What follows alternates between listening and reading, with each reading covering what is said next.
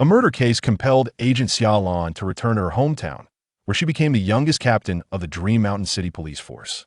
With the assistance of private investigator Anew, a series of bizarre cases involving a serial killer, an unexpected perpetrator, and a mysterious criminal organization were unveiled, lifting the veil of mystery. It was he who allowed the blue enchantress to bloom once more in the darkness. After breaking through the shadows, the detective ensured that the light remained. On an island in the United States, due to its geographical location, the climate is perpetually summery. A woman clad in a blue bikini and draped in a sheer cover-up strolled along the edge of the beach in flip-flops. With cascading golden hair and sunglasses that nearly concealed half her face, she was immersed in the complaints echoing in her headphones. How annoying. I want to seduce men in a bikini like Rose does. Lily, if your skills matched Rose's, the gardener would surely agree. Another voice chimed in her ear. Chrysanthemum, could you refrain from mocking me? Who could possibly rival my beloved Rose in prowess? The woman, referred to as Rose, seemed oblivious to the voices in her headphones as she paused outside a villa, donned transparent gloves, and leisurely secured her long hair with a scrunchie. Ensure there's no one around. Lily's voice rang out again, devoid of its previous lament. In the next moment, Rose grasped a ledge on the wall and propelled herself upward, deftly kicking off from it to easily scale the Tumter-high wall. After landing, she rolled into a nearby thicket of flowers. The 3-minute countdown begins, Lily declared solemnly. 2 months of reconnaissance had confirmed that this was the time when the villa's security personnel changed shifts, allowing them to exchange duties in the front yard. Despite the backyard being rife with surveillance cameras, Rose's figure eluded every lens. Once inside the villa, she navigated the second floor with practiced ease. Rose, the assassination mission has failed. Ant isn't at his mistress' place today and is likely still within the villa. Without pausing, Rose reached the end of the second-floor corridor and opened a door. Inside, clothes lay strewn across the floor, and a man and woman lay in slumber on the bed. Like a specter, Rose approached their bedside without a sound. She swiftly covered the man's mouth with one hand while gripping his forehead with the other, twisting casually. A sickening crack echoed as the man breathed his last. Rose then moved to the desk, glancing at the laptop before her, marveling at how such critical documents could be so carelessly concealed within this unassuming device. With the laptop in hand, she quietly exited the room and reappeared outside the wall a minute later. After taking a few steps, a commotion erupted from the villa, followed by a woman's piercing scream. Entering a narrow alley at a leisurely pace, Rose tugged off her golden locks, replacing them with long black hair, discarding her sunglasses as she headed back toward the beach. Upon reaching the shore, she passed the laptop to someone else and exhaled deeply. After a year of tracking and 2 months of preparation, this mission was finally over. She did not hurry to leave, but sat at the beach's edge, observing the merriment of those frolicking in the waves while gazing toward her hometown. Due to her obligations, she had not been in contact with her family for 14 months. As the sun dipped below the horizon, Rose returned to the hotel. The companions she was to celebrate with, including Lily, were absent. A woman in her 40s with short hair sat on the sofa, holding a wine glass. Gardener. Rose saluted the woman. The gardener nodded, gesturing for Rose to take a seat. The mission was a success. I thank you on behalf of the nation. Rose remained silent, aware that the gardener's presence indicated other matters at hand. With a bittersweet smile, the gardener continued. Due to the mission, there is something I have not informed you of. A year ago, your brother, Xia Lan, the captain of the Dream Mountain City Criminal Investigation Team, met an untimely demise. Rose felt a sudden vertigo, swaying as she sat opposite the gardener. He was stabbed 37 times, presumably as retribution from the perpetrator. What about the killer? Rose inquired coldly. The gardener shook her head, indicating the file on the table. To this day, there has been no lead. I leveraged military connections to acquire all the materials. Rose hastily opened the file, flipping through the documents and photographs. Observing the increasing tension in Rose's brow, the gardener remarked, You've noticed, haven't you? Out of the 37 stabs, only one was fatal. The remaining 36, while not lethal, would have inflicted excruciating pain. From the wounds, it appears that each stab penetrated to the same depth. The killer is a master with a knife. Rose's breath began to quicken. Such a skilled assassin would undoubtedly be a professional, unlike those typically encountered in ordinary criminal cases. The gardener, recognizing Rose's apprehension, explained, You need not dwell on it. Firstly, in all the missions you've completed over the years, you've never crossed a professional knife wielder. Secondly, your confidentiality level is exceedingly high, making it impossible for outsiders to access your information. The implication was clear. Xia Yuanfei's murder was certainly not connected to Rose. Rose hesitated before asking, could it be related to? It is also unequivocally unrelated to Commander Xia. The gardener interrupted firmly. A sigh escaped her lips as she continued. A friend of mine has a son, a detective in Qixio City, Guizhou Province, who recently handled a unique case and sustained injuries. He should be discharged from the hospital soon, and I will request his assistance in the investigation. Silence enveloped the room for a considerable time. Gathering immense courage, Rose took a deep breath. I wish to go home. A glimmer of relief flickered across the gardener's face. This is to be expected. Had you chosen to stay, I would have felt guilty for quite some time. After finishing her glass of red wine, the gardener retrieved another file from behind her. From this moment forth, the codename Blue Rose will be sealed. You will be a graduate in criminal psychology returning from abroad, the new captain of the Dream Mountain City Police Force. Rose gazed at the gardener in astonishment. She was already a criminal psychology master's graduate from a prestigious American university. How could such credentials qualify her for the captaincy? Rest assured, this will not be disclosed. Before making this decision, I consulted with Commander Xia, who tacitly approved. In other words, Commander Xia has taken the blame for arranging this position for Rose.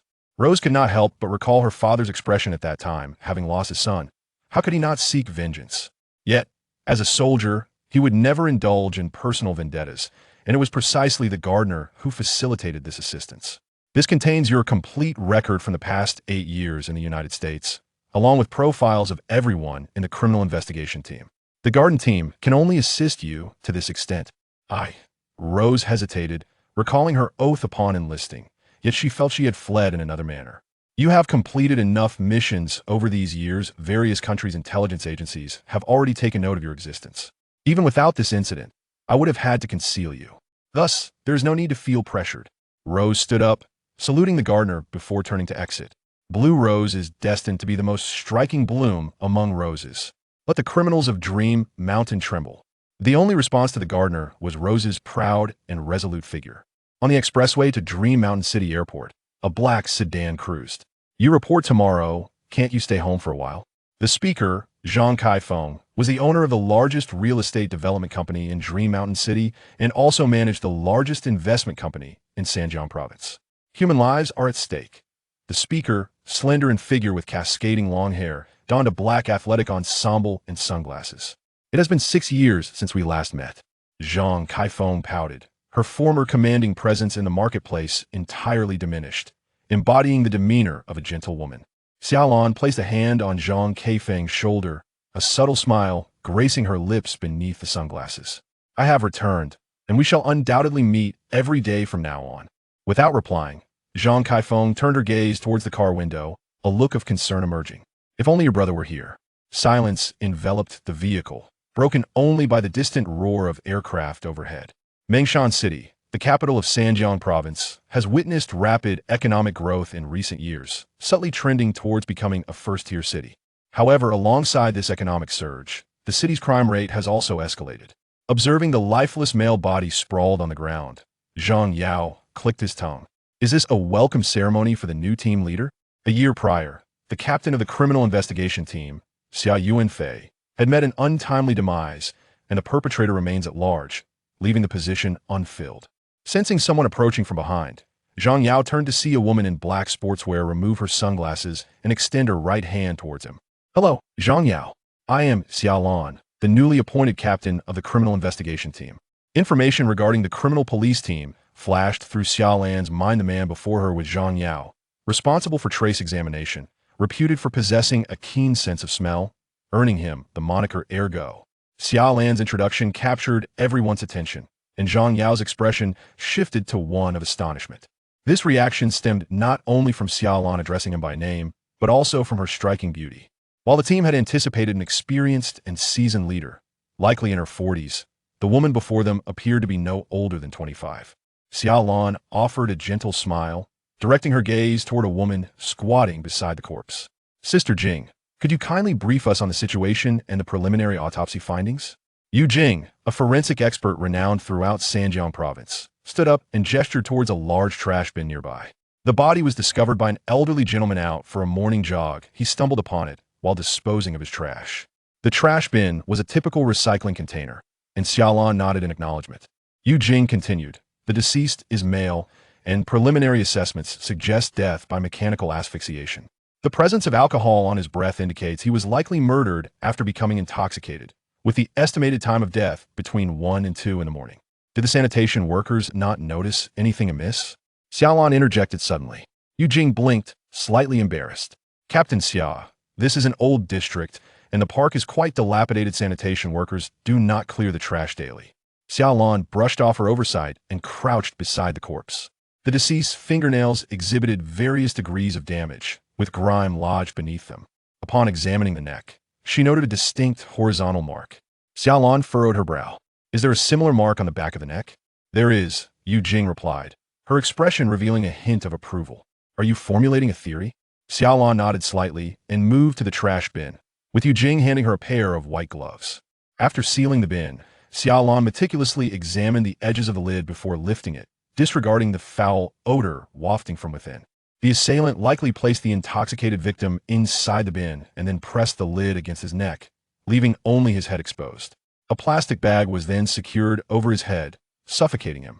Zhang Yao stared incredulously at Yu Jing. He had heard similar conjectures just 10 minutes prior. Xia Lan inquired further, "What personal items did the deceased have?" Zhang Yao replied, "The phone is missing, and we still need to confirm if he had a wallet. After all, in this day and age, fewer people carry wallets." "What about a watch?" Xia Lan asked abruptly. "A watch?" Zhang Yao hesitated. Then he and Yu Jing simultaneously glanced at the deceased's wrist. "There's no sign of a watch being worn." Zhang Yao muttered in disbelief. "The absence of marks suggests he took good care of himself and wasn't often exposed to sunlight." A male voice interjected. Xia Lan slowly turned her attention to the man who had unexpectedly entered the cordoned-off area.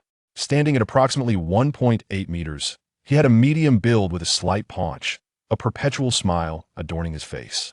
His name did not appear in the criminal investigation team's records. Could he be a new recruit? "Brother Yu." Zhang Yao greeted the newcomer with a smile. The man approached the body and gestured. The victim would have struggled fiercely inside. The bin observed the injuries on his forearm and right wrist, while the left wrist displays an oddly clean area. "I suspect there are scratches in the bin that match the width of a watch, confirming that our deceased was indeed wearing one." Noting Xia Lan's puzzled expression, Zhang Yao quickly clarified, "Captain Xia, this is our team's criminal investigation consultant, Sun Yu. He has assisted us in solving numerous significant cases over the years." "Brother Yu, this is our new captain, Xia Lan." It was evident that Zhang Yao and Sun Yu shared a close rapport. Upon learning of her captaincy, Sun Yu promptly produced a business card and presented it to Xia Lan with both hands. "Greetings, Captain Xia. I am Sun Yu, a detective." Having spent considerable time abroad, Xia Lan was familiar with the term detective, which, unlike in her home country, encompassed a broader scope of responsibilities, including collaboration with law enforcement on major cases. Yet, for reasons unknown, she found it difficult to equate Sun Yu's ingratiating smile with the notion of a detective. Out of courtesy, Xia Lan accepted the card, remarking, "Do police now rely on civilian detectives to assist with investigations?" Sun Yu's smile flickered momentarily, yet it remained radiant. "Captain Xia, Sun Yu is a long-term consultant invited by the former captain. It seems somewhat inappropriate to question his selection before you even officially commence your duties." The speaker was Yu Jing, her expression darkening with noticeable ire. Xia Lan felt a jolt the individual her brother had invited. She glanced at Sun Yu and softly said, "I apologize." "Huh?" The entire group was taken aback. Xia Lan had maintained an air of superiority since her arrival, so her sudden apology was unexpected. "The assailant is male, of robust build, likely similar in age to the victim, and while he knows the victim, they're not particularly close. It is imperative to investigate the victim's recent social connections. The perpetrator should be among them." Having articulated her deductions, Xia Lan donned her sunglasses and strode away from the scene. Chapter 3. Unwelcome Wow. Is this the legendary criminal psychological profiling? As soon as Xia Lan's figure vanished, Zhang Yao remarked sarcastically, prompting a wave of disdainful laughter from the surrounding colleagues. A young female captain, with an air of superiority. Most notably, while she looked down on Sun Yu, she also mocked their investigative abilities, causing her rating among the team to plummet. Coupled with this showy profiling, everyone had placed Xia Lan into the category of fresh graduates from academia. Only Sun Yu, intrigued, approached the garbage bin where the body was discovered, inspecting it before examining the corpse once more, chuckling. Quite interesting. Brother, you aren't talking about our new captain, are you? Zhang Yao inquired curiously. Sun Yu nodded. Your beautiful captain is entirely correct.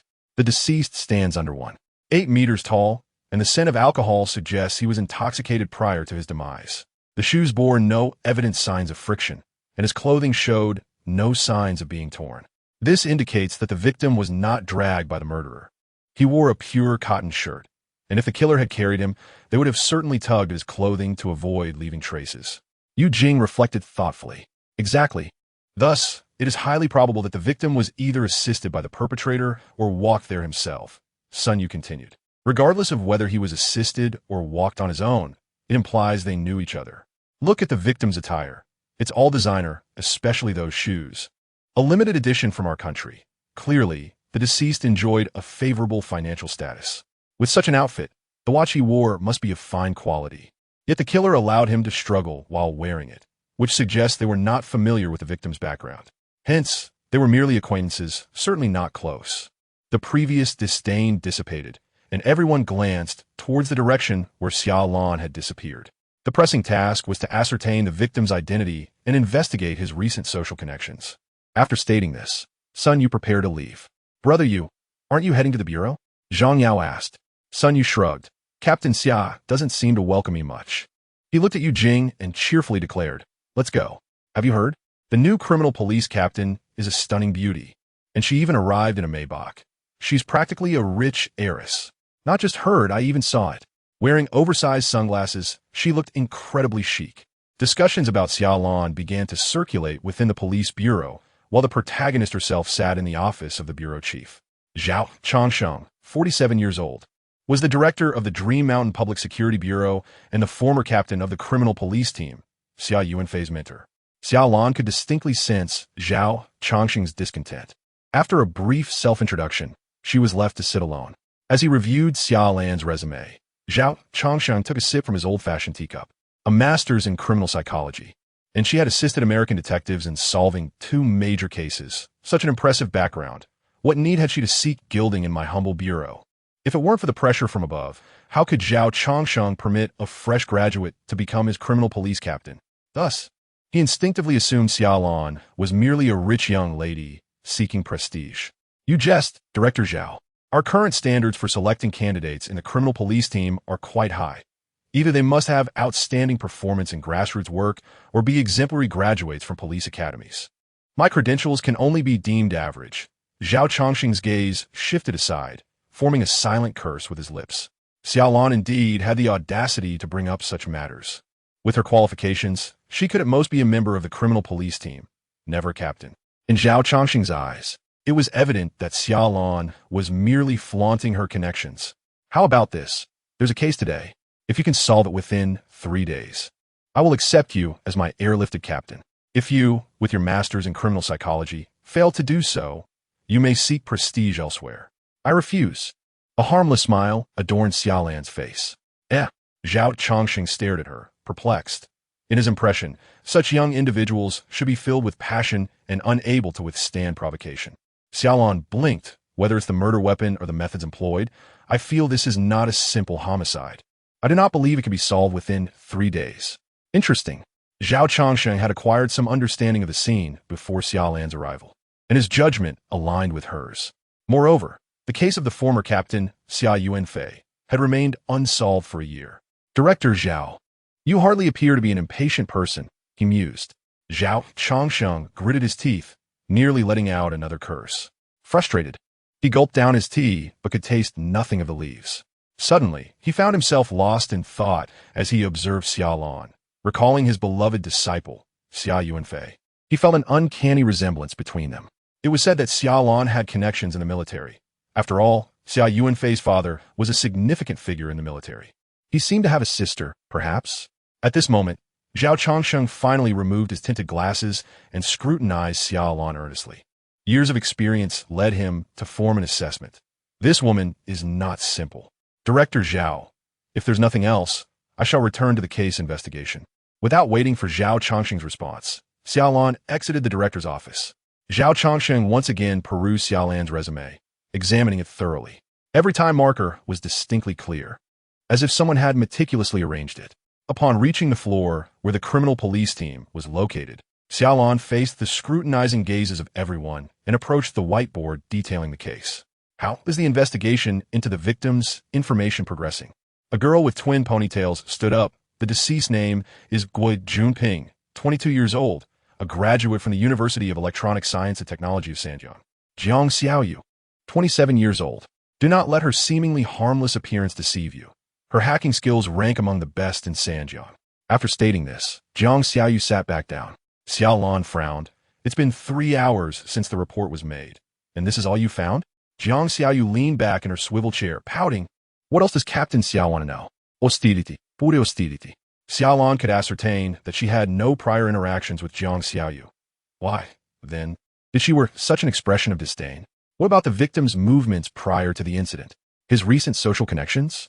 Jiang Xiaoyu shot a challenging glance at Xia Lan. The victim was drinking at the Night Red Bar last night. Freshly graduated, a rich second generation, he frequented that bar daily, and his social connections are exceedingly simple. He had no conflicts with anyone there. Where the surveillance feeds from the bar to the crime scene. The distance from the bar to the crime scene is nearly 2 kilometers. There are no surveillance records on the main road, so he must have taken a side street. Despite her impatience towards Xia Lan, Jiang Xiaoyu answered her questions. Xia Lan nodded. First, interview those who drank with the victim yesterday, and see if anyone has seen the murderer. After stating this, Xia Lan proceeded to her office. She had further thoughts on the case, yet she sensed that the hostility in the room was not solely directed at her by Jiang Xiaoyu. Xia Lan did not believe that these individuals would harbor grievances against a new leader without cause. Reflecting on the earlier events, it seemed she had only committed one offense today. Taking out her phone, she dialed a number. Please help me look up an individual. Sun Yu, consultant for the criminal investigation at the Dream Mountain Public Security Bureau. Chapter 4. Sun Yu, 28 years old, was the legal representative of Dream Mountain E-Consulting Service, a company he operated alone. Upon reading the first sentence, Xia Lan was taken aback. A one-person company? A graduate of Sanjiang Police University, he was also Xia Yuanfei's roommate, expelled from school for his involvement in a brawl. The following details listed the cases he had assisted the police in solving post-graduation. Xia Yuanfei's roommate, who had recommended Sun Yu to become a criminal investigation consultant. The rapport between the two individuals is commendable, with the elder brother expressing a high regard for Sun Yu's capabilities. Given Xia Lan's understanding of Xia Yuanfei, a person so self-assured that he surpasses her, it is perplexing that he would seek assistance in the role of an advisor. Xia Yuanfei is merely 2 years her senior, and Xia Lan enlisted in the military after graduating high school. This implies that by the time Xia Lan completed her education, Xia Yuanfei had already spent 2 years in university. As memories unfurl, Xia Lan seems to perceive a semblance of Sun Yu. Brother, is there anyone at school more formidable than you? Indeed, there is someone whose professional skills overshadow mine. He is destined to become an exceptional detective. If it weren't for his lack of good looks compared to me, I would almost consider him non-human. Xia Lan couldn't help but chuckle. At that moment, she believed it to merely be a jest from Xia Yuanfei. He was so remarkable in her memory that it seemed implausible for him to regard himself as inferior to anyone. In hindsight, Sun Yu might indeed be the detective he spoke of. Yet, if he truly possesses such investigative prowess, why has he not yet uncovered the identity of Xia Yuanfei's murderer? Suddenly, the phone rang, displaying a number Xia Lan had dialed half an hour prior. Rose, Sister Lan, you've put me in a bind.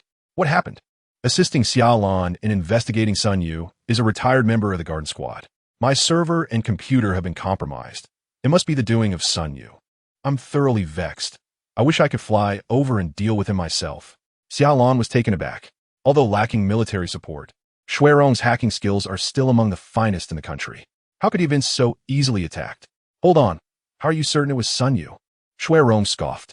He left a message on my computer, saying that Captain Xia need not investigate him. I must have been detected when I accessed his records at the Public Security University, and he traced my IP address to find me. Did he not take precautions? Having relied on online methods to complete her tasks, Xia Lan had some understanding of hacking. I did. I used several overseas servers as proxies. No ordinary person could trace me. Listening to Shuirong's irregular breathing, it was clear he was still in a state of anger. Xia Lan inquired, Isn't that a bit excessive? That scoundrel implanted a virus in my computer, and every time I boot it up, I see that message along with some rather disturbing images. Through the phone, Xia Lan faintly heard the sounds of a woman moaning and immediately deduced the nature of those disturbing images. Gloating, she replied, "You should hurry and fix your computer." Without waiting for Shuiron's complaints, she hung up. In the office, Xia Lan gazed through the glass partition at Jiang Xiaoyu, who was engrossed in her work. Jiang Xiaoyu, a graduate of the Public Security University, is a year below Xia Yuanfei and Sun Yu. Earlier, Xia Lan had publicly mocked Sun Yu, and Jiang Xiaoyu, brimming with youthful exuberance, might have a closer relationship with him, explaining her aversion towards Xia Lan. She is indeed a straightforward woman. The phone rang again, this time with a call from Zhang Yao. Xia Lan had preemptively saved the contact information of every member of the criminal investigation team on her phone, yet she was unsure how Zhang Yao acquired her number. "What is it, Zhang Yao?" There was a noticeable pause on the other end, indicating his surprise at how Xia Lan knew it was him calling. "Captain Xia, I'm with the last of the 5 people who were at the bar with Guo Junping yesterday. They all claim that Guo left early, and there is no useful information to be found." "Guo left early without informing them?"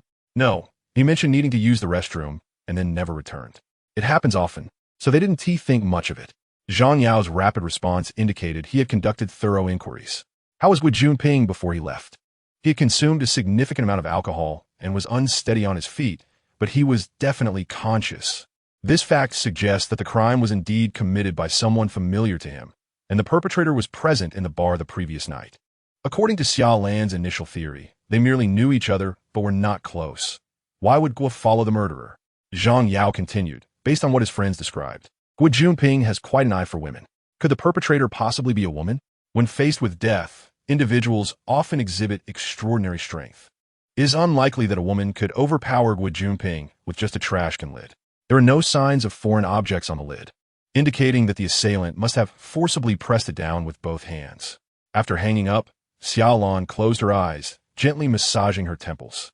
She had to admit that, in comparison to solving cases, the life-threatening missions she had endured over the years seemed far simpler. During those operations, they were always in the shadows, merely waiting for the opportune moment to strike. In contrast, the true culprits lurked in the darkness while she sought to reveal them. Compared to real cases, her studies in criminal psychology now felt somewhat inadequate. After all, what good is extensive theoretical knowledge without practical experience? A knock at the door interrupted her thoughts. "Come in." Jiang Xiaoyu entered, placing several sheets of paper on Xia Lan's desk. Instantly captivated by the contents, Xia Lan noted they were screenshots of chat conversations. Judging by the interface, it appeared to be from the most popular messaging app in the country, with the chat partner nicknamed 99 Little Cute Girl. The conversation commenced at 8 o'clock last night, and as midnight approached, 99 Little Cute Girl sent an invitation to meet in the park, hinting at something more to come. The meeting location was in close proximity to the crime scene. "Well done. Xia Lan, please." Jiang Xiaoyu pouted. "It was Sun Yu who asked me to find this." "Sun Yu again?" Earlier today, he had discovered some vomit near the crime scene, which he suspected belonged to Guo Junping. Xia Lan noticed a starry-eyed admiration in Jiang Xiaoyu's expression when mentioning Sun Yu. Based on the splatter patterns of the vomit, it was likely that Guo Junping was alone, and with his phone missing, Sun Yu had requested her to look into Guo Junping's mobile number and related social media accounts. Thus, Guo Junping had made his way to the crime scene on his own. Taking a deep breath, Xia Lan began to envision Guo Junping's gait. "Captain Xia, there's something I must tell you. It's not that our criminal investigation team is lacking. It's just that Sun Yu is exceptionally formidable. He is like a contemporary Sherlock Holmes." As she spoke, Jiang Xiaoyu's eyes seemed to shimmer with excitement. Chapter 5. The Serial Killer, a Contemporary Sherlock Holmes? Watching Jiang Xiaoyu's departing figure, Xia Lan couldn't help but smile wryly. This girl not only dressed in an innocent and charming manner, but also possessed a mindset reminiscent of youth, embodying the essence of a fangirl to the fullest. "Captain Xia." Officer Wang Yinbin rushed into the office. "We've identified Guo Junping's chat partner. Her name is Yanya. Residing at Unit 1703, Building B, Jingshan Community, Longyang District." Xia Lan was puzzled. One shouldn't be so exhilarated upon discovering a chat partner. "What is the matter?" Wang Yinbin shook his head. "I just received a report. Yanya's body has been discovered in a garbage heap outside the Jingshan community. Mengshan City is nestled against a mountain, aptly named Mengshan. The city comprises the Old Town, Lonyang District, High-Tech Zone, and Development Zone. Lonyang District borders the Old Town and occupies 3/4 of Mengshan City's area, making it the most densely populated region. In the garbage heap outside Jingshun community, a woman clad in pink pajamas lay still, her hands bound behind her back, legs together, and a transparent plastic bag covering her head. The body was discovered by a sanitation worker. Zhang Yao informed Xia Lan.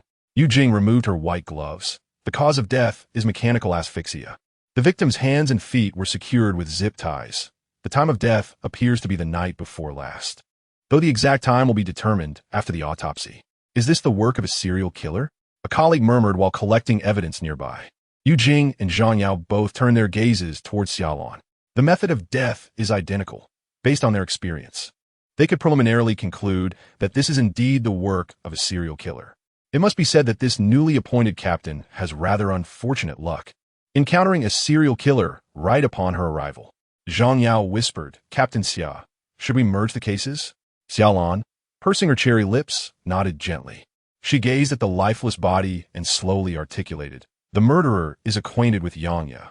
We must focus on the intersection between Guo Junping and Yangya. We must act swiftly. I sense the killer may strike again soon." As night descended, the Criminal Investigation Division remained brightly lit, with everyone gathered around the whiteboard, intently listening to Yu Jing's detailed autopsy report. Yangya's time of death was determined to be between 8 p.m. and 9 p.m. 2 nights ago, with signs of blunt force trauma to the back of her head. Additionally, a blood-stained ornament, shaped like a cartoon cat and made of alloy, was discovered on the shoe cabinet in Yangya's home, devoid of fingerprints. After pausing momentarily to allow the information to sink in, Yu Jing continued. Fragments of Yangya's nails were found on her bed, confirming that her residence was the primary crime scene. The zip ties used to bind her are commonplace and hold no significant value. With that, Yu Jing exchanged a knowing glance with Zhang Yao. Zhang Yao then stated, "Yangya, female, 22 years old, graduated from the Electronic Science and Technology University of Sanjiang. She lived alone as the property owner. Her father is the dean of the computer science department at the same university, while her mother is a homemaker." Another graduate from the Electronic Science and Technology University? Xia Lan's willow-like brows twitched slightly. Was the killer choosing victims based on their alma mater? She turned to Jiang Xiaoyu. How was the investigation into the surveillance footage coming along? The monitoring system had malfunctioned, and everyone instinctively attributed it to server issues, thus delegating the matter to Jiang Xiaoyu. The surveillance at Jingshun community has been down since the night of the incident. Today, with the help of maintenance personnel, we discovered that someone had tampered with the network's optical cable. Such a fault would be nearly impossible for an untrained individual to detect. An untrained individual? Xia Lan sensed a pointed implication in Jiang Xiaoyu's words. Jiang Xiaoyu nodded, explaining that the perpetrator's methods were sophisticated, requiring advanced equipment to pinpoint the fault. Only an experienced network technician could have caused such a disruption. Xia Lan nodded thoughtfully, contemplating the information on the whiteboard. The absence of any signs of struggle in Ya's home indicated familiarity between her and the murderer. Furthermore, the killer must also know Guo Junping and be aware of his connection to Yangya. Xia Lan inquired, "What have we learned about their social connections?" Zhang Yao shook his head, stating, "I interviewed both victims' parents and contacted their classmates. Although they attended the same university, it is clear that they did not know each other." "What about their employment?" Zhang Yao blinked. "They just graduated and have yet to find jobs." Xia Lan furrowed her brow, scrutinizing Zhang Yao. Is this information based solely on what their parents said, or did they confirm it themselves? Zhang Yao averted his gaze, feeling the weight of Xia Lan's young yet formidable authority. He stared at the floor. "They did not say." "Then contact them immediately." "Captain Xia," Jiang Xiaoyu interjected, "if you have any thoughts, could you please share them with us instead of treating us like robots to whom you merely issue commands? If it were Sun Yu." Xia Lan rose, glaring at Jiang Xiaoyu. "If it were Sun Yu, would you still question him?" "Jiang Xiaoyu, I hope you understand that I am your superior. It is your duty to follow orders." Since Jiang Xiaoyu had challenged her earlier that morning, Xia Lan had been simmering with frustration. Were it not for the fact that most present were former subordinates of Xia Yuanfei, she might have lost her temper. In the military, obedience to commands was second nature to her, and she naturally expected others to adhere to the same principle. No one anticipated that the beauty of the Public Security Bureau, Xia Lan, would explode on her very first day in office. The new leader's fiery temperament had unexpectedly ignited against the most beloved Jiang Xiaoyu. Observing Jiang Xiaoyu's downcast eyes, the room filled with a palpable tension directed towards Xia Lan. A gentle hand landed on Xia Lan's shoulder. She turned to find Yu Jing smiling warmly at her. With a gentle nudge, Yu Jing encouraged Xia Lan to sit back down. During Xia Yuanfei's tenure, he always explained the reasons behind their actions, and everyone had simply grown accustomed to it. Could you share your thoughts with us, Xia Lan? Xia Lan momentarily lost herself in thought. Given Yu Jing's age, addressing her as Xia Lan was not unusual, yet also carried a familial touch, especially when Yu Jing had firmly grasped her shoulder. A smile broke across Xia Lan's face, dispelling her earlier cold demeanor. She stood and approached the whiteboard. Considering the two cases, the similarities in the method of operation suggest that the perpetrator is likely the same individual. I recall someone mentioning at the crime scene today that this might be the work of a serial killer. Xia Lan's gaze fixed on a female colleague named Su Hui, her expression now cheerful, devoid of her earlier intimidating presence. Su Hui nodded in agreement. My assessment leans toward the serial killer, yet it is not entirely that straightforward. Serial killers tend to have a certain pattern, with a relatively stable killing cycle. However, in this case, the murderer exhibits a clear intent. After killing Yang Ya, they took her phone and lured Gui Junping to his demise. Do you not find this more indicative of a vendetta? Zhang Yao interjected, but they share many commonalities. Both are graduates of the Electronic Science and Technology University, and both come from affluent backgrounds. Xia Lan nodded repeatedly, acknowledging Zhang Yao's valid points. Yet, it is precisely these commonalities that reinforce my hypothesis, along with. She then picked up a marker and circled several images on the whiteboard. Atadashbin, a refuse pile? Zhang Yao echoed, following Xia Lan's finger. Indeed, the murderer disrupted the surveillance at Jingshan community, stealthily entering Yang Ya's home. Why would they risk disposing of her body in a garbage heap?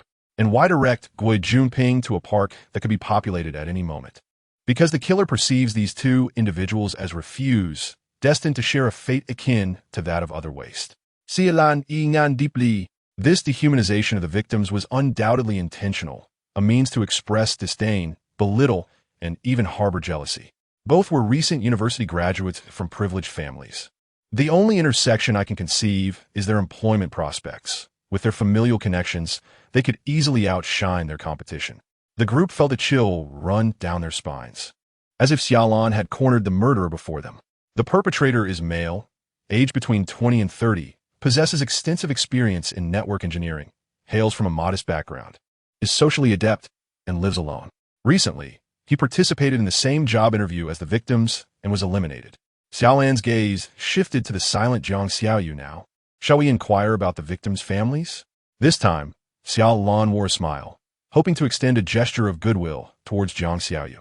Unbeknownst to her, this smile was perceived by Jiang Xiaoyu as nothing more than brazen provocation. Chapter 6. Transformation as Night Fell. In the office of the chief of the Criminal Investigation Division at the Sanjiang Provincial Public Security Bureau, Xia Lan leaned back in her chair, repeatedly scrutinizing the crime scene photographs. This was her inaugural case, and she aspired to solve it with utmost perfection. The door creaked open softly. Xia Lan had a hunch about who it was, but feigned ignorance, maintaining her focus on the documents. A steaming cup of coffee was placed before her. Thank you. Xia Lan lifted her gaze, meeting Yu Jing's warm smile. Yu Jing's eyes sparkled with unbounded affection as she remarked, "My aunt called me this afternoon, urging me to take good care of you." As she suspected, her meddlesome mother had inadvertently revealed her identity to Yu Jing. "Thank you, Sister Jing." Xia Lan took a sip of the coffee, carefully observing the woman before her. Yu Jing chuckled. "Your brother and I have secretly registered our marriage. I would prefer if you would call me sister when we are alone." As she spoke, Yu Jing's hand slowly reached out towards Xia Lan. "I noticed this when I saw you this morning. Your eyes are truly reminiscent of your brother's." Just as Yu Jing's hand was about to touch Xia Lan, it hovered in the air, a faint sadness etched on her face. A simple phrase, a straightforward gesture, yet Xia Lan could sense the profound weariness that enveloped Yu Jing. To prevent Yu Jing from sinking into memories, Xia Lan shifted the conversation. "Sister-in-law, was I too harsh on Jiang Xiaoyu just now?" Yu Jing retracted her hand and nodded with a smile. "She has always been the treasure of our police team. No one dared to be harsh with her when your brother was around." Xia Lan in Guit. Is it because I mocked Sun Yu this morning that she holds a grudge against me? What is their relationship? It seemed that gossip was eternally a woman's nature, especially concerning matters between men and women. Yu Jing rolled her eyes. How should I put it? According to your brother, Jiang Xiaoyu started pursuing Sun Yu during university. Sun Yu never accepted her, but also didn't he explicitly reject her, leading to a rather ambiguous relationship. So he is a scoundrel? Remembering Sun Yu's sycophantic smile from the morning, Xia Lan quickly formed an opinion. However, Yu Jing shook her head. It seems not. There might be deeper reasons at play, but your brother said that this is a secret between them that even I cannot disclose. Mentioning Sun Yu reignited Xia Lan's curiosity. Is this Sun Yu truly remarkable? Much like the daytime Jiang Xiaoyu, Yu Jing's face displayed the unmistakable demeanor of an infatuated admirer as she nodded affirmatively.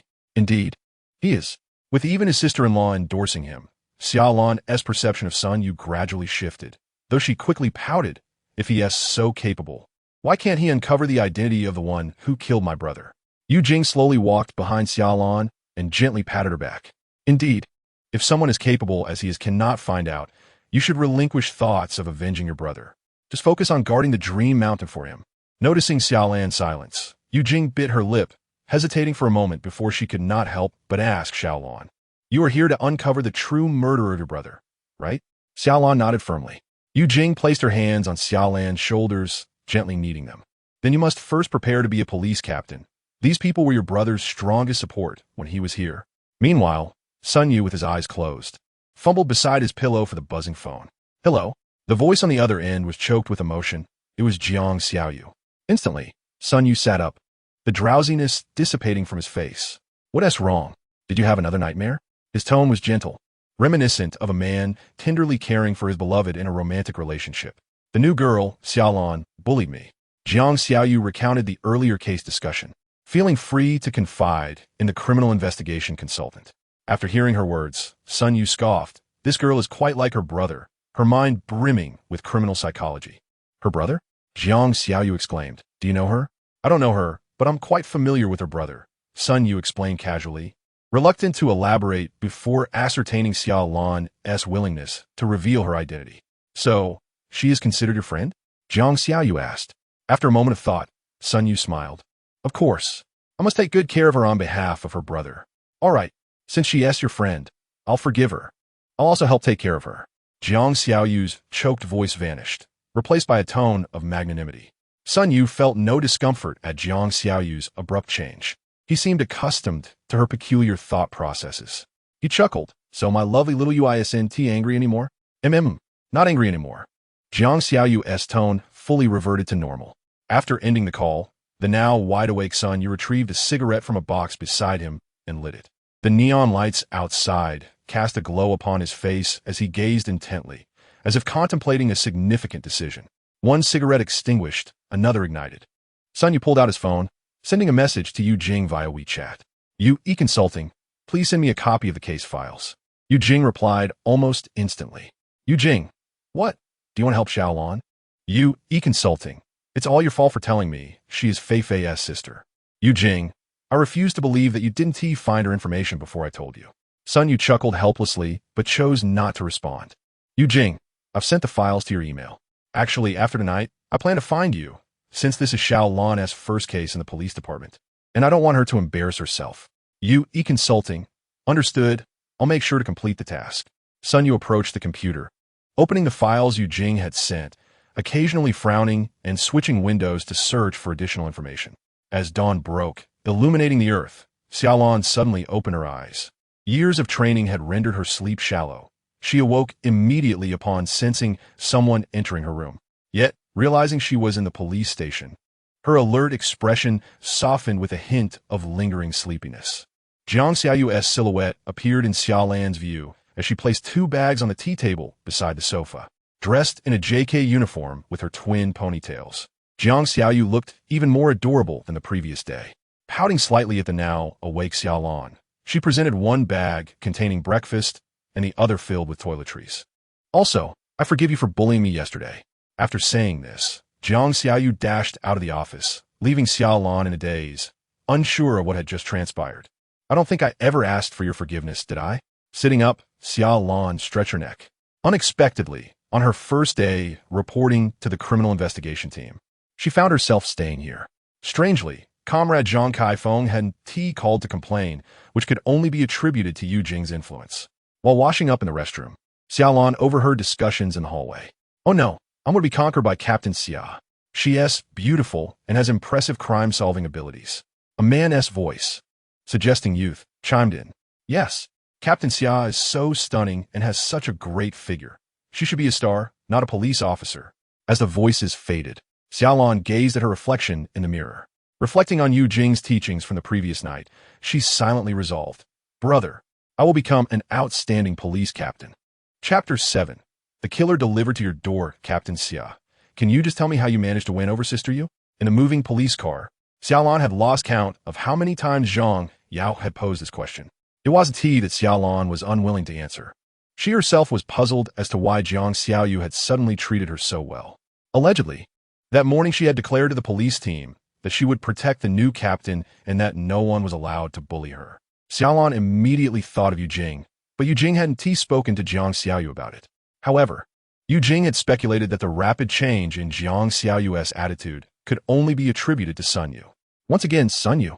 Xia Lan's curiosity about this detective piqued. The police car halted outside an office building, and Xia Lan led Zhang Yao and Su Hui inside.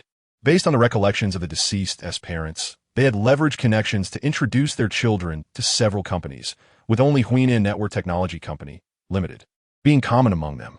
Huinan Network Technology Company, Limited was a leading player in the network construction scene in Mengshan City, involved in a broad spectrum of services, from private enterprise network construction to government security equipment. Upon exiting the elevator on the 17th floor, Xia Lan immediately spotted Sun Yu standing by the front desk. As she approached, she quickly understood the situation. Sun Yu was there to meet with the HR manager, but was being held up by the receptionist for lacking proper identification. "So you're not omnipotent after all, brother Yu." Zhang Yao draped an arm around Sun Yu's shoulder, greeting him with a smile. Upon recognizing Zhang Yao, Sun Yu exhaled in relief. "Could you kindly explain to this beautiful lady that I am?" However, upon noticing Xia Lan approaching, Sun Yu swallowed his words. Instead, greeting her with a cheerful smile, "What a coincidence, Team Leader Xia." Xia Lan returned a slight smile and presented her credentials to the front desk attendant, stating, "I am Xia Lan from the criminal investigation team of the Dream Mountain Public Security Bureau. This individual is with us as well. So please inform the HR manager to cooperate with our work." Both Zhang Yao and Sun Yu were taken aback. Was Xia Lan actually defending Sun Yu? In the meeting room, Xia Lan scrutinized the legendary detective before her. For a fleeting moment, she felt an instinct born from countless life and death experiences. If she were to suddenly strike down Sun Yu, success was not guaranteed. Was this man truly a master?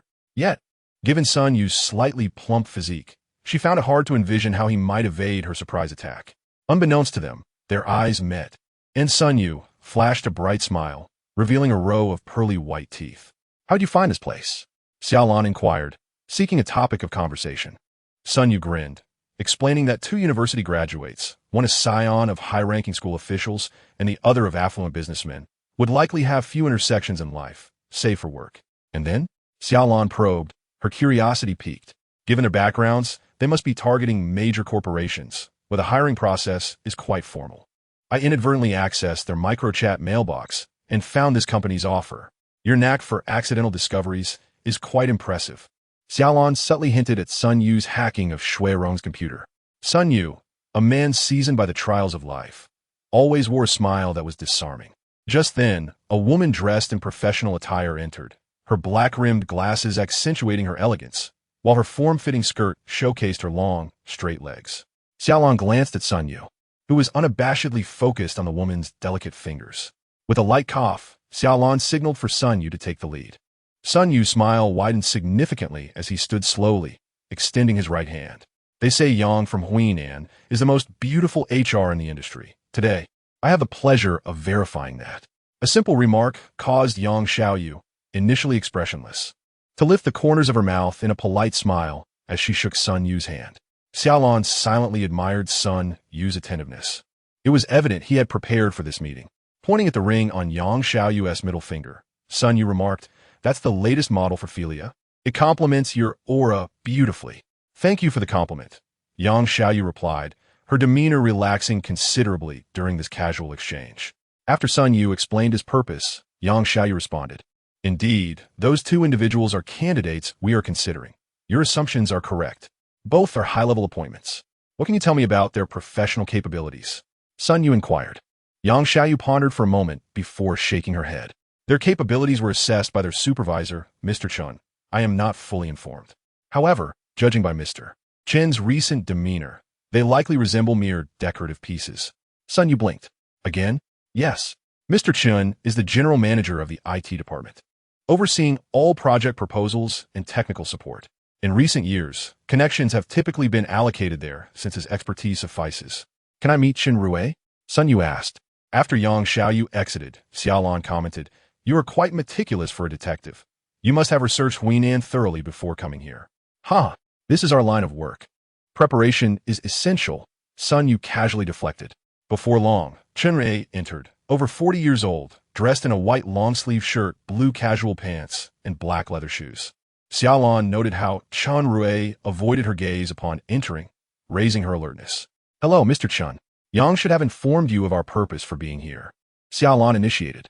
Chen Rui adjusted his glasses, looking down at the table. "I'm aware." After a brief pause, he added, "Those two had no knowledge of their studies. They are simply here to gain some superficial experience." When Xia Lan ceased her questioning, Sun Yu took the opportunity to inquire, "How many candidates did you interview for the IT department?" 11, Chen Rui replied. "How many do you plan to hire?" 2. Suddenly, Sun Yu asked among them, "Was there anyone particularly skilled? Someone who left a strong impression?" Xing Tao, Chen Rui responded. Throughout the encounter, Xia Lan's gaze had not wavered from Chen Rui, who had kept his hands beneath the table and his head bowed, avoiding direct eye contact. After Chen Rui departed, Zhang Yao, who had remained silent, leaned closer to Xia Lan and whispered, "Team leader, should we take Chen Rui in for questioning?" However, Xia Lan frowned. "How should I put it?" Chen Rui's demeanor resembles that of suspect, which feels quite unsettling. With his psychological resilience, I doubt he could be a murderer. Xia Lan even contemplated asking Zhang Yao whether the homicide cases they usually encountered were this straightforward. Unconsciously, she glanced at Sun Yu, who had been engrossed in his phone.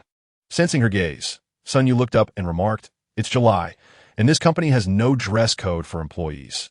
Don't you find Chen Rui's white shirt rather peculiar? He's in IT, frequently using a keyboard and mouse. I observed his cuffs. There are no signs of wear. I even asked the front desk attendant, who mentioned that Chen Rui had always worn short sleeves until yesterday when he suddenly switched to long sleeves." Xia Lan's eyes widened in realization. "The watch," she exclaimed. "I always thought its disappearance was strange. Now it seems there's another possibility. The murderer may have injured himself on the watch while disposing of the body, leaving behind his blood, which is why he took it." "Impressive," Sun Yu commended, extending his thumb towards Xia Lan. "Since the murderer has practically delivered himself to us, why hesitate, team leader?" Chapter 8. The Oddity Inside the Interrogation Room of the Dream Mountain Criminal Investigation Team. Zhang Yao placed an evidence bag on the table. "This watch was found in your vehicle. It contains Gui Juanping's DNA on the dial and your blood on the strap." At that moment, Chen Rui's expression darkened, and he spoke in a low, menacing tone. "Am I in the wrong? Is murder not a crime?" Sitting beside Zhang Yao, Xia Lan retorted, "You firmly believe that, do you?" Chen Rui shook his head resolutely. "Huinan has deteriorated under my watch. I am merely eliminating this toxic atmosphere to purify Huinan." Xia Lan scoffed. "Each murderer possesses their rationale, which we find uninteresting. Now, tell us about your method of killing." Chen Rui smirked derisively. "I dealt with two nuisances. What more is there to say? But can such actions genuinely cleanse Huinan's environment?" Xia Lan redirected the conversation back to his motives. Chen Rui's expression softened considerably. "Of course, with these two connections out of the way, who would dare to bring more connections to Huinan? There is some merit to that." Xia Lan conceded. "However, unless you clarify your method of killing, how can we disseminate this information and deter future connections?" Chen Rui hesitated, then slowly admitted, "There isn't much to elaborate on. I hacked into the surveillance network at Jingshan Community, then went to Yang Ye's home. I knocked her out when she wasn't paying attention, then killed her. As for Gui Junping, he was simply a lecher. I noticed him leering at Yang Ye during my interview and even added her on WeChat. I lured him to a park bench using Yang Ye's phone. Knowing he frequented a bar, He fell asleep on the bench after waiting for half an hour. Easier to kill than Yangya. Once Chen Rui's interrogation concluded, Xia Lan entered the observation room, only to find Sun Yu had mysteriously vanished. "Where is Sun Yu?" she inquired of Jiang Xiaoyu. In the evening, as Sun Yu arrived at the criminal police team, Jiang Xiaoyu appeared, playfully clinging to his arm. Sun Yu seemed unfazed, though he did not reciprocate her affection. Just as Yu Jing had remarked, their relationship was indeed ambiguous, yet distinctly not that of a romantic couple. Jiang Xiaoyu removed the lollipop from her mouth and departed. "Left?" Sun Yu inquired. Jiang Xiaoyu nodded. "What did she leave?" Xia Lan sensed something odd about the case. Sun Yu had also seemed somewhat strange earlier that day. After pondering, Jiang Xiaoyu recalled, "I think it was after Chen Rui described the murder. He just mentioned he had something to attend to and left without a trace of joy regarding the case. Since the murderer practically presented himself, why should Captain Xia be polite?" This thought suddenly echoed in Xia Lan's mind, revealing the peculiarities of the situation. Chen Rui's arm bore only a single scratch. There was no need for him to wear long sleeves to conceal it. Why would a seasoned manager of a network department exhibit such poor emotional control? Most importantly, why would he keep that watch, which was the most incriminating piece of evidence against him? Discarding it would have been far wiser. It was as though he deliberately wanted the police to know he was the culprit. As night deepened, Xia Lan took a taxi home. Only the housekeeper was present, as her mother, Zhang Kaifeng, was away on a business trip. Fortunately, Zhang Kaifeng had informed the housekeeper about Xia Lan's presence beforehand. Aunt Zhang kindly served Xia Lan a bowl of hot soup. Yet, with no appetite, Xia Lan hesitated before dialing Sun Yu's number. "Hello, Yu E-Consulting Services. It's me." Without waiting for Sun Yu's response, Xia Lan directly asked, "Have I overlooked any crucial clues? Isn't Captain Xia dismissive of detectives like me?" Sun Yu countered.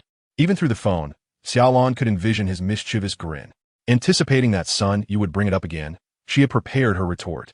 "I can apologize for that. But if you intentionally withheld discovered clues for that reason, I believe you would be violating the principles of a detective." A long sigh emanated from the other end. "This case indeed has significant issues, but there are aspects I have yet to comprehend, which is why I have remained silent. Let's discuss it in person." Xia Lan's intuition told her that whatever Sun Yu had discovered could potentially overturn all existing evidence. "All right, let's head to Yangya's home." 20 minutes later, a sky-blue Maserati pulled up outside the entrance of Jingshan Community. As Xia Lan stepped out, she noticed Sun Yu squatting outside the community gate, a cigarette dangling from his lips. Approaching him and glancing at the numerous cigarette but scattered on the ground, Xia Lan asked, "Did you come here right after leaving the police station?" Sun Yu nodded, his expression serious, devoid of the daytime's joviality. "Let's go." The crime scene was still cordoned off. Sun Yu pulled a wire from his pocket and skillfully unlocked the door. "Solving cases, hacking, and opening doors. What can't you do, detective?" Xia Lan teased. Sun Yu shrugged. With such competitive pressure, one must learn a bit of everything to avoid being eliminated. As they spoke, Sun Yu handed Xia Lan gloves and shoe covers. This detail elevated Xia Lan's appraisal of his professional abilities, as he indeed possessed the demeanor of a detective. Upon entering the room, Sun Yu surveyed the surroundings, his gaze briefly resting on a transparent water bottle on the dining table. He then proceeded to Yangya's bedroom and opened her wardrobe. After inspecting the kitchen, Sun Yu suddenly remarked, "Don't you find this strange?" Xia Lan nodded, sensing something was off, but unable to pinpoint it. Sun Yu strode to the entrance hall and turned to face her. "Let me ask you this. If your superior unexpectedly visited your home and you were in your pajamas, what would you do? Just a heads up. The report indicates that Yangyu was only dressed in pajamas, without any underwear. Of course, I would find something to wear." Xia Lan instinctively replied. Her wardrobe was filled with summer attire, neatly arranged, while outside hung only a few freshly laundered clothes and undergarments. Xia Lan pondered deeply. "I've seen Yanya's clothing. She's quite a conservative girl. In such a scenario, she would undoubtedly find a way to cover herself, even if it meant putting on another outfit. There are two possibilities. First, Chen Rui and Yangyu share a different kind of relationship, but based on our investigation, this theory doesn't hold water." As he spoke, Sun Yu opened the door, standing outside and fixing his gaze on Xia Lan. The second possibility is that the visitor was not Chen Rui at all. Xia Lan reconsidered the circumstances. The visitor had created an opportunity to enter Yangya's home, and upon recognizing her, asked for a drink. For example, Sun Yu asserted, a delivery person knocked on her door, and she happened to recognize him as someone she had interviewed with Huinan, asking for a glass of water. The once blurred image gradually became clearer in Xia Lan's mind. Yanya's kitchen was impeccably clean, devoid of grease, indicating her habit of ordering takeout. Thus, she would likely not be wary of a delivery person. When the delivery person knocked, Yanya, realizing it was a mistake, unexpectedly recognized him. The visitor requested a drink, and given their previous encounter, how could she have been suspicious? However, as Yanya approached the dining table to pour water for him, the visitor struck her with an object from the entrance hall. Therefore, the visitor could not have been Chun Rue. Chapter 9. Blind guessing. The Maserati's engine roared along the streets of Mengshan City, while Xia Lan's mind was consumed by Sun Yu's words before he left, blindly guessing. It's Xing Tao. Xing Tao, the candidate with the highest interview score. A position at Huinan could indeed be a life-changing opportunity for someone from the lower strata. Losing such a chance was tantamount to altering Xing Tao's fate. This could certainly be considered a motive for murder, but why would Chun Rue take the blame for him? Their relationship should not be personal. Otherwise, Chun Rue would have found another way to bring Xing Tao into the company. Did Xing Tao possess some leverage over Chun Rue? Yet if he did, wouldn't Xing Tao be able to use it to gain entry into the company? As she encountered a red light, Xia Lan halted her car, suddenly feeling a wave of confusion, followed by a self-deprecating smile. Unbeknownst to her, she had already tacitly accepted that Xing Tao was the true murderer. This was merely Sun Yu's conjecture. Why had she chosen to believe it outright? The Maserati parked in the lot of the Mengshan City Public Security Bureau, and Xia Lan stepped into the building under the cover of night. Jiang Xiaoyu was already at her computer, swiftly typing away while chewing on a lollipop. Zhang Yao and Wang Yinbin were quietly discussing something at the whiteboard. Approaching Jiang Xiaoyu's desk, Xia Lan inquired, "How long until we have results?" Jiang Xiaoyu turned her head and made a face at Xia Lan. "Boss, you called me in 20 minutes ago to work overtime on these interview candidates' data, and now you're asking for results? Isn't that a bit much?" Xia Lan patted Jiang Xiaoyu on the back and moved toward Zhang Yao. "Captain Xia." Zhang Yao greeted her. Taking a deep breath, Xia Lan apologized. "I was negligent earlier. Now, I want you all to split into 2 teams to alternately review the surveillance footage from near Chun Rue's home over the past few days. I need to know by 8 tomorrow morning why there were traces of Chun Rue's blood on that watch." Zhang Yao waved his hand with a smile. "No need to apologize, Captain Xia. We didn't find any issues. Thank goodness for Sun Yu." "Indeed, thank goodness for Sun Yu." Zhang Yao stated this with no hint of guilt, as if it were Sun Yu's duty to support the police team. The group quickly divided into teams, one starting to review the surveillance, while the other found a place to rest. Xia Lan pulled up a chair behind Zhang Yao, joining them in the monitoring task. In the blink of an eye, it was already 3 in the morning. Does he often do this? Xia Lan feigned casual conversation. Zhang Yao remained focused on the footage, asking what is the plan? Disprove the suspects and identify the real culprit. Earlier, a rather dramatic scene unfolded. When Xia Lan informed the group in their chat that Chun Rue was not the murderer, there was no response at all. However, she added that it was discovered by Sun Yu, and everyone immediately responded in the group, assuring they would reach the police station as quickly as possible. It seemed that the veteran members of the police force had a strong trust in Sun Yu, a bond not easily forged through just a couple of cases. Not too many, right? But in the past few instances, Brother Yu has been right, so we've grown accustomed to it. Had Sun Yu ever been wrong? Xia Lan could sense Zhang Yao's admiration for Sun Yu. Zhang Yao shook his head slowly as he looked at the screen, recalling a case from before the old captain's death where Sun Yu had indeed missed once. Just as Xia Lan was about to inquire about the case, she instinctively called for a pause. Wang Yinbin, operating the computer, immediately halted the surveillance, freezing the screen on a white Toyota. Zhang Yao nodded, noting that the footage from yesterday morning showed Chun Rue heading in the wrong direction, not towards the company. A new group of individuals appeared behind the trio, with Sui saying, "You all take a break. We'll handle the next part." Xia Lan, who had been engaged in special tasks for a long time, had energy far exceeding that of ordinary individuals, yet she understood when it was time to conserve her strength. At moments like this, resting was the wisest choice. Back in the office, Xia Lan shook her head helplessly, reflecting on how she'd already spent 2 nights at the police station.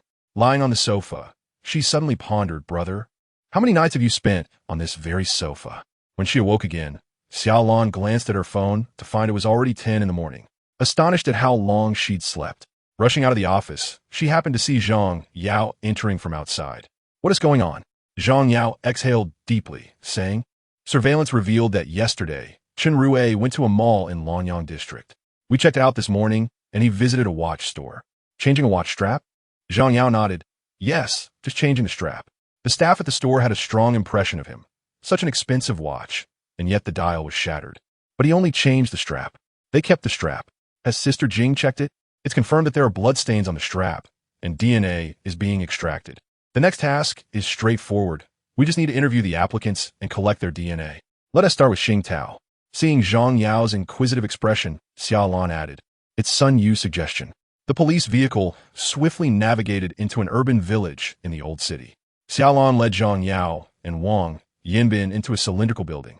According to the information gathered by Jiang Xiaoyu, Xing Tao resided on the third floor of this building. It was not far from the park where Guo Junping was murdered, and Xing Tao was familiar with the area, suggesting that Brother Yu's intuition had once again proven accurate. Zhang Yao murmured, it seems you're right. Xia Lan shared this sentiment, but recognized that it was not the moment for praising Sun Yu. The trio arrived at Xing Tao's door. Wang Yinbin knocked, but there was no response. This kid can't have run away, right? Zhang Yao said, pulling out his phone. Should I contact the landlord to let us in? Just as Xia Lan was about to speak, a man appeared around the corner of the stairs, holding a plastic bag and staring at the three of them. In that moment of eye contact, all four in the corridor froze. It was Xing Tao. Just as Xia Lan made a move, Xing Tao threw the bag at them and bolted down the stairs. The bag contained millet porridge and buns, scattering into the air as Xia Lan adeptly dodged and chased after him. As noon approached, street vendors in the urban village occupied most of the road, and Xing Tao weaved through the crowd while Xia Lan and the others pursued him. To Zhang Yao's astonishment, Xia Lan was faster than they were, her figure darting through the gaps. If Xing Tao were not so familiar with the village layout, he would have already been caught by Xia Lan. Just as she was about to close in on him, Xing Tao seized a pregnant woman and hurled her towards Xia Lan. Startled, Xia Lan bent her knees forward, executing a slide to catch the pregnant woman before she fell. Meanwhile, Xing Tao had already dashed out of the alley and onto the main road. Glancing back at Xia Lan with a manic grin, Xia Lan shouted, "Don't!" The sound of a car horn blared, and in the next moment, Xing Tao was launched into the air, his smile replaced by sheer terror. Chapter 10. Sun Yu's moment. Xing Tao's DNA match that extracted from the strap, establishing him as the murderer. Yu Jing placed the DNA identification report on the table. Xia Lan leaned back in her swivel chair, a cloud of gloom enveloping her. Although Xing Tao had been rushed to the hospital, he ultimately succumbed. Both the evidence and Xing Tao's reaction upon seeing them indicated his guilt.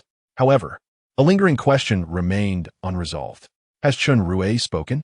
Zhang Yao shook his head helplessly, acknowledging that with Xing Tao's death, Chen Rui had recanted, claiming he had despised Yang Ye and Guo Junping, and falsely confessed to the murder.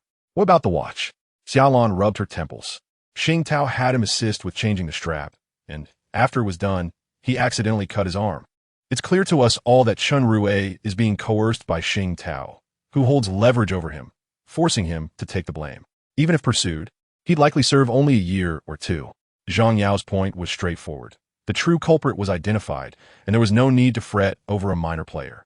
Minor player? Is Chen Rui truly just a minor player? Xia Lan voiced her unease, feeling as though they were being led by an unseen hand. Zhang Yao chuckled.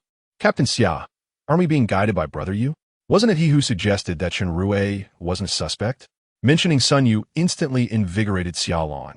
She nodded vigorously and dialed his number. You mentioned that this case has significant issues. What exactly is the problem? Her instincts told her that the issue Sun Yu referred to was not merely about Chen Rui taking the fall. Yet, Sun Yu abruptly hung up on her. Before Xia Lan could react, Sun Yu appeared at her office door, declaring, I want to interrogate Chen Rui alone. In the interrogation room, Sun Yu leisurely sat across from Chen Rui, crossing his legs and sucking on a lollipop he had swiped from Jiang Xiaoyu. After several minutes of silence, Chen Rui broke the ice. Haven't all the necessary questions already been asked? Isn't Xing Tao the murderer? The interrogation strategy bore fruit, as Sun Yu subtly smiled while casually flipping through previous notes. You've yet to provide your alibi for the time of the incident. It was not a question. It felt like one directed at Chen Rui. Annoyed, Chen Rui replied, The murderer isn't me. I have the right to protect my privacy. Indeed, Sun Yu said, lifting his gaze to meet Chen Rui's, leisurely stating, disclosing matters like those at Yang Xiaoyou's home would surely tarnish your marriage and reputation, wouldn't it? Chen Rui's expression froze. Disbelief etched on his face as he looked at Sun Yu. Who told you? Sun Yu feigned a look of shock. In the next moment, he stood abruptly, enunciating carefully, those who knew this secret, Yang Ya, Gui Junping, and Xing Tao, are already dead, aren't they? Chen Rui's breathing quickened, and he swallowed hard. About to speak when Sun Yu interrupted him. Do you really think scenarios like those in movies don't exist? For instance, what if Xing Tao recorded all the evidence? And should anything happen to him, that evidence would automatically appear in the police's inbox? Saying this, Sun Yu produced a USB drive. Xing Tao's cloud storage is quite revealing. It contains details of how he, Yang Ya, and Gui Junping discovered your relationship with Yang Xiaoyu on the day of the interview, along with evidence that you incited him to commit murder. Chen Rui abruptly bowed his head, shouting, what incitement to murder? I didn't do it. Do you think changing your phone number solves everything? What era are we in? Any phone can record calls, you know? The addresses and whereabouts of Yang Ya and Gui Junping were all provided by you over the phone. With a resounding thud, Sun Yu slammed his hand on the table, startling Chen Rui. Cleaning up the garbage in the company, such a noble excuse. You merely sought to preserve your reputation by inciting Xing Tao to murder. Compared to them, you are the true societal detritus, more filthy and revolting. Sun Yu exited the interrogation room, pulled out a cigarette, lit it, and leaned against the window in the corridor. Gazing outside, the great detective, I must admit, I have offended you on numerous occasions. Xia Lan stood beside him. One meal, and you shall unravel the mystery. Otherwise, we shall not converse. Sun Yu smiled with a sense of pride. Deal.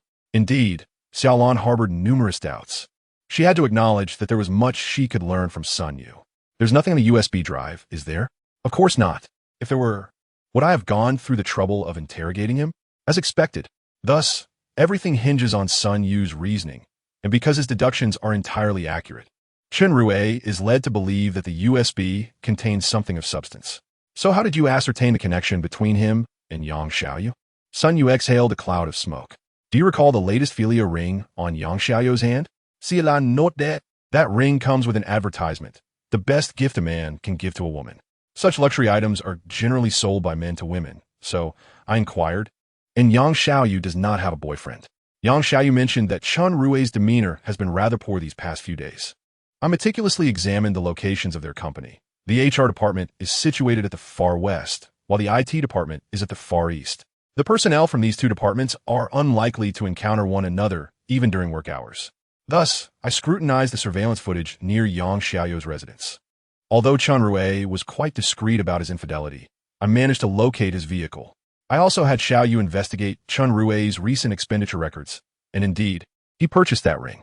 Then I pondered, what could be Chen Rui's motive for murder? He presents himself with a dignified appearance and has maintained a good reputation within the company. If all goes well, he could be promoted to vice president this year, making his reputation his greatest vulnerability at this juncture. Furthermore, the most perplexing aspect of this case is that Xing Tao had no known connection to the two deceased. How could he possibly know Yang Ya's address? Only a select few would be privy to that information. Xia Lan nodded slowly. Those who have examined the resumes. Moreover, the most peculiar aspect is Chen Rui's behavior. Under normal circumstances, we would only trace back to Xing Tao, yet he was unable to contain himself, deliberately exposing his own involvement to mislead the police into pursuing Xing Tao. However, once we apprehend Xing Tao, there's a strong possibility he will implicate him. Surely Chen Rui couldn't have foreseen Xing Tao's car accident? Xia Lan countered. Xing Tao comes from a modest background. His father has recently been diagnosed with cancer, and his younger brother is still in school. Sun Yu sighed deeply. Perhaps it is a matter of some transaction. Chen Rui is convinced that Xing Tao will not betray him. Xia Lan's expression darkened as she remarked bitterly. But Xing Tao remains unaware that Chen Rui is intentionally pushing him into the abyss. As one cigarette extinguished, Sun Yu lit another. Observing the profile of Sun Yu, Xia Lan found herself momentarily lost in thought. So you deduced the entire case from these minuscule pieces of evidence, and intimidated Chen Rui in the process. Noticing the corners of Sun Yu's mouth curve upward, Xia Lan's voice grew somber with such intelligence. Why have you yet to uncover the identity of the murderer who killed Xia Yuanfei? In this moment, are you inquiring as the captain of the criminal police or as a sister? Chapter 11. Dinner within the serene ambience of the Xiangning Western restaurant in Mengshan City. Sun Yu scrutinized Xia Lan as she approached from a distance. Her high ponytail and fitted white blouse complemented her denim skirt, revealing her long, graceful legs. As Xia Lan took her seat, she raised an eyebrow. Do you find me appealing? Having encountered a myriad of men over the years, she discerned the absence of desire in Sun Yu's gaze, prompting her to tease him. Sun Yu grinned broadly, crossing his legs as he reclined in his chair. I was merely contemplating the splendid genes in your family. Xia Yuanfei is handsome, and his sister is beautiful. This dinner was destined to revolve around the topic of Xia Yuanfei, and rather than be subjected to Xia Lan's probing inquiries, it would be more prudent to address it candidly. Xia Lan quickly grasped Sun Yu's intention and softly inquired, So, do you intend to answer my question from yesterday? After Xia Lan had questioned him regarding the case of Xia Yuanfei, Sun Yu had declined by responding with a counter-question. Sun Yu shrugged. It's not that I refuse to answer. Rather, I find myself at a loss for how to explain. As their steaks were served alongside glasses of red wine, Sun Yu expertly sliced into his steak and continued. You must have reviewed the case files. It was carried out by a professional assassin, making it nearly impossible to trace. My brother was investigating a case before his death, wasn't he? Although Xia Lan had already examined the cases Xia Yuanfei had handled prior to his demise and suspected Sun Yu would not overlook this detail, she still yearned to hear him articulate it. You must have looked into it, a simple case of negligent homicide. Upon uttering this statement, Sun Yu bit his lip, as if he realized his slight oversight, and quickly turned to Xia Lan, who was staring blankly at her steak. After a prolonged hesitation, Xia Lan finally raised her gaze to meet Sun Yu's, posing one question after another, all of which she already knew the answers to. They say private detectives have extensive networks. Have you not managed to locate this assassin? I have not. There is no trace of him throughout the entire Sanjiang province. You should comprehend the implications of this. Sun Yu's tone was calm. He was acutely aware that this was undoubtedly the greatest blow to Xia Lan. Xia Lan sipped her red wine, her indifferent eyes betraying a flicker of hope. Can you not deduce which case this retaliation stems from? Sun Yu shook his head. I sense you are concealing something from me. Sun Yu lowered his gaze to evade Xia Lan's piercing stare and continued to slice into his steak. Impatiently, Xia Lan drained her glass. My brother was stabbed 37 times.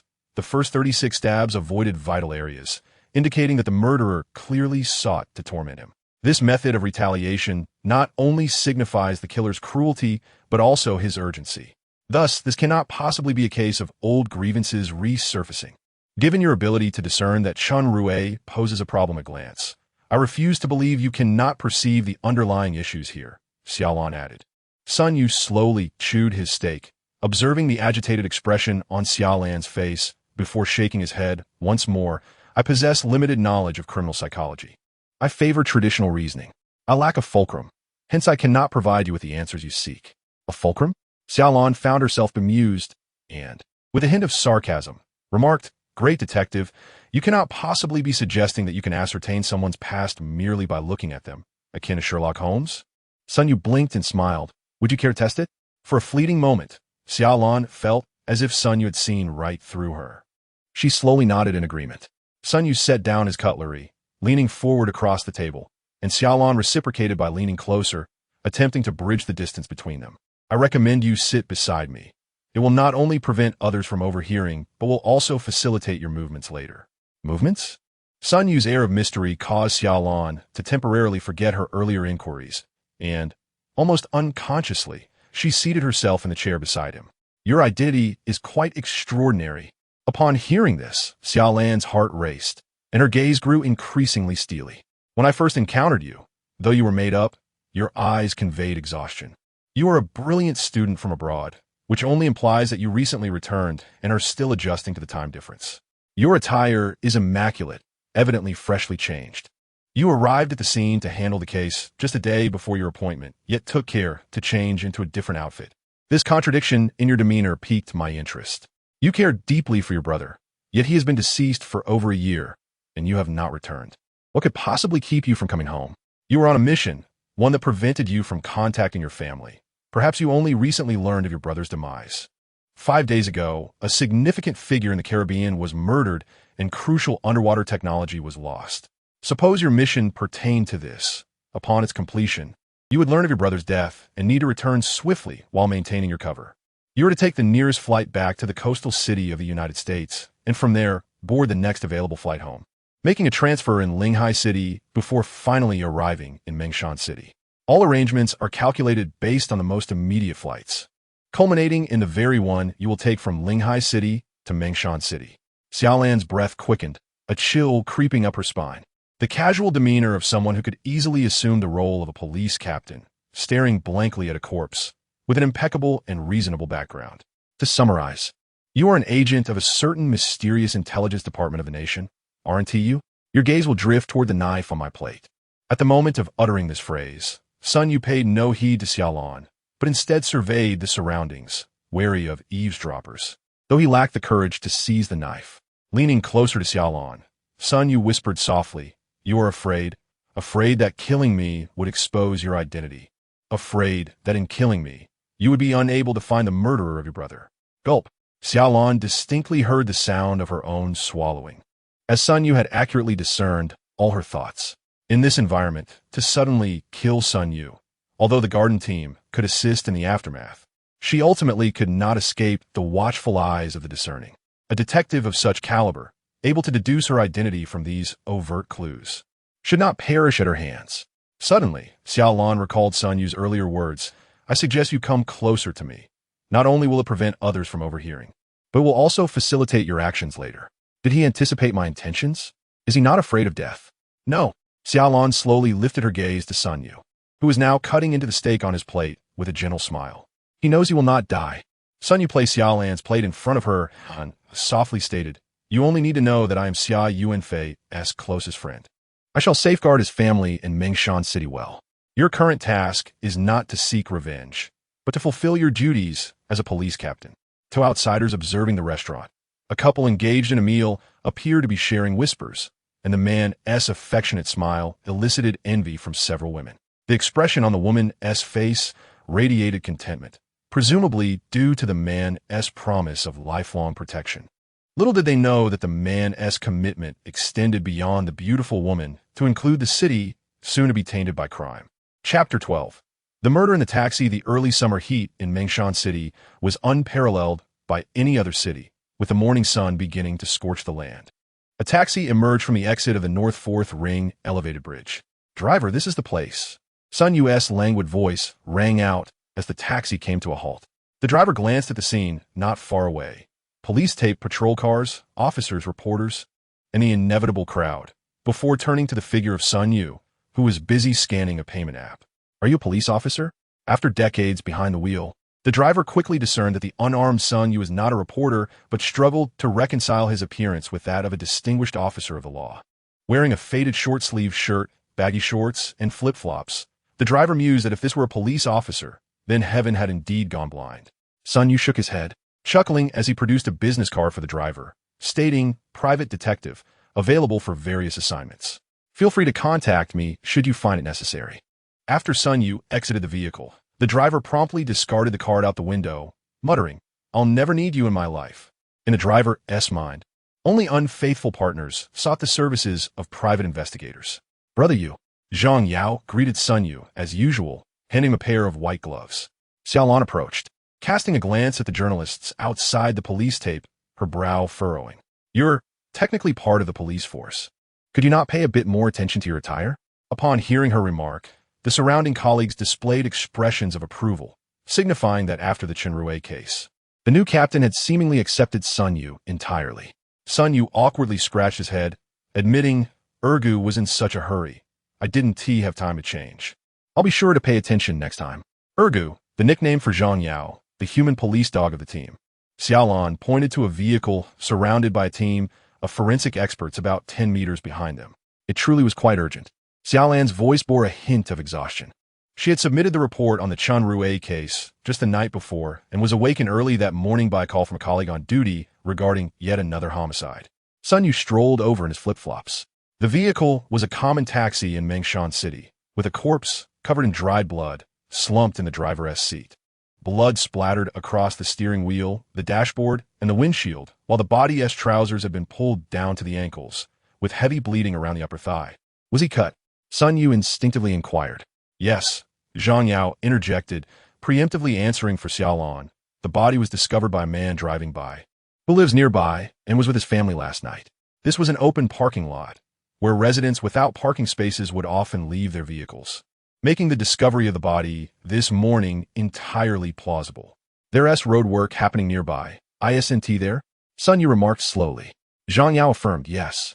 The surveillance is down, but we contacted Xiao Yu to retrieve the latest road footage. Sun Yu approached the front of the car, examining the dash cam behind the windshield. Xia Lan followed, stating, the memory card has been removed, and the device's storage has been wiped clean. The victim's phone and cash remain, suggesting a premeditated murder. Sun Yu's gaze lingered on the white lines beside the taxi as he extracted a cigarette and placed it in his mouth. Yu Jing emerged from the car, removing her gloves. The time of death was between midnight and 2 a.m. Based on the livor mortis and the blood analysis, the vehicle was the primary crime scene, and the body has not been moved. Sun Yu nodded and turned to Zhang Yao. Investigate the nearby residents to determine which community he belonged to. Because of the parking? Xia Lan inquired. The taxi was parked neatly in a designated spot, and the body had not been relocated, indicating that the driver had parked the car himself. If he had parked temporarily, it wouldn't have been so well aligned.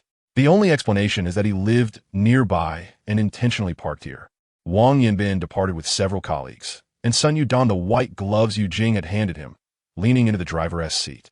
After a moment, Sun Yu's voice resonated from within the car.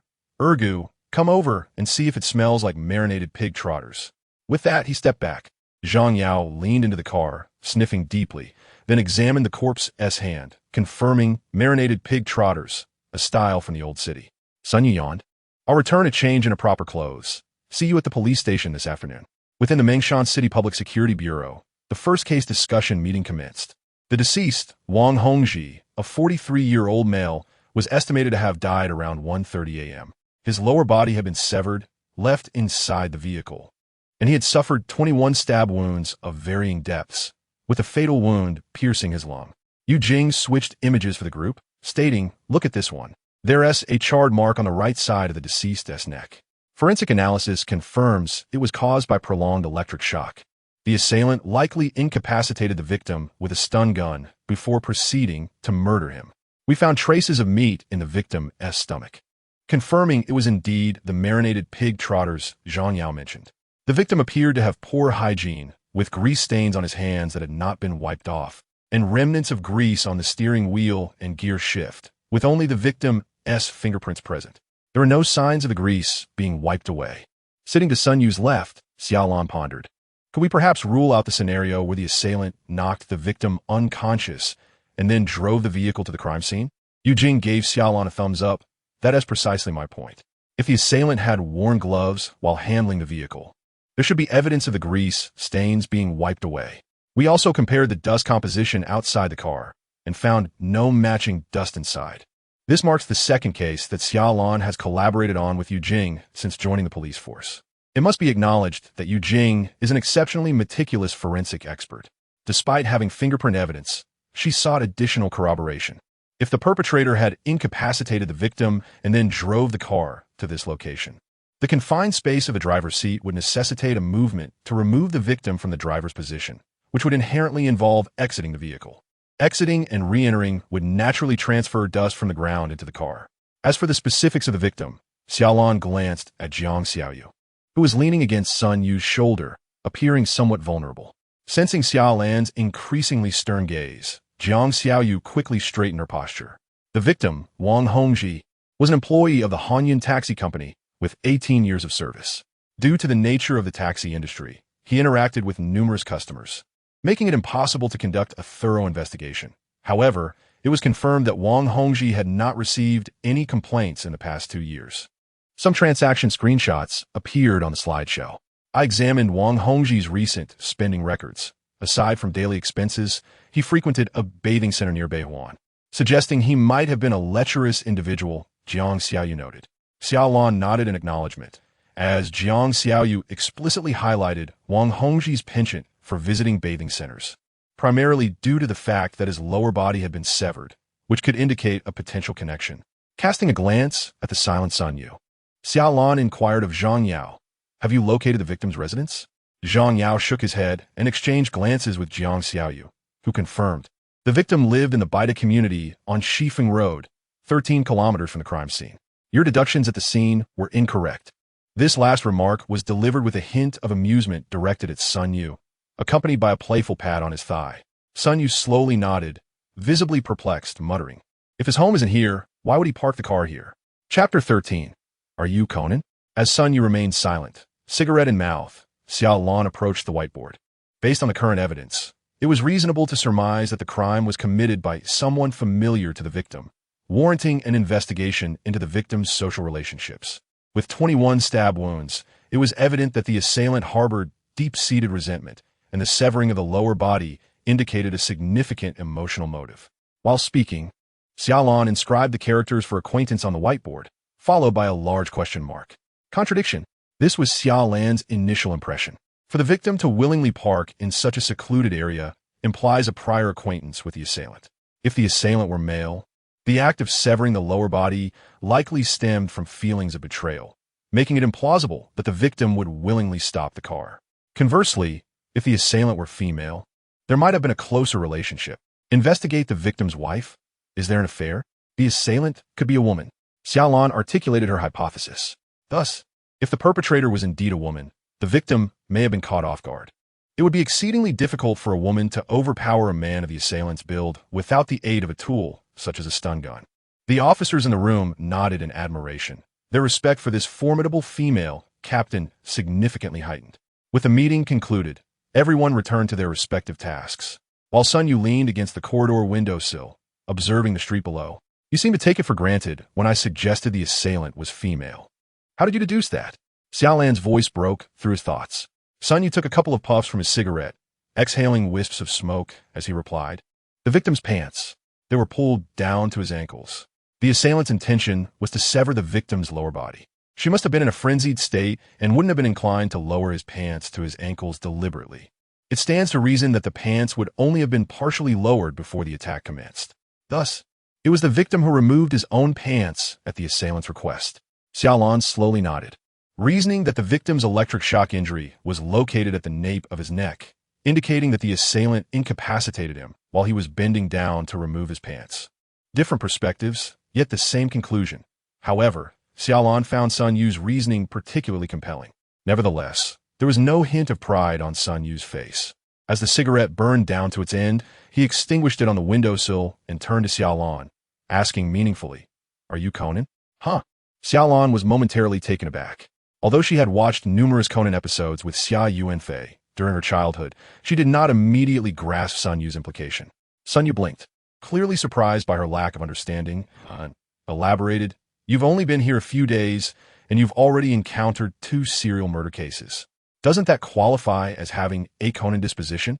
With that, he nonchalantly strolled towards the elevator, disregarding Xia Lan's reaction.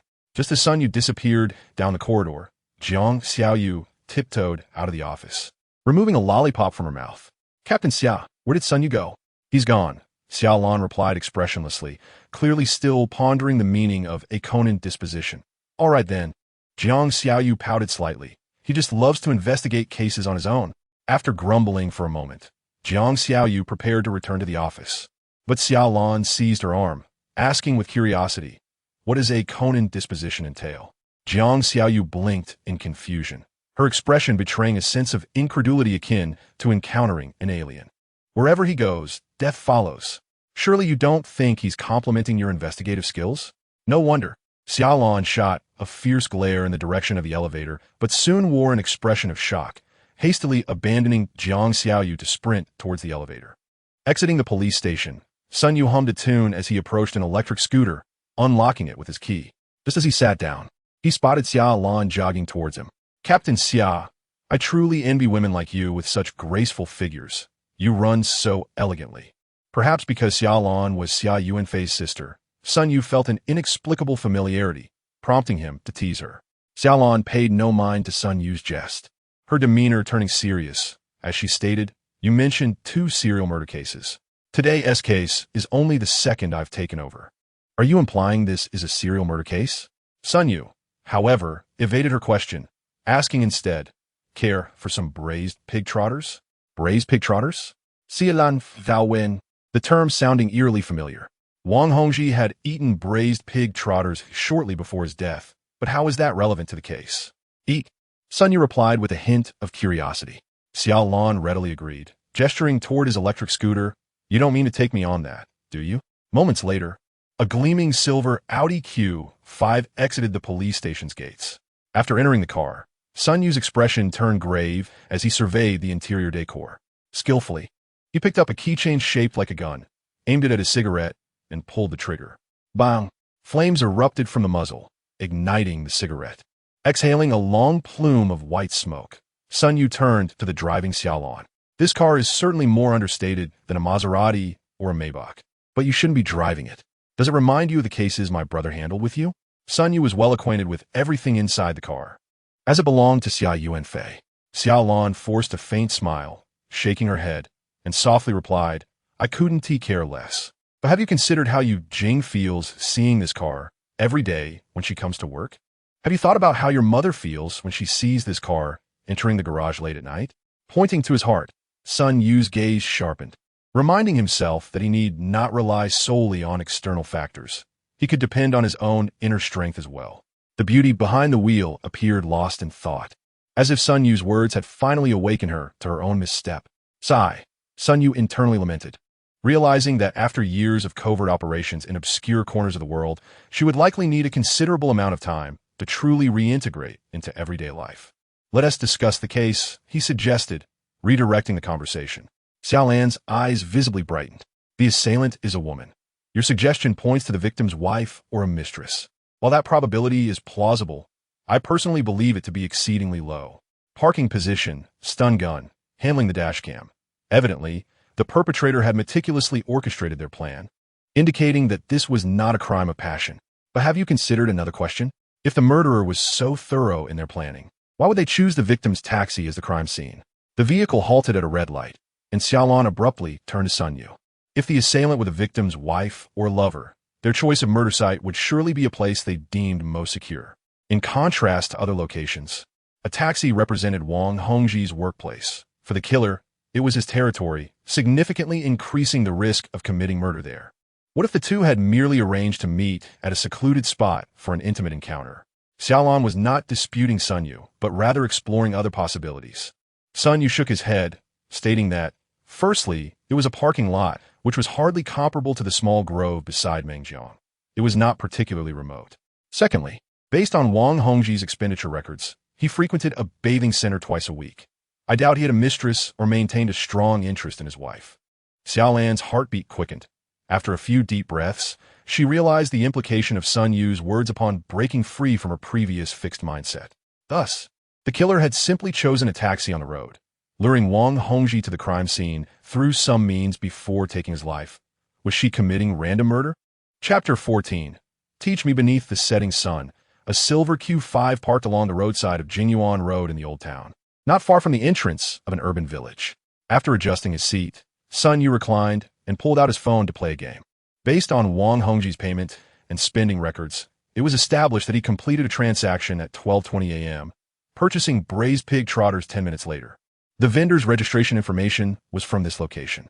Xia Lan's gaze swept toward the vendors setting up their stalls nearby. During the early hours, regular stores had closed, indicating that Wang Hongji had undoubtedly bought the pig trotters from a street vendor. After purchasing the trotters, there were no further transaction or payment records from Wang Hongji. Following this reasoning, if luck was on his side, he might have met the killer here. If not, he could have received a cash-paying customer. Sun Yu added, if his luck was even worse, after accepting one order, he might have taken on several cash-paying customers. After all, it was already past midnight.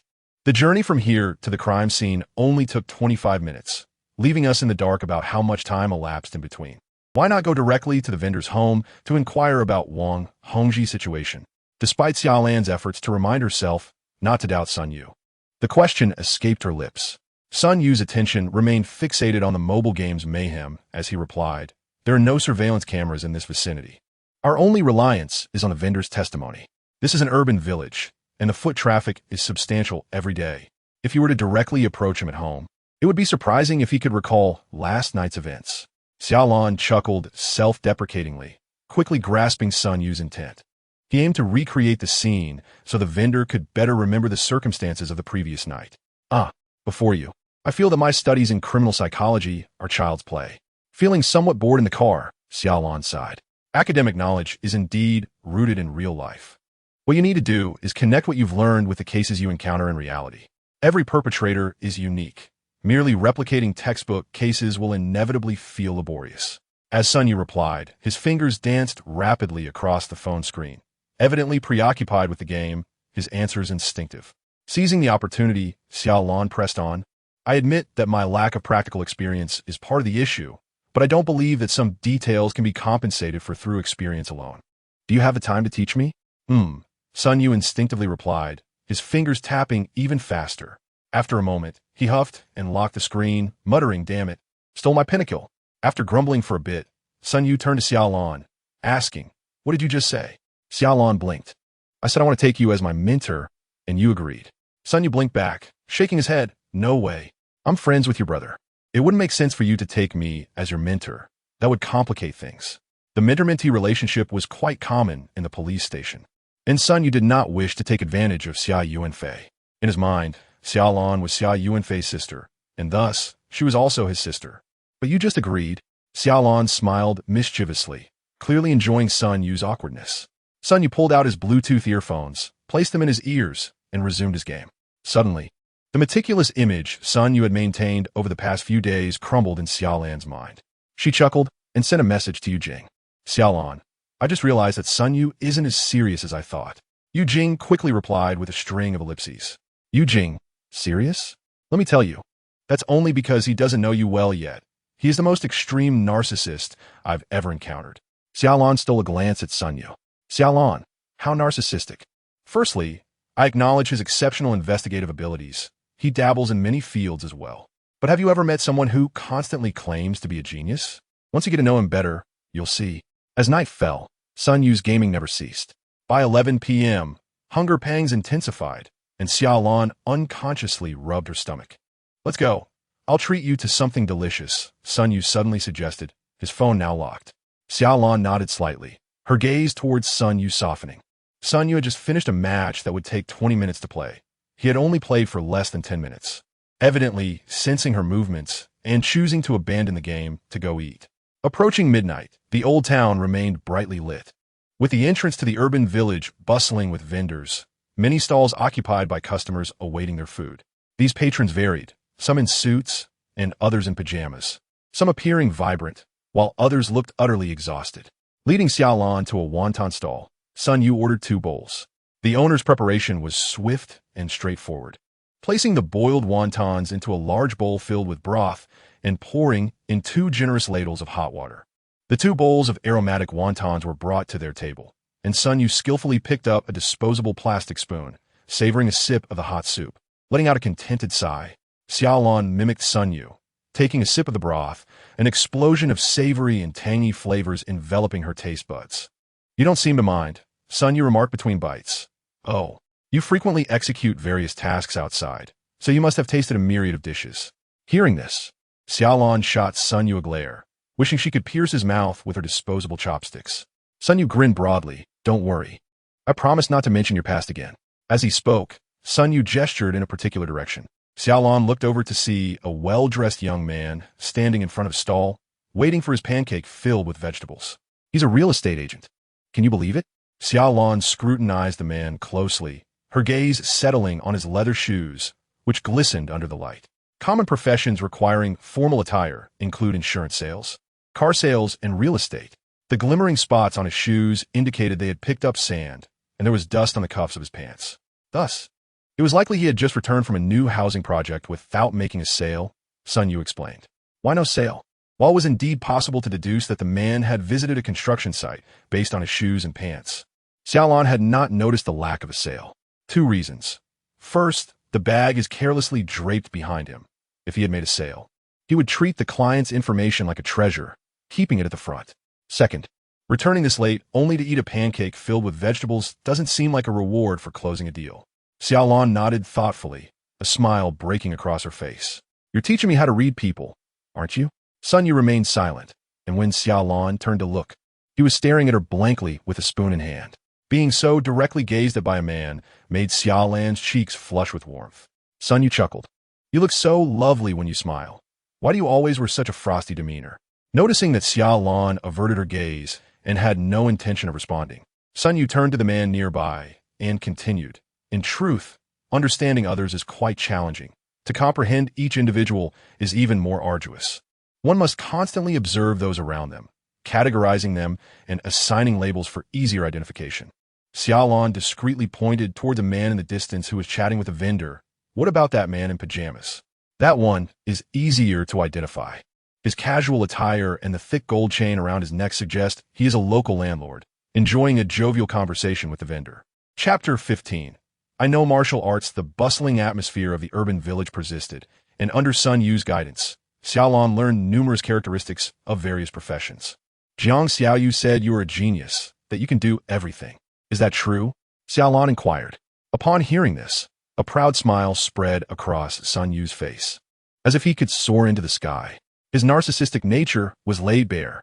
Xia Lan suppressed a laugh as she observed him. Sun Yu feigned seriousness, nodding indeed. I can do everything. My memory palace is vast, capable of storing an immense amount of information. What about the combat training at the police academy? How many can you take on? Xia Lan awaited this question, having assessed Sun Yu's physique. Based on her years of experience, he was certainly no expert in this area. Combat is of little use, Sun Yu stated earnestly. I know martial arts. I can take on 10. Martial arts?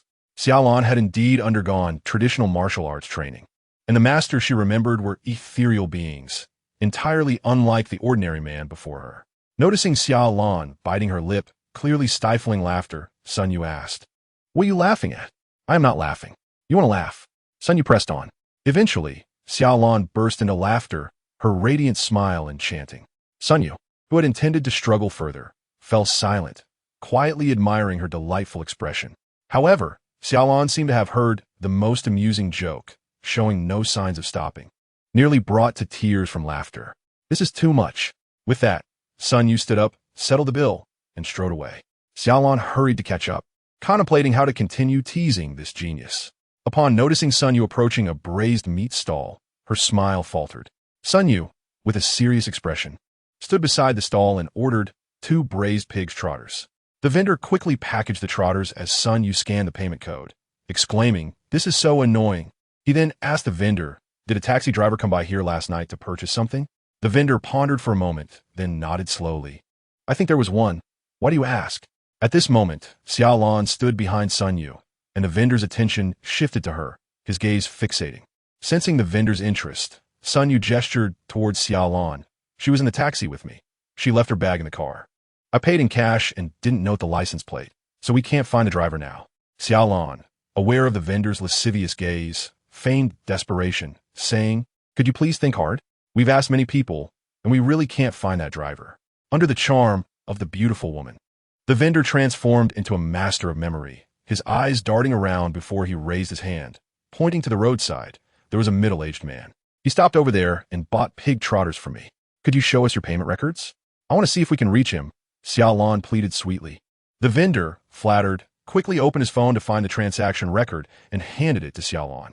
Sun Yu produced a business card and handed it to the vendor. I remember the driver saying he lived nearby. Have you seen him? The vendor lit a cigarette, boasting, You've been tricked. He picked up a passenger and left. If the driver didn't see our bag, could it be that passenger who took it? Sun Yu mused thoughtfully. The vendor promptly chimed in, It's possible, nowadays. Taxi drivers rarely keep lost items. Maybe that woman took it. Woman. Both Sun Yu and Xia Lan exchanged alarm glances. Xia Lan, with a quavering voice, lamented, Then it's hopeless. My bag is surely lost. Who can find a taxi passenger? She punctuated her statement with a playful slap on Sun Yu's shoulder. This is all your fault. I can find it. The vendor interjected, pointing to a KTV named Chic across the street. You wait for me downstairs. I'll go up and check, Sun Yu declared. As he turned to leave, Xia Lan grasped his arm. With such distinct features, a woman with long hair and a white floral short dress, Why don't we just request the KTV to review the surveillance footage? Sun Yu pointed to the dimly lit sign of the chic KTV. Do you know of any operational KTV with a sign that isn't lit? This is clearly not a legitimate establishment. The suspect is likely one of the hostesses. Xia Lan paused, pulling out her phone, but Sun Yu pressed down on her hand. His face contorted in frustration. Dear lady, this is a criminal investigation. Matters of vice are not your responsibility. Can you please wait here? After a moment's hesitation, Xia Lan nodded, and Sun Yu cautioned her not to act impulsively before he ambled towards the KTV. Upon entering the lobby, a woman in a business suit greeted him with a smile. Hello, sir, which manager are you looking for? Sun Yu waved his hand. I was here with friends yesterday. I can't recall which manager it was. The woman beamed, wrapping her arm around his. Then don't bother. I'll set you up with a card and give you a discount today. Sun Yu shot her a glance. I'm looking for the girl who accompanied me yesterday. If I can't find her, I'm leaving. The woman leaned closer, her bosom brushing against his arm. Don't worry. We have plenty of returning customers like you. What was her name? I'll find her right away. Sun Yu, feeling defeated, shook his head. I didn't ask her name. She has long hair and wore a white floral short dress. That's enough. Please head to a private room. I'll have her sent to you within 10 minutes. Once inside the room, Sun Yu surveyed the environment, which resembled an ordinary KTV layout, complete with a private restroom. Sitting on the couch, he lit a cigarette, a foreboding sensation creeping over him. Through the glass door of the room, he noticed a figure lingering at the entrance.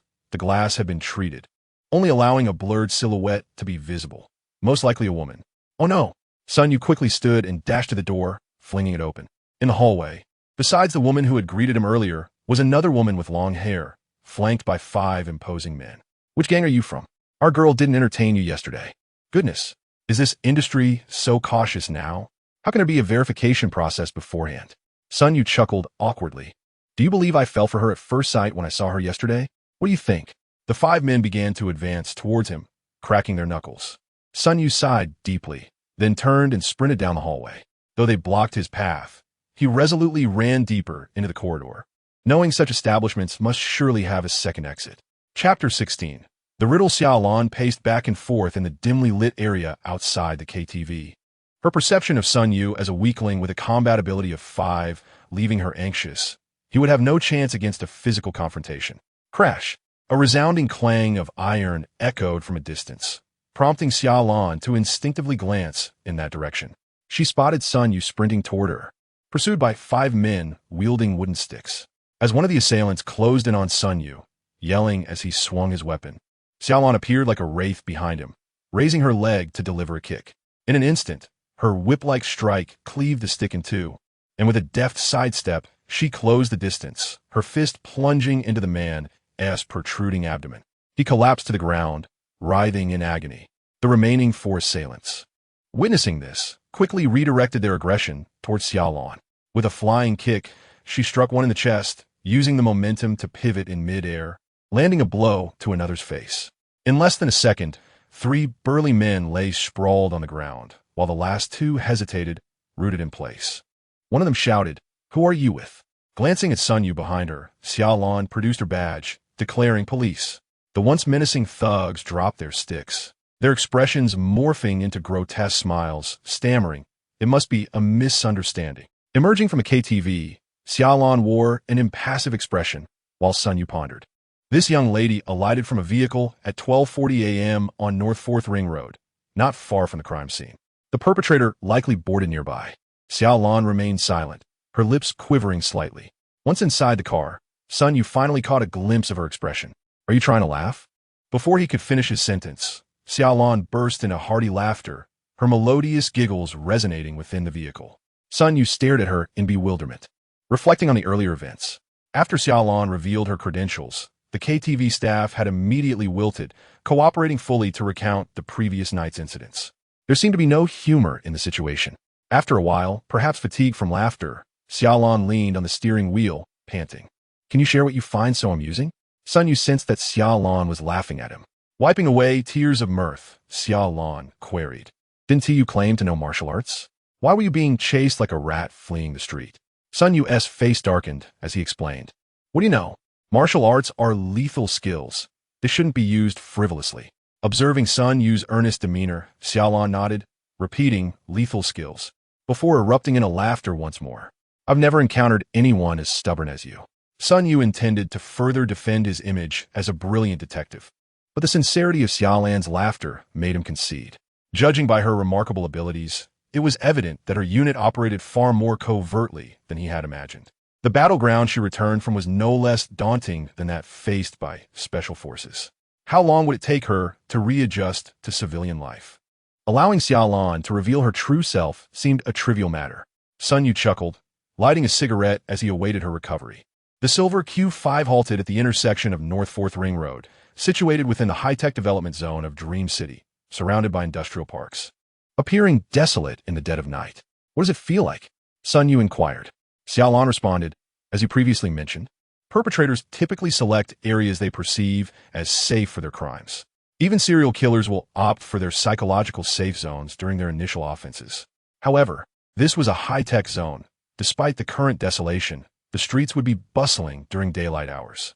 If they were to search from this point, it would be akin to searching for a needle in a haystack. Xia Lan restarted the vehicle, driving the silver Q5 westward along the North 4th Ring Road. 15 minutes later, they arrived at the morning's crime scene. Finding a parking spot, Xia Lan mentally revisited all the clues gathered that day. The victim was likely quite attractive, harboring deep-seated resentment toward men. Recently violated, she most likely sought vengeance in this extreme manner. Sun Yu nodded, suggesting that she had probably been assaulted during a taxi ride, refraining from reporting it in favor of retaliation. This indicated profound emotional trauma, compelling her to seek solace in such drastic measures. Xia Lan rolled her eyes. I recall you mentioning your limited knowledge of criminal psychology, yet here you are, articulating it so eloquently. Oh, Sun Yu replied, Captain Xia, I've noticed you seem to enjoy sparring with me. Have I? Xia Lan Feigen Ino-sen. Unbeknownst to her, she had unconsciously developed a penchant for witnessing the detective's occasional setbacks. Sun Yu realized this, and disinterested in further banter, turned his gaze to the pitch-black window, his expression growing serious. There's a question that has lingered in my mind, without an answer. As he spoke, Xia Lan noticed Sun Yu raising his right hand toward her. She instinctively prepared to evade, but his hand halted mid-air due to the seatbelt's constraints. The gesture appeared oddly peculiar. To avoid detection by the deceased, the perpetrator must have wielded a stun gun with his right hand. Sun Yu unfastened his seatbelt. Even without it, the movement was substantial, leaving no reason for the victim to remain unaware. Could it be SM? Xia Lan's eyes brightened. The killer made the victim wear a blindfold. Sun Yu shook his head. Not everyone can accept SM. Even with seduction, how could a man readily embrace SM with a stranger, especially when blindfolded? A cigarette lit up the car's interior. Sun Yu's fingers rhythmically tapping against the window. Something was amiss, something familiar that caused the victim to lower her guard entirely. Sun Yu sensed that if he could unravel this mystery and pinpoint the method by which the killer swiftly established trust with the victim, the perpetrator would inevitably come to light. He had long believed this was a serial killer, and now he found himself racing against time. With a resigned sigh, Sun Yu declared, let's head back. The silver Q5 sped across the elevated roads of Dream City, passing by countless taxis. Their destinations unknown, whether they led to the passengers' intended endpoints or the gates of hell. Meanwhile, in a small grove surrounding the Dream River, a woman with cascading hair exited a parked taxi, its engine silent. Chapter 17. The first one still remains the Dream River, the most renowned river in Sanjiang Province. Serves as the mother river for the citizens of Dream City, nurturing generations of remarkable individuals. With the rapid economic development of Dream City, tourism has flourished, and the Dream River has become a signature scenic route. Not only is it a pride of the locals, but it is also a favored romantic spot for many couples, primarily due to the dense groves nearby, which are particularly enticing for thrill-seeking lovers during the summer. Xia Lan's expression soured drastically upon discovering a taxi in a grove near the Dream River, where a male body lay, pants stripped away, lower body severed, and multiple stab wounds inflicted. This same modus operandi occurred just a day apart. Such a frenzied serial killer was a rarity in the country. The body was discovered by a couple camping nearby, who stumbled upon the grisly scene as they passed by the taxi on their way out that morning. Where's Sun Yu? Why hasn't he arrived yet? Xia Lan inquired. Brother Yu asked me to describe the scene over the phone and said he wouldn't be coming. He mentioned we should proceed with the profiling you developed last night, Zhang Yao replied. Yu Jing had already completed the preliminary autopsy and evidence collection. Approaching Xia Lan with the news, I found a set of footprints outside the passenger door. Based on their direction and markings, they should belong to the killer. The shoe size is small, indicating it is likely a woman. Xia Lan gazed at the lifeless body, her mind slowly conjuring an image of the assailant wielding a knife. Hatred, brutality, madness. Was this an act of revenge? The victim, a woman aged between 20 and 30, possessed striking beauty, yet lacked a high level of education and had recently been assaulted by a taxi driver. Xia Lan shook her head vigorously. A taxi driver would not be so brazen without some inciting incident. She began to pace back and forth, speaking incessantly. The attacks occurred in the late hours of the night, which likely coincided with the time she was assaulted. At such an hour, she must have just emerged from somewhere, needing a taxi. It couldn't have been from her workplace, as she would have been quite alert after a shift. Her attire must have been quite alluring, inciting the driver's lustful intentions. However, mere desire was insufficient. The driver also needed an opportunity. Suddenly, Xia Lan halted, fixing her gaze on Zhang Yao. A bar or nightclub, she asserted. After leaving, she must have been inebriated, making her an easy target for the driver. Yet, such a scenario would not account for the extreme violence. Surely, more had transpired. Yu Jing and Zhang Yao watched in astonishment as Xia Lan muttered to herself, with Zhang Yao occasionally glancing at Yu Jing. They were all too familiar with this scene. Each time there was a major case. Xia Yunfei would also engage in this neurotic soliloquy while profiling the perpetrator, as if channeling Xia Yunfei himself. Sun Yu's words echoed in Xia Lan's ears. She must have been assaulted during the taxi ride, choosing to seek revenge instead of reporting it. This indicated that she had suffered immense trauma, necessitating a means to soothe her own spirit. No, Xia Lan clapped her hands together. She must have experienced this feeling, the sensation of assuaging her soul through murder. The first assailant was already dead. That man who violated her was likely no longer among the living. Hastily, Xia Lan produced her phone and dialed Jiang Xiaoyu to check recent reports of missing persons, particularly any taxi drivers. Jiang Xiaoyu quickly confirmed there was one, Li Jiangluan, residing in the Shihu community on Sanquan Road in the Old City. Xia Lan Bao said, realizing why Jiang Xiaoyu responded so swiftly. Sun Yu asked you to investigate this, didn't he? Yes, he texted me at 4 in the morning to look into it. Jiang Xiaoyu emphasized the timing, as if to bolster Sun Yu's status as a detective genius. It was as if she were saying, look, our Sun Yu had already anticipated this. After setting up their operations at the scene, Xia Lan decided to take Zhang Yao to Li Jiangluan's residence. As they emerged from the police cordon, a swarm of reporters immediately surrounded them. Captain Xia, has the police identified any suspects in the ghost taxi case? Ghost taxi? These reporters certainly had a flair for naming things. Captain Xia, within just 2 days, 2 taxi drivers have been murdered. Is the killer targeting taxi drivers? Could there be more victims tomorrow? Captain Xia, dear reporters, as you have suggested, this is a heinous serial murder case, and the police cannot disclose details at this moment.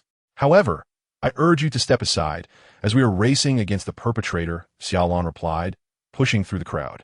The vehicle was now a Land Rover, the most economical choice in her family aside from the Audi.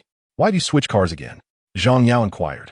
In his memory, Xia Lan had driven sports cars, ridden in a Maybach, and yesterday had been in a Q5, identical to Xia Yunfei's. Today, however, she was in a Land Rover. This affluent background rivaled that of Xia Yunfei. The previous car wasn't suitable. I'll be using this one from now on, Xia Lan replied casually. Captain Xia, your family background is quite extraordinary.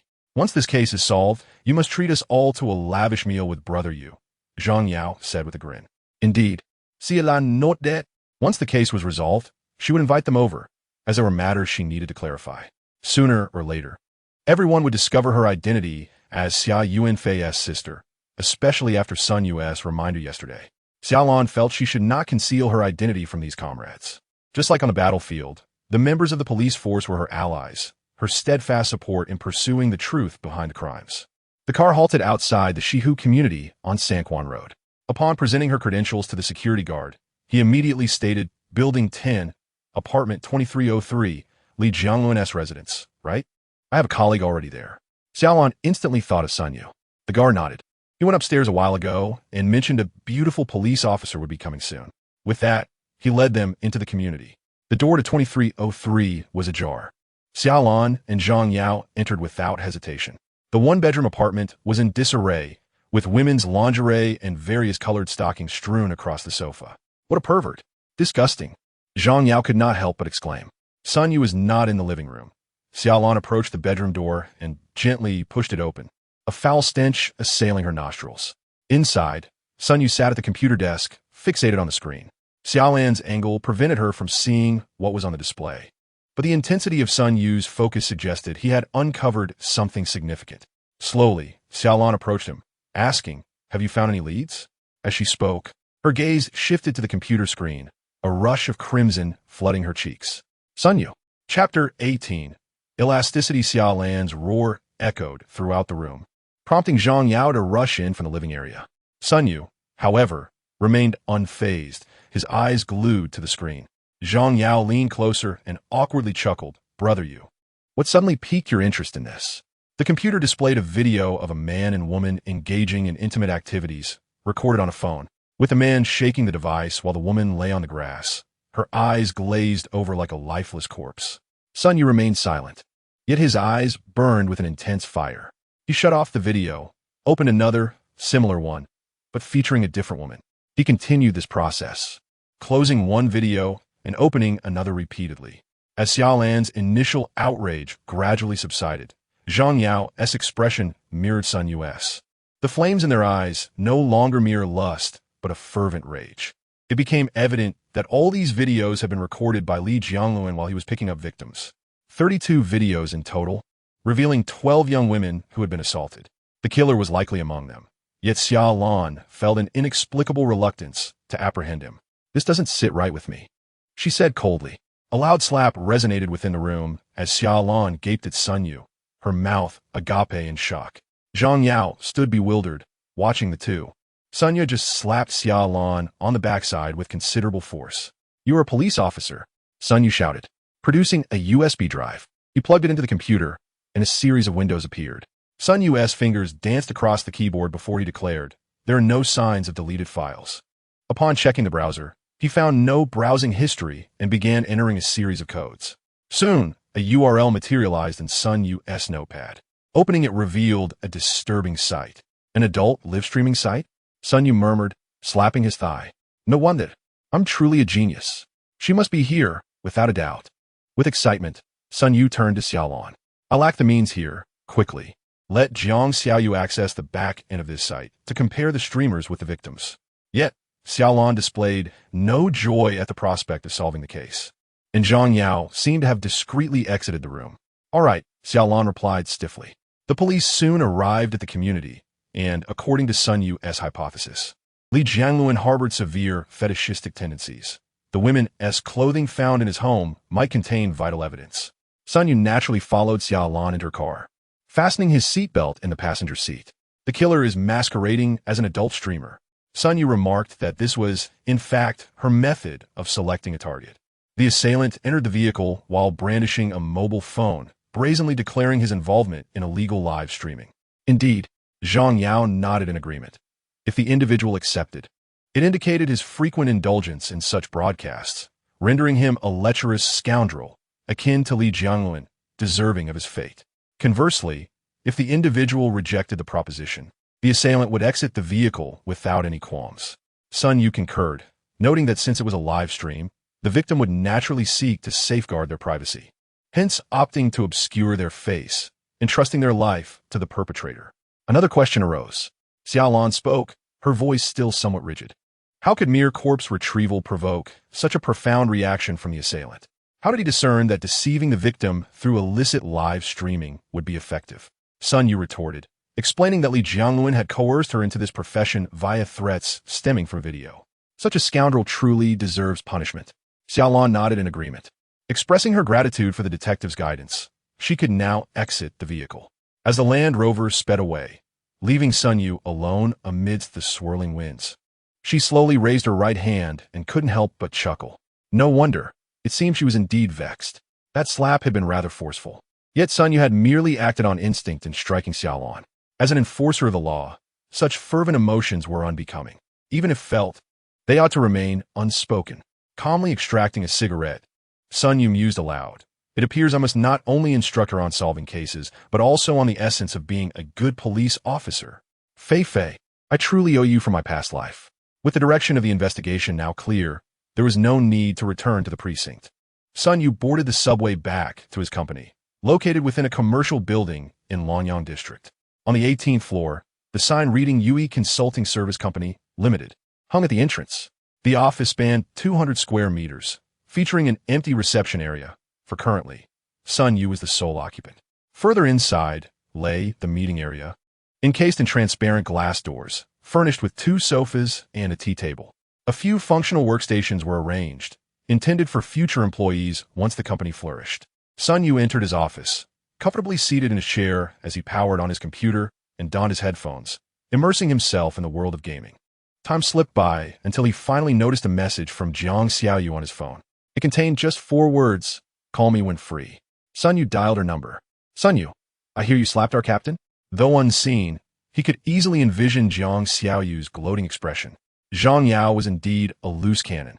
His loose lips had betrayed them. Sun Yu mentally cursed Zhang Yao, recognizing that Xia Lan's strong reaction partly stemmed from his presence.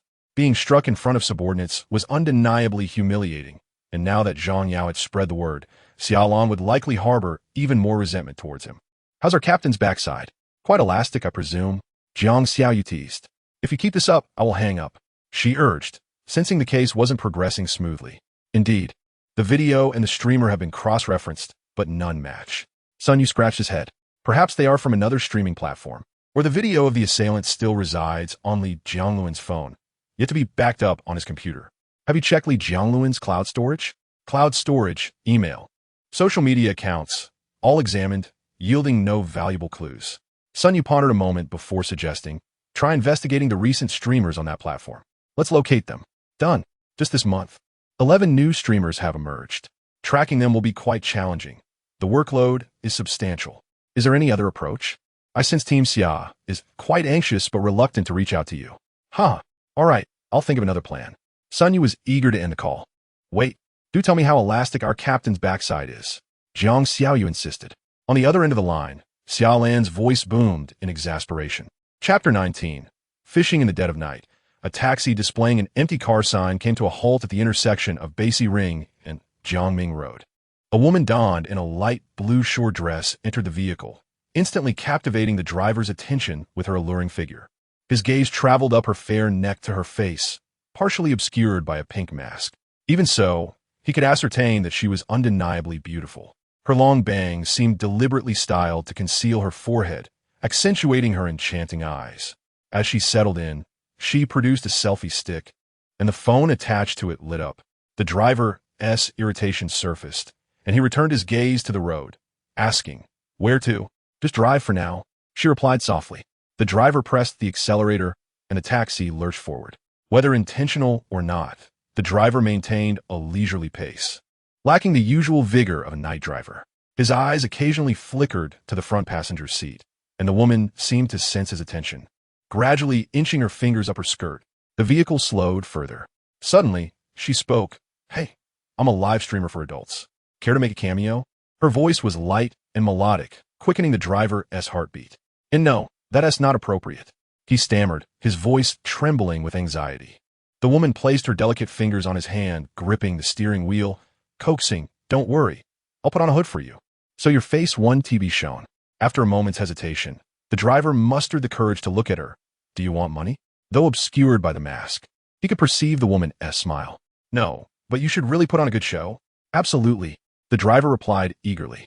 Accelerating, he sped past 80 miles per hour before finally stopping on a dark, secluded road. The engine fell silent, and dim lights illuminated the interior. The woman removed her mask, leaving the driver momentarily stunned. She was even more beautiful than he had envisioned, with a delicate nose and enticingly glossed lips. "Take off your pants," she whispered seductively. The driver shook his head. "Let us wait on that." Pouting in disappointment, the woman reached for a black mask, insisting, "Then you wear this." "I need to adjust the camera." He took the mask, glancing at it before grumbling, "It only covers your mouth and nose." "Hurry, once the live stream is over. I'll take it off for you." She playfully shook his arm, adopting a coy demeanor. The driver, maintaining his composure, pointed to her bag. Your stun gun is fully charged, right? Panic, fear, anger, and ferocity flickered across her face in rapid succession. With a forceful shove, she pushed the driver, drawing a fruit knife from her bag. Before she could raise it, the driver swiftly seized her wrist, applying pressure. She screamed, the knife clattering onto the floor. In an instant, he snapped a gleaming handcuff around her wrist and secured the other end to the steering wheel. As he tucked the knife away, he grabbed her other hand and dialed a number on his phone. "What is happening?" came an unwilling voice on the other end. "My summer team, your temper is quite excessive. Isn't it?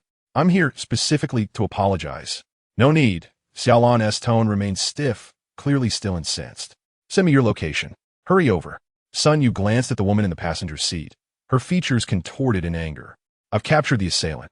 Inside the interrogation room of the Dream Mountain Public Security Bureau, Wang Yingxiao, "We have extracted DNA from your fruit knife belonging to Wang Hongji and others, and their skin cells are also present on the stun gun. I trust one need not reiterate the other evidence." The individuals interrogating Wang Yingxiao were Wang Yanbin and Su Hui. The evidence was irrefutable, rendering any interrogation techniques unnecessary. It was merely an opportunity for two novices to hone their skills. In that moment, Wang Yingxiao appeared like a soulless entity, her head bowed and her gaze vacant, utterly disinclined to speak. "Is Li Jiangluan already dead? Where is his body?" Wang Yanbin continued his inquiries. Upon hearing Li Jiangluan's name, Wang Yingxiao suddenly lifted her head, fixing Wang Yanbin with a feral stare that sent chills down his spine. The typically shy Su Hui remained unfazed by such a gaze and gently asked, "Could you tell me what he did to you?" Wang Yingxiao's expression gradually softened, a tear slipping from the corner of her eye as her body began to tremble. Then, with a sudden force, she banged her head against the interrogation chair. The nearby officer rushed to restrain her, forcibly holding her down as she screamed in desperation. Sighing in the observation room, Xia Lan thought, "Let us send her to a psychiatric hospital." Jiang Xiaoyu entered the observation room, her expression grim. They had located Wang Yingxiao's residence and discovered the body of Li Jiangluan there, deceased for over half a month, with countless stab wounds. Sister Jing had noted that the most recent wound was inflicted only last night. Xia Lan shut her eyes and took a deep breath, gesturing for Jiang Xiaoyu to continue. Jiang Xiaoyu glanced at Sun Yu in the corner, making a pained expression. After he nodded, she continued, "We found Li Jiangluan's phone there, containing videos of him assaulting Wang Yingxiao. There were also their chat records, where Li Jiangluan blackmailed Wang Yingxiao into performing live broadcasts." Jiang Xiaoyu turned her gaze towards Wang Yingxiao, restrained in the interrogation room, her eyes flickering with light. "There are numerous recordings of live streams, 4-person, 5-person. She halted her speech, for Wang Yingxiao's demeanor was already narrating her ordeal. Xia Lan looked at Sun Yu, her eyes ablaze with fury, as if questioning, "Shouldn't such a person deserve to die?" Outside the police station, under the bright sun, Xia Lan squatted silently in a corner. "I overlooked a crucial issue." Sun Yu's voice broke through her thoughts. "Your team executes various tasks to protect national interests, so you never need to contemplate morality. This time, Sun Yu breached the promise and mentioned Xia Lan's past, yet she felt no inclination to reprimand him. However, in the lives of us common folk, distinguishing right from wrong can often be exceedingly challenging. Sun Yu squatted beside Xia Lan. That is precisely why the law exists, and why the profession of policing is necessary. Suddenly, Xia Lan asked, "What if it were my brother? What would he do?" "He would share my sympathy for Wang Yingxiao, yet would undoubtedly ensure her capture. He would never utter who deserves to live or die, unlike his beloved sister." "Ah," Sun Yu stretched, "this is quite the challenge. Teaching you to solve cases is already exhausting. Now I must instruct you on being a good policeman. From now on, you may call me brother. With Fei gone, I will take on the role of your older brother and guide you. Get lost." Xia Lan gently shoved Sun Yu, fixing him with a gaze. Fei, Egu, Conan, do you have such a penchant for bestowing ridiculous nicknames?" Sun Yu sensed Xia Lan's mood had lightened considerably. He chuckled and spread his arms to bask in the sunlight. "By the way, how did you determine the areas where Wang Yingxiao would strike tonight?" "Quite simply. Both times, the crimes occurred in places devoid of surveillance, with such a short interval between them that the perpetrator had no time to scout the scene."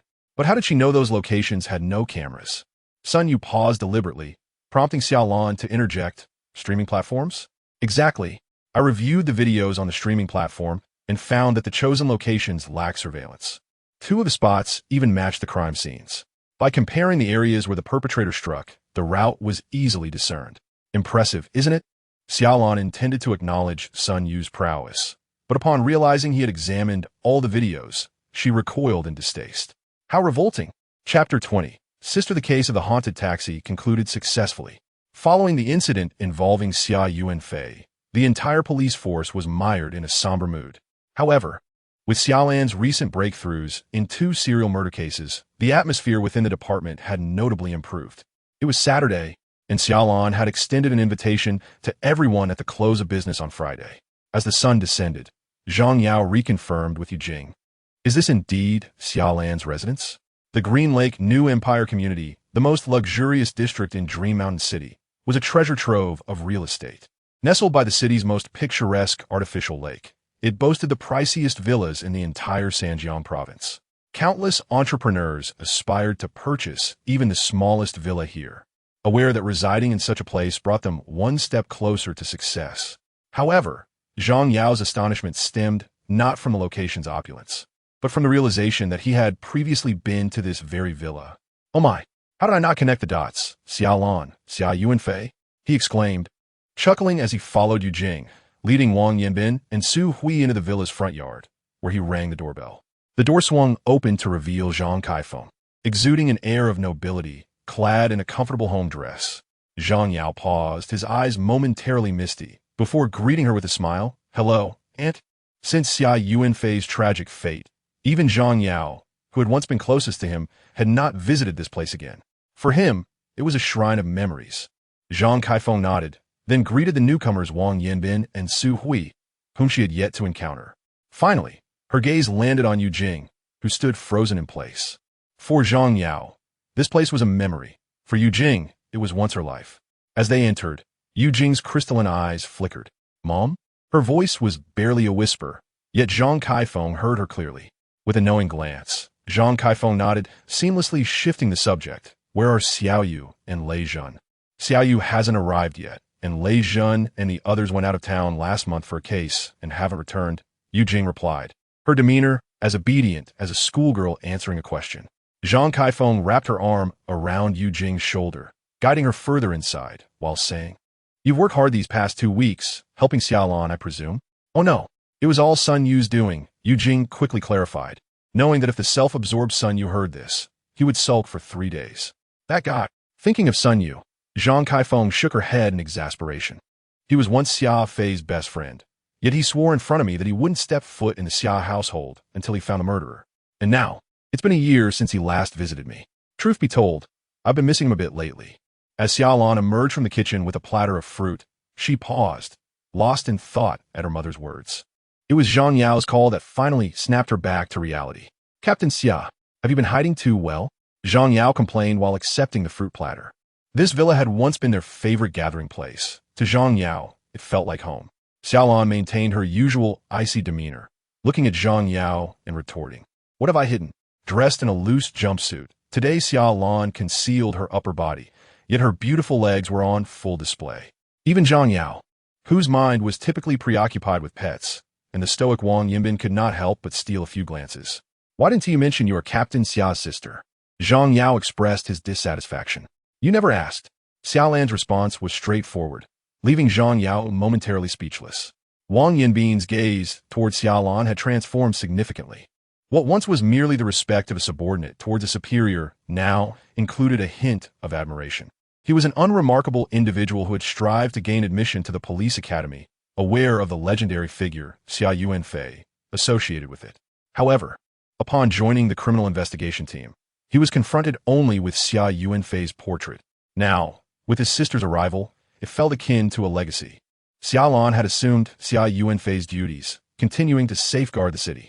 A flurry of messages erupted on the phones of the group, the frequency indicating that it was not a sudden case. Xia Lan retrieved her phone from her pocket, discovering that the previously silent police group chat was buzzing with activity. Lei Zhen exclaimed, Wow, old Xia's sister. Once I catch this murderer, I must go meet her. De Ben chimed in, I heard she's a stunning beauty. Hurry and send me a photo. Feigo promised to introduce me to a girlfriend. Baozi retorted, Have you both lost your minds? She's right here in our group. Following this, Lei Jun and Ben flooded the chat with emojis, likely hoping to prevent Xia Lan from seeing their banter. The source of this commotion was Zhang Yao's message announcing the latest news. Xia Lan is Fei Ge's biological sister. Xia Lan nodded repeatedly, her face adorned with a radiant smile, while Zhang Yao trembled beside her, realizing that he had forgotten Xia Lan had already been added to the group by Yu Jing. The radio's silence hung in the air, and Xia Lan continued to nod, thinking, if I weren't Xia Yuanfei's sister, would these three even be conversing in the group? It was evident that Vice Captain Lei Zhan intended to assert dominance over their newly appointed captain. The atmosphere turned slightly awkward until Zhang Kaifeng approached with a smile, patting Xia Lan's shoulder. Your feigned anger is just as convincing as real anger. Look how you frightened them. Really? Xia Lan's icy demeanor melted away, replaced by a playful grin. Zhang Yao exhaled in relief, having genuinely believed Xia Lan was upset. After all, Lei Zhan's Cold War tactics were rather excessive, and Zhang Yao was the sole person in the know. Suddenly, the doorbell rang with a frequency rivaling that of a police siren. Wang Yinbin rushed to open the door, revealing Jiang Xiaoyu, clad in a JK uniform, breathlessly leaning against her knees. Upon spotting Xia Lan, she pointed at her with determination, as if she were about to pierce through a thin veil. You little girl, you're Fei Fei's sister, and you didn't tell me. It drives me insane. As she spoke, Jiang Xiaoyu stomped her foot, clearly irate. And there's Sun Yu. He said you were the sister of his good friend. I was puzzled at the time. He hardly has any friends. How could I have been fooled? Xia Lan sensed that this was the crux of Jiang Xiaoyu's anger. As Sun Yu was the one she cherished, he had not confided in her. Xiaoyu, you're still as adorable as ever. Zhang Caifeng's maternal voice chimed in. Only then did Jiang Xiaoyu notice her, quickly straightening up and lowering her head. Annie, I'm sorry. I didn't see you earlier. With that simple exchange, the awkwardness dissipated. Xia Lan glanced at her mother, realizing that this was not merely a matter of conversational finesse. It was imbued with deep emotions. She suddenly felt that, over the past year, her mother had endured the most hardship. Unbeknownst to her, while she was abroad on missions, her father was often absent from home. It was her mother who bore the solitary burden of losing her beloved son. As night descended, everyone gathered in the villa's backyard for a barbecue. Zhang Kaifeng had sent away all the servants upon learning that guests were arriving, stating that Xia Yuanfei would always do the same, fostering a sense of intimacy among them. Observing the harmonious scene and her mother's beaming face as they enjoyed their drinks, Xia Lan finally comprehended the sentiments behind Sun Yu's previous words. It wasn't just her who could not forget Xia Yuanfei. Her mother, too, shared in this sentiment. Xia Lan's gaze fell upon Yu Jing, reclining comfortably in a lounge chair, her posture suggesting that she often lounged this way, though it remained unclear if the area was typically littered with empty bottles. Clenching her fists, Xia Lan silently vowed, Brother, I will undoubtedly catch the one who took your life. I swear it. Chapter 21. The Living Under a Canopy of Stars. Sun Yu lounged in his boss's office, indulging in a mobile game. Just as he was about to secure his first pinnacle of the night, his phone vibrated unexpectedly. The once serene expression on Sun Yu's face darkened as he drew a symbol on the screen, which quickly transformed into a grid displaying the surveillance footage from outside the office building and within its lobby. Outside, a man crouched cautiously, fiddling with the electronic lock of the company door, while behind him stood two figures, Xia Lan in a long dress and Jiang Xiaoyu in her JK uniform. The crouched figure resembled Zhang Ergu. What were these three doing trying to pry open my door? Didn't Jiang Xiaoyu have my password? Before Sun Yu could ponder further, Zhang Yao managed to breach the lock, causing the door to swing open and Sun Yu's expression to darken entirely. The footage revealed Xia Lan walking relatively normally, while Jiang Xiaoyu swayed as if dancing, and Zhang Yao collapsed to the ground in silence. They must be drunk. Sun Yu sighed in resignation, shutting off his phone. Moments later, the door swung open, revealing Xia Lan, with Jiang Xiaoyu leaning against her. My mom misses you. Sun Yu discerned that Xia Lan's alcohol tolerance was moderate, as she didn't seem excessively intoxicated. In contrast, Jiang Xiaoyu appeared completely out of it, having risen from the floor alongside Zhang Yao, who also seemed equally impaired. Never engage in an argument with a drunk, let alone three. Sun Yu nodded in acquiescence, opting to don his shorts and tank top before stepping outside. Upon seeing Sun Yu, Jiang Xiaoyu suddenly wailed, throwing herself into his arms and clinging tightly, repeating, I'm sorry. I can't accept you. I'm sorry. I can't accept you. Sun Yu, unfazed, comforted her with gentle pats on her back.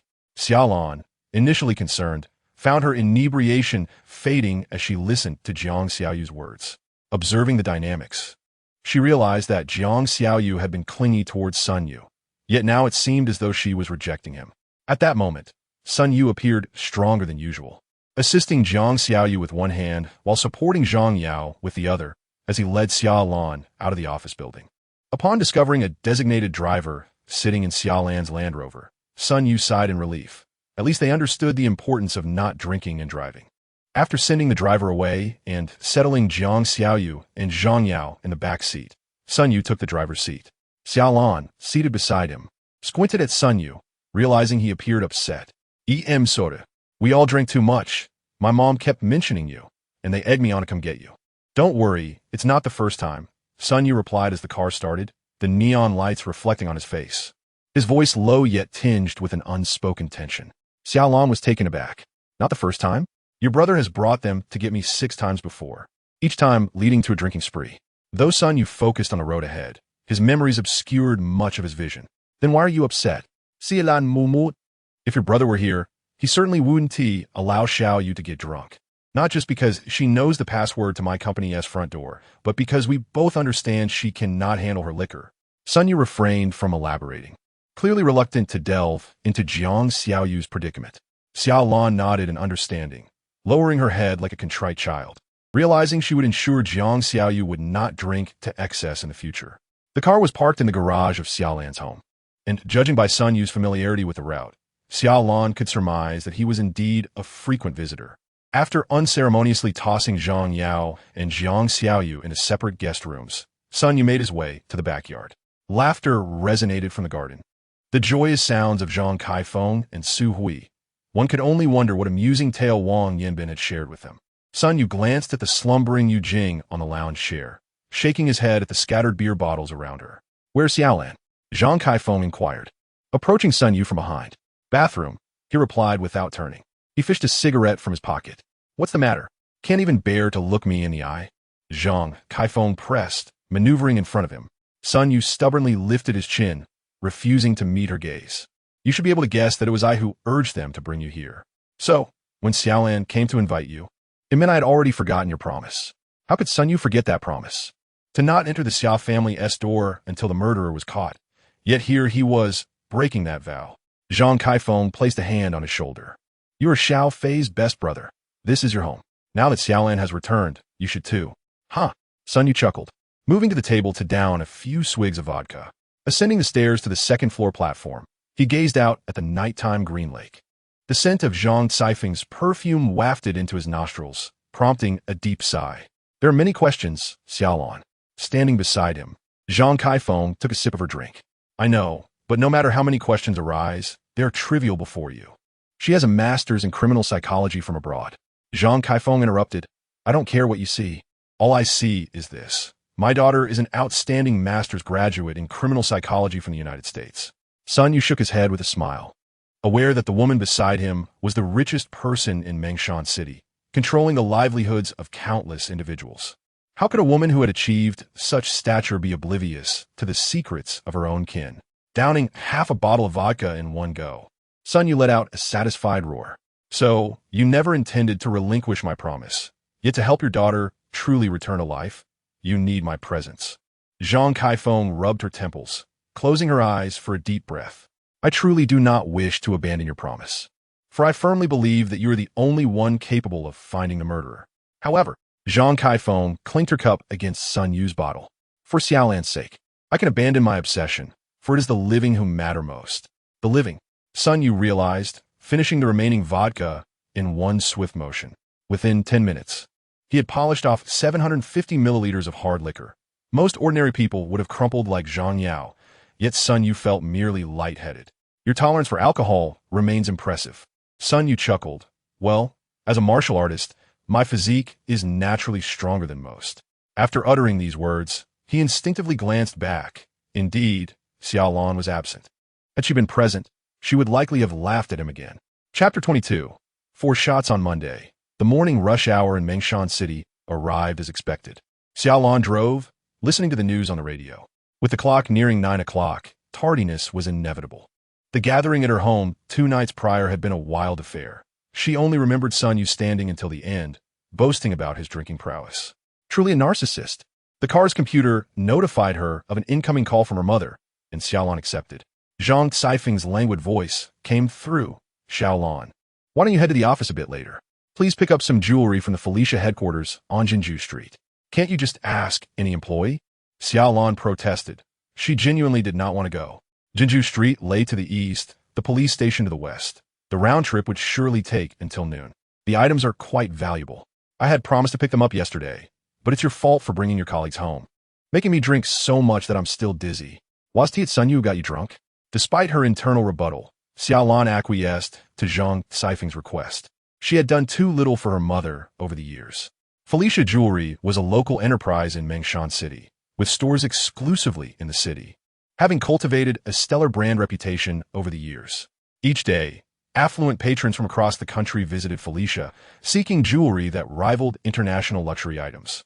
At 9:30, Xia Lan parked her car in Felicia's exclusive lot. Upon entering the jewelry store, she marveled at the opulent surroundings. Even in the morning, numerous customers were already perusing the displays. Sun Yu had mentioned this jewelry store before, noting that they regularly launched limited edition pieces, not merely to attract attention, but because these creations required considerable time and craftsmanship. Except for the security guard at the entrance, all the staff were women, clad in white blouses, black pencil skirts, and black stockings, complemented by heels that accentuated their leg lines. Xia Lan approached a saleswoman and said, "Hello, I'm here to pick up something for Ms. Zhang Caifeng."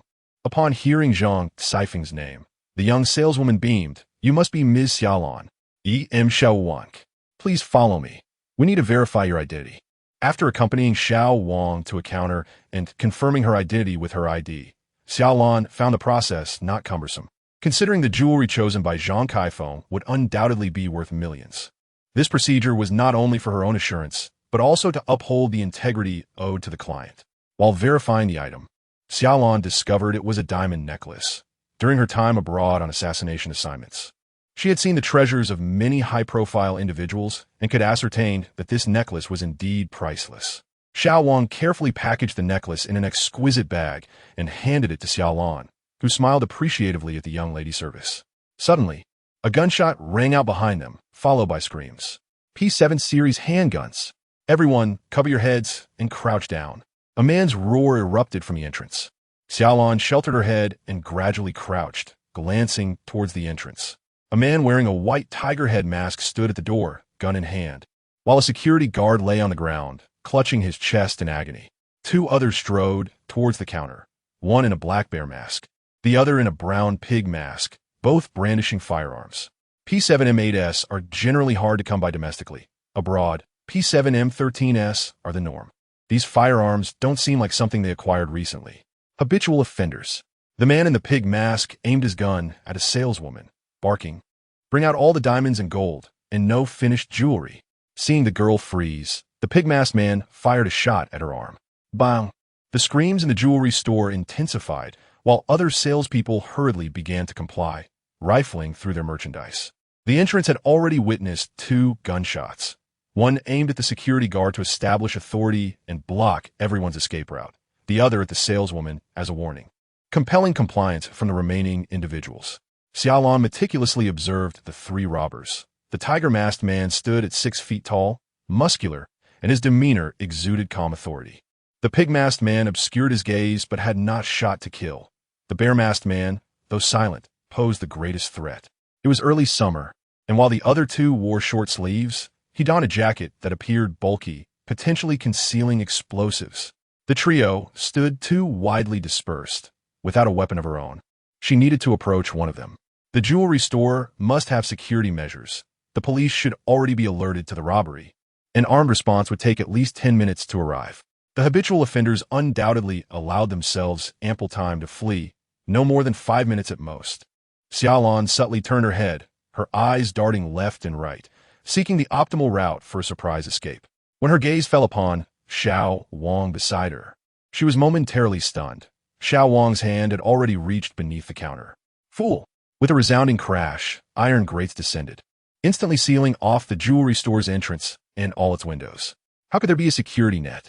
The pig-headed masked man roared, then shot at the head of a nearby customer. Bang!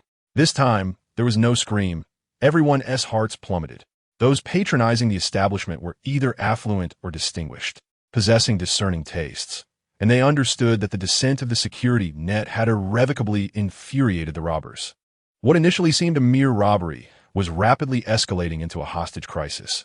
If a standoff occurred, many lives would hang precariously in the balance. The bare-masked man suddenly approached Xia Lan, his gaze fixed on Xiao Wang, who was now drenched in sweat and trembling uncontrollably. Yet, Xia Lan exhaled in relief as she scrutinized the advancing bare-masked man. One hand gripped a gun, while the other's sleeve revealed a small black object, about the size of a car key. Indeed, the only immediate threat had dissipated, for the bare-masked man had now reached Xia Lan, slowly raising his firearm, aiming at Xiao Wang's head. Xiao Wang shut her eyes and screamed. Just as the bare-masked man was about to pull the trigger, he felt a flicker in front of him, his shooting hand suddenly stinging with pain, followed by the sensation of his weapon being seized. Then, an overwhelming numbness coursed through his other arm, rendering it completely sensationless, and the remote control slipped from his grasp. Bang! Bang! Bang! Bang!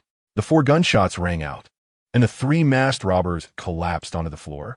Chapter 23. Qin, who the customers and staff crouched within the jewelry store, remained in shock. Mere seconds ago, the robbers who posed a mortal threat to them were now lifeless. If not for the pungent scent of blood permeating the air, and the sight of the customer with a shattered skull on the floor, they might have believed they were witnessing a cinematic spectacle. Xia Lan retrieved her phone and dialed 110, placing it on speaker mode on the ground, then unzipped the bear mask. Upon seeing the explosives strapped to the bare-masked man, the still trembling Xiao Wang collapsed once more, while those around quickly retreated to a safer distance. Hello, 110 Emergency Center. The call connected. A clear feminine voice resonated, seemingly imbued with a magical quality that instilled a sense of renewed life in the previously anxious crowd. I am Xia Lan, the captain of the criminal investigation team at the city's Public Security Bureau. You should have received the alert regarding the robbery at the Filia jewelry store on Jinju Street. Correct? The response came promptly, affirming that nearby patrol officers, criminal investigators, and SWAT teams were en route. I am on the scene. 3 robbers have been neutralized, and the situation is under control. 1 hostage is deceased, another injured, and the status of the 3rd is yet to be determined. Please notify the SWAT team to implement radio interference in the area surrounding the jewelry store and dispatch a bomb disposal unit. 1 robber is equipped with explosives. The current assessment indicates a remote control bomb has been identified, along with its remote, but we cannot ascertain if any additional remote controls exist. Understood. The response was crisp and efficient, and the call was promptly disconnected to initiate arrangements. For those inside, the brief 10 minutes felt like an eternity as several bomb-suited SWAT officers appeared outside the door, preparing their tools to cut through the security net. Xia Lan stood, beckoning a few SWAT officers over, indicating the explosives on the bare-masked man. This is now your responsibility. At the entrance, police and SWAT officers were directing the evacuation of store personnel, while medical staff shook their heads over the security guard lying at the door, clearly confirming his death. Captain Xia, Zhang Yao waved at Xia Lan, and when she approached, he introduced her to a nearby SWAT officer. Captain Qin, this is our new leader, Xia Lan. Captain Xia, this is Captain Qin, who of the SWAT team. Qin, who appeared to be in his 30s, standing at 6 feet tall, with dark skin, a round face, and unremarkable features. Thank you, Captain Xia, for your timely intervention. He extended his right hand towards Xia Lan, who politely shook it before turning to Zhang Yao. Later, follow the girl with the injured arm. She is likely an accomplice of the robbers. As she spoke, Xia Lan cast a cold glance at the girl lying on a stretcher. Their eyes met briefly before the girl quickly averted her gaze. The methods and firearms used by the 3 robbers indicated they were seasoned criminals, known for meticulously planning their heists. When a security net fell, the pig-headed masked man had exclaimed in disbelief, revealing a flaw in his intelligence. Subsequently, he executed a murder. At that moment, Xia Lan discerned the cruelty in his eyes, devoid of any semblance of compassion. Thus, the target of his initial shot raised questions. Why strike only at the girl's arm? While awaiting the SWAT team, Xia Lan confirmed with Xiao Wang that only long-serving employees knew the trigger mechanism for the security net, and the girl had only been at the store for a month. After briefing Zhang Yao, Xia Lan departed, not out of guilt for having killed 3 men. There had been far too many deaths at her hands throughout the years, but rather due to a growing annoyance within her. She recalled Sun Yu's words and began to question whether she possessed some cursed knack for stumbling into cases wherever she went.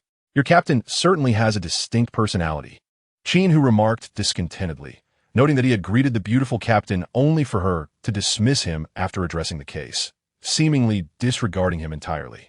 Sensing Qin Hu's displeasure, Zhang Yao patted his shoulder. She's Fei Ji's sister, his biological sister. Upon hearing the name Xia Yuanfei, the disdain on Qin Hu's face vanished, and he regarded Xia Lan's departing figure with a nod of acknowledgement. A team member rushed over, wearing a grave expression. Captain Qin, you should come take a look. Qin Hu smirked, signaling for the team member to lead the way. The bomb strapped to the bare-masked man had been disarmed and removed, and upon entering the Philia jewelry store, Qin Hu halted in his tracks, startled. The bare mask had been removed, revealing a bullet wound in the center of the forehead. Coincidence? If it were merely coincidence, he wouldn't have been summoned. Could it be? Qin Hu strode toward the second corpse, glancing at the third, and indeed, each bore a bullet wound in the same spot. Surveying the jewelry store surroundings, his gaze settled upon the surveillance cameras. Remove all the surveillance footage from this location. Today's events must remain confidential. At the front desk of UE Consulting Services, a towering man entered, carrying 2 bottles of liquor. Upon entering, he promptly closed the company door behind him. Old Wang, what brings you here in broad daylight with liquor in hand? Are you trying to put me out of business? The man glanced at Sun Yu, who lay sprawled on the sofa beside the tea table. You helped a client catch their mistress last week. You made a tidy profit of 100,000. Are you really worried about closing for a day? Also, stop calling me Old Wang. My surname is Qin. Sun Yu sat up, intrigued. Your name's Qin Hu? The king of the jungle, the tiger, rounds up to Old Wang. I'm not mistaken. The newcomer was none other than Captain Qin Hu of the SWAT team. He sat across from Sun Yu, uncapping both bottles of liquor and offering one to Sun Yu. After sharing a hearty drink, Qin Hu skillfully retrieved a large bag of peanuts from the tea table drawer and placed a USB drive atop it. Today, a robbery occurred at the Philia jewelry store on Jinju Street.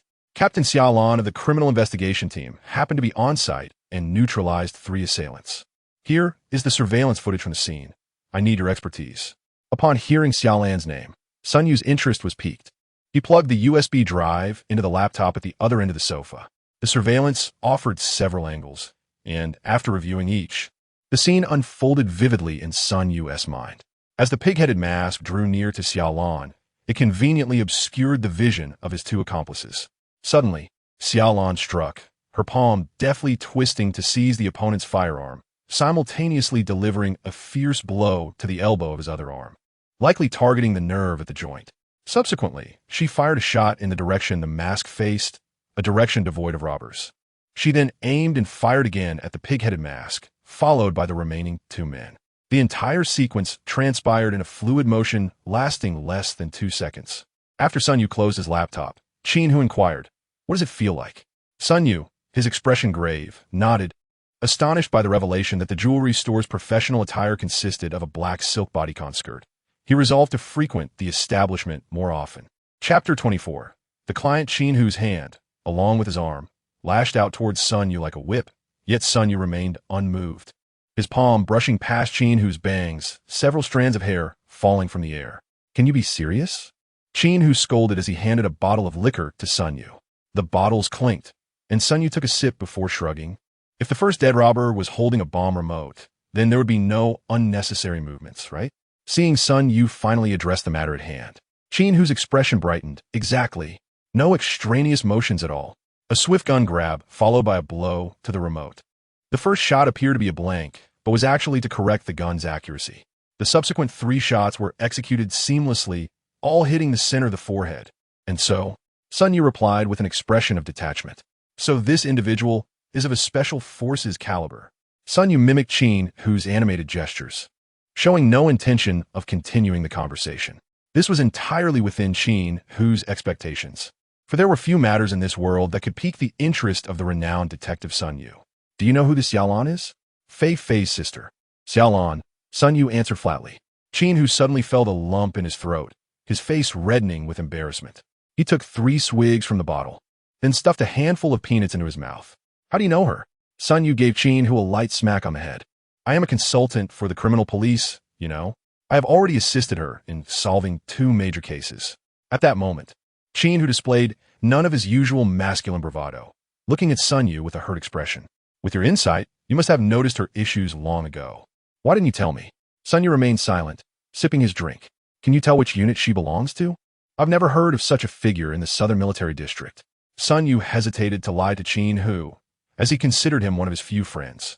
I don't want to deceive you, but I can only say that it is best for you not to know about her affairs. Although he did not provide an answer, Chin Hu had already come to a conclusion in his mind. Xia Lan hailed from a certain covert unit of the nation. Realizing this, Chin Hu's expression turned to one of concern. Does she know you've figured out her identity? Sun Yu nodded, reassuring him. Rest assured, I know my limits. I want to be silenced. The ensuing conversation took a lighter turn as Chin Hu began to lament the monotony of recent training, lamenting that he had only been dispatched once and had been effortlessly handled by Xia Lan. After finishing a bottle of liquor, Chin Hu, now somewhat inebriated, insisted that Sun Yu reveal his treasure collection when a sudden knock echoed through the room. Sun Yu had initially hesitated to answer the door, but the urgency in the knocking compelled him. Perhaps another time? This client seems rather impatient. Chin Hu frowned. He definitely heard us making noise earlier. Sun Yu nodded. Moving to the door. Through the glass, he spotted a man nearly 1.8 meters tall, with dark skin and a somewhat disheveled side-part hairstyle, his eyes gleaming with intensity. Upon noticing Sun Yu, the man immediately offered an apologetic smile. As Sun Yu opened the door, the man's robust physique became apparent, dressed in a faded blue short-sleeve shirt, with black ice sleeves straining to contain his muscular arms. What caught Sun Yu's attention, however, was a red string tied around the man's wrist, beneath which lay a black pointed mark, likely a tattoo. Chin Hu, who had risen to bid farewell, halted before the sofa, his gaze fixed on the visitor, for he sensed that this man exuded danger. I apologize for interrupting your drinking, the man said politely, causing Chin Hu's defenses to relax somewhat. Sun Yu waved his hand dismissively. Business is business. I'll certainly attend to any matters that arise. With that, he ushered Chin Hu out. As clients seeking private investigators were often keen on maintaining their privacy and preferred no third parties present. As he escorted Chin Hu to the door, Chin Hu whispered a cautionary word in Sun Yu's ear, despite feeling it unnecessary. Sun Yu's willingness to admit the man indicated he believed there was no threat. Removing the empty bottles from the tea table, Sun Yu activated the kettle, noticing the man still lingering near the door. He gestured for him to come and take a seat. Glancing at the 2 empty bottles on the floor, the man hesitated. Detective, you just call me Sun Yu, he replied. No need to mind. I've only had a few sips. The rest was consumed by that previous visitor. A kind light instantly reassured the man. Detective Sun, my name is Yang Pu. A friend recommended you to me, saying that if you couldn't handle this matter, I will be left to fate. Sun Yu nodded, offering Yang Pu a cigarette. Yang Pu accepted it eagerly, quickly retrieving a lighter to ignite the flame towards Sun Yu. Sun Yu did not decline, using Yang Pu's fire to light his cigarette. My daughter, Yang Xiong, is a second-year student at Dream Mountain High School. She has been missing for 3 days. Have you reported it? Sun Yu asked directly. Yes. The police have also checked the surveillance footage, yet found no leads. They even suspect my daughter may have run away from home. As he spoke, Yang Pu's expression grew despondent. You must understand, at that age, girls often run away. My daughter struggles academically. Naturally, the police would consider this angle. As the water boiled, Sun Yu prepared the tea, pouring it into a cup and handing it to Yang Pu. Yang Pu reached out to take it, but just as he grasped the cup, Sun Yu suddenly inquired, could it be related to any old enemies from your past?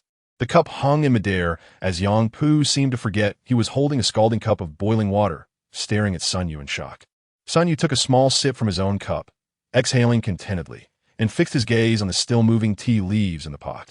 The tattoo visible on your wrist must be a fragment of a dragon's tail, correct? The red string should not be worn by a man of your stature. It is likely tied by your daughter or wife, hoping you can distance yourself from that world of conflict. Yang Pu's pupils widened, a look of admiration spreading across his face. Indeed, detective, your perception is remarkable. Just by looking at me, you discern so much. Sun Yu gestured for Yang Pu to drink his tea, and Yang Pu finally realized he had been holding the cup all along. Rest assured, Detective Sun, I have been out of that world for 10 years. The conflicts of the past are certainly unrelated to my daughter's disappearance. Besides, a bitter smile crossed Yang Pu's face, as if recalling unpleasant memories. What is there left of that world now? That is indeed the truth, Sun Yu agreed. If it is not a matter of old rivalries, then I can take on the case. Since someone referred you to me, you should be aware that my fees are quite steep. Chapter 25. A painting after all. This is an era where discussing money can strain relationships. Yang Pu, who had initially regarded Sun Yu with utmost respect, quickly let his expression falter, revealing his discomfort. After a long moment of contemplation, Yang Pu finally resolved. I have a house on Jiangshan Road. I can sell it. Sun Yu sighed in resignation. I can't accept such a large sum. How about this? If we find your daughter alive, you can pay me 10,000 to 20,000 in installments without interest. Upon hearing the phrase, if alive, Yang Pu immediately tensed, shaking his head in panic, leaning forward. What does if alive mean? Literally, it suggests that his daughter, who is in her second year of high school and around 18 years old, has been missing for 3 days, and the probability of something happening to her is not negligible. Sun Yu spoke calmly, a trait acquired through his profession. Noticing Yang Pu's escalating emotional turmoil, he rose decisively. Let us go. We should check your home first. Every minute is precious for her. Upon hearing this, Yang Pu nodded vigorously, eager to take Sun Yu to his residence. Descending the stairs, Yang Pu headed towards his electric bike, while Sun Yu unhesitatingly took a seat behind him. Noticing Yang Pu's astonishment, Sun Yu chuckled. I also ride an electric bike, but I had a drink earlier, so I couldn't ride. Surely, you are aware that riding under the influence is illegal now? This simple exchange and casual actions led Yang Pu to feel that the renowned Detective Sun Yu was not as enigmatic as he had imagined, but rather akin to himself, a person existing at the lower rungs of society. Yang Pu's home was a modest 2-bedroom apartment, approximately 60 square meters in size, with a small living room characteristic of older complexes. Everything inside was meticulously arranged and spotless. Who typically cleans the house? Sun Yu inquired. My daughter does.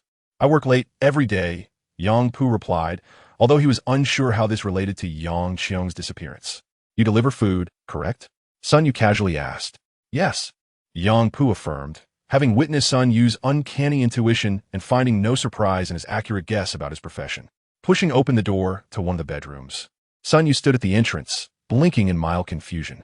I reserved the master bedroom for my daughter. This is her room. Nodding, Sun Yu entered the room with its 4 white walls and a cement floor. The furniture was sparse, a large bed, a desk, and a simple wardrobe. On the opposite side was a balcony, separated by a sliding door cluttered with clothes, including several pieces of women's lingerie. The wardrobe was neatly organized, showing no signs of disturbance. Are these your daughter's clothes that she frequently wears? Sun Yu asked. Yang Pu nodded. A foreboding sensation surged within Sun Yu. It appeared that Yang Xiong had not returned home before her disappearance, with no signs of running away.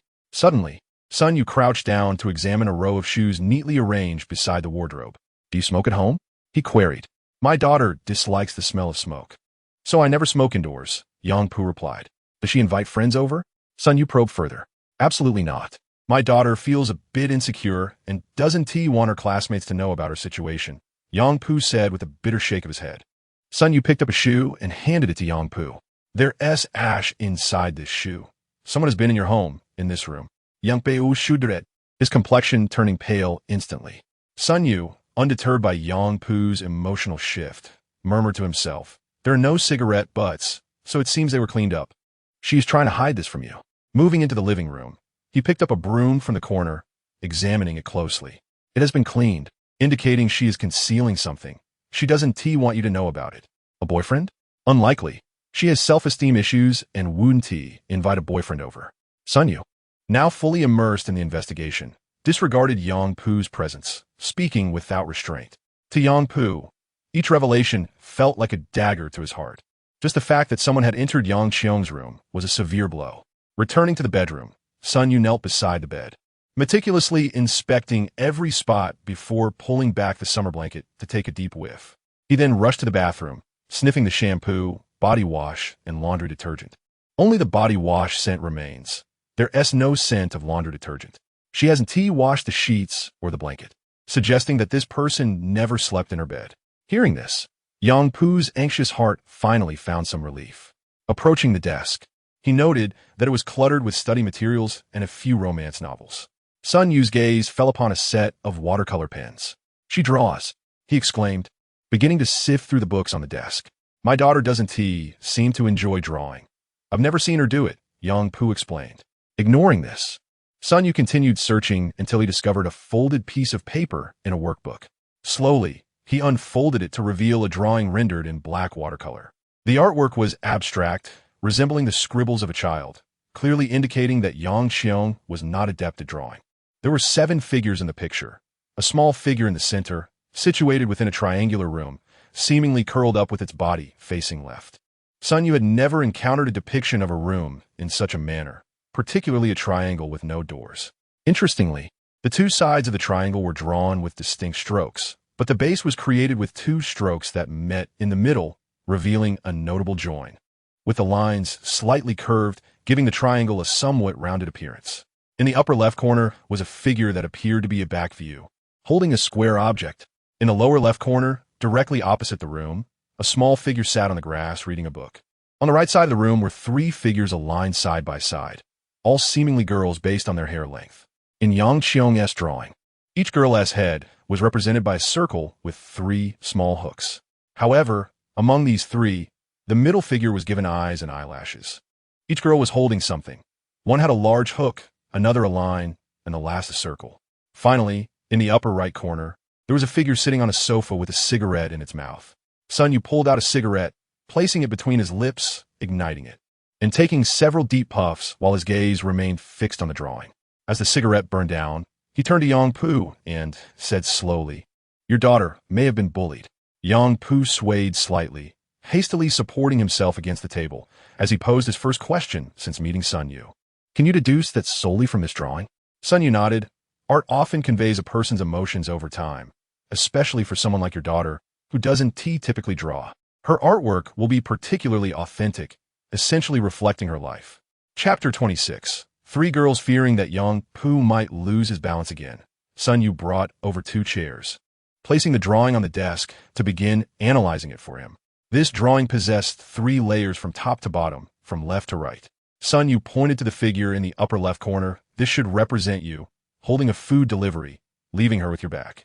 She is likely lamenting that you are always busy with work and neglecting her care." The central figure undoubtedly represents your daughter, encapsulated within a closed triangle, albeit drawn somewhat rounded, indicating her solitude and self-imposed isolation, devoid of friends.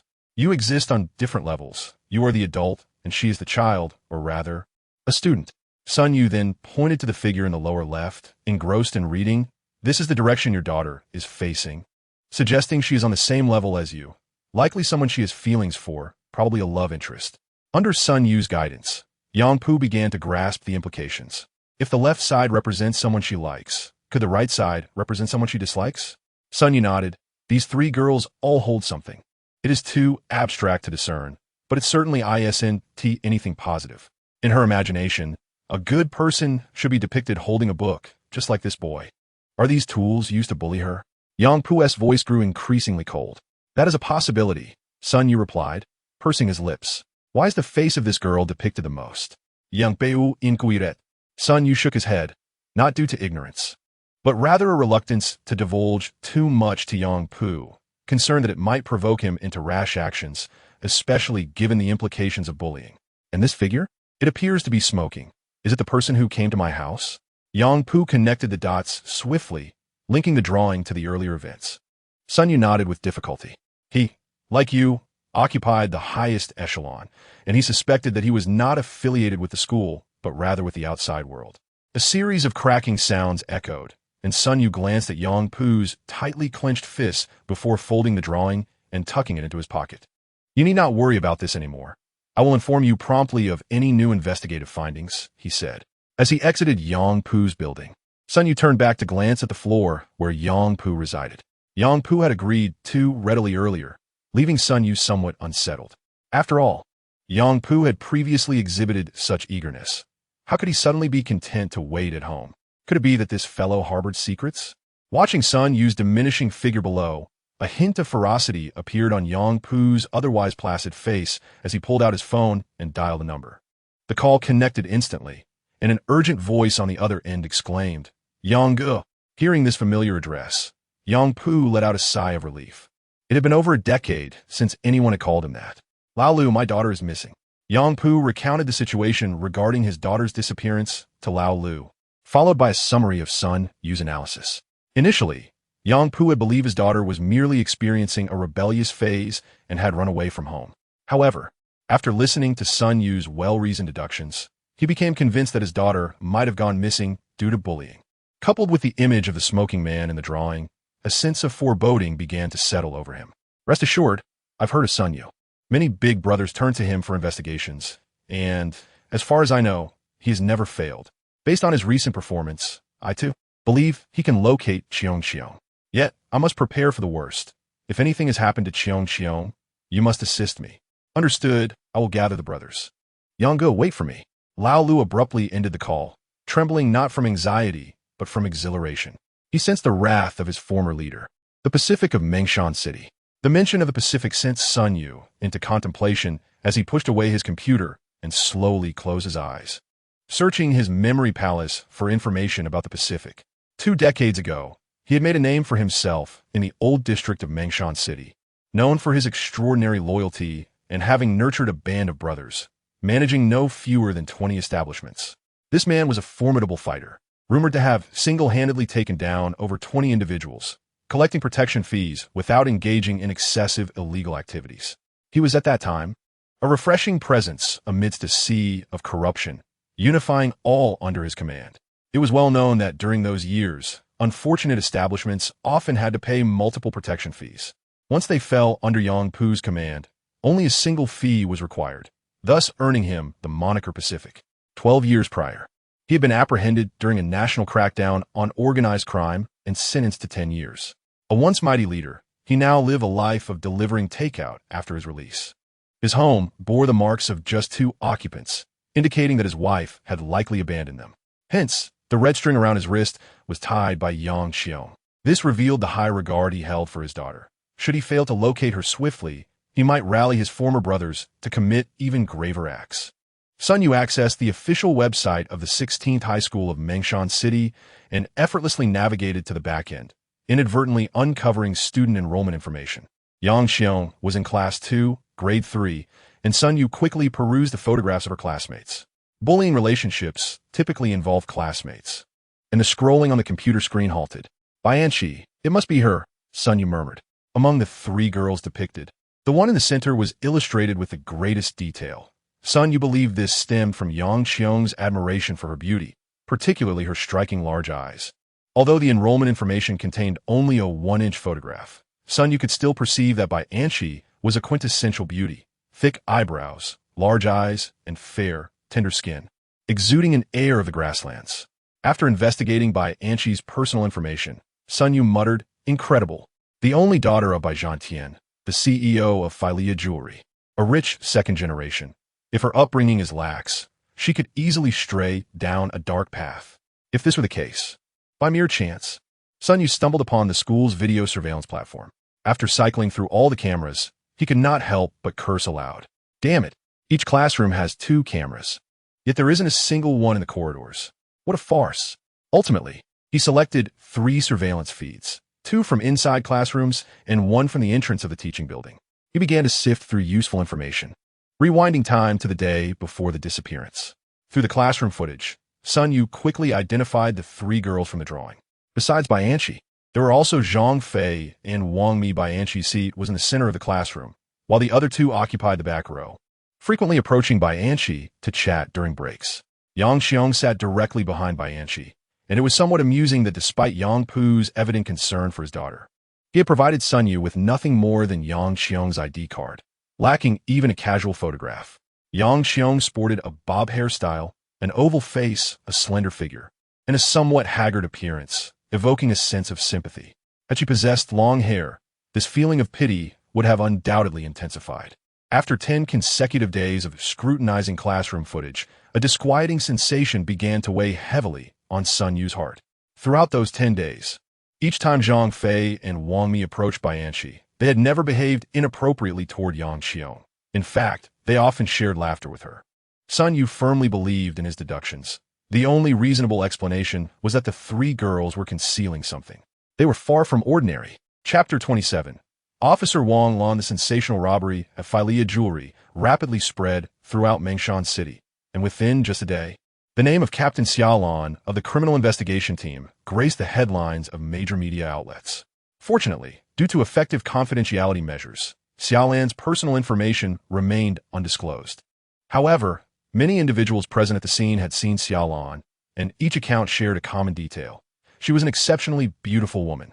A video of Xia Lan interviewing from a ghost taxi was swiftly unearthed, and upon confirmation from witnesses, it was established that she was indeed the stunning captain who had saved their lives.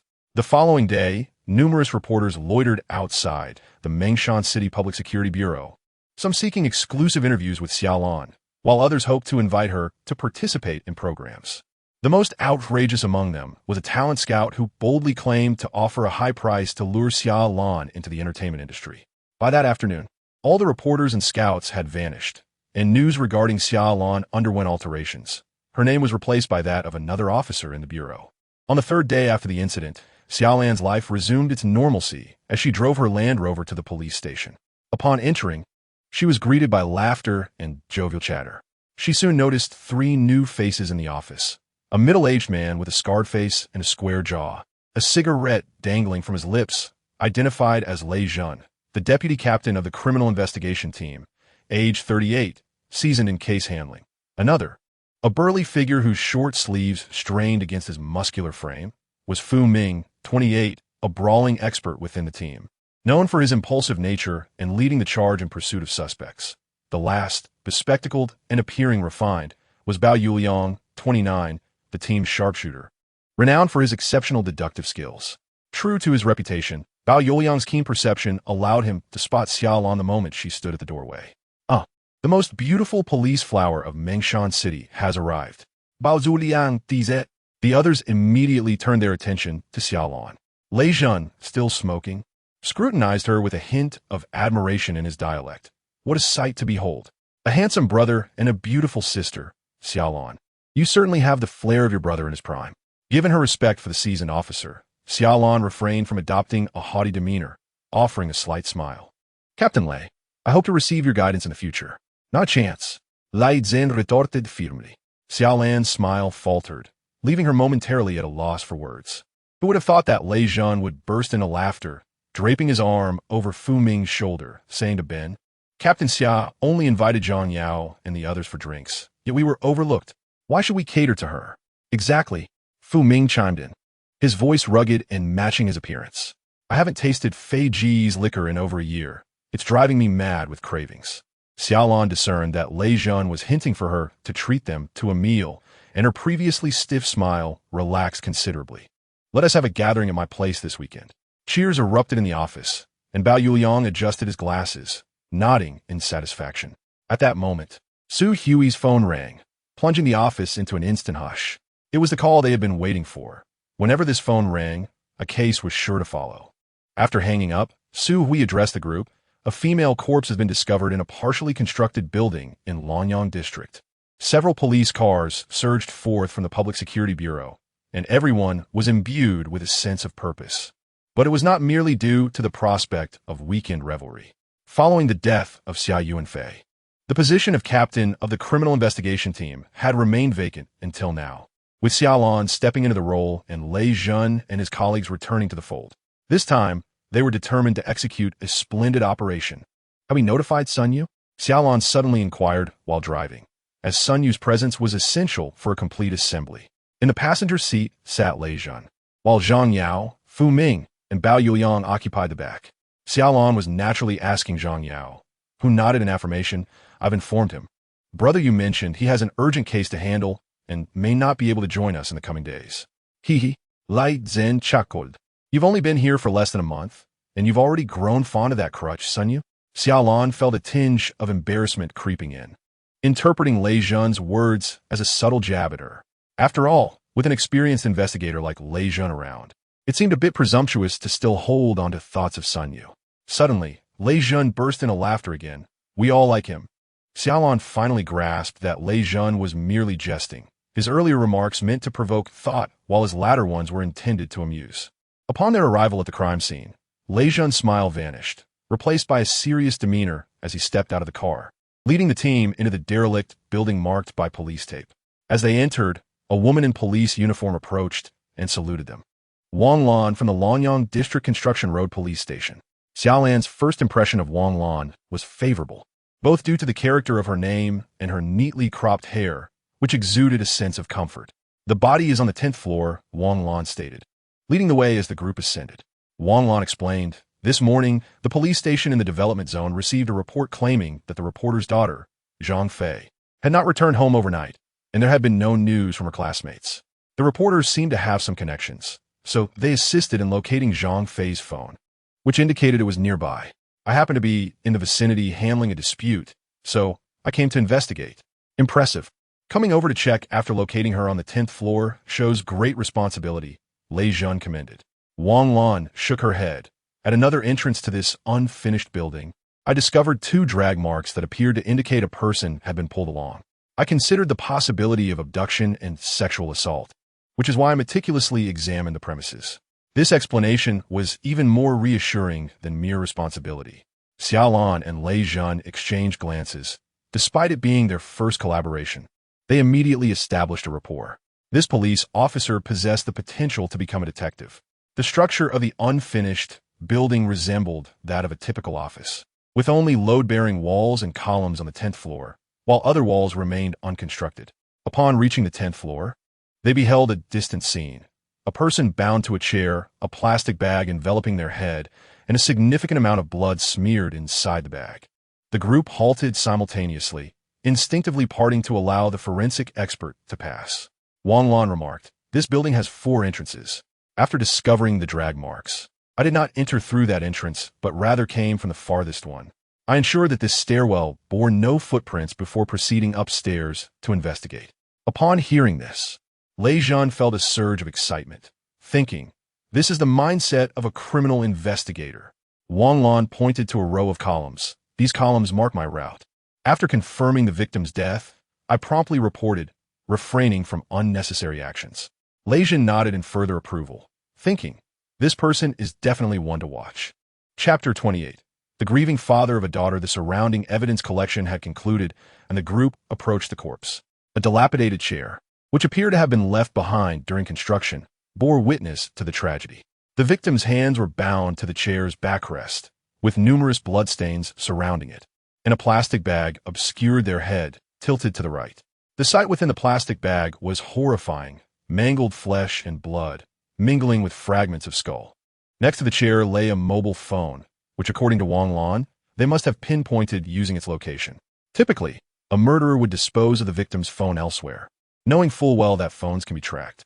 Lei Jun instinctively began to analyze, concluding that the victim had been tied to the chair while the assailant was likely interrogating her about something related to that phone. Wang Lan noted she was wearing light blue jeans, a pink checkered shirt, and pink casual shoes, matching the description provided by Zhang Fei's parents. It is indeed Zhang Fei. Zhang Fei, female, 18 years old, a student in the 2nd year of high school at Dream Mountain 16th Middle School. Lei Jun nodded, stating, the murderer is brutal. A high school student is unlikely to have any enemies. We need to investigate Zhang Fei's parents to see if they have any recent adversaries. Of course, we must also look into the circumstances at her school. In the midst of their investigation, Lei Jun had shed his earlier jovial demeanor, carefully considering every word before speaking. Xia Lan observed quietly, developing a significant respect for the seasoned investigator. The time of death was between 11 p.m. and midnight last night, and the cause of death is evident: multiple blunt force traumas to the head. It is certain that this is the primary crime scene. Yu Jing's expression darkened as she noted, the victim's fingernails had all been pulled out, and there were numerous puncture wounds on her fingertips, indicating she endured extreme brutality during her life. Xia Lan slowly nodded, glancing at Lei Jun, who gestured for her to share her thoughts. The complete removal of fingernails suggests that an ordinary high school student would struggle to withstand such torment. Furthermore, examining the wounds, the chaotic and indiscriminate strikes indicate that the assailant was in a state of extreme frenzy. As she spoke, Xia Lan looked to Lei Zhen. Lai Zhen understood, his brow furrowing as he pondered two possibilities. Either Zhang Fei was entirely ignorant of the assailant's inquiries, leading to a case of mistaken identity, or she was indeed the target of the assailant's vengeance. Bao Yuliang adjusted his glasses. I leaned towards the latter. If the assailant were uncertain whether Zhang Fei knew anything, they wouldn't use such brutal methods of interrogation. The gravity of the situation began to settle upon them. Concluding that this deranged murderer likely harbored a grudge against Zhang Fei, a high school student. As the police cars returned to the Public Security Bureau, Xia Lan spotted a middle-aged couple waiting at the entrance, with Su Hui standing beside them. Without a doubt, they were Zhang Fei's parents. Upon reaching the building's entrance, Su Hui approached and greeted them, pointing to the couple behind her. These are Zhang Fei's parents. Are you Captain Xia? The man in a suit asked, his face marred with anxiety, yet maintaining a courteous tone. Xia Lan nodded, her expression pained. The body. The body needs to be sent to the forensic office for documentation. You will need to be patient. Lei Zhen interrupted, his voice resonant and dismissive. Although we are fairly certain the body is Zhang Fei's, the identification process is essential. After speaking, he exchanged a glance with Xia Lan, signaling her to follow him inside. Upon entering the elevator, Lei Zhen wore a fatigued expression. A life had been extinguished, and we must attend to the feelings of the living. Do you believe this couple can endure the sight of their daughter's tragic state? Xia Lan hesitita. She had indeed intended to inform Zhang Fei's parents about the condition of the body, but had not considered this aspect. She instructed Sister Jing to expedite the handling of the remains. Zhang Yao directly approached the forensic team upstairs, while Xia Lan and her colleagues returned to the criminal police office. Bao Yuliang led the team in retrieving surveillance footage from the vicinity of the unfinished building. Until the identity of the deceased was formally confirmed, the investigation into Zhang Fei would not commence. The crime scene was located on the outskirts of Lonyang District, where only sporadic cameras lined the main road, and their pixel quality was insufficient to yield useful information. Locating the suspect's vehicle would be akin to searching for a needle in a haystack. Time passed, and heart-wrenching cries echoed through the corridor as Zhang Fei's father supported his nearly incapacitated wife to the entrance. Despite having formed a judgment, the gravity of the situation weighed heavily on everyone's hearts. The deceased was Zhang Fei, a mere 18-year-old high school student. Su Hui and Jiang Xiaoyu consoled Zhang Fei's mother, while her father was invited into Xia Lan's office. Lei Zhen and Bao Yuliang followed, with Lei Zhen offering a cigarette. Could you kindly share a brief account of your situation, your profession, any recent enemies, and Zhang Fei's standing in school? My name is Zhang Peitu. I own a trading company in the development zone and have not offended anyone in business recently. Zhang Peitu lit the cigarette, taking several deep puffs before continuing. My wife, Feng Zhixin, is a homemaker, spending her days either at home or shopping. She is unlikely to have incurred anyone's ire. As for Xiao Fei, she has always been well-behaved at school, with consistently positive feedback from her teachers. How could this happen? The father's eyes reddened, and he bowed his head, attempting to conceal his sorrow from others. What about Xiao Fei's friends? What was her social life like? Did she have a boyfriend? Did she frequent nightclubs? Xia Lan offered tissue. Zhang Peitu shook his head emphatically. She never drank, nor did she stay out late. We were lenient with her, never forbidding her from dating, so if she had a boyfriend, she would have certainly told me. Has there been anything unusual lately? Perhaps zoning out during meals or isolating herself at home. Xia Lan continued to guide Zhang Peitu's recollections. She discerned that he was a meticulous father, capable of recalling any issues if they existed. Zhang Peitu finally raised his head, his eyes still red but resolute as he shook his head again. Everything was normal, just as it always was. Where could the problem lie? His final words were blunt. Zhang Peitu was certain that Zhang Fei's murder had nothing to do with him. Xia Lan shared this belief, her intuition suggesting that the perpetrator had targeted Zhang Fei specifically. Did Zhang Fei have any close friends at school? Two very good friends, whom she often mentioned in front of us. One is Bai Anqi, the only daughter of Bai Zhantian, the owner of Filia Jewelry. The other is Wang Mi, the granddaughter of Principal Wang Yinshan from the 16th High School. Chapter 29. Suspect Sun Yu Zhang Fei's autopsy report was delivered by Yu Jing in the afternoon. The cause of death and time of death matched the preliminary findings. The murder weapon was a common construction hammer, which had yet to be located. The needle marks on the deceased's abdomen were inflicted while she was alive, caused by an ordinary embroidery needle. Yu Jing switched to a photo showing a set of footprints, size 43 shoes, on a concrete surface, leaving behind mere dust, making it impossible to determine the exact weight. However, the dragging marks indicated that the perpetrator had single-handedly dragged the deceased to the crime scene, suggesting substantial strength on the assailant's part. After Yu Jing spoke, Jiang Xiaoyu stood, her expression troubled. Taking a deep breath, she said, "I investigated Zhang Fei's parent situation. It aligns closely with what Zhang Peitu shared with team leader Xia. They are respectable business people, with no disputes in recent years. Regarding school, Zhang Fei's homeroom teacher, Sun Jianying, stated that although Zhang Fei's academic performance was average, she was a well-behaved student." Jiang Xiaoyu suddenly paused, casting a pleading glance at Lei Zhan. He, with an unlit cigarette in his mouth, observed Xia Yuanfei and noted Jiang Xiaoyu's unusual demeanor since the commencement of their discussion. "It's all right, go ahead and speak," Lei Zhan reassured her symbolically. Jiang Xiaoyu frowned, her lips pursed. "I checked Zhang Fei's last transaction. It was at a burger restaurant not far from her home, which has surveillance." The screen switched to footage from seemingly upscale establishment, adorned in a cartoonish style, with a few scattered tables occupied by patrons. Zhang Fei was visible, engrossed in her phone while savoring fries. Shortly thereafter, a man holding a cup of cola sat facing her. Despite being turned away from the camera, dressed in loose clothing, and wearing sunglasses and a cap, a name that was all too familiar surged to everyone's mind. Sun Yu. The footage displayed Sun Yu's profile alongside Zhang Fei's face.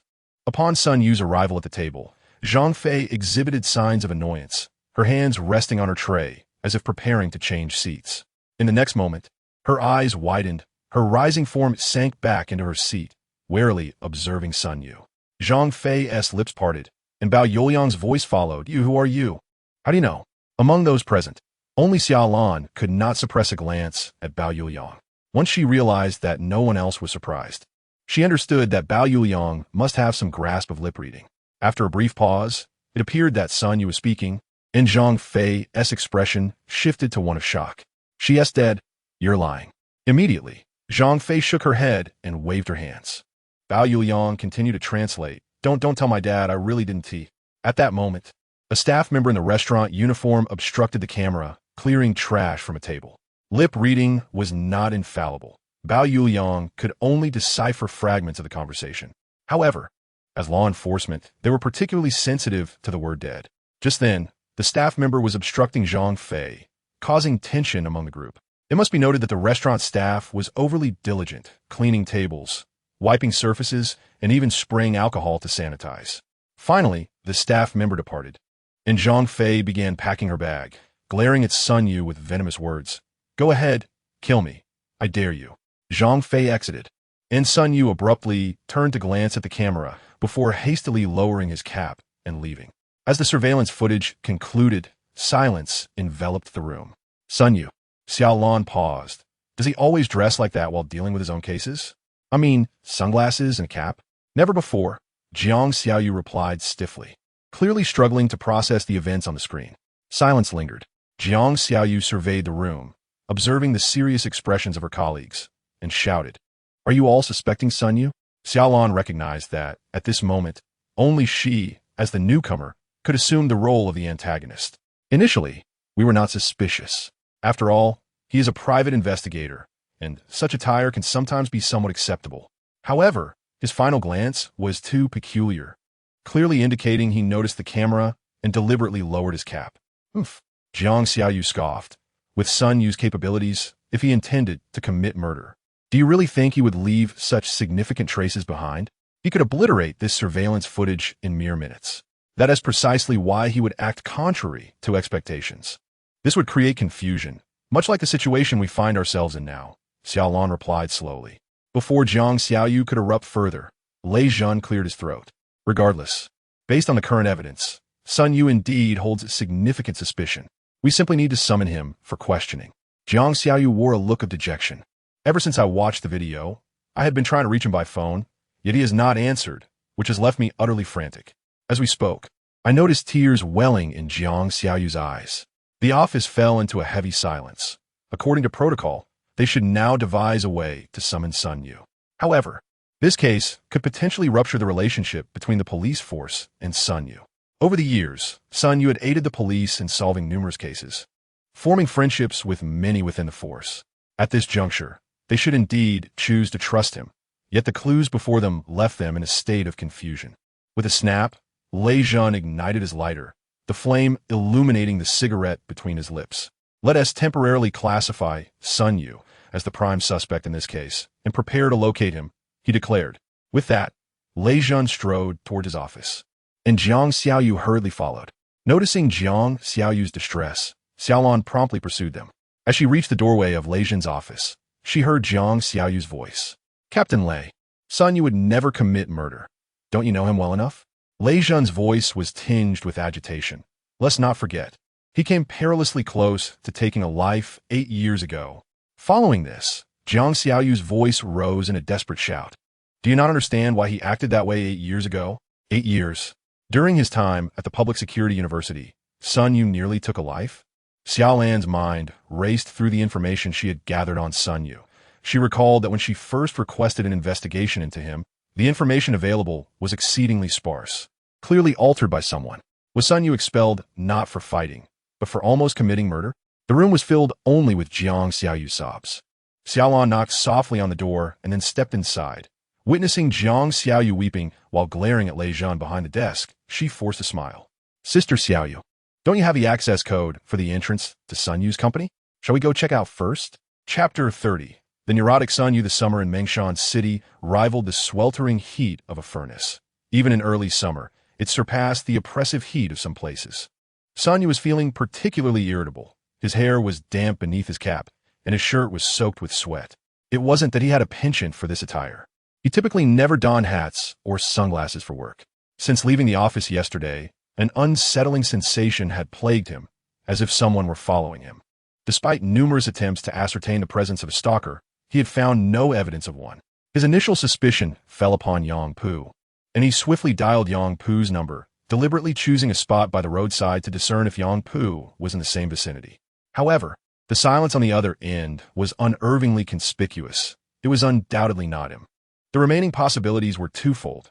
Either Yang Pu had gathered his former subordinates to shadow him in a way that obscured their identities, or he was being pursued by a highly skilled tracker. Of course, there remained a third possibility. This could all be a figment of Sun Yu's imagination. Yet, the self-absorbed Sun Yu never entertained such notions. Thus, he purchased sunglasses and a cap from a nearby market, and even changed a shirt before seeking out Zhang Fei. To date, Sun Yu had switched hats 4 times, sunglasses thrice, and tops 4 times. Nevertheless, the eyes seemed to linger behind him, sending a shiver down his spine. Could it be that the ghost of Yang Qiong has been following me since her demise? As an avowed atheist, Sun Yu could only console himself with such thoughts. Counter-surveillance skills require training. While Sun Yu was adept at following others, he struggled with evading pursuit. This had been a frequent source of mockery from Xia Yuanfei. Yet Sun Yu's retorts remained consistent. It's merely following. Let them try to ambush me.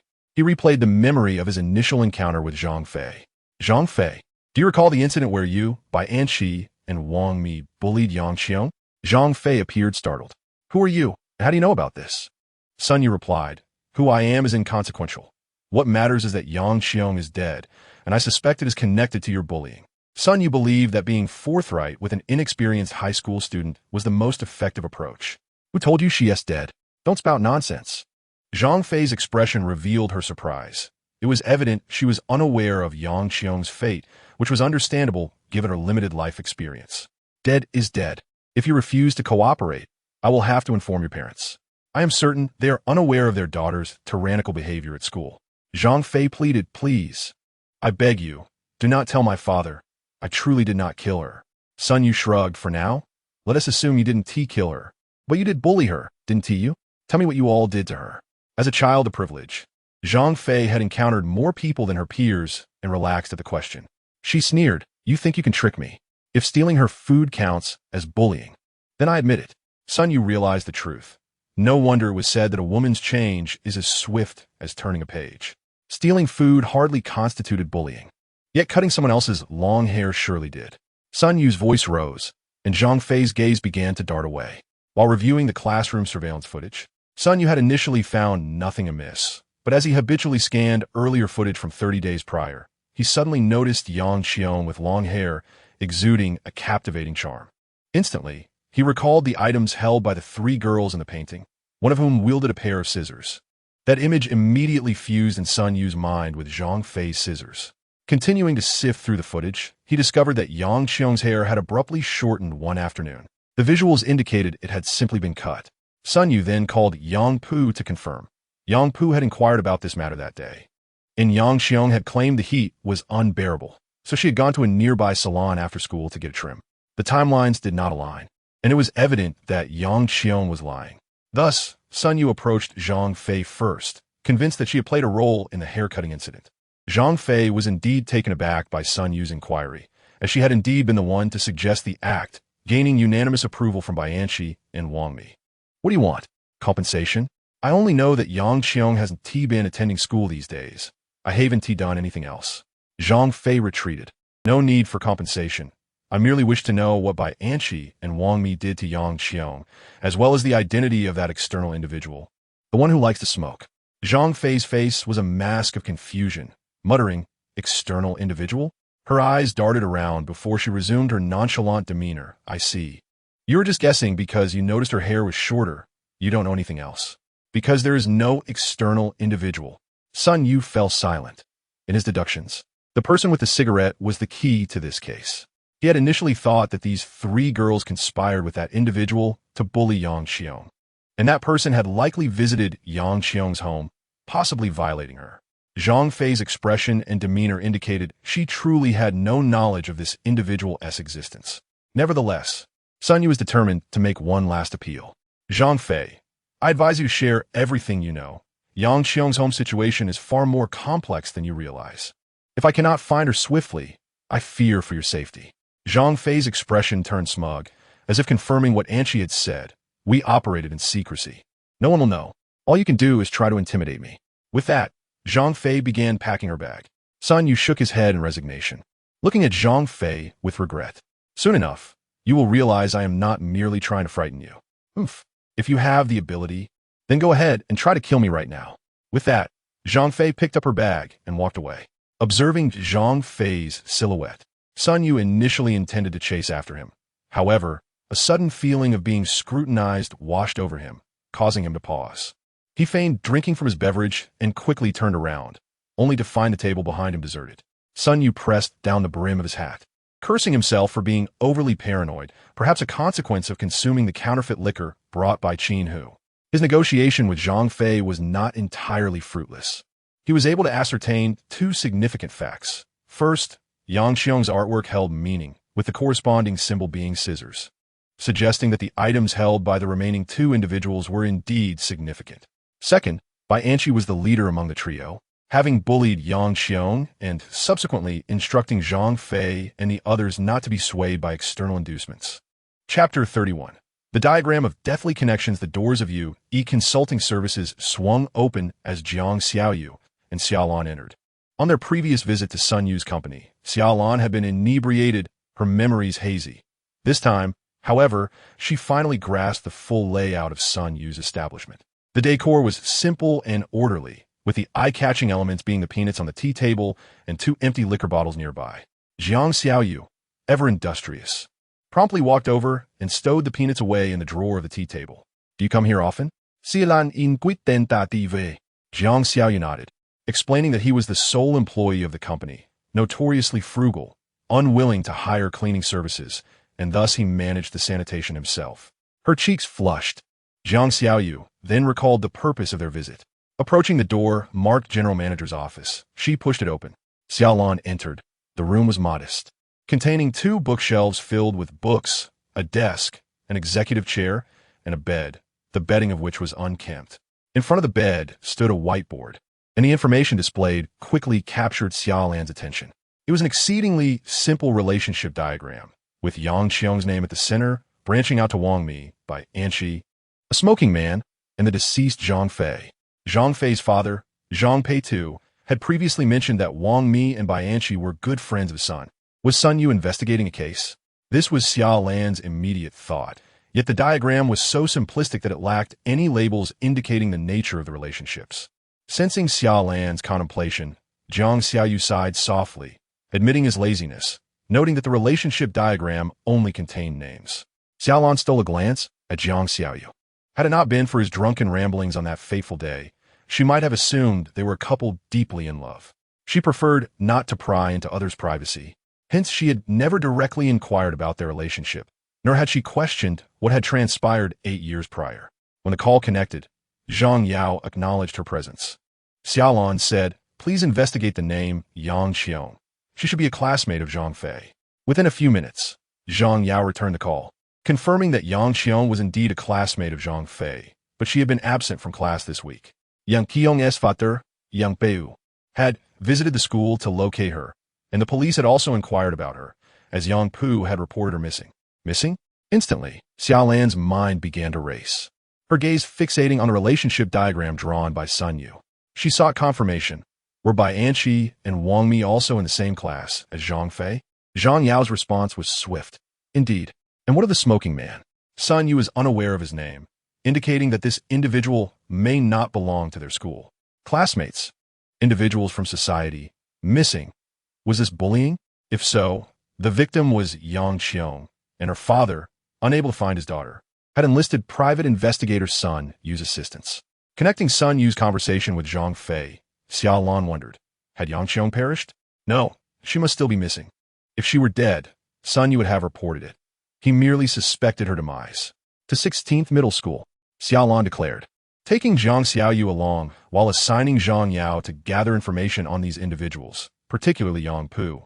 Their Land Rover halted in front of the administrative building of 16th Middle School, where Zhang Fei's homeroom teacher, Sun Jianying, awaited them.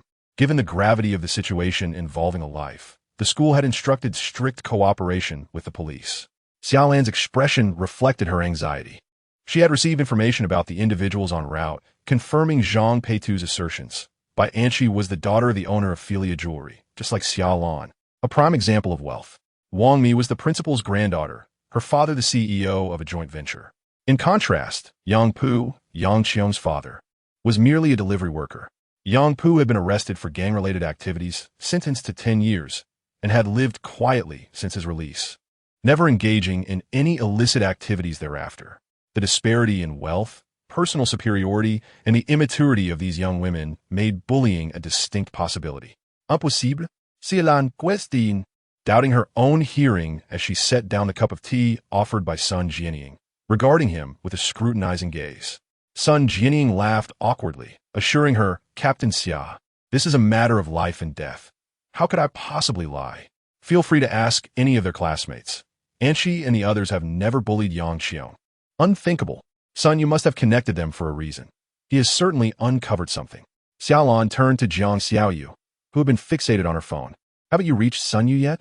Jiang Xiaoyu shook her head, explaining that initially he had not answered, and now he was unreachable.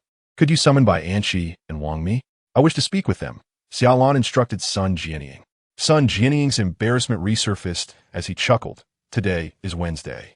Our school has extracurricular activities in the afternoon, and the day students typically seize the opportunity to play or return home. Xia Lan hesitated, biting her lip. Can you ascertain where Wang Mi and Bai Anqi might be? Hurry and contact them. I suspect they could be in danger. Upon hearing the words danger, Sun Jianying was taken aback, his eyes widening to the point of nearly dislodging his glasses, and he hurriedly dialed a number on his phone. After completing his call, his complexion paled, beads of sweat dotting his forehead, and his hand trembled as he held the phone. Captain Xia, Wang Mi's phone is not being answered. Naturally, Sun Jianying's first contact was Wang Mi, being the principal's granddaughter. And Bai Anqi? Xia Lan uget impa tinti. Sun Jianying quickly dialed Bai Anqi's number, which connected almost immediately. Anqi, are you all right? Where are you? I'm home. Okay. After ending the call, Sun Jianying looked at Xia Lan, his expression blank, unsure of what to say. Xia Lan's frustration mounted. Who would have thought a homeroom teacher could become so flustered? Isn't Wang Mi the principal's granddaughter? Ask the principal. Ask her family. Sun Jianying resumed his calls, and Xia Lan realized she could not rely solely on this flustered teacher. She instructed Jiang Xiaoyu. contact Lei and have them seek Wang Mi while arranging for someone to discreetly protect Bianchi. Jiang Xiaoyu nodded but paused, perplexed. Aren't these your suspicions? Based solely on Sun Yu's simplistic relationship diagram, you believe the murderer acted according to that? Xia Lan forced a smile. If you have faith in Sun Yu, why shouldn't I? Over the years, the only individuals Xia Lan had come to trust were her comrades who had fought alongside her in life and death. Having narrowly escaped death countless times, how could she easily place her trust in others? Yet, she desperately wanted to believe in Sun Yu, not solely for his assistance in solving two major cases, but because her mother, Zhang Kaifeng, had once said that Sun Yu was her brother Xia Yuanfei's most trusted ally. Captain Xia, Wang Mi is at the City Library Center. Chapter 32. The Needle, the City Library Center? What could Wang Mi possibly be doing there? With this question in mind, Sun Yu parked his electric scooter by the roadside. He had previously been staking out the entrance of 16th Middle School, having deduced that today was an activity day when most students would likely be outside. Originally, Sun Yu had intended to follow Bianchi, believing her to be the most pivotal of the three. Unfortunately, after exiting the school, Bianchi waved goodbye to Wang Mi and entered a Mercedes-Benz van. Bianchi has most likely returned home, leaving Sun Yu to reluctantly follow Wang Mi, hoping to uncover a breakthrough through her. After Bianchi departed, Wang Mi hailed a taxi, while Sun Yu trailed behind on his modified electric scooter. His scooter, discreetly altered, could easily reach speeds of 70 or 80 kilometers per hour, provided the traffic police were not in sight. Just as he approached the entrance of the library center, a strong hand seized him. Looking down, he saw a wrinkled, rough-skinned hand belonging to a bald, elderly gentleman. "Young man, pay the parking fee."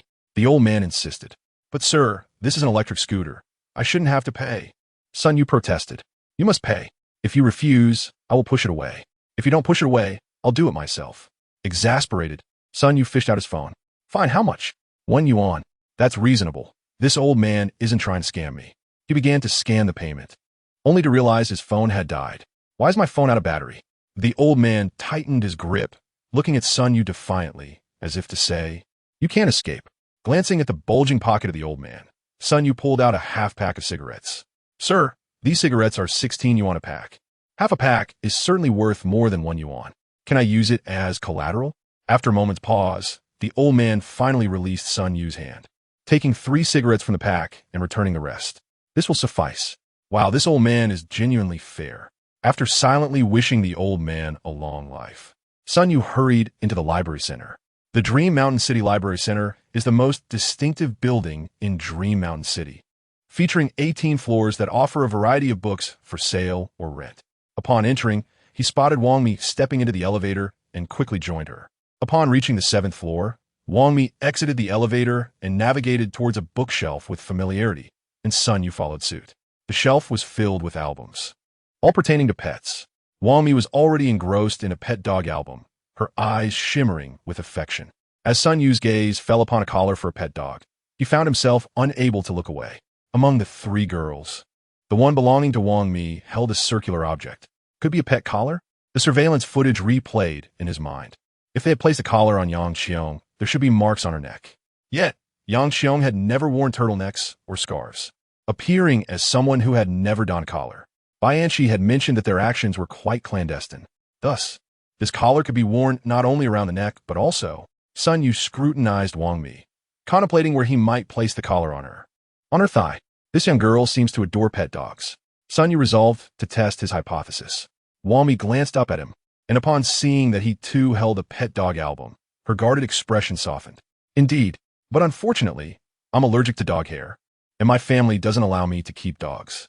"What a pity," Sun Yu feigned regret. "I've raised several different breeds." Hearing this, Wang Mi's eyes sparkled with envy. "Do you know what I love the most?" Sun Yu asked himself. "I adore placing various colorful collars on dogs. It's particularly amusing." Upon hearing collar, Wang Mi promptly closed her album, her gaze fixed intently on Sun Yu, eager to hear more. Sun Yu smiled mysteriously and beckoned her closer. She readily leaned in. "You know, collars look particularly lovely when worn on a thigh. They're also less likely to be noticed." Wang Mi recoiled suddenly, her eyes wide with shock. What do you mean?" The hypothesis had been confirmed. Sun Yu decided to press on. "Would placing it on Yang Xiong's thigh satisfy your yearning for pet dogs?" Wang Mi shuddered, taking a step back, her complexion paling. "Who are you?" Sun Yu sensed that Wang Mi's courage was considerably less than Zhang Fei's, and he decided to resort to intimidation. Who I am is of little consequence. What matters is that Yang Qiong is in trouble, and her father may seek revenge. You are all in grave danger. Wang Mi's face turned even paler. So Zhang Fei didn't attend class today because of Yang Qiong's father? Zhang Fei missed class. Sun Yu's heart raced, a sense of foreboding washing over him.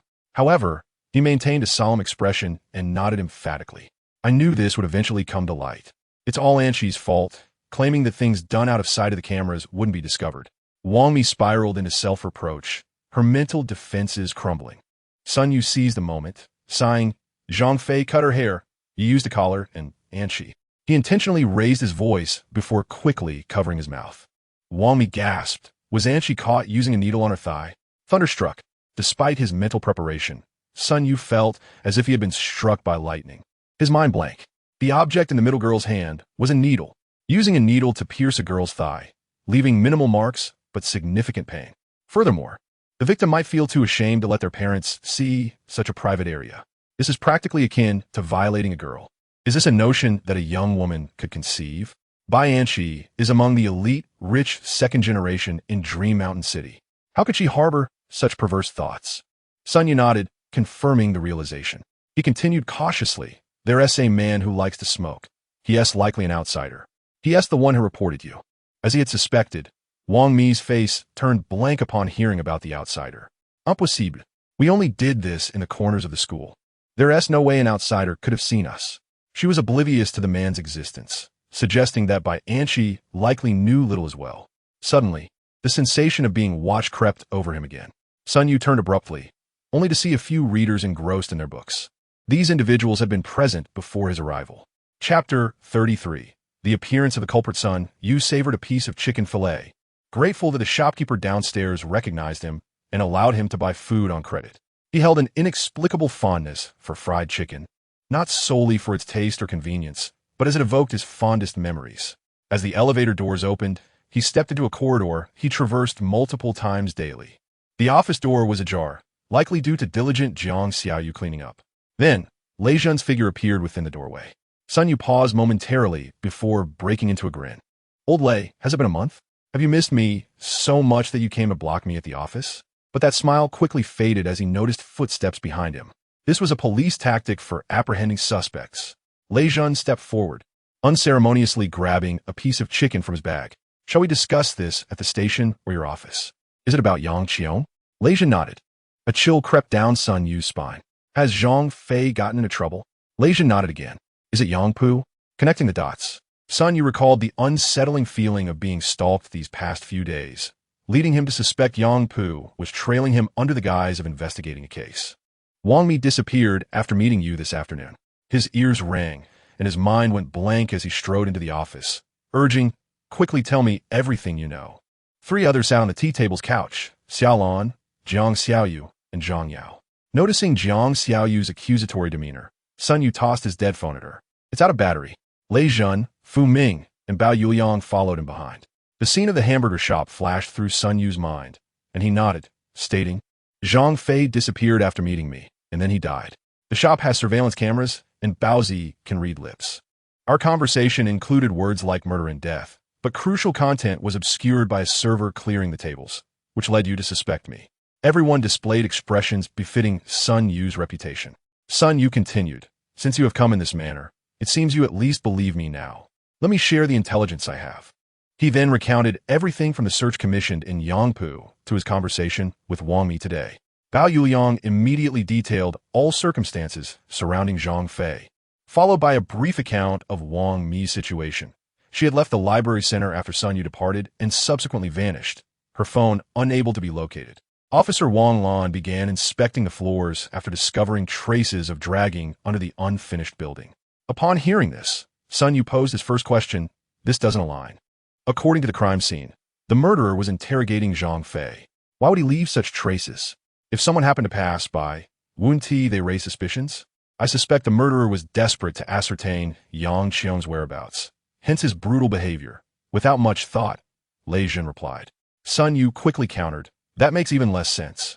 Why couldn't we locate the phone this time?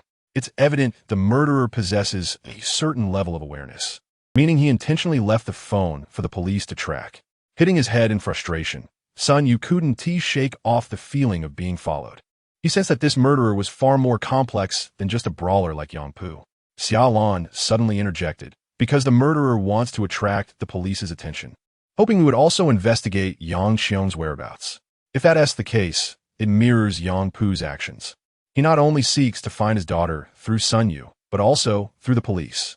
But why has he left us no clues this time? Sun Yu pondered, sensing a vague intuition. Xia Lan nodded slowly. Either he believes he has successfully captured our attention, or he thinks we can locate Wang Mi suddenly. Sun Yu and Xia Lan exchanged astonished glances, exclaiming in unison, "The unfinished building." Xia Lan's Land Rover blared its alarm as it sped through the streets of Mengshan City. In the passenger seat sat Lei Zhen, while the back was crowded with Sun Yu, Bao Yuliang, Fu Ming, and Zhang Yao. Xia Lan's driving skills left everyone in awe as she deftly maneuvered between vehicles.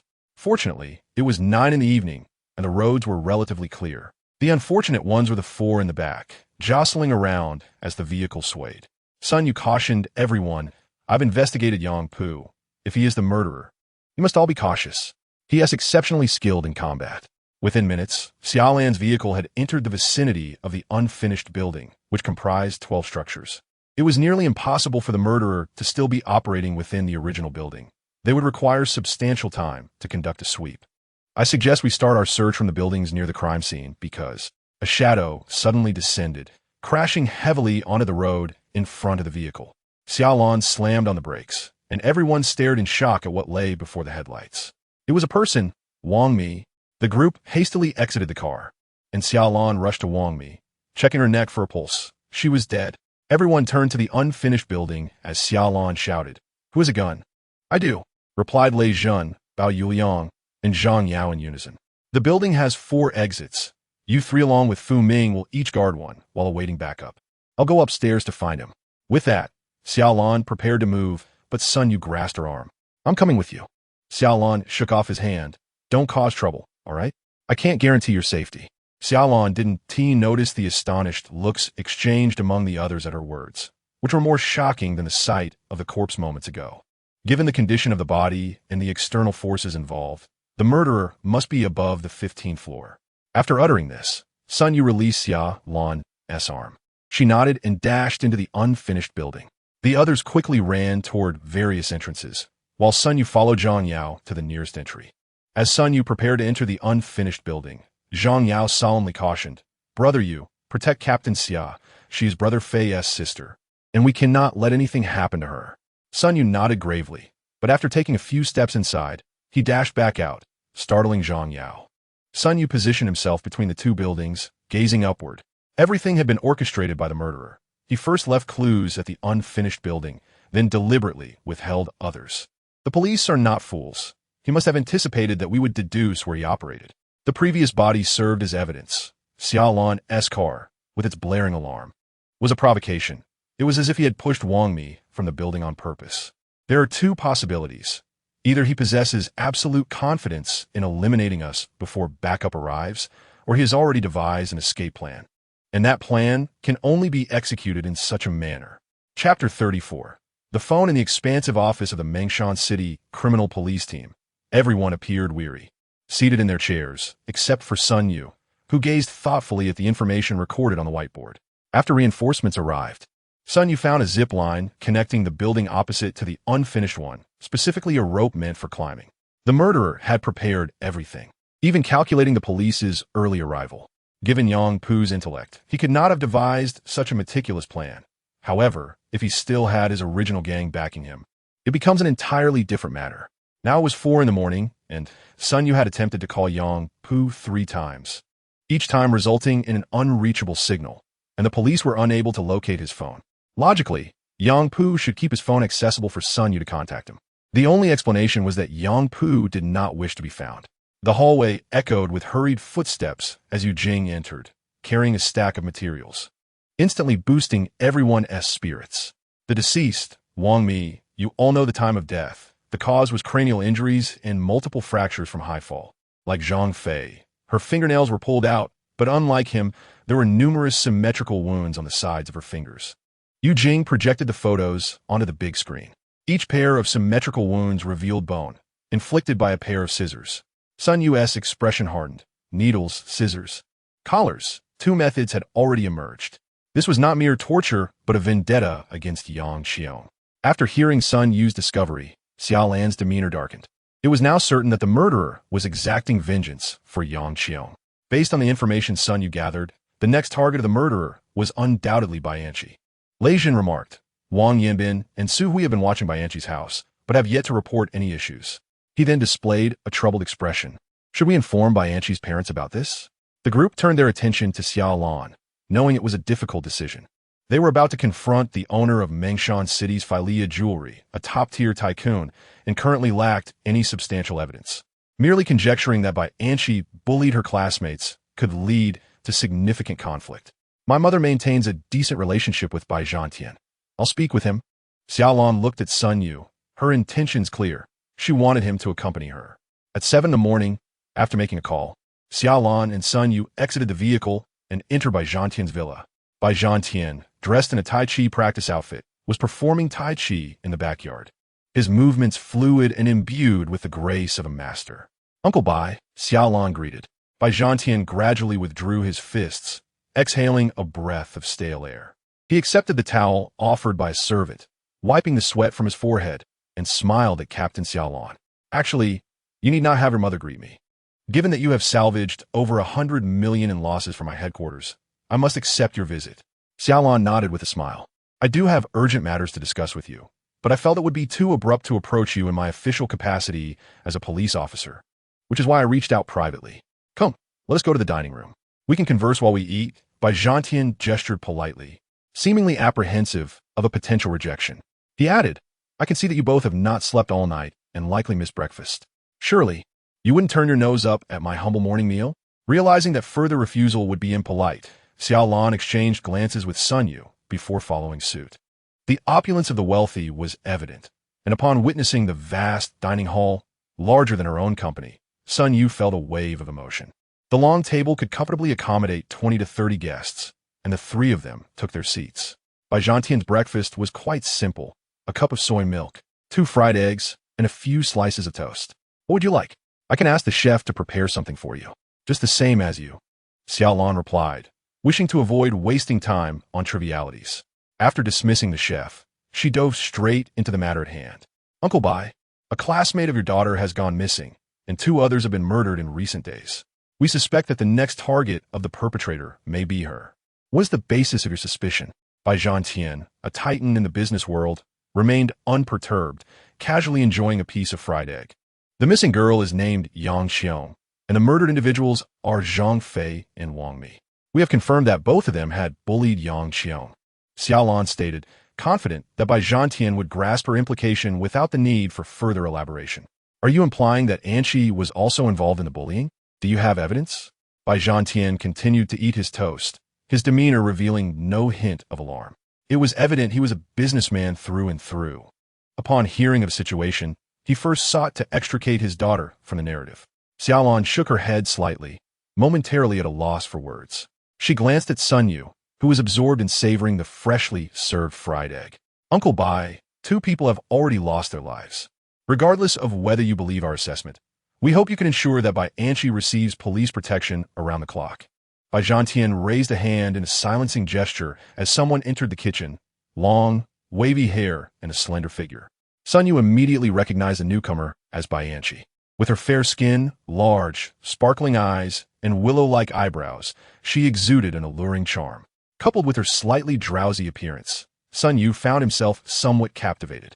A furtive glance at Xia Lan revealed her beauty was of a more serene nature, a sacred and untouchable goddess-like allure, while Bianchi's beauty was decidedly more enticing, provoking an irresistible urge to reach out. Bianchi took a seat at the opposite end of the table, setting her phone down. I want a sandwich. Her voice was as melodious as a kingfisher, leaving Sun Yu momentarily dazed. Had she truly bullied Yang Xiong?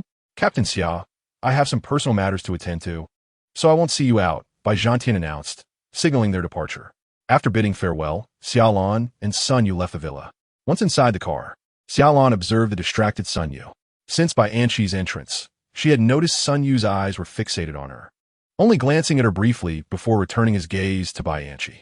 Xia Lan pondered whether Sun Yu was smitten by Bai Anqi's beauty, comparing her to Xia Lan herself. But the outcome was evident.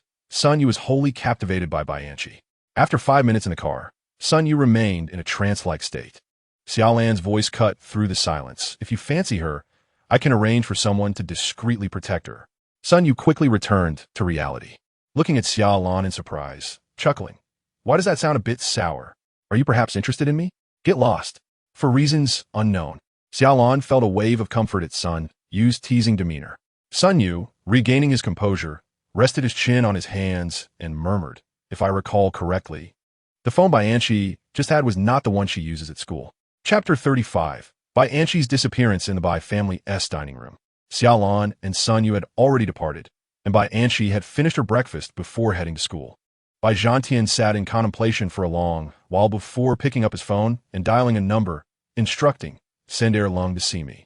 Inside Xia Lan's vehicle. The phone? With Sun Yu's keen observations, Xia Lan felt he would not be overly concerned with unrelated matters. Sun Yu nodded, despite Bai Zhantian's immediate inquiry for proof. His demeanor suggested a disbelief that his daughter could commit such acts. Xia Lan concurred. Moreover, the moment Bai Anqi appeared, he shifted the topic. His gaze was filled with paternal affection, indicating he deeply cares for his daughter. A cigarette was lit as Sun Yu gazed towards the Bai villa. This leads me to speculate. Could it be that Bai Anqi is a model daughter at home, but transforms entirely outside? Just like her phone.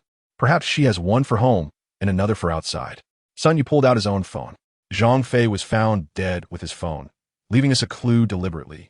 But could it also mean the killer was searching for something on the phone? Wang Mi's phone was not at the scene. Could it be that the killer wished to prevent it from surfacing? Seeing Xia Lan still perplexed, Sun Yu elaborated. Wang Mi enjoyed looking at dog picture albums. And her method of bullying Yang Qiong involved placing a collar around her thigh. Might she not have taken pictures for keepsakes?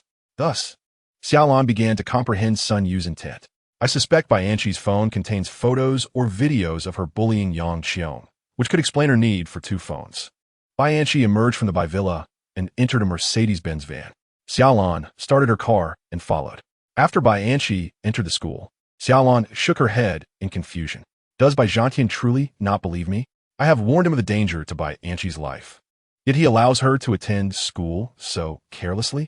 Given his status in the business world, do you believe he would be so negligent? As if to validate Sun Yu's words, a figure exited the van at the school gate and crouched down. After 10 minutes, 2 Mercedes-Benz cars stopped in front of this individual. A total of 7 people disembarked, and the leader exchanged a few words before leading his subordinates into the school. They appear quite adept, Xia Lan remarked. Especially the leader. I sense he could handle a few of my moves. Sun Yu scoffed softly, aware that they would continue to protect Bai Anqi covertly, allowing her to attend school. For if he were to restrict Bai Anqi's movements, it would imply an acknowledgement of her involvement in the bullying. The issue of face. Xia Lan instantly grasped Sun Yu's implication. Even if Bai Zhantian did not currently believe his daughter capable of bullying Yang Qiong, he would still ensure her protection. Moreover, he could not outright confine Bai Anqi, for that would raise suspicions of her guilt in the bullying. Now, the concern lay with this indulgent father, oblivious to the orders he might have given to his bodyguards. Sun Yu's words sent a shiver down Xia Lan's spine as she watched the figures entering the school. Bai Zhantian understood that the police possessed no evidence. If he were ruthless enough, his men could locate the perpetrator first and eliminate them, ensuring that the world remained oblivious to Bai Anqi's actions. Time passed slowly, and the onlookers waiting for Bai Anqi's appearance grew weary. No one knew when the killer might strike. However, both the bodyguards and the police understood that ensuring Bai Anqi's safety was their utmost priority. On the 3rd day, the substitute Zhang Yao spoke into the walkie-talkie. Captain Xia, do you think the killer is aware that now is not the time to act, and has therefore given up? Everything seemed to respond to Zhang Yao, as Bai Anqi mysteriously vanished this past Friday afternoon. Without a trace, she disappeared into thin air within the confines of Dream Mountain's No. 16 high school. Upon receiving the news, Sun Yu rushed to the school, aligning his thoughts with those of his colleagues who were monitoring the situation. The only conclusion they could draw was that the perpetrator possessed remarkable investigative skills to have abducted Bai Anqi under these circumstances. According to Bai Anqi's class schedule, She had only one class that Friday afternoon, physical education. In this stage of high school life, physical education was the sole subject that resonated with the students' desires for freedom and joy. Describing the events, physical education teacher Zhao Xiangwen stated that everyone was engaged in their activities without noticing anything unusual. The idea that a living person could simply evaporate from the school was a source of embarrassment for their criminal investigation team. Lei Zhan voiced his frustration, reflecting on the immense pressure from public scrutiny following the murders of two female college students. Speculations swirled in the media about a potential predator or someone harboring deep-seated societal hatred seeking revenge. The only individuals privy to the truth were the detectives, who unanimously believed that only one person could be behind these events, Yang Pu. Sun Yu pondered deeply, confessing to himself that Bai Anqi's beauty left an indelible mark on his memory. He could not bear the thought of such a captivating girl disappearing from the world. Meanwhile, the team was tirelessly working, and Xia Lan's immediate thought was that the incident occurred in the vicinity of the abandoned building. But the patrolling officers reported no irregularities in that area. Was the perpetrator avoiding that location due to heightened police vigilance? Sun Yu shook his head slowly, asserting that if revenge was the motive, that would be the only logical place for the suspect to act. As Sun Yu contemplated this, he suddenly trembled and grasped Xia Lan's wrist, exclaiming, "Investigate! We must scour every corner of that abandoned building at any cost. We will surely make a discovery." The team had grown accustomed to Sun Yu's sudden bursts of intensity, and Xia Lan was no exception. She promptly ordered her subordinates to meticulously inspect the abandoned structure. Finally, after a day, forensic analysis of hair samples confirmed a match with Yang Qiong's. Further examination of the surrounding dust revealed DNA belonging to Yang Qiong. It became evident that Yang Qiong had been bullied within that abandoned building and subsequently suffered a fatal accident. Chapter 36. Another player? Bai Anqi's disappearance cast an unspoken veil over the entire Dream Mountain Public Security Bureau, leaving the personnel speechless. Bai Zhantian, a formidable figure in Dream Mountain's jewelry industry, was well aware that this slumbering beast was on the verge of erupting. "My daughter has vanished from within a school. This is not solely the school's responsibility, but also yours, the guardians of public order," he declared at the police station.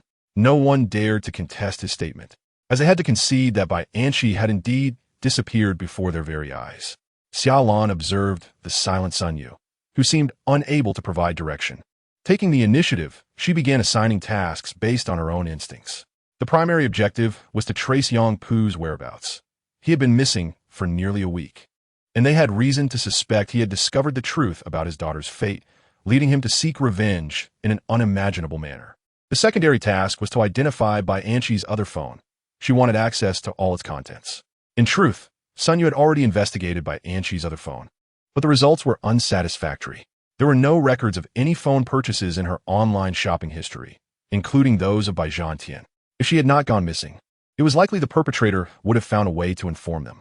Sun Yu speculated in silence, seated on the ground outside the building, as cigarette butts accumulated at his feet. Why hadn't the perpetrator simply killed Bai Anqi as before? Was it possible that her beauty had stirred different feelings in the assailant? A sigh escaped Xia Lan's lips as she crouched beside Sun Yu, expressing her concern that they had yet to locate Yang Pu. Sun Yu remained silent, continuing to contemplate why Bai Anqi had not yet been harmed. Was it due to some external factors? For instance, perhaps he was unable to kill her at this time.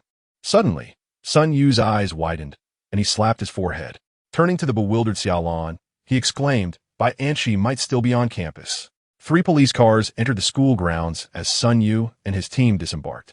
He remarked, "We are well aware of the perpetrator's methods, such as nail extraction. Bai Anqi, being a privileged girl, would not withstand that.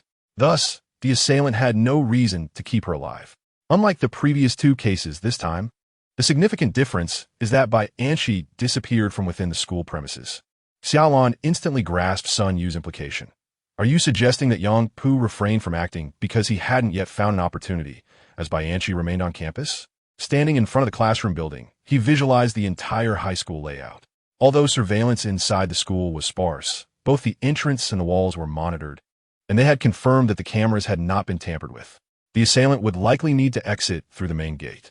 The incident occurred after physical education class on Friday afternoon, followed by the weekend. Perhaps he had not yet found a chance to take Bai Anqi away. Then why didn't Yang Pu choose to act over the weekend? Xia Lan Gao De.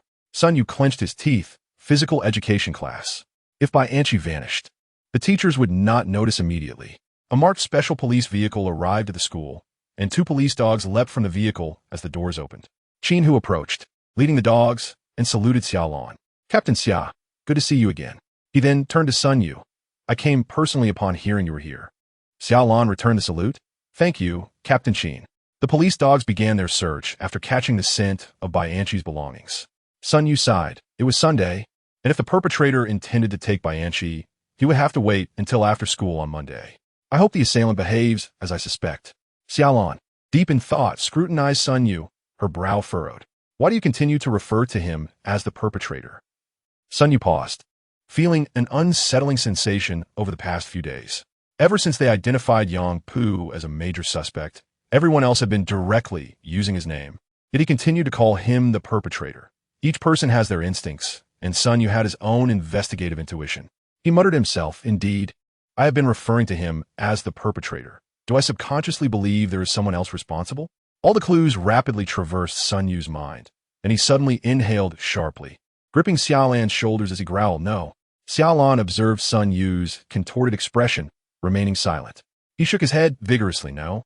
The assailant has consistently tortured his victims in the same manner as Zhang Fei and her group bullied Yang Xiong, but whether through needles or scissors, the assailant knew beforehand, rather than extracting information through interrogation.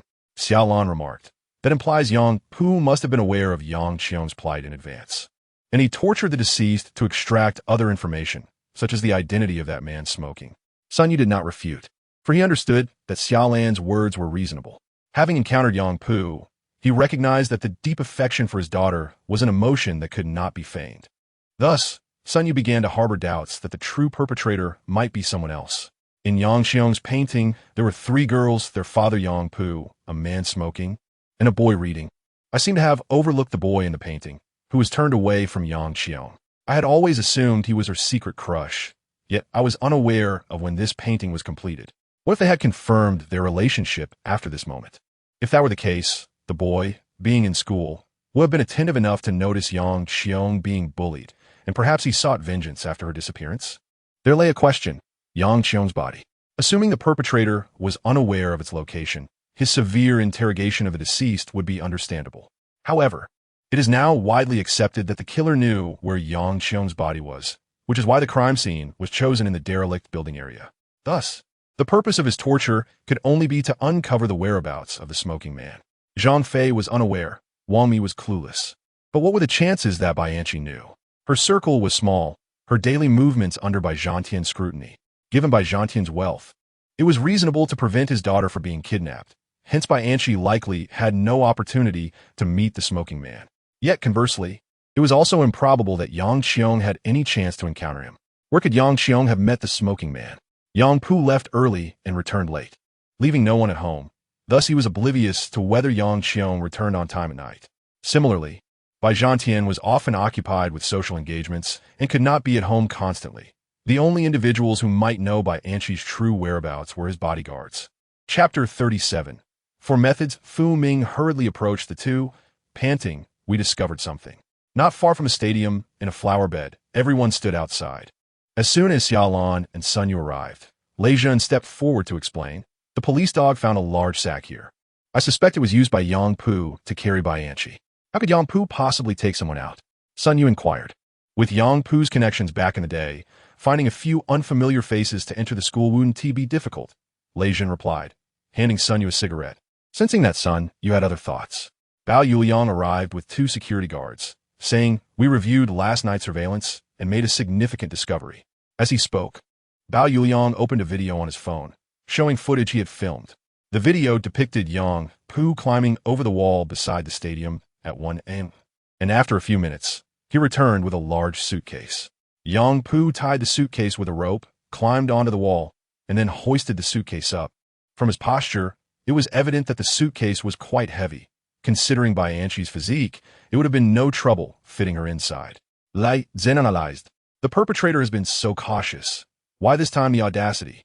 Sun Yu felt he was getting lost in his thoughts, constantly trying to absolve Yang Pu. Just like before. Leaving us a signal, Xia Lan remarked lightly, but then turned to look at Sun Yu, who was gazing back at her. The derelict building. The police sirens blared as they sped toward the derelict building area. Lei Zhen disembarked, clapping a hand on Xia Lan's shoulder as she looked up at him. I'll write this report. Above, from the 18th floor of the derelict building, a red ribbon extended outwards, presumably several meters long, with the other end attached to a body suspended in mid-air by Anshi's body. After retrieving the body, Sun Yu surprisingly stepped forward, donned a pair of gloves, and crouched beside Yu Jing. TSK. This guy is personally conducting the autopsy, Lei Zhen murmured. Seeing Xia Lan's confusion, Bao Yuliang explained. Sun Yu's professional skills cannot be underestimated. Having worked alongside him for so many years, we understand him well. When he personally participates in an autopsy, the good news is he is going all out. The bad news is he has chosen not to trust us anymore. Xia Lan nodded, stepping behind Sun Yu, silently observing the back of this detective. Only one fingernail had been removed, indicating that Bai Anshi had provided the answer the perpetrator sought, likely the identity of the smoking man. Suddenly, Sun Yu's gaze fixated on Bai Anshi's skirt. Yu Jing followed Sun Yu's gaze and noticed several oil stains on Bai Anshi's skirt. Sun Yu leaned in closer, inhaling deeply. Then, he pushed Yu Jing aside and yanked down Bai Anshi's skirt, removing her underwear. Gasps erupted around him, some exclaiming in shock. Multiple lacerations were evident on her lower body, and biologically, it suggested she had suffered sexual assault while alive. Sun Yu slowly rose, discarding the gloves, and walked languidly toward Xia Lan's vehicle. Xia Lan followed, overhearing Sun Yu's mutterings. The first two were not violated. This one was, and the presence of glycerin indicates the perpetrator used a condom. The liver temperature suggests the time of death was around 5 a.m. From a school to here would take half an hour, and he couldn't take a taxi to avoid surveillance. Wait. As Sun Yu grew silent, Xia Lan pressed. What's wrong? The condom doesn't fit. Sun Yu inhaled deeply. Bai Anshi was assaulted, and, according to the perpetrator's modus operandi, his cruelty stemmed from Yang Xiong's bullying. Therefore, the one who assaulted Yang Xiong could only be the smoking man. The perpetrator's method was simple, to make the victim endure the same torment that Yang Xiong had suffered, listing the forms of bullying, needles, scissors, collars, sexual assault. By the perpetrator's logic, he would likely allocate these 4 methods randomly among the 4 victims, using needles on Zhang Fei, scissors on Wang Mi. But what about Bai Anshi? Xia Lan gradually grasped Sun Yu's implication. The collar became the instrument of Bai Anshi's demise, while the assault was the means of her torment. The perpetrator initially intended to use the collar to inflict suffering on Bai Anshi, but upon learning during interrogation that Yang Xiong had been assaulted, he realized that assaulting a male was not an option. Thus, he altered his plan on the fly. Exactly. Sun Yu nodded. Thus, this assault was a spur-of-the-moment decision. He likely hadn't prepared a condom, necessitating a purchase. In the early hours, he would need to find a store to buy one, and to avoid exposure, he would have to go quite far. 3 hours or more. Interrogation, purchasing a condom, assault, murder. Would that be enough? Xia Lan waver. Deep down sensing that Yang Pu's exposure in the surveillance footage was indeed suspicious. If what Sun Yu suggested were true, that the real perpetrator was someone else, then everything could be explained. The interrogation of Bai Anshi had commenced much earlier. Yang Pu had been manipulated by the perpetrator. There's no time to ponder this. We must hurry. The smoking man could be in danger. Sun Yu took the driver's seat of the Land Rover, and as he started the vehicle, Xia Lan hurriedly hopped into the passenger seat. Under Sun Yu's command, the Land Rover navigated the streets, showcasing driving skills that rivaled Xia Lan's performance from a few days prior. Xia Lan had a vague sense of their destination. Are we going to find Bai Zhantian? Yes. The whereabouts of the smoking man. His people should know. Outside the Bai family villa, Sun Yu exited the vehicle and strode inside. 2 bodyguards stepped forward to block him. Xia Lan, who followed closely, flashed her badge, police. We need to see Bai Zhantian. One bodyguard replied, Mr. Bai is in an important online meeting. Please wait. Sun Yu coldly retorted, tell him that his daughter, Bai Anshi, is dead and he needs to come to the criminal investigation unit to identify the body. The bodyguard was taken aback and rushed into the villa. In less than a minute, Bai Zhantian emerged, his face pale, beads of sweat cascading down his forehead. Upon seeing Xia Lan, he staggered, and a nearby bodyguard quickly steadied him. After taking a deep breath, he finally spoke, My daughter is dead?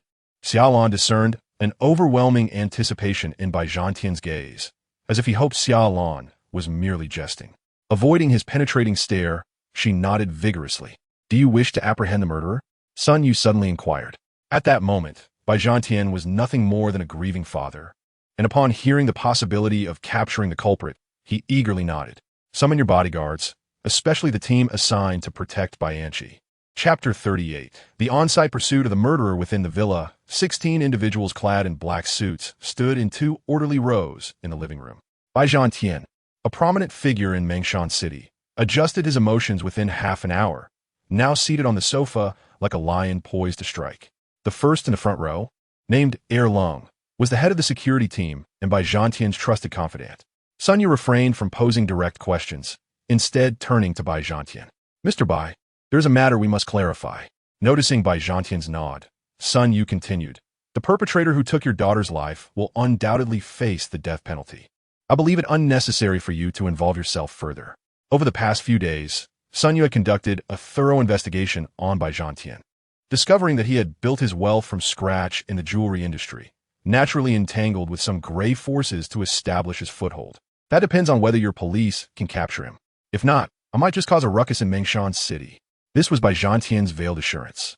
As long as the police could apprehend the murderer, he would refrain from taking matters into his own hands. Sun Yu glanced at Erlong, a lean man whom Xia Lan had described as formidable. Erlong, I presume Mr. Bai is often away from home? Erlong nodded. Did Bai Anqi have any agreements with you, such as going out for leisure without informing Mr. Bai? After a moment's hesitation, Erlong nodded again. A glint of murderous intent flashed in Bai Zhantian's eyes as he regarded Erlong. The young lady sometimes felt downcast, knowing my past in the underworld. She often inquired about my experiences. On one occasion, she expressed a desire to visit my old haunts, and I thought it harmless to take her. How many times did you go? Sun Yu sensed the approaching danger. Quite a few. Whenever Mr. Bai traveled for work, she would go. Erlong's expression turned grave, as if he realized the dire consequences of this revelation. Sun Yu asked, were you always with her? Erlong shook his head. My brother was there to oversee things. Initially, I accompanied her, but later it was always my brother who followed her. What kind of place was it? A nightclub. Sun Yu's expression stiffened. The nightclub. The smoking man. The man seated on the couch in the private room. The nightclub's name, your brother's name, his residence. The nightclub is called Jiohong, and my brother is named Sanlong. He usually resides in the dormitory above Jiohong. The roar of an engine echoed as Xia Lan took the wheel. Sun Yu contacted Jiang Xiaoyu with a straightforward task: retrieve the surveillance footage from near Jiohong to see if Yang Xiong had been there. The bar operated late into the night, and now the doors of Jiohong were firmly shut, secured with chains and a large padlock. Even as Sun Yu pounded on the door, no one answered. Could they not be inside? Shall we search for other entrances? Xia Lan suggested. Sun Yu shook his head. The bar has excellent soundproofing. If they're at the back upstairs, they likely wouldn't hear us knocking. Other entrances are merely escape routes. From the outside, they're nearly impossible to locate. Let's hope the murderer is unaware of them. Saying this, Sun Yu produced a length of wire, bending it into a hook shape. He inserted the hook into the padlock's keyhole. Within moments, the lock clicked open. The two entered the bar and proceeded directly to the staircase. Upon reaching the second floor, Xia Lan and Sun Yu were taken aback by a figure sprawled on the ground. Sun Yu checked for a pulse. He was unconscious. The murderer had already arrived. Will he shoot? Xia Lan drew her handgun, chambering around, and handed it to Sun Yu. Sun Yu raised a hand to stop her. I prefer not to use firearms. Xia Lan had no time to argue. She disengaged the safety and returned the gun to her waist. To her, as long as the opponent was unarmed, she would have no need for a gun. The second floor consisted of private rooms, all eerily silent, prompting them to ascend to the third floor. In the corridor, they encountered 4 or 5 individuals lying askew, with sounds of struggle echoing from a distance. They rushed towards an open room, where they found Yang Pu. In a frenzied state, he was gripping someone's hair with one hand while pummeling their face with the other. The victim's visage was a grotesque mask of blood and flesh, his arms hanging limply, a sign of death. Yang Pu, Sun Yu shouted, attempting to rouse the man from his madness. Yang Pu paused, turning to Sun Yu with a vacant stare. Detective Sun, why have you only just arrived? My daughter is dead, do you understand? I can't wait for you any longer. Is he Sanlong? Sun Yu inquired. Yang Pu nodded, only to strike the man again. This beast has ruined my daughter, caused her death. I deserve to die. Bai Anqi, Zhang Fei. Wang Mi, were they all killed by you? Sun Yu asked incredulously. Yang Pu's face twisted into a maniacal grin. Shouldn't they be dead? Yang Beiu, come back with me to the precinct. Sun Yu stepped forward, but when Yang Pu showed no reaction, he attempted to close the distance. No, there is still someone I must kill. I cannot go with you. With that, Yang Pu lunged at Sun Yu, and in response, Xia Lan positioned herself in front of him, delivering a kick to Yang Pu's knee. He grunted in pain, but remained standing. Yang Pu swung a powerful punch at Xia Lan, who sensed the force behind it and evaded, pivoting to his side and striking his ribs with her elbow. Yang Pu stumbled, and Xia Lan followed with a powerful kick that sent him crashing onto a nearby bed, just as she prepared to pursue him. Sun Yu's voice rang out, "Watch out." Sun Yu had thrown himself onto her, crashing to the ground. A gunshot rang out as they fell. Xia Lan quickly rolled free from Sun Yu, her gun now in hand. In a seamless motion, from drawing to aiming to firing. Less than a second passed, a culmination of years of training. 2 shots rang out simultaneously, striking Yang Pu in the forehead as he collapsed into a pool of blood. P7M8. Why is it this gun again? Staring at the lifeless Yang Pu, Xia Lan paused, recalling how Sun Yu had shielded her from gunfire moments ago. She turned to him, who was glaring at her with palpable anger. Chapter 39. The 8th person in the painting outside Jiuhong. Sun Yu silently smoked a cigarette in the police car, while Xia Lan wore an expression of distress. Xia Lan understood the reason for Sun Yu's anger. She had just fatally shot Yang Pu. Although the case might seem resolved in the eyes of the police, Sun Yu appeared unconvinced that Yang Pu was the true murderer. After a prolonged hesitation, Xia Lan adopted a demure demeanor. Pouting, this was a reflexive response. Surely you can understand? Yang Pu bore no malice towards us when he fired. It was aimed at your leg. You're a police officer now, not a secret agent. Even if he was a murderer, your weapon does not grant you the authority to pass judgment. Sun Yu's voice was low and tinged with disappointment. I acknowledge that this is my fault. Xia Lan replied defiantly, but we caught him red-handed. He attempted to shoot a police officer. My actions were justified. Sun Yu turned to Xia Lan. His eyes filled with exhaustion. If it were someone else, I would have nothing to say, but because it is you, I believe you have the capability to strike at his gun-wielding hand. Your mechanical response stems from the fact that, deep down, you have already identified him as the murderer. To Xia Lan's ears, Sun Yu's words were laden with reproach. She cast a cold glance aside, forcibly suppressing the anger within her. You needn't be so arrogant. You have missed before. Xia Lan recalled Zhang Yao mentioning that Sun Yu had missed once. Fine, if I can prove that the real murderer is someone else. You owe me a meal. Sun Yu's tone lightened significantly as he patted Xia Lan's head. Sister, there is still much you need to learn. Suddenly receiving such an affectionate gesture, Xia Lan's anger dissipated unknowingly. She turned to look at Sun Yu, who was already walking away into the distance. As night fell, Sun Yu wandered aimlessly along the streets, feeling the need to clear his mind and dispel the smoke screens left by the murderer. If the murderer was misleading Yang Pu, when did he make contact with him?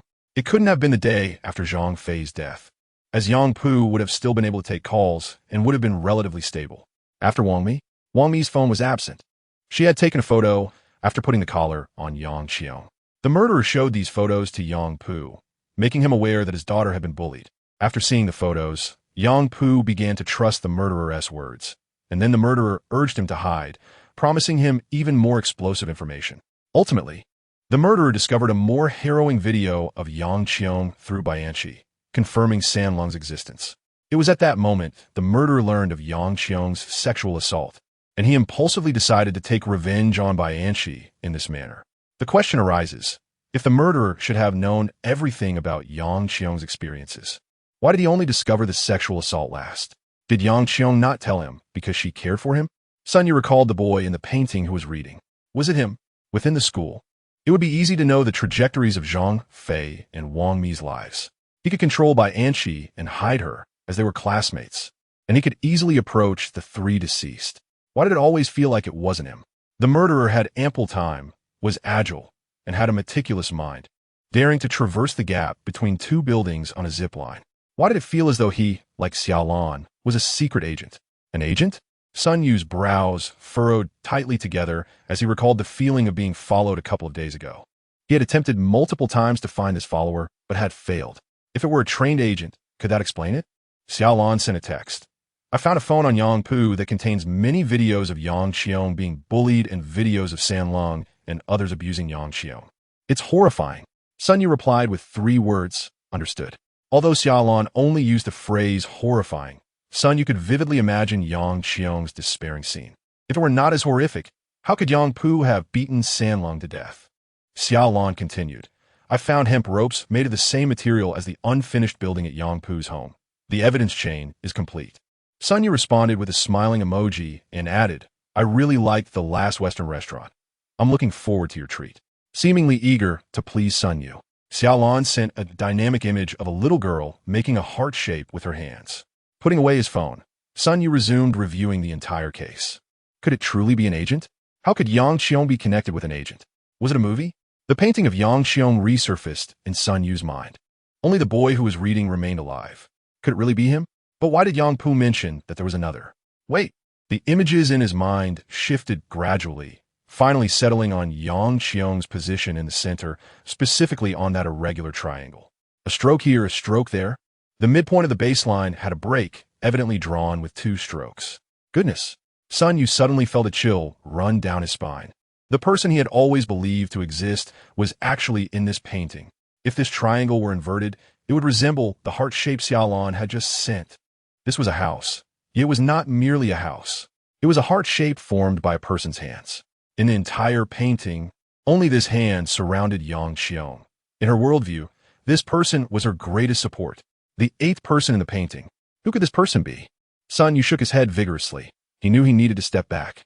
The entire case was an intricate web of relationships. If one path did not work, he would have to find another. Now, 2 perplexing questions occupied Sun Yu's mind. First, if the murderer had been stalking him all along and already knew that Yang Xiong had been bullied, why continue to follow him? Second, how much did the murderer truly know about Yang Xiong's bullying situation? Wait, what if he did not randomly select those 4 methods of abuse? What if from the beginning he only knew that Yang Xiong had been bullied, but did not know by whom? His first choice was a needle. Assuming he had physical intimacy with Yang Xiong, he would have seen it on her upper thigh, hence he knew about the needle. He must have seen that painting, but could not decipher its meaning, which was why he needed me, which was why he followed me. Thus, the first victim was Zhang Fei, as I was the first to seek her out. Through interrogating Zhang Fei, the murderer learned part of the truth, but was unaware of San Lung's existence, which is why he only prepared scissors and a collar later. He only learned more after interrogating Bai Anqi. Yang Pu's words during their first meeting echoed in Sun Yu's ears. Detective Sun, I am Yang Pu. A friend recommended you to me, saying that if you couldn't resolve this matter, we would have to leave it to fate. I usually take commissions from wealthy individuals. How could someone who delivers takeout and has not contacted his former brothers have heard of me? The murderer recommended me to him? Goodness. A chilling sensation surged within him as all lines in his mind gradually sharpened. I overlooked an important issue. Number 16 Middle School is an elite institution. Given Yang Pu's family background, how could he possibly afford to send Yang Xiong there? Chapter 40. I love her at 8 o'clock in the evening. The campus of Dream Mountain Number 16 Middle School was brightly lit, while all the classrooms remained dark. Although it was a Sunday evening, there should have been some boarding students studying in the classrooms. However, the incident of Bai Anqi's disappearance had cast a shadow over all the students at night. The safest place was beneath the covers of their beds. The door to the security office swung open as Sun Yu walked in, where 2 young men were engaged in a mobile game. Police officer? One of the security guards recognized Sun Yu and knew he was from the police force. Being called officer by someone who looked merely 5 or 6 years younger was quite unsettling for Sun Yu. He pulled out a cigarette from his pocket and offered it to the 2, both of whom accepted. With a flick of his lighter, Sun Yu ignited their cigarettes. Bro, could you do me a favor? Sun Yu lacked official identification, so questioning others was inherently unjustifiable. Even as a consultant for the criminal police team, investigations required the presence of formal personnel. Thus, Sun Yu preferred his own methods for inquiries. What do you need? The guard inquired. Sun Yu feigned a troubled expression, glanced out the window to confirm no one was watching, then lowered his voice. Could you let me see the duty roster for our teachers here? Due to the presence of boarding students, the school organized evening self-study sessions daily, assigning a teacher to maintain order. Some of these teachers would return home after the sessions, while others chose to stay at school. Without waiting for the guard to question him, Sun Yu quickly explained, you know Sun Jianying, right? He's my uncle. My aunt suspects he's using his duty as an excuse to fool around, and I need to check on him. The guard immediately donned an expression of understanding and pulled a form from the desk, handing it to Sun Yu. As Sun Yu scanned the form, he frowned immediately.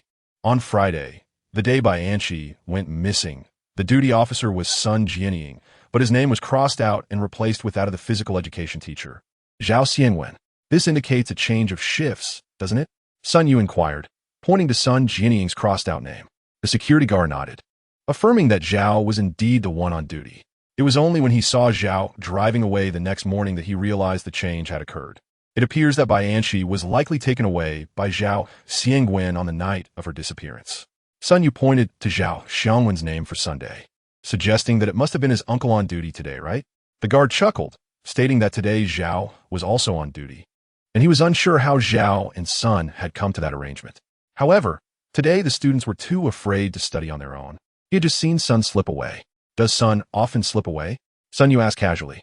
The guard shook his head immediately, mentioning that Sun was single and had not had a girlfriend for quite some time. This was the first instance in half a year that he had seen him slip away. Sun Yu's expression turned icy. This is bad. In the dilapidated building district, heavy footsteps echoed through the stairwell as a man, burdened with a large burlap sack, ascended step by step. Upon reaching the 18th floor, the man gently set down the sack and exhaled deeply. He opened the sack to reveal a young man, seemingly in his late teens, bound tightly with tape, his mouth sealed. The man hoisted the young man once more and approached an unshuttered bay window. Qiong has always had a secret crush on you. I couldn't protect her while she was alive, but now that she's gone, I've avenged her. If I bring you to her now, perhaps she will find some solace. He murmured. The man paused mid-step, fixating on a shadow near a nearby pillar, where a flickering red dot caught his attention. You shouldn't have come, he said in a low voice. The red dot shifted slightly, responding, shouldn't I say, but here I am? You are a renowned detective, although I'm unsure how you deduced Bianchi's whereabouts from that painting. I must admit, you have earned my respect. You should solve more cases and save more innocent lives. Which mercenary group did you serve in abroad? Sun Yu leaned against the pillar, scrutinizing Zhao Xiangwen from a distance. Zhao Xiangwen returned the gaze, both men seemingly unaffected by the darkness surrounding them. Hey Jean, Zhao Xiangwen replied, lighting a cigarette. It seems you have researched me prior to your arrival. Seeing Zhao Xiangwen smoke, Sun Yu remarked, impressive. Aren't you worried I might be stalling for backup? If you had notified the police, you wouldn't be the only one waiting for me here. Your silence indicates you have something to discuss. Ah, Sun Yu sighed helplessly. Isn't it due to your Hey Jean's first principle? Never be taken captive? If I brought the police, you would undoubtedly fight to the death, and I couldn't guarantee the safety of the handsome young man beside you. I certainly do not wish for another death. Zhao Xiangwen shook his head in admiration. A true detective indeed. You even guessed I was a Heijin mercenary ahead of time. That was easy. Knowing you were a mercenary, I pieced together some recent events linked to your travels, leading to a reasonable conclusion. Zhao Xiangwen said, feel free to ask me anything. Sun Yu's gaze sharpened, his tone now devoid of its previous languor. Why did you have Yang Pu contact me? Like Yang Pu, I've heard from a friend that you're the foremost detective in Mengshan City and even across the nation. A friend? Sun Yu paused. The arms dealer? He wondered whom Yang Pu had heard that from. Zhao Xiangwen took a longer pause, sighing, talking to you reveals how formidable you are. Just from the gun Yang Pu possesses, you suspect I know an arms dealer? Sun Yu replied, nonchalantly, P7M8 has appeared twice in the past 2 weeks. Not just me. Even the police suspect an arms dealer has arrived in Mengshan City. Given your level of caution, it would be unlikely for you to associate with an arms dealer unless you were already well acquainted. Zhao Xiangwen shrugged, although I cannot ascertain how he came by that information. I only trust him, which is why I sought you out. Sun Yu nodded. A mercenary who could die at any moment would only trust another if that person were a comrade. Also from Heijin? Zhao Xiangwen fell silent for a long while. Talking to you is exhausting. Let's change the subject, or I could just knock you out and dispose of him now. Then let's discuss Yang Qiong, Sun Yu suggested. Zhao Xiangwen slowly approached Sun Yu, who displayed no signs of tension on his face. As they brushed past each other, Zhao Xiangwen reached the bay window, looking down at the ground. I love her. Chapter 41. Confession in this world, the most touching words of love might be I love you, while the most sorrowful perhaps are I loved her. These 3 simple words are often spoken when one cannot confront their beloved directly or when expressing their grief to others. In the era of Yangpu and the Pacific, he held dominion over a territory, creating a path for struggling vendors. Some merchants might have had to pay protection fees 10 times a month, yet those within Yangpu's domain needed to pay only once. Yangpu treated the working class with exceptional kindness, and Zhao Xiangwen's father, Zhao Dalong, was among those who benefited. At that time, Zhao Xiangwen had just joined Heijin abroad. Heijin ranked among the top 3 international mercenary groups, indicating its vast membership. As a newcomer, Zhao Xiangwen was the lowest-ranking soldier, tasked with missions in the most perilous locations. During those years, he had no time to contact his family, and tragically, it was then that Zhao Dalong fell gravely ill. The only son, Zhao Xiangwen, was absent, and with his wife long gone, his father was left waiting for death. Unexpectedly, Yangpu extended a helping hand, introducing Zhao Dalong to a hospital and even covering his medical expenses. At that time, Yangpu was quite prosperous and had a natural inclination to assist others, akin to a chivalrous hero. His reason for helping Zhao Dalong was somewhat amusing. It was because Zhao Dalong made the best meatball soup on the street. Zhao Dalong's life was extended, allowing Zhao Xiangwen to reunite with his elderly father 5 years after returning home. Upon learning of these events, Zhao Xiangwen sought to repay the favor. He later discovered that Yangpu had been imprisoned. His wife had run off with another man, leaving behind Yang Xiong, who lived with her grandmother. That was when I began to help her in secret, instructing her not to inform her family. Zhao Xiangwen explained, turning to face Sun Yu, who stood beside him. Sun Yu shook his head, disinterested in guessing the answer to such a straightforward question. She was only 12 at the time. Have you ever seen a 12-year-old girl waking up early and staying late to help her grandmother run a stall? Many, I presume. Sun Yu refrained from voicing his thoughts, fearing his comment might disrupt Zhao Xiangwen's emotional state. I would eat the pancakes she made daily, one for breakfast, one for lunch, and one for dinner. Sometimes I would buy 10 at once, using various excuses. She was no fool. She noticed I was helping her. Even a fool would notice that, Sun Yu thought, struggling to absorb Zhao Xiangwen's sentiments. He considered whether to push Zhao Xiangwen off the ledge while he reminisced. Not out of coldness, but rather to distract himself from Zhao's emotions, which could compromise his resolve to apprehend the criminal. He remembered discussing with Xia Lan that every murderer might possess a tragic backstory deserving of sympathy, but such narratives could never justify their criminal actions. Eventually, Yangpu was released from prison just as Yang Xiong was entering high school. He appeared at Yangpu's home under the guise of repaying a debt, enrolling Yang Xiong in a prestigious high school desired by many families. Who could have anticipated it? Zhao Xiangwen exclaimed, slamming his fist into the ground. It would become her hell. In her first year of high school, Yang Xiong was no longer an ignorant girl. She was aware that a caring elder brother had been silently protecting her. She also realized that she had developed feelings for an exceptionally handsome boy. Zhao Xiangwen glared fiercely at the spot where the boy lay. The entire story had begun because of him. Hu Jiahao? This statement piqued Sun Yu's interest, naturally leading him to associate it with jealousy.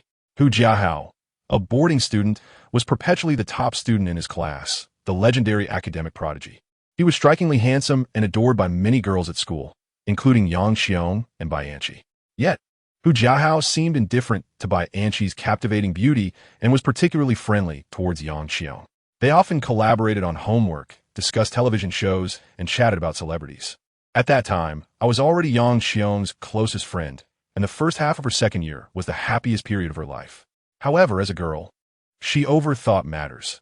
After growing closer to Hu Jiahao, her academic performance plummeted, and her seat was moved to the back row. Zhao Xiangwen lit a cigarette and offered one to Sun Yu. To outsiders, they might appear to be two brothers simply chatting. This fellow showed a hint of conscience, claiming he would maintain distance from Xiong, suggesting they could pursue romance after the college entrance examination. But how could a young girl like Xiong comprehend such matters? After the start of the second semester, she sought me out almost daily to lament her woes. I initially thought she would be fine after a month or two. Little did I know, the bullying had begun. Sun Yu interjected, completing Zhao Xiangwen's unfinished thought. Noticing Zhao Xiangwen's silence, Sun Yu inquired, "When did you realize she was being bullied?" "Last month, during physical education class, I noticed her running awkwardly and asked her what was wrong. She claimed her legs hurt, but having grown familiar with her, I instantly sensed she was lying. However, I could not extract the truth. Days later, I observed persistent issues with her legs. That night, I bought her a skirt and delivered it to her home while Yang-pu was away. I suggested she try it on, and when she changed, I dashed into her room and discovered needle marks on her thigh. Slap! Zhao Xiangwen smacked himself, exclaiming how foolish he had been. At that time, her mental state was poor, and I mistakenly thought it was due to her desire to be with Hu Jiahao. Feeling frustrated, Zhao Xiangwen slapped himself again. Thus, you only knew about the needles in that painting, but nothing else. Then, leveraging Yang-pu, you approached me, confirming Zhang Fei through interrogation, identifying by Anqi and Wang Mi via Zhang Fei, and subsequently discerning. Stop! Zhao Xiangwen suddenly shouted in anger. I do not wish to hear any more of this, nor do I want to think about it. By Anqi, how can such a malicious girl exist in this world? Zhao Xiangwen shouted at the night sky, turning to Sun Yu, stating that everything that needed to be said had been said, and it was time to conclude. But why did you frame Yang-pu? Sun Yu's tone was calm, yet it carried an undeniable reproach. You deceive him with a photo from Wang Mi's phone, convincing him not to trust me or the police. You manipulated him using Yang Qiong's body to lure him into the school under surveillance and take her away. You incited his wrath against San Lung with the video in Bai Anqi's possession, even providing him with a gun. You knew that the box contained Qiong's body? Sun Yu stood close enough to see the disbelief in Zhao Xiangwen's eyes.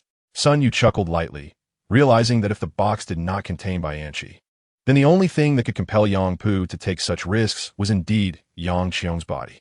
Because Yang-pu deserved to die. Zhao Xiangwen's expression contorted. As a father, he had neglected Yang Qiong's care, insisting on earning a few thousand yuan himself, and he bore responsibility. He too deserved to die? Yes. Zhao Xiangwen nodded fiercely. I intentionally provoked him. I showed him the video of Qiong being bullied, feigning anger while brandishing a gun, claiming I was going to confront San Lung. He snatched the gun from me, declaring he would go instead. Sun Yu then glanced at Hu Jiahao, lying motionless on the ground. To prevent Yang-pu from confessing after killing San Lung, he deceived him into believing there was another villain, Hu Jiahao. Taking a deep breath, Sun Yu rose and fixed his gaze on Zhao Xiangwen. One final question. Did Yang Qiong commit suicide? Chapter 42. Silly Girl in the Depths of Night. The Criminal Investigation Department of the Dream City Police Headquarters was brightly lit.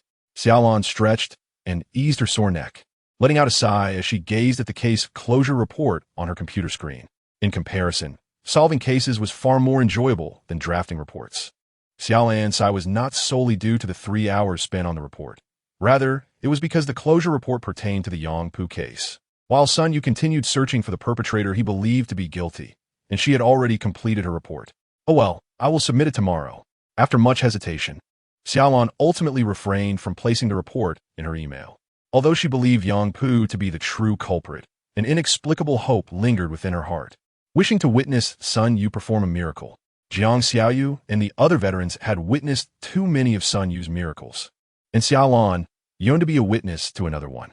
Upon exiting her office, she found Lei Zhun chatting with Jiang Xiaoyu and others, all of them laughing, seemingly discussing something amusing. Noticing Xia Lan approach, Zhang Yao instinctively made room for her. Xia Lan realized everyone was looking at her while laughing, naturally assuming they were discussing her. What are you all talking about? Xia Lan directed her question at Jiang Xiaoyu, who, compared to the men, was undeniably straightforward. Feigning mystery, Jiang Xiaoyu pursed her lips and asked, Captain Xia, what kind of person do you think Sun Yu is? Very impressive, yet undoubtedly a super narcissist. Xia Lan borrowed Yu Jing's words and retorted, Why? Do you think I have misunderstood him? Jiang Xiaoyu pinched her chin, appearing to ponder. While those 2 points are indeed correct, I believe you must have some misunderstanding about him. Such as, how do you perceive Sun Yu's skills? Upon hearing the question regarding Sun Yu's abilities, Xia Lan immediately displayed a dismissive expression, recalling the day Sun Yu was chased by several security guards. I estimate that among us, he could only match you, Jiang Xiaoyu. The surrounding individuals burst into laughter once more, particularly Jiang Xiaoyu, who clutched her stomach in mirth. Why do you hold such an impression of Sun Yu? Lei Zhun chuckled a few times but remained relatively calm. Xia Lan recounted the incident when Sun Yu was pursued by KTV guards, emphasizing that had she not been present that day, Sun Yu would have certainly received a severe beating. Ha ha ha. Lei Zhun chuckled again, remarking, No wonder you didn't assign him any tasks when we were chasing Yang Pu at the unfinished building. You thought he was a complete novice. This kid truly knows how to act. Fu Ming interjected, Captain Xia, didn't Sun Yu mention that he practiced martial arts? Xia Lan's gulp. He mentioned it and even claimed that martial arts are lethal techniques that should not be used casually. I assumed he was merely boasting for the sake of pride and ignored him. Reflecting on that day, Xia Lan suddenly realized that the way she mocked Sun Yu then mirrored how everyone was now laughing at her. Lei Jin shook his head. Let me put it this way. If Sun Yu were to truly unleash his skills, 10 of the best fighters wouldn't stand a chance against him. The best fighter in the police force, known as the Ben, was Fu Ming's nickname, and his martial prowess was genuinely lethal. At a certain bay window on the 18th floor of the unfinished building, Zhao Xiangwen stood silently, illuminated by the faint moonlight. Sun Yu could discern the shock on his face, a revelation that provided him with the answer. This dilapidated building was far from number 16 middle school, leading me to believe it is not the stronghold of Bianchi and her cohorts. Although I have not witnessed the video of Yang Qiong being assaulted, I deduce from the sofa depicted in her painting that the incident occurred in a bar, and certainly not in this location. Therefore, this must be a place frequented by you and her. But why has this venue become the scene of Yang Qiong's demise? Sun Yu chuckled coldly, stating, You chose the 18th floor for your first crime, then deliberately altered your approach. Yet here we are again on the 18th floor. This leads me to a bold hypothesis. You knew she fell from the 18th floor, and with your agility, had she been near you, you could have easily saved her. Hence arises the question, when you were on the 18th floor, how could you have watched her plummet without intervening? After a prolonged silence, Zhao Xiangwen managed a grim smile. The detective truly lives up to the title. Whilst you know, White Anshi was assaulted by you, we found lubricant from a condom in her body. Zhang Fei and Wang Mi are both quite attractive, yet you did not touch them. Thus, I suspect you were spurred into action upon seeing the video on White Anshi's phone. You have remained single and maintained a good reputation at school. There should be no reason for you to possess a condom. Therefore, you must have left to procure one. While waiting for you, I pondered the risks of such an endeavor. Too great a chance of exposing yourself. Hence, I surmise you did not buy one. So where did the condom come from? It must have been either on your person or in your vehicle. Without a girlfriend, why would you carry such an item? The only plausible explanation I can find is that the condom was intended for Yang Qiong. Zhao Xiangwen took a step back in disbelief, his eyes reflecting a mix of fear and contempt, as if gazing upon a monster. Sun Yu continued, Perhaps you loved her, but it is undoubtedly a twisted form of love. You could invade her privacy while she changed. You could use her lifeless body to lure Yang Pu. What exactly do you love about her? White Anshi's corpse bore multiple scratches, and there were severe lacerations to her lower body. These are not marks left by a vengeful spirit, but rather by a beast revealing its true nature. She was clothed at the time of her death, indicating a subconscious desire to conceal the truth. If you were seeking revenge, why the need for concealment? Wouldn't it have been more gratifying to see her hang lifelessly in the nude? A glint of murderous intent flickered in Zhao Xiangwen's eyes, yet Sun Yu appeared unfazed, continuing. I suspect that on the day Yang Qiong perished, you lured her here with the intent to engage in intimacy. When she rejected you, your actions grew violent, triggering her memories of past trauma, and in your fury, you pushed her down, did you not? Zhao Xiangwen's voice turned icy, his gaze increasingly menacing. She claimed she had lost her virginity. How could this cherished girl of mine have lost it? I believed she had given it to Hu Jiahao, and in a fit of rage, I pushed her without realizing we stood by the window. Later, I discovered that painting on her body. The figure holding a book must be Hu Jiahao, but the other figure is unknown to me. I sought to avenge Qiong against those who bullied her. Thus I claimed she was missing and urged Yang Pu to seek you. But then, you soon comprehended everything upon discovering the video of White Anshi. Realizing Yang Qiong's tragic ordeal, you regretted it, did you not? Sun Yu's voice held no trace of emotion, his expression one of derision. Zhao Xiangwen nodded heavily. Is this not merely an excuse to soothe your conscience? Sun Yu mourned for Yang Qiong's death. She was in such anguish, I was aiding her release. Zhao Xiangwen suddenly screamed. Sun Yu's voice rose. She endured bullying and assault, yet she persevered in life. Does she truly require liberation? It is you, who believed yourself a benefactor of the Yang family, who initially claimed to spare my life. Do you not find such hypocrisy revolting? You know far too much. Zhao Xiangwen lunged at Sun Yu. Sun Yu appeared prepared, retreating a mere step to evade the military knife that suddenly appeared in Zhao Xiangwen's grasp. As Zhao Xiangwen swung the knife toward Sun Yu's neck, his hand froze mid-motion, Sun Yu's fingers gripping his wrist. As Zhao Xiangwen prepared to exert more force, Sun Yu twisted his grip, seizing Zhao Xiangwen's wrist, causing a sharp pain to shoot through his elbow. In the next moment, the knife clattered to the ground, and Zhao Xiangwen's hand hung limply at his side. Stepping back, gritting through the pain radiating from his right arm, Zhao Xiangwen gasped, "Martial arts?" Sun Yu surged forward. Zhao Xiangwen attempted to intimidate him with a kick, yet Sun Yu deftly targeted Zhao Xiangwen's elevated ankle, using his shoulder to thrust forward, striking Zhao Xiangwen squarely in the chest. Zhao Xiangwen felt as if a vehicle had collided with him, his breath becoming labored. While he would have been propelled backward by the impact, Sun Yu maintained his grip on Zhao Xiangwen's ankle, causing him to topple backward. The sound of bones dislocating echoed, accompanied by Zhao Xiangwen's anguished cries. Sun Yu showed no sign of halting, toppling Zhao Xiangwen and kneeling on the knee of his other leg. The sickening crack of another bone resonated as Zhao Xiangwen cried out in agony, unable to withstand the pain inflicted by Sun Yu's strange maneuver. With both legs rendered useless and one wrist fractured, Zhao Xiangwen lay trembling on the ground. Sun Yu approached his last uninjured arm with deliberate slowness. "You!" Another crack resounded as Zhao Xiangwen's arm dislocated at the shoulder, his screams piercing the air once more. Sun Yu retrieved his phone and dialed Xia Lan. The murderer has been apprehended at the unfinished building. Upon connection, a prolonged silence ensued, evidently due to the cries emanating from Zhao Xiangwen. It seemed as though someone spoke on the other end, yet the cacophony of Zhao Xiangwen's screams drowned it out. Realizing Xia Lan might not have understood his words, Sun Yu hung up and texted, "The murderer has been captured at the unfinished building." Xia Lan promptly replied, "On my way. Ensure your safety." Finally, Zhao Xiangwen's screams subsided, his voice hoarse as he softly inquired, "Who are you?" "You know, the detective." With that, Sun Yu stepped into the shadows, approaching Hu Jiahao, bound tightly with tape, and said with a smile, "I think I'll leave you be for now. It may hinder the police's investigation." Seated beside Hu Jiahao, Sun Yu watched as Zhao Xiangwen lay on the ground. The ledge of the window was high, and in his current state, there was no way Zhao Xiangwen could escape. A cigarette was lit with a snap. Sun Yu inhaled deeply, seeking to numb his nerves with the faintest trace of nicotine. After witnessing Zhao Xiangwen's actions confirming Sun Yu's suspicions, a fleeting moment of murderous intent surged within him. Having encountered numerous psychologically twisted serial killers, it was the first time Sun Yu felt his emotions swayed. "Hu Jiahao, you heard our conversation, did you not?" With tape over his mouth, Hu Jiahao could only nod in affirmation.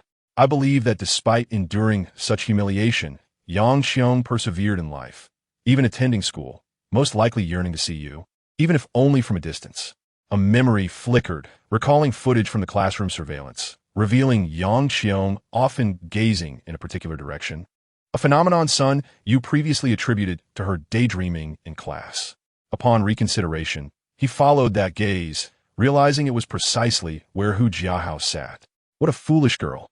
The wailing of police sirens drew closer, prompting Sun Yu to text Xia Lan again, instructing her to go directly to the 18th floor, where Yang Xiong's blood and hair were found beside the building.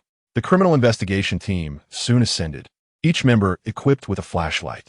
On the 18th floor, Sun Yu sat on the ground, fiddling with his phone, beside him a youth ensnared by tape. And not far from the window lay a man. Zhao Xiangwen. Xia Lan immediately recognized the man lying on the ground. It was he. Sun Yu handed Xia Lan a voice recorder, which served as material evidence. He then pointed at Hu Jiahao, indicating he was a witness. After speaking, Sun Yu walked towards the staircase, his silhouette slightly bent, revealing a hint of fatigue. His descent was slow as he attempted to empathize with the emotions Yang Xiong must have felt each time she visited this place. At that time, she must have regarded Zhao Xiangwen as a trusted elder brother. Otherwise, she would not have surrounded herself with a heart made of her hands. At least in that painting, Zhao Xiangwen was the person closest to her heart. Exiting the unfinished building, Sun Yu greeted Zhang Yao, who was keeping watch below, before walking in another direction. "Detective?" Sun Yu halted and turned his head. Hu Jiahao stood not far away. "I thank you on behalf of Yang Xiong," he said, bowing deeply. At his age, With no income and merely studying, this bow might have been his most profound expression of gratitude. Observing the clarity in Hu Jiahong's eyes and the traces of tears at their corners, Sun Yu smiled and nodded. Silly girl, you have not loved the wrong person. Chapter 43. Blind date. A week had passed since the heinous murder incident at Dream Mountain High School No. 16, which had entirely faded from the online discourse. Today's headlines announced that the renowned singer Yi Mei would hold a concert in Dream Mountain City. As dusk approached, the Wednesday evening rush hour commenced as expected.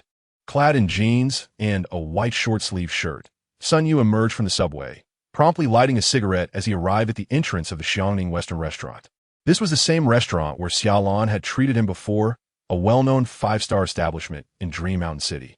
Though some pretentious elites shunned it due to the lack of private dining rooms, Sun Yu settled on the steps outside the window and took out his phone to indulge in a game. In recent days, he had become enamored with a chess-like game where the pieces were heroes from the game, allowing for various combinations based on race and profession. This was far superior to the violent games, as there would be no one to steal his kills. Another advantage was that it did not require teammates, sparing him from the annoyance of being reported and having to exit the game at any moment. At that moment, Sun Yu caught a glimpse of a pair of long, slender legs, pristine in white sneakers, revealing delicate ankles. Such beautiful legs. Above the knees was a light gray pleated skirt, high-waisted, paired with a fitted light gray crop top. Quickly averting his gaze, Sun Yu wished to find a crevice to hide in, not only because the owner of that enchanting figure was looking at him, but also because that owner was named Xia Lan. The alluring legs re-entered Sun Yu's view. How long had she been there? He stood up and dusted off his pants. Not long at all. Noticing the playful glint in Xia Lan's eyes, he mustered the courage to tease, "I never expected you to look so beautiful in a skirt." A woman will never refuse compliments on her beauty. Xia Lan raised an eyebrow with delight and walked towards the entrance of the Xiangning Western restaurant. They took their seats in their usual spot, and Sun Yu remarked sarcastically, "Today is a weekday. You usually wear sportswear. You didn't dress up just for dinner, did you?" Xia Lan blinked her lively, adorable eyes, shedding the icy demeanor of a police officer. "Yes, this time I sincerely invited you to dinner, so I had to dress up a bit." It was then that Sun Yu truly regarded Xia Lan as face. Today, she had applied makeup. Her eyes and brows appeared more vibrant, and a light pink lipstick accentuated her goddess-like aura. After placing their order, Sun Yu noticed Xia Lan glancing at her watch, shaking her head in exasperation. "If you're going on a blind date, just go directly. Settle the bill and be on your way," he suggested. Xia Lan straightened her posture, lowering her head slightly, resembling a little girl who had misbehaved. "Oh, it's exhausting being with you. I just couldn't help but glance at my watch. How did you guess I was going on a blind date?" Sun Yu pushed his phone towards Xia Lan, revealing a message from Kai phone. "Sun Yu, Annie truly didn't know that Xia Lan was treating you to dinner today. She has already arranged a blind date, so next time you come over, Annie will treat you to something even better. The message had been sent just a minute ago. From what your mother implies, she wants you to ditch me. So why did you come?" Sun Yu sipped his lemonade. "Let me think. It's because you didn't want to go on a blind date, so you scheduled it here." Sun Yu's expression stiffened as he glared at Xia Lan. "Boss, you're not thinking of using me as a shield, are you?" Xia Lan smirked and nodded slightly. Sun Yu quickly declined. "Boss, this blind date is arranged by your mother. Surely, that person is a social elite, a paragon in your circle. What could I possibly do to serve as your shield? You're also a social elite, a standout in the detective community, aren't you?" For some reason, Xia Lan particularly enjoyed bantering with Sun Yu, reminiscent of the playful exchanges she had with her brother in her childhood. Her words held truth. "But if I were to mess this up, do you think your mother wouldn't break my legs?" Suddenly, Xia Lan exclaimed 1,000. Sun Yu was taken aback, immediately adopting a pained expression. "What do you mean by that?" 10,000. Sun Yu pushed his phone towards Xia Lan again, displaying an open payment code. "I see you Haven Tea brought a bag, so you obviously have no cash. Just transfer it." Xia Lan sent Sun Yu 10,000, and upon seeing him happily retrieve his phone, she couldn't help but complain, "You're my good brother-esque sister. How can you be so heartless as to con me for this much money? Firstly, you're the first rich second generation in Dream Mountain and lack for nothing. Secondly, my fees are naturally high, starting at 10,000. Asking for the base price is already quite generous of me," Sun Yu retorted. Xia Lan scrutinized Sun Yu, puzzled. "I've heard from Sister Xiao Yu that your fees are high, yet you can complete any commission and you have many clients. But looking at you now, you appear rather impoverished. Sun Yu took a large mouthful of salad and chewed, casually replying, "Indeed, I am quite poor. And your money? I donated it to those orphan children." Sun Yu continued eating salad, speaking without hesitation, as if discussing something entirely unrelated to himself. "TCH, can you come up with a better excuse?" Xia Lan scoffed, and seeing Sun Yu's lack of reaction, she recalled what Jiang Xiaoyu had said. Sun Yu was merely self-absorbed but never boasted. Xia Lan asked why. "Did you donate?" Sun Yu blinked and licked the salad dressing from the corner of his mouth. "Because I, too, was once without parents, and I understand how difficult life can be for them." His tone remained flat, as if discussing someone else's plight. He was an orphan? This information had never been revealed to Xia Lan. She had only investigated Sun Yu once, but after her assistant Shui Rong delved into Sun Yu's academic situation, she faced Sun Yu's retaliation, leading to the collapse of all their servers, and further inquiries ceased. Xia Lan knew that despite Sun Yu's nonchalance, he must have felt something within. "By the way," Xia Lan shifted the topic, "I came to apologize. I saw Zhao Xiangwen's injuries. You are indeed a master in restraint. Even I must be cautious around you. I apologize for mocking you earlier." Just then, the server arrived with their steak. As the server poured the pepper sauce, Sun Yu eagerly cut a piece and popped it into his mouth, revealing a blissful smile. "It's nothing. You are my sister." How could an elder brother care about his sister's mockery? Xia Lan forced a smile. She recalled that her brother, Xia Yuanfei, had told her similar words. She understood that it was an expression of tolerance. Glancing at her watch, Xia Lan sighed, realizing time was running short. "It's almost time. The table next to us is reserved. I'll sit over there first. You can help as needed." Xia Lan had barely settled in when a man clad in a deep blue suit entered the restaurant. Standing approximately 185 meters tall, he possessed a slender physique, a side-parted hairstyle, and donned a pair of gold-rimmed glasses. In terms of appearance, he exuded a certain androgynous charm, his complexion as fair as Xia Lan's. The man first glanced at Xia Lan's table, a smile spreading across his face, before striding confidently towards her. "Su the lawyer?" Sun Yu's sarcastic voice suddenly cut through the air as he stood up to block Su Gu's path. Chapter 44. Su Gu, the upscale, Xiangning Western restaurant was disrupted by Sun Yu's loudness, drawing the attention of several patrons, who upon recognizing Su Gu, displayed eager expressions of wanting to befriend him. The potential matchmaking partner was mere steps away, yet Sun Yu, like a roadblock, stood in their way. Su Gu's expression turned cold as he lowered his voice to inquire, "What brings you here?" Sun Yu looked at Su Gu as if he were a fool, gesturing to the steaming steak on his table. "I'm here to eat, of course." Su Gu's expression shifted from irritation to calm, forcing a smile that befit his status. "Then please carry on. I have matters to attend to." With that, Su Gu circumvented Sun Yu and approached Xia Lan's table. Sitting opposite Xia Lan, Su Gu was momentarily entranced by her breathtaking beauty before softly murmuring, "Apologies for my tardiness." "Very elegant," was Xia Lan's first impression, swiftly followed by a second, "Quite handsome." There was an inexplicable warmth that Xia Lan felt towards this impeccably dressed man. She smiled gently, responding, "I arrived early. It would be a crime to keep a beauty waiting." Su Gu immediately replied, eliciting a brighter smile from Xia Lan. "Captain Xia?" Sun Yu's sardonic voice resounded once more, his hands planted on the sides of their table. "Oh, Captain Xia, after solving so many cases for you, you don't even treat me to a meal, yet you bring along pseudo-lawyer for a fine dining experience?" Su Gu turned to Xia Lan, seemingly seeking confirmation of her acquaintance with Sun Yu.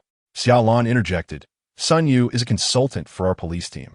We owe him gratitude for his help with recent cases." She then asked Sun Yu, "Do you know Lawyer Su?" Time was of the essence. Xia Lan had only received the notification for the blind date that afternoon, after which she was compelled by Zhang Kaifeng to change into a new outfit and apply makeup. Xia Lan knew little about Su Gu, save that he was a lawyer, but it was evident from the earlier exchange that the two were familiar with each other.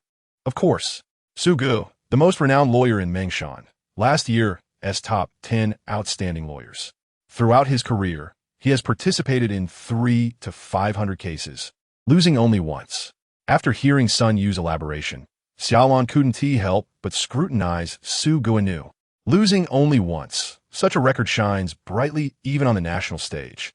Yet why did Su Gu seem devoid of pride of being introduced through such accolades? Did he appear slightly vexed? Leaning back in his chair, Su Gu slipped a hand into his pocket, dismissing that singular loss as unworthy of boasting. Hmm? Xia Lan gazed at Sun Yu, astonished. Did Su Gu just imply that his only loss was to Sun Yu? At that moment, Su Gu's phone rang. He took it out, answered shortly, and said he would arrive soon. He then offered Xia Lan an apologetic smile. I'm sorry. My company has an urgent matter that requires my attention. I must take my leave. Xia Lan nodded in understanding. I too often receive calls calling me back to the station. Su Gu handed her a business card. Let us schedule another time. After a glance at Sun Yu, he proceeded towards the exit. Sun Yu, still wearing a sly grin, called out, Safe travels, Su the lawyer. As Su Gu's figure vanished through the door, Sun Yu's expression shifted to one of indifference. He returned to his seat, continuing his battle with the steak. Xia Lan resumed her position opposite Sun Yu, remarking, You made that 10,000 too effortlessly. Had I known his company would have an urgent matter, I surely wouldn't have sought you out. Sun Yu set down his knife and fork, lifting his head, one hand slipping beneath the table, seemingly into his pocket, as he chewed thoughtfully on a mouthful of steak. Xia Lan's phone buzzed. Upon checking, she found a message from Sun Yu. Call me. Glancing between her phone and Sun Yu, she recalled Su Ji's earlier action of answering the call. A chuckle escaped her lips, so that was it. This tactic of sending messages without looking at the phone proved quite effective. Once he had finished his steak, Sun Yu spoke seriously, Stay away from Su Gu. He is a dangerous man. Are you envious that he is better looking than you? Xia Lan teased, though she couldn't muster a smile.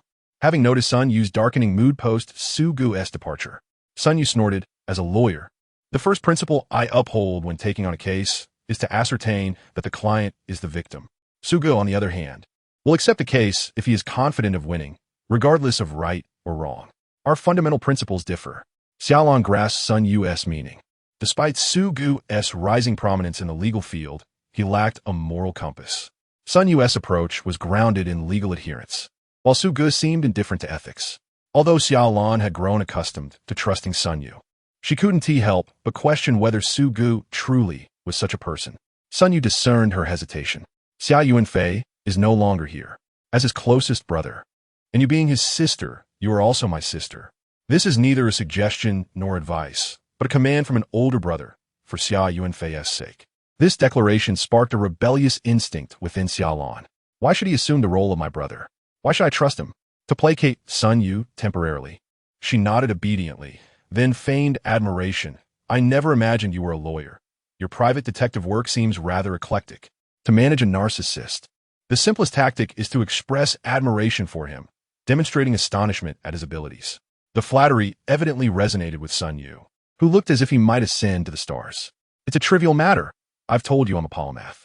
If I wish to learn, there is nothing I cannot master. Xia Lan was certain that were they not in a Western restaurant, Sun Yu would be laughing uproariously. She then had an idea. Extending her hand, Pass me your phone. Let me have a look. Sun Yu complied, retrieving his phone from his pocket, unlocking it, and handing it to her. On the screen was their chat history. She exited the chat, a blissful smile gracing her face. She had been contemplating how Su Gu could send a message without looking at his phone, accurately finding the chat software. It suggested familiarity with the individual. Such chats would surely be pinned at the top. So why had Sun Yu precisely sent it to her? Sun Yu had two pinned chats on his phone, one with Jiang Xiaoyu and the other with Xia Lan. Just as she pondered whether to ask Sun Yu why she was pinned, he snatched the phone back, explaining, One is a good friend, the other is my sister, hence the pinning. He had indeed guessed her motive for taking his phone.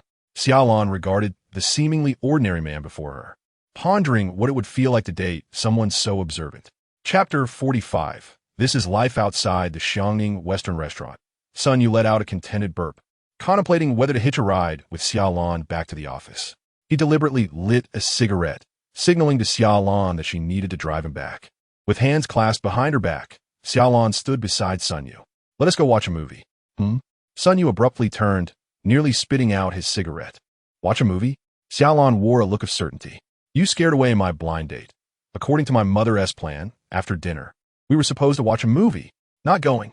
Sun Yu promptly declined, regretting his decision to light that cigarette.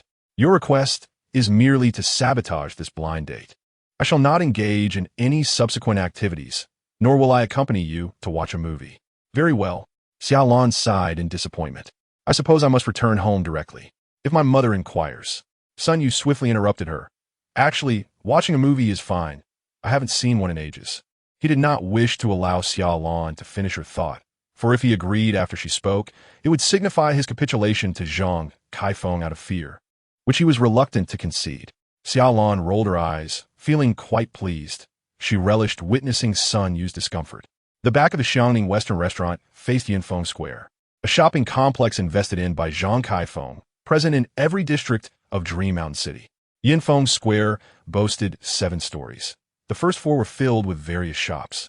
The 5th dedicated to entertainment, the 6th to dining, and the 7th housed a cinema. Sun Yu already regretted his agreement to accompany Xia Lan to the movies, having overlooked a crucial detail. Xia Lan was an exceptionally stunning woman. Her long legs paired with a pleated miniskirt exuded an overwhelming allure. As they walked, they were met with a barrage of envious and jealous glances. Men envying Sun Yu for having such a girlfriend, and women envious of Xia Lan's graceful figure and captivating beauty. Alas, he was destined to become the imagined rival of these youths. Sun Yu was acutely aware of his own appearance. He was the type who would take a while to spot in a crowd. In short, he was unremarkable, neither particularly flawed nor outstanding. At that moment, Sun Yu yearned for the film to commence swiftly. He truly did not wish to linger outside. A large bucket of popcorn appeared before him, followed closely by Xia Lan's voice. They say one must have popcorn while watching a movie. I'll go buy some drinks. Without waiting for Sun Yu's response, Xia Lan headed directly to the concession stand. Sun Yu could sense several piercing gazes directed at him. A quick glance around revealed that several men, far less attractive than him, glared at him with hostility, as if to say, "How can you let such a beauty fetch refreshments?" Sighing, Sun Yu took out his phone and opened a chess game. Since he had already become a subject of envy, why should he care? Xia Lan settled beside him, her voice sweetly coaxing. "Could you please stop playing games? Can't you chat with me for a bit?" Her tone was flirtatious. Oh wow. Sun Yu was momentarily taken aback, suddenly realizing that Xia Lan was being deliberate. How could she not notice the gazes around them? This was clearly an attempt to stoke the flames of jealousy further, as if to incite those around them to mentally berate him. At that moment, Sun Yu genuinely wished to embrace Xia Lan and relish her faint fragrance. However, she was the sister of Xia Yu and Fei. He harbored neither illicit intentions nor the audacity to act on them. Yet, glancing around once more, Sun Yu allowed a smirk to escape. Being enveloped by such envy was rather exhilarating. Finally, the movie was about to begin. As he settled into his seat, the lights dimmed, and the audience was immediately captivated by the film's content. Perhaps it was by design that Xia Lan chose a suspense film, which revolved around a mother fleeing domestic violence who accidentally killed her husband, only to be aided by a neighbor harboring feelings for her. After 20 minutes, Sun Yu suddenly remarked, "The neighbor must have killed someone else, perhaps a homeless man by the seaside." He intended for Xia Lan to hear, yet his voice was not discreet, causing an irate young man in front to turn around. However, upon seeing Xia Lan's beauty, he quickly turned back, awestruck. As the movie concluded, the outcome aligned with Sun Yu's prediction. As they departed, the young man who had previously sneaked glances at Xia Lan remarked to his girlfriend, "Some individuals are quite vulgar, coming to reveal the plot after viewing it once." His voice was loud enough to ensure Xia Lan heard. To his surprise, the young woman shot him an angry glare, saying, "Look how thoughtful they are. Can't you show a bit of intellect as well?" Sun Yu nearly choked on his laughter, and when he glanced at Xia Lan, he found her struggling to stifle her amusement. Once they exited the elevator and took a few steps, Xia Lan leaned on Sun Yu's shoulder, bursting into laughter, her eyes even glistening with tears. "That guy truly cracked me up. Are girls' thought processes really this astonishing nowadays?" Sun Yu had not intended to laugh, but Xia Lan's exuberance was infectious, and he soon joined her in laughter. It was still just past 9. Xia Lan had no intention of returning home immediately. Instead, she led Sun Yu to the pedestrian street of Yinfeng Square, where they purchased refreshing iced milk tea, savoring the chewy pearls within while enjoying the surrounding scenery. Her face alight with happiness. "Captain Xia, brother Yu?" A familiar voice called from behind. They turned to find Zhang Yao standing there, arms laden with milk tea, accompanied by Wang Yinbin, who carried 2 large bags of snacks. "What brings you here?" Zhang Yao's expression was one of confusion, unsure whether to continue speaking. He had seen Xia Lan during the day and recognized her attire, but now she appeared to have put in considerable effort to dress up. And she was with Sun Yu. Xia Lan, however, was straightforward, stating, "My family arranged a blind date for me, and I couldn't refuse. So I had to bring Sun Yu along to help. Zhang Yao gestured toward Sun Yu. Brother, you knows, we often come here for murder mystery games. Binzi and I are getting some snacks for Baozi, Dabin, and Su Hui who are waiting upstairs. Murder mystery games? This instantly piqued Xia Lan's interest. She had only heard of them and never participated. Could you take me along? Of course. Just switch to a 6-player game. But I must warn you. Zhang Yao made a face at Sun Yu. We can't bring Brother Yu along. It would ruin the fun. That was a valid point. Such deduction games would likely be predictable for Sun Yu. Just as with the movie, they would know the culprit before the game even began. Xia Lan glanced at Sun Yu, silently seeking his approval. After all, he was accompanying her, and excluding him would be rather unfair. I have no plans to return home. I could just be an observer. Sun Yu replied, not in a rush to leave. He suddenly realized that in this state, Xia Lan resembled a true girl, one who embraced life. Previously, she was a covert operative executing perilous missions. How could she have found time to save her life?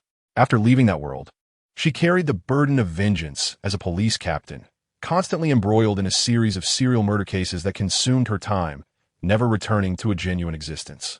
Perhaps, at this moment, she was her true self. Perhaps, he should not merely teach her to be a police captain. He ought to guide her on how to relish life in the present. Chapter 46. Business Trip in the Office of the Dream Mountain City Public Security Bureau. Director Zhao Changsheng placed a document on the coffee table, his expression grave. Can we be certain? Seated opposite him were Xia Lan and Lei Zhen, both wearing serious expressions. Although Zhao Xiangwen had yet to speak, they could ascertain from the recording of Sun Yu and him that there was an arms dealer in Dream Mountain City, a retired member of the international mercenary organization, Black Gold. A heavy weight bore down on their hearts. The domestic regulations on firearms were exceedingly stringent, with severe penalties for arms trafficking. Now, an arms dealer had mysteriously appeared in Dream Mountain City, and it was confirmed that he had executed at least 2 transactions, one involving the firearms used in the robbery of the Philia jewelry store, and another concerning the weapon Zhao Xiangwen had provided to Yang Pu. After a moment of contemplation, Zhao Changsheng spoke solemnly. Xia Lan, establish a special task force to investigate this unknown arms dealer. Lei Zhen, contact your informants to seek clues regarding the dealer. At the very least, I want to know how many weapons he possesses. Understood. Both replied in unison. Upon exiting the director's office, Lei Zhen pulled out his phone to begin reaching out to his informants. Xia Lan felt somewhat helpless. She had only been with the police force for a month, and the only social acquaintance she had was Sun Yu. Upon contemplating Sun Yu, Xia Lan suddenly felt a surge of anticipation, as if throughout their acquaintance. There had never been a task beyond his capabilities. Returning to her office, she dialed Sun Yu's number. Lei Zhen has already asked me to investigate. Await my news. Sun Yu declared as soon as the call connected, the sound of his fingers tapping away at the keyboard audible on the other end. Putting down her phone, Xia Lan shook her head in appreciation. Communicating with him was indeed a breeze, as he understood her intentions without uttering a word. 8 handguns, 2 submachine guns, and 320 rounds of ammunition. This information, transmitted by Sun Yu in the afternoon, left them uncertain of the arms dealer's precise location. It was clear he possessed the merchandise. After accounting for the 4P7M8S already noted, there remained 4 handguns, likely of the same model. With 2 submachine guns still unaccounted for, tension gripped everyone. Sun Yu could not ascertain how many firearms had already been sold. If they had been, their time was running short. In no time, the underground world of Mengshan City buzzed with activity. Numerous small factions receiving the word and covertly assisting the police in tracing the firearms trajectory. It wasn't that these individuals held any particular affection for the police. Rather, their own anxiety surpassed that of law enforcement. Consider the scenario. Previously, these small gangs engaged merely in brawls, with severe altercations amounting to nothing more than fistfights. However, if someone were to brandish a submachine gun, how could they continue to fight? On Friday morning, as soon as Xia Lan arrived at the police station, she was summoned to the chief's office. Zhao Changsheng, with steam rising from his thermos and flecks of gray at his temples, bore the weight of considerable stress from the arms dealer incident. He gestured for Xia Lan to take a seat, wearily rubbing his temples. There's been a home invasion murder case in Gaojia Town, Shanyuan County, Nanrong City. You are to provide assistance. Xia Lan raised an eyebrow. Nanrong City was nearly 400 kilometers from Mengshan City, and it was not devoid of police presence. Why was she specifically needed? The murder weapon was a P7M8 handgun. Noticing Xia Lan's attentive posture, Zhao Changsheng continued, "The suspect has been apprehended. They reached out to me immediately because I had previously issued a notice to the provincial department. I will head there now." 10 minutes later, Xia Lan's Land Rover exited the police station's gates. With nearly all officers engaged in investigating the arms dealer, she left with only Bao Yuliang, whom Lei Zhen had recommended. Bao was knowledgeable about firearms and possessed exceptional marksmanship, making him invaluable in case of emergencies. Moreover, his meticulous nature would surely aid Xia Lan. For reasons unknown, as she approached the highway, Xia Lan felt an unexpected emptiness within her. This marked her first case as a criminal police captain without Sun Yu by her side. Suddenly, her phone illuminated, a text notification appearing on the screen. E-Consulting Limited reminds you, esteemed VIP customer, that your 24-hour exclusive hotline is now activated. The void in her heart was instantly filled with warmth, and a smile graced Xia Lan's lips. Nanrong City supplies over 60% of the agricultural products for the entire Sanjiang province, with Shanyuan County being a significant agricultural hub. Although the county seat is modest, the towns beneath its jurisdiction rival its scale. The residents rely on farming, a season's yield sustaining a family for an entire year. Due to its mountainous surroundings, the industrial and commercial sectors are not particularly developed, yet the livelihoods of its inhabitants often compare favorably to the middle class of Mengshan City. Upon exiting the highway and entering the provincial road, it was the height of summer, and as Xia Lan gazed at the endless fields beside the road, she felt a sense of disconnection from reality. Noticing the fuel warning light, she turned into a nearby gas station. Upon stepping out of the vehicle, Xia Lan, adorned with sunglasses, immediately attracted the attention of the gas station staff. In this agricultural county, tourists were a rarity, and a beauty like Xia Lan was even rarer. "Fill it up." Xia Lan adjusted her sunglasses and turned to glance at a large SUV that had followed her into the gas station, its license plate from Mengshan City. With Xia Lan's stamina, driving nonstop from Mengshan City to this location posed no challenge. Yet, this vehicle had trailed her since leaving Mengshan without a single break. Were it not for her knowledge that Sun Yu could not afford such a luxury, Xia Lan might have suspected he was covertly following her. The car door swung open, revealing a pair of black leather shoes, followed by long legs clad in a dark suit. Su Ge. The owner of the SUV was indeed Su Ge. After exchanging a few words with the staff, he approached Xia Lan, a radiant smile on his face. "Xia Lan, I had a feeling it was you the moment I got on the highway from Mengshan City. Turns out I was right. Had it not been for Sun Yu's warning, Xia Lan might have viewed Su Ge as an exceedingly charming man. However, after Sun Yu's repeated caution, she now perceived him as both alluring and enigmatic. How could such a bright and handsome man be merely motivated by money? Removing her sunglasses, Xia Lan smiled, revealing a set of pearly whites that left the gas station attendants mesmerized. "You wouldn't have followed me for hundreds of kilometers merely because you thought it was me, would you?" Su Ge shrugged, admitting, "Indeed, I was pursuing you. After all, we haven't had a proper meal together." Xia Lan playfully waved her finger, clearly skeptical of Su Ge's jest. He chuckled lightly, explaining, "I was called to a case in Shanyuan County, so I decided to come by." What case could possibly warrant the esteemed Su De lawyer's personal attention? Xia Lan was not mocking Su Ge.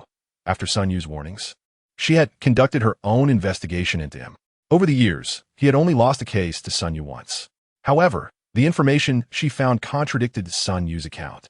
Su Ge's victories in every case were backed by irrefutable evidence, leaving no apparent gaps. This discrepancy was precisely why Xia Lan found herself so intrigued by Su Ge. "It's quite a tricky case," he replied, still smiling, though his expression bore a new layer that momentarily dazed Xia Lan. Chapter 47. The tragedy of an entire family. The gates of the Shanyuan County Public Security Bureau stood wide open, two uniformed officers directing Xia Lan's vehicle into the compound. Xia Lan and Bao Yuliang alighted, and the officers promptly approached them. One was a man in his 30s with a buzz cut and average build. The other was a woman in her 40s, her well-maintained skin exuding an air of sophistication. The man extended his hand, introducing himself as Jiang Guohong, captain of the criminal investigation team, and this is our deputy director, Li Liping. Bao Yuliang suddenly stepped forward, shaking Jiang Guohong's hand ahead of Xia Lan. "I am Bao Yuliang from the Mengshan City criminal investigation team, and this is our captain, Xia Lan." While speaking, a smile adorned Bao Yuliang's face, though inwardly he scolded, "Is your hand worthy of touching Xia Lan's?" After learning that Xia Lan was the sister of Xia Yuanfei, Lei Zhen had already issued a directive within the team to ensure everyone protected Xia Lan, both in work and life. Jiang Guohong awkwardly withdrew his hand, casting a glance over Xia Lan, exclaiming, "I heard about the remarkable female captain from Mengshan City during our online meeting. Seeing her in person, she truly does not fall short of her reputation. Time is of the essence. Let's first delve into the details of the case," Xia Lan replied, disliking the formalities of bureaucratic interactions, feeling that Lei Zhen would have been far more suited for such encounters. "Very well, let us proceed to the conference room, and I will arrange for someone to provide a report." Jiang Guohong quickly gestured for them to follow, while Li Liping smiled and made way for Xia Lan, accompanying her as they moved forward. Jiang Guohong departed midway, presumably to summon others. Suddenly, Li Liping remarked, "The case is somewhat complex. I hope Captain Xia can offer some insights." Xia Lan slowed her pace, turning to face Li Liping, who appeared unfazed by the comment. Under Li Liping's guidance, Xia Lan and Bao Yuliang entered a conference room on the first floor, where they were served tea before she exited. Li Liping had previously been the captain of the criminal investigation team. After her promotion to deputy director, she managed logistics. If she were to meddle in the case, it would be akin to overstepping her bounds. As for Jiang Guohong, he was an old hand, competent yet conventional, navigating tasks with a certain smoothness. Listening to Bao Yuliang's explanation, Xia Lan gazed at him with curiosity, inquiring about when he had gathered this information. Bao Yuliang lifted his phone, stating that Sun Yu had instructed Jiang Xiaoyu to investigate and send it over, mentioning that her social skills were lacking and that he should pay attention to it. Immediately, a scene unfolded in Xia Lan's mind, picturing Sun Yu smugly critiquing her inadequate social abilities. The conference room door swung open, and 7 individuals entered, taking their seats around the meeting table. Under Jiang Guohong's organization, the case briefing commenced. "Captain Xia, I am Meng Yuan from the criminal police team, and I will now present the details of the case." He introduced a young man, notably delicate in appearance. On June 23rd, just yesterday, at 7:30 a.m., the Gaojia Town Police Station received a report from villager Gao Ziji, stating that he had discovered the Gao Ming family deceased in their home. At that single utterance, Xia Lan exchanged a glance with Bao Yuliang, perplexed at how one could ascertain a neighbor's death so early in the morning. Jiang Guohong immediately discerned their confusion and clarified, "Our villages operate this way. At night, we merely lock the main gate while leaving the interior doors ajar. Neighbors are well acquainted. Gao Ziji lives next door to Gao Ming." From his second-floor window, he could observe the situation in Gao Ming's yard. Noticing the absence of activity that early in the morning, he felt something was amiss and decided to check it out. Indeed, it was perceptive of him. Had Sun Yu not deemed this individual's capabilities average, Xia Lan would have considered him a skilled observer. Meng Yuan continued, "Upon receiving the report, the police station promptly notified us. We arrived at the scene at 8:10 a.m., only to find Gao Ming's front door securely locked, with no signs of forced entry. Upon entering, we confirmed that Gao Ming, his mother, and son were all dead, while his wife, Wang Min, was missing." "A massacre?" The phrase flashed through Xia Lan's mind. "Gao Ming's father works out of town, and we have already informed him. He is en route back." After sharing this information, Meng Yuan activated the projector, revealing a photograph of an elderly woman lying on a bed, her surroundings stained with blood. This deceased is Gao Ming's mother, whose cause of death was severe hemorrhaging from severed carotid artery. The weapon was a kitchen knife from their home, from which we retrieved fingerprints belonging to all members of the Gao family. The next image depicted another bedroom, where Gao Ming's son, age 16, lay deceased, his cause of death matching that of his grandmother's, but with a more brutal wound that nearly severed his head. The weapon remained the same knife. Another image showed a middle-aged man sprawled on the ground, clutching his chest. The final photograph was of Gao Ming himself, shot through the heart, resulting in his demise. Xia Lan furrowed her brow, inquiring about the time of the incident. Meng Yuan replied, "The forensic expert estimates the time of death to be between midnight and 1 a.m. Our technical capabilities here are limited, preventing us from determining a more exact time." Xia Lan pressed further, "What about Gao Ming's wife?" Without changing the photo, Meng Yuan continued, "Wang Min was discovered 2 kilometers away in the fields, exhibiting multiple soft tissue contusions, her clothing torn, with clear signs of sexual assault. We recovered male bodily fluids from her. The next image appeared, causing Xia Lan's eyes to widen. The photograph revealed a handgun, a P7M8, seemingly found in a patch of land. We located this firearm not far from where Wang Min was discovered, and it has been confirmed as the weapon that killed Gao Ming. A set of fingerprints was found on the gun, and an eyewitness claimed to have seen Gao Jian from Gao Village in the vicinity of the fields that night. We swiftly identified Gao Jian as a suspect. Investigations confirmed that the fingerprints on the gun and the DNA from the bodily fluids matched Gao Jian perfectly. Seeing Xia Lan nod, Meng Yuan finally exhaled in relief, only then realizing he was drenched in sweat. A newcomer to the criminal police team, having just graduated from the public security university, he had chosen to return to his hometown to protect the land he cherished, rather than remaining in Mengshan City. Despite being far from Nanrong City, Meng Yuan had kept a close eye on matters in Mengshan, given its crime rate was not something a small county could compare to. He had familiarized himself with every case Xia Lan had handled since her employment, understanding that while his own cases were straightforward, Xia Lan was the true master of criminal investigation. Feeling that Xia Lan had absorbed all the information, Meng Yuan spoke again. Now, there's a question. Chapter 48. The newcomer Meng Yuan has arrived. Xia Lan inwardly chuckled, knowing that matters were not as simple as they seemed. If this situation had already been established, there would be no need for Jiang Guohong to arrange a case briefing. They could simply have sent her to interrogate Gao Jian and investigate the firearm's origin. Meng Yuan took a deep breath, his expression growing somber. We conducted an interrogation with Gao Jian, and his only response was that he had been blackout, drunk the night before, and remembered nothing. What about Wang Min's testimony? With both witness and physical evidence, the case could be closed without her statement, Xia Lan asserted. However, Meng Yuan shook his head in despair. Wang Min has gone mad, likely due to witnessing the entire incident. She cannot provide any testimony, not even identifying Gao Jian. Xia Lan's gaze shifted to Jiang Guohong. So, Gao Jian denies committing the crime and consequently disavows the firearm. You called us here to assist in convicting him. Jiang Guohong chuckled, waving his hand dismissively. Captain Xia, you overestimate the situation. We conduct our own investigations, and you conduct yours. I assure you, should you require anything, simply consult with Xiao Ming. The entire criminal police team will offer full cooperation. No wonder, son, you remarked that Jiang Guohong was astute. His words were faultless. Yet, as long as Xia Lan could ascertain the gun belonged to Gao Jian, the Gao family massacre would inevitably be solved. If they could not confirm this, they could always claim that even a special task force from a major city could not reach a conclusion. So what was remarkable about their inability? Then please prepare all the relevant materials for us. Thank you. Once outside the police station, Xia Lan's demeanor turned frosty within the car, while Bao Yuliang remained relatively unperturbed. Adjusting his glasses, Bao Yuliang murmured, "This is typical for a small county. The equipment is average, and significant cases are rare. Seeking assistance from the city bureau is quite normal. I just feel deceived into being a pawn. It's frustrating," Xia Lan coldly replied. Bao Yuliang, however, chuckled lightly. "Captain Xia, I believe you're mistaken. What you are encountering is a homicide, a massacre. Your primary concern should be how to solve it, not harboring resentment towards the person who assigned it to you." "I understand," Xia Lan replied irritably, regretting her decision to publicly disclose her identity as the sister of Xia Yuanfei.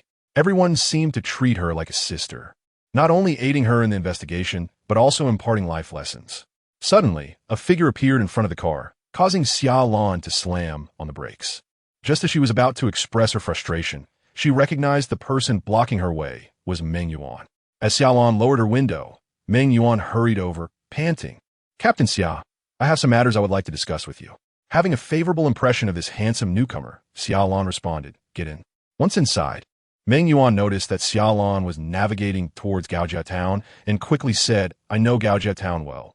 There are some routes that aren't on the navigation, so let us follow my directions." Xia Lan observed that Meng Yuan's expression was significantly more animated than before, and she nodded, turning off the navigation. Leaning forward from the back seat, Meng Yuan added, "I thought you were upset and no longer intended to handle this case." "Indeed, I didn't want to deal with it," Xia Lan replied sternly, though she felt the urge to see it through since she was already en route. Meng Yuan found himself at a loss, momentarily unsure whether he should speak. "What would you like to ask?" Bao Yuliang offered Meng Yuan a way out. Nodding, Meng Yuan inquired, "Based on your experience at the municipal bureau, Are you aware of any substances that could drive a person insane or cause mental instability? This question immediately captured the attention of Xia Lan and Bao Yuliang, as the earlier case report mentioned that Wang Min had gone mad and was unable to identify Gao Jian. Bao Zuliang Gao De. Solving a case is not a matter of mere speculation. Do you have any evidence? Meng Yuan's expression shifted between uncertainty and determination, finally resolutely stating, I have been observing Gao Jian for quite some time. He is undoubtedly a lecherous man. Bao Yuliang sensed there was more beneath Meng Yuan's words. In the year I've been here, I've heard that he has bullied several virtuous women, yet due to his affluent and influential family, he managed to settle those matters with money. Wang Min is exceptionally beautiful. I suspect Gao Jian was infatuated and attempted to take advantage of her. But when Gao Ming opposed him, this tragedy ensued. The two individuals in the front row exchanged exasperated glances, and Bao Yuliang managed an awkward smile. So, you are Xiao Meng? Yes. Meng Yuan adopted a posture of eager attentiveness. Assuming Gao Jian is indeed a lascivious individual who has harassed several respectable women. What does that imply? Without waiting for Meng Yuan's response, Bao Yuliang continued, Now we have a massacre. What does that signify? However, all the evidence points to Gao Jian. Meng Yuan asserted vehemently. Bao Yuliang waved his hand dismissively. I know all evidence indeed points to Gao Jian. But have you considered that if he truly killed so many people, why would he leave no witnesses to silence? Why leave the gun at the scene? Both Xia Lan and Bao Yuliang recognized these inconsistencies, prompting them to decide to visit the crime scene directly. Most importantly, Xia Lan's voice rang out, fingerprints. The knife used to kill Gao Ming's mother and son bore no fingerprints, indicating the murderer acted with premeditation while wearing gloves. Yet, the gun had Gao Jian's fingerprints. Isn't that contradictory? Meng Yuan's expression froze. Why hadn't he noticed such a straightforward issue? The officers from the municipal bureau had only needed to hear the report once to identify so many concerns. However, I can answer your question, Xia Lan said, fearing to dampen Meng Yuan's enthusiasm for solving cases. Indeed, there are numerous substances capable of inducing madness or mental instability. Glancing at the eager Meng Yuan in the rearview mirror, Xia Lan continued, All hypotheses must be grounded in known clues. Tell me, what condition was Wang Min in when she was discovered? Meng Yuan replied directly, unconscious. And then, she was immediately taken to the hospital, correct? Meng Yuan nodded. To the County First People's Hospital. For such a grave incident, was she not under constant supervision during her treatment? Meng Yuan met Xia Lan's gaze through the rearview mirror and nodded affirmatively. Upon waking, did you not take her statement, discovering she had gone mad? Xia Lan, Zets? In that time, did Gao Jian's associates have the opportunity to administer drugs to Wang Min? Meng Yuan chuckled awkwardly, self-deprecatingly remarking, It seems I truly overthought this. You did not overthink. As a detective, it is essential to have imaginative ideas. You can never predict how deranged a perpetrator may be, Bao Yuliang thought, stifling a laugh as he turned away. At this moment, Xia Lan resembled an experienced investigator imparting wisdom to a novice. However, Xia Lan had been a detective for less time than Meng Yuan had been alive. Chapter 49. The gunshot the houses in the village were self-built, with spacious yards, and the main buildings were either 2 or 3 stories high. The crime scene had already been cordoned off as the three entered Gao Ming's residence. The body had been removed, leaving only bloodstains behind. All the houses were interconnected, and none were equipped with soundproofing. Xia Lan queried, Did the neighbors hear the gunshots? Meng Yuan shook his head. This is a village. Noise at night is quite common. Some were indeed awakened by the gunfire. But they did not take it seriously and went back to sleep. Did they not hear Wang Min's cries for help? Xia Lan asked again. No. We found traces of tape on Wang Min's wrists and mouth, suggesting she had been restrained. The bloodstains by the bed exhibited a splatter pattern, but a portion was missing. Xia Lan frowned. Did you find any of the victim's blood on Wang Min? Yes, this is another reason I suspect Gao Jian. He must have taken Wang Min after committing the murders, and he likely got blood on himself during the act, which he then transferred to her. Xia Lan pondered before looking at Meng Yuan.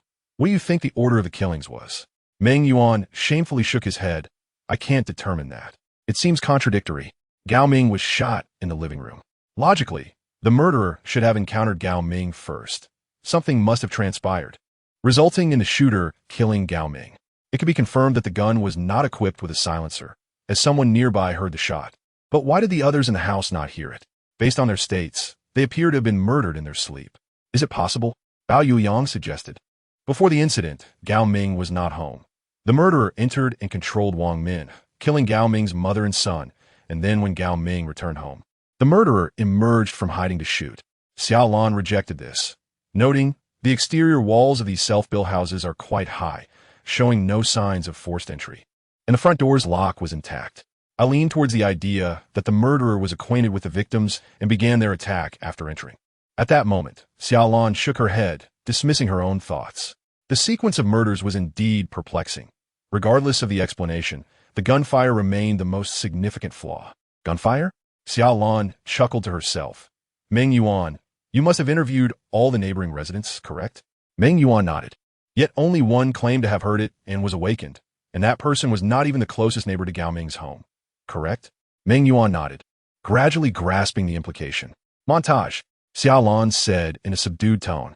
The witness knew you were investigating whether anyone heard gunfire at the time of the incident and instinctively followed that thought. Coincidentally, they were awakened by some noise, thus subjectively believing it was the gunfire that disturbed them. If there was no gunfire, then the murderer may have used a silencer. If so, the direction of the case would lean towards a vendetta. In that case, Gao Jian's suspicion decreases significantly. If it were a vendetta, why would he risk abducting and assaulting Wang Min? That would be tantamount to walking into a trap. Yet if it were revenge, another question arises. Why did the murderer spare Wang Min? Xia Lan suddenly had a bold hypothesis. What if the murderer knew Wang Min? On the night of the incident, Wang Min opened the door for the murderer, and they killed Gao Ming, followed by Gao Ming's mother and son. In that scenario, the blood on Wang Min could have come from the murders. But why did Wang Min go mad? Xia Lan exhaled a long breath, feeling an inexplicable sense that this seemingly simple case was fraught with contradictions, the most bizarre being that Gao Jian's culpability seemed to diminish. Exiting Gao Ming's home, Xia Lan overheard several women gossiping at the alley's entrance. As she passed by, she distinctly caught the term slut. Stopping in her tracks, Xia Lan recalled how Sun Yu had interacted with others, forcing a smile. Excuse me, ladies? The four women ceased their conversation, turning in unison to regard Xia Lan, their expressions shifting to one of admiration upon seeing her delicate features. Is this young lady also a police officer? One of the women inquired. Since Meng Yuan was in uniform and walked alongside him, the women naturally assumed that Xia Lan and Bao Yuyang were also officers of the law.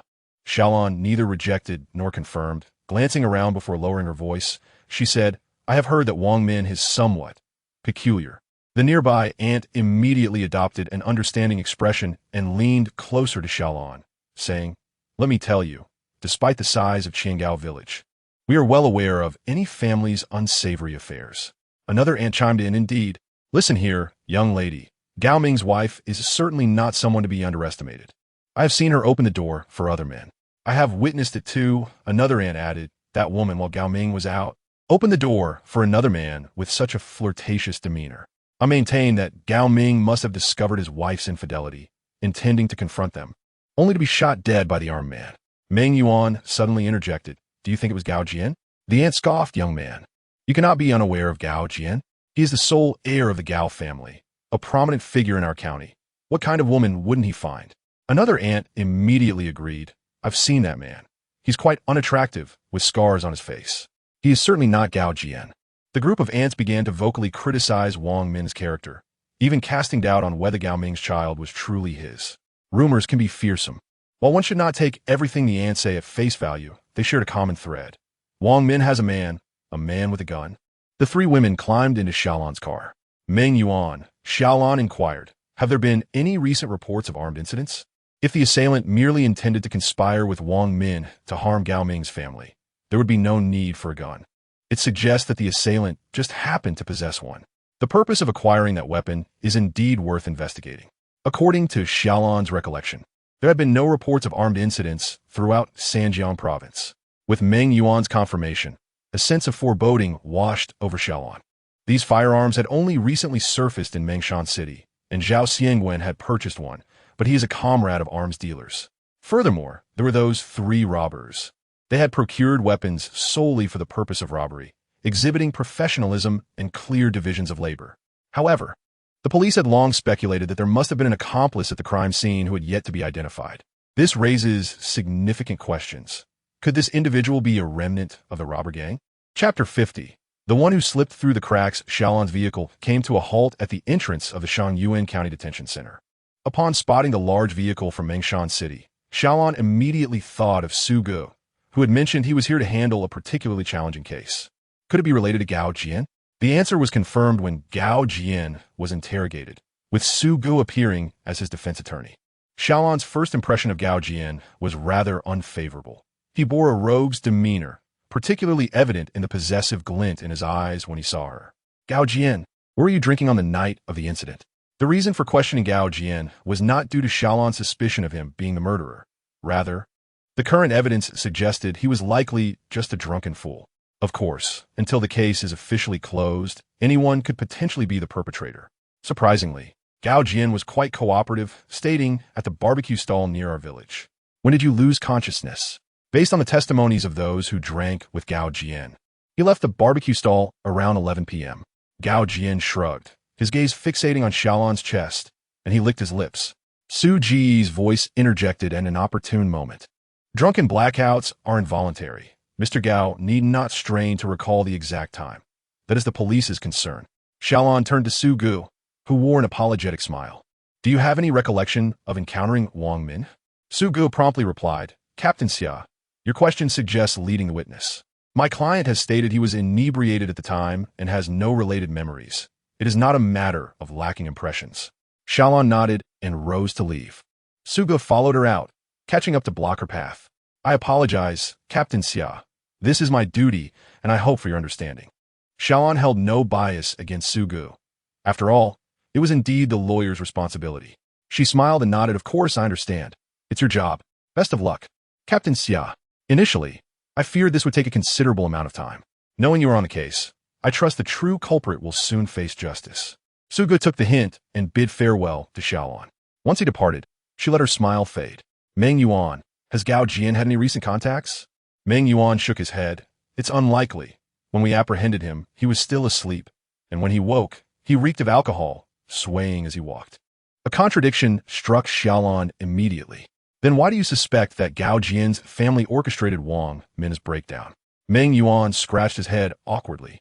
I always thought Gao Jian was the murderer, so I began to hypothesize what might occur if he were indeed the culprit. The presumption of guilt is a grave error in investigation.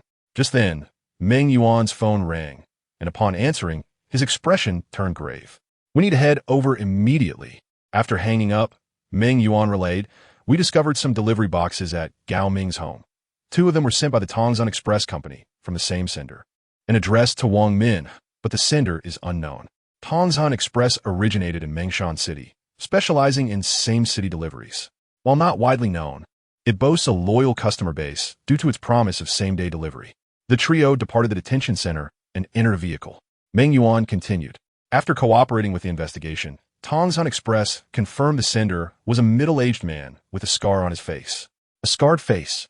The investigative direction was confirmed after Gao Ming's departure, and Jiang Guohong also indicated he would actively cooperate over the phone. However, to their astonishment, within just 3 hours, this man, who may have previously been to Gao Ming's home, re-emerged. Everything unfolded too swiftly for Xia Lan to contemplate as she pressed the accelerator, heading towards the delivery location. Outside an old building in the northern part of Shangyuan County, a team of police officers stood armed and ready. Upon exiting the vehicle, Xia Lan observed their anxious expressions and momentarily struggled to manage her own. Jiang Hong, perceptive as always, explained, this is a small county. We haven't dealt with serious cases before. Xia Lan acknowledged. Have you confirmed the suspect? Yes, he resides on the top floor of that building, 6th floor, room 601. No elevator, 2 households per floor. He appeared 2 Mondays ago, and the landlord mentioned he paid $3,000 in rent and has scarcely left his room. 2 Mondays ago, the very day of the Filia jewelry store robbery, an indescribable excitement surged within Xia Lan. Justice, albeit slowly, was indeed catching up. I suspect he is one of the robbers from the Filia jewelry store incident. Aside from the firearm you discovered in the fields, we cannot ascertain whether he possesses any other weapons. The collective intake of breath from the group echoed the tension in the air. The alert regarding arms dealers stemming from the Philea jewelry store robbery had been disseminated to police units nationwide. The reason for their anxiety was singular, apart from the handgun. The suspect might have also procured a submachine gun. Jiang Wang swallowed hard. We can call for armed police support. They would arrive in about 15 minutes. Even though the distance to the suspect's building was considerable, Jiang Guohong spoke in hushed tones, fearful of being overheard. Although Xia Lan was confident in her ability to handle the situation alone, she was acutely aware that they were not in Mengshan City, and the surrounding environment was exceedingly complex. Should a gunfight ensue, the potential for innocent bystanders to be harmed was a burden Xia Lan could not bear. All right, in less than 10 minutes, an explosion reverberated from the building belonging to the suspect in the distance, followed by a fierce blaze erupting from the fifth-floor windows, accompanied by screams. An incident had occurred. Xia Lan drew her firearm and dashed toward the building, closely followed by Bao Yuliang. Witnessing the fierce policewoman Xia Lan charging ahead, Jiang Guohong gritted his teeth and shouted, "Go!" Meng Yuan and 7 local police officers followed suit. Upon reaching the ground floor, Xia Lan instructed Meng Yuan, "Divide into 2 teams, one for evacuating the crowd and the other for surrounding the building to prevent the suspect from escaping. We will apprehend him." Exchanging a knowing glance with Bao Yuliang, they both silently chambered their firearms, adhering to the wall to avoid the descending crowd, cautiously ascending the stairs. As they climbed, they remained vigilant for anyone who might be attempting to flee amidst the chaos. They finally reached the 5th floor, where the door of an east-facing apartment stood wide open, thick black smoke billowing forth. The suspect was on the 6th floor, and their pace slowed significantly. Each step was taken with utmost caution, scrutinizing their surroundings before proceeding. Just as they prepared to ascend the stairs from the 5th to the 6th floor, Xia Lan suddenly heard the sound of shattering glass from the room engulfed in flames. Her instinct told her that this was a diversion. The suspect must be on the 5th floor? Chapter 51. The order is complete. All thoughts and judgments coalesced in an instant, and Xia Lan decisively plunged into the smoke-filled room. Flames erupted from 2 adjacent rooms, and she rolled into the farthest one from the fire's origin. This was a bedroom, one window shattered, and a makeshift rope fashioned from bed sheets dangled out. As Xia Lan leaned out the window, she caught sight of a figure's silhouette. The figure was unremarkable, typical of someone escaping a fire, but what he held in his hand was anything but ordinary, an MP7A1 submachine gun. Xia Lan attempted to open the window, but it seemed stuck from years of disuse. Stepping back a few paces, she leaped through the remaining shards of glass, grasping the bed sheet tightly as she swung onto the nearby drain pipe, quickly descending. Once on the ground, Xia Lan pursued the figure, refraining from firing her weapon. She was acutely aware of the MP7A1's destructive power. If he pulled the trigger in such a chaotic scene, many would surely fall victim. Whether it was disbelief or sheer shock that kept the bystanders from noticing the man with the submachine gun, their attention remained fixated on the burning building. Suddenly, the figure glanced back, and Xia Lan had no time to halt her advance.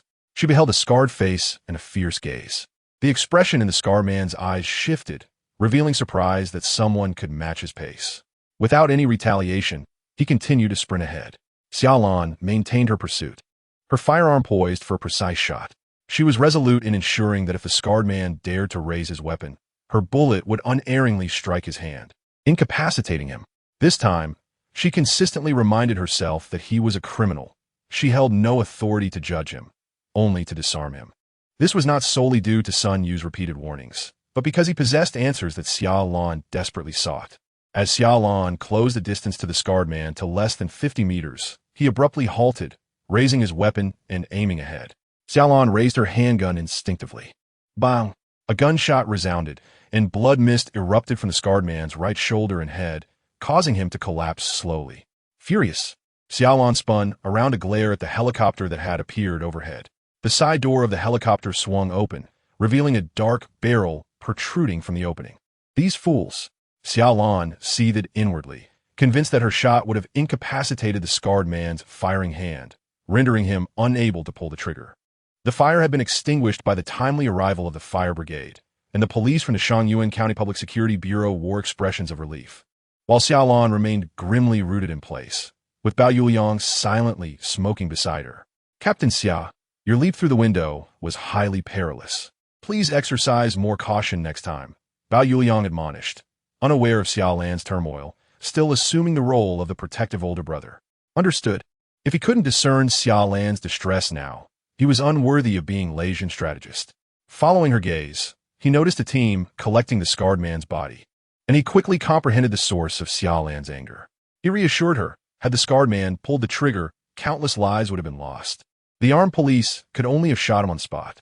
Xia Lan remained silent, her eyes fixed angrily on the descending helicopter, from which emerged 6 men clad in camouflage, one cradling a Type 79 sniper rifle. The Type 79, a favorite among domestic snipers, was renowned for its lightweight, maneuverability, range, and accuracy. The leader initially approached Jiang Wahong, but, upon noticing Xia Lan, his lips twitched involuntarily. He merely greeted Jiang Wahong from a distance before leading his team towards Xia Lan. Upon reaching her, the leader saluted, introducing himself as the captain of the Blue Eagle Special Forces, codenamed Song Ying.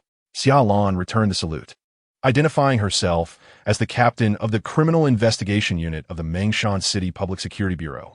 Her voice was somewhat stiff, clearly still vexed over their decision to execute the scarred man on the spot. Afterward, she directed her gaze at the man holding the sniper rifle. Eagle Eye, why did you shoot the suspect?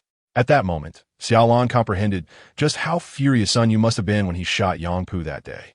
She felt akin to him now, fully aware that the suspect possessed valuable information, now forever silenced as a corpse.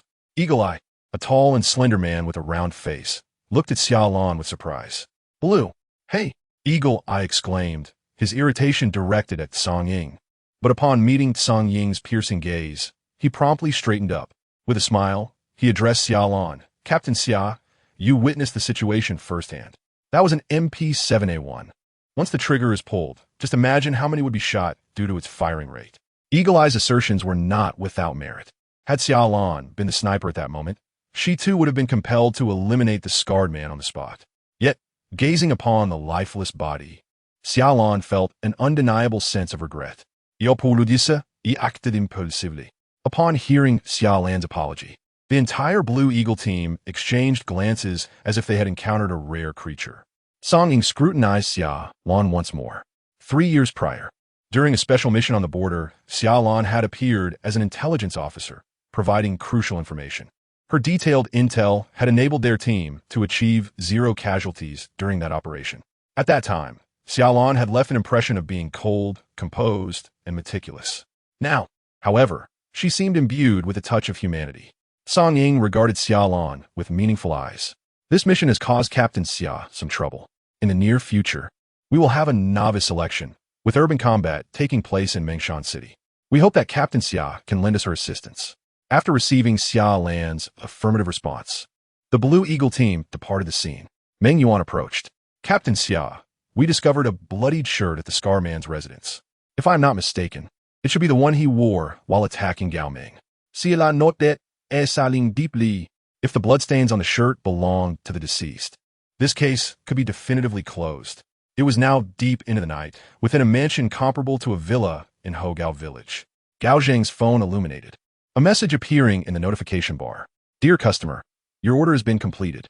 Please pay the remaining 10 balance.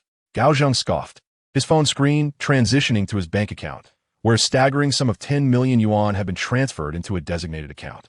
Chapter 52. Inquiry on Saturday morning. The highway from Shangyuan County to Mengshan City was abuzz with the swift movement of Xia Lan's vehicle. The driver remained Bao Yuliang, while Xia Lan sat silently in the passenger seat, gazing out the window, her brow furrowed with a hint of melancholy, devoid of the elation one might expect after solving a significant case. The scarred face had perished, just as the 3 robbers had, leaving no trace of their personal information.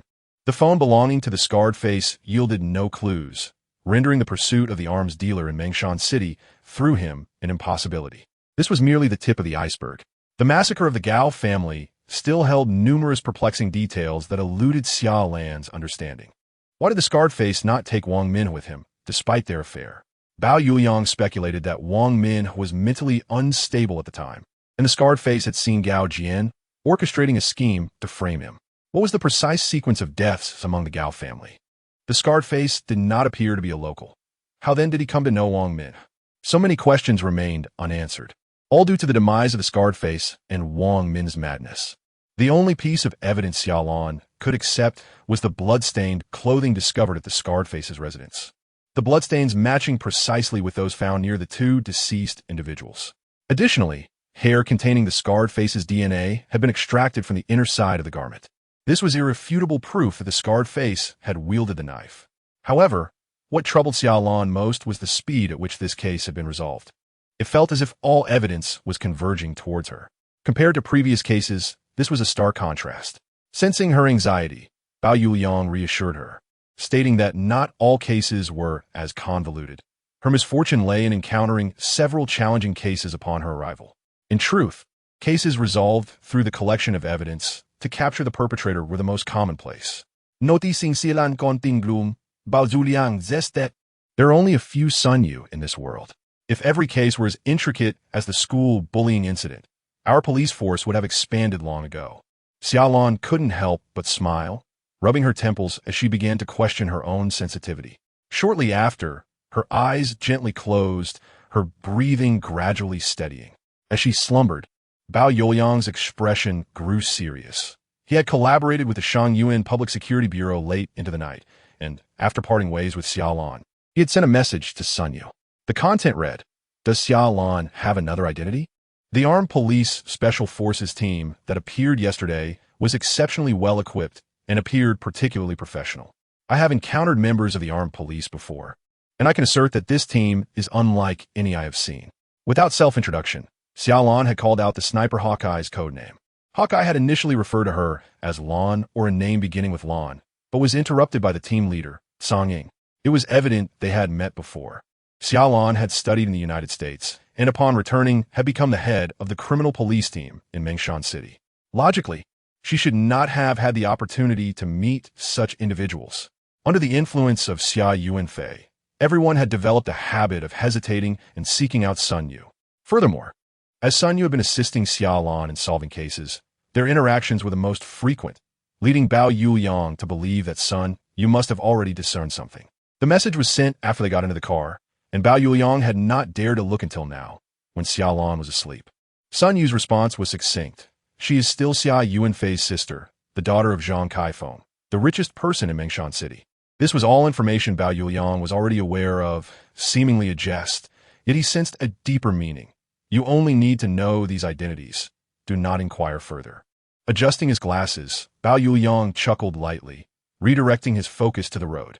The doorbell rang, and Sun Yu, seated in her executive chair, yawned and exited her office. It was already 8 in the evening. Who could possibly be visiting? Approaching the glass door, she beheld Xia Lan, who was holding 2 large bags. Upon opening the door, she noticed Xia Lan clad in a denim dress, a decorative belt accentuating her slender waist, and a pair of backless sandals that exuded a refreshing aura. Observing that Xia Lan had made an effort with her makeup, Sun Yu's lips quirked with amusement. "You're not going on another blind date, are you?"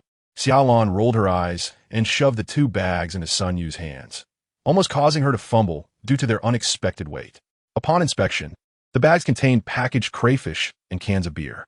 "My mother insisted I go on a date with Su Ge, so I agreed and thought I might as well come find you, my pretend boyfriend." Xia Lan clasped her hands behind her back, pacing the room before turning to Sun Yu. "Where shall we eat?" Sun Yu gestured towards her office, where a table awaited them.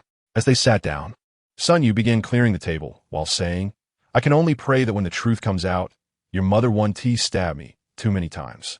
Opening the packaging of the crayfish, the enticing aroma invigorated Sun Yu, who, forgetting to use gloves, eagerly seized one to savor the delicacy. Xia Lan dutifully opened a can of beer and handed it to Sun Yu. After indulging in a couple of crayfish and taking a sip of beer, Sun Yu inquired, "So what's the matter?" Xia Lan blinked, replying, "I merely invited you for some crayfish. What could possibly be the matter? You'd better not say anything." Sun Yu adopted a knowing expression, continuing to peel the shells. "Your mother is something else. You just returned from a business trip.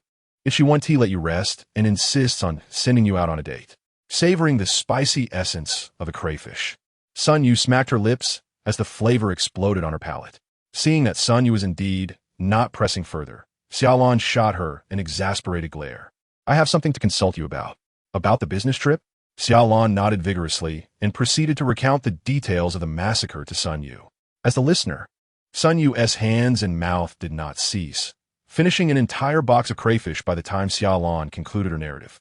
You needn't dwell on it excessively.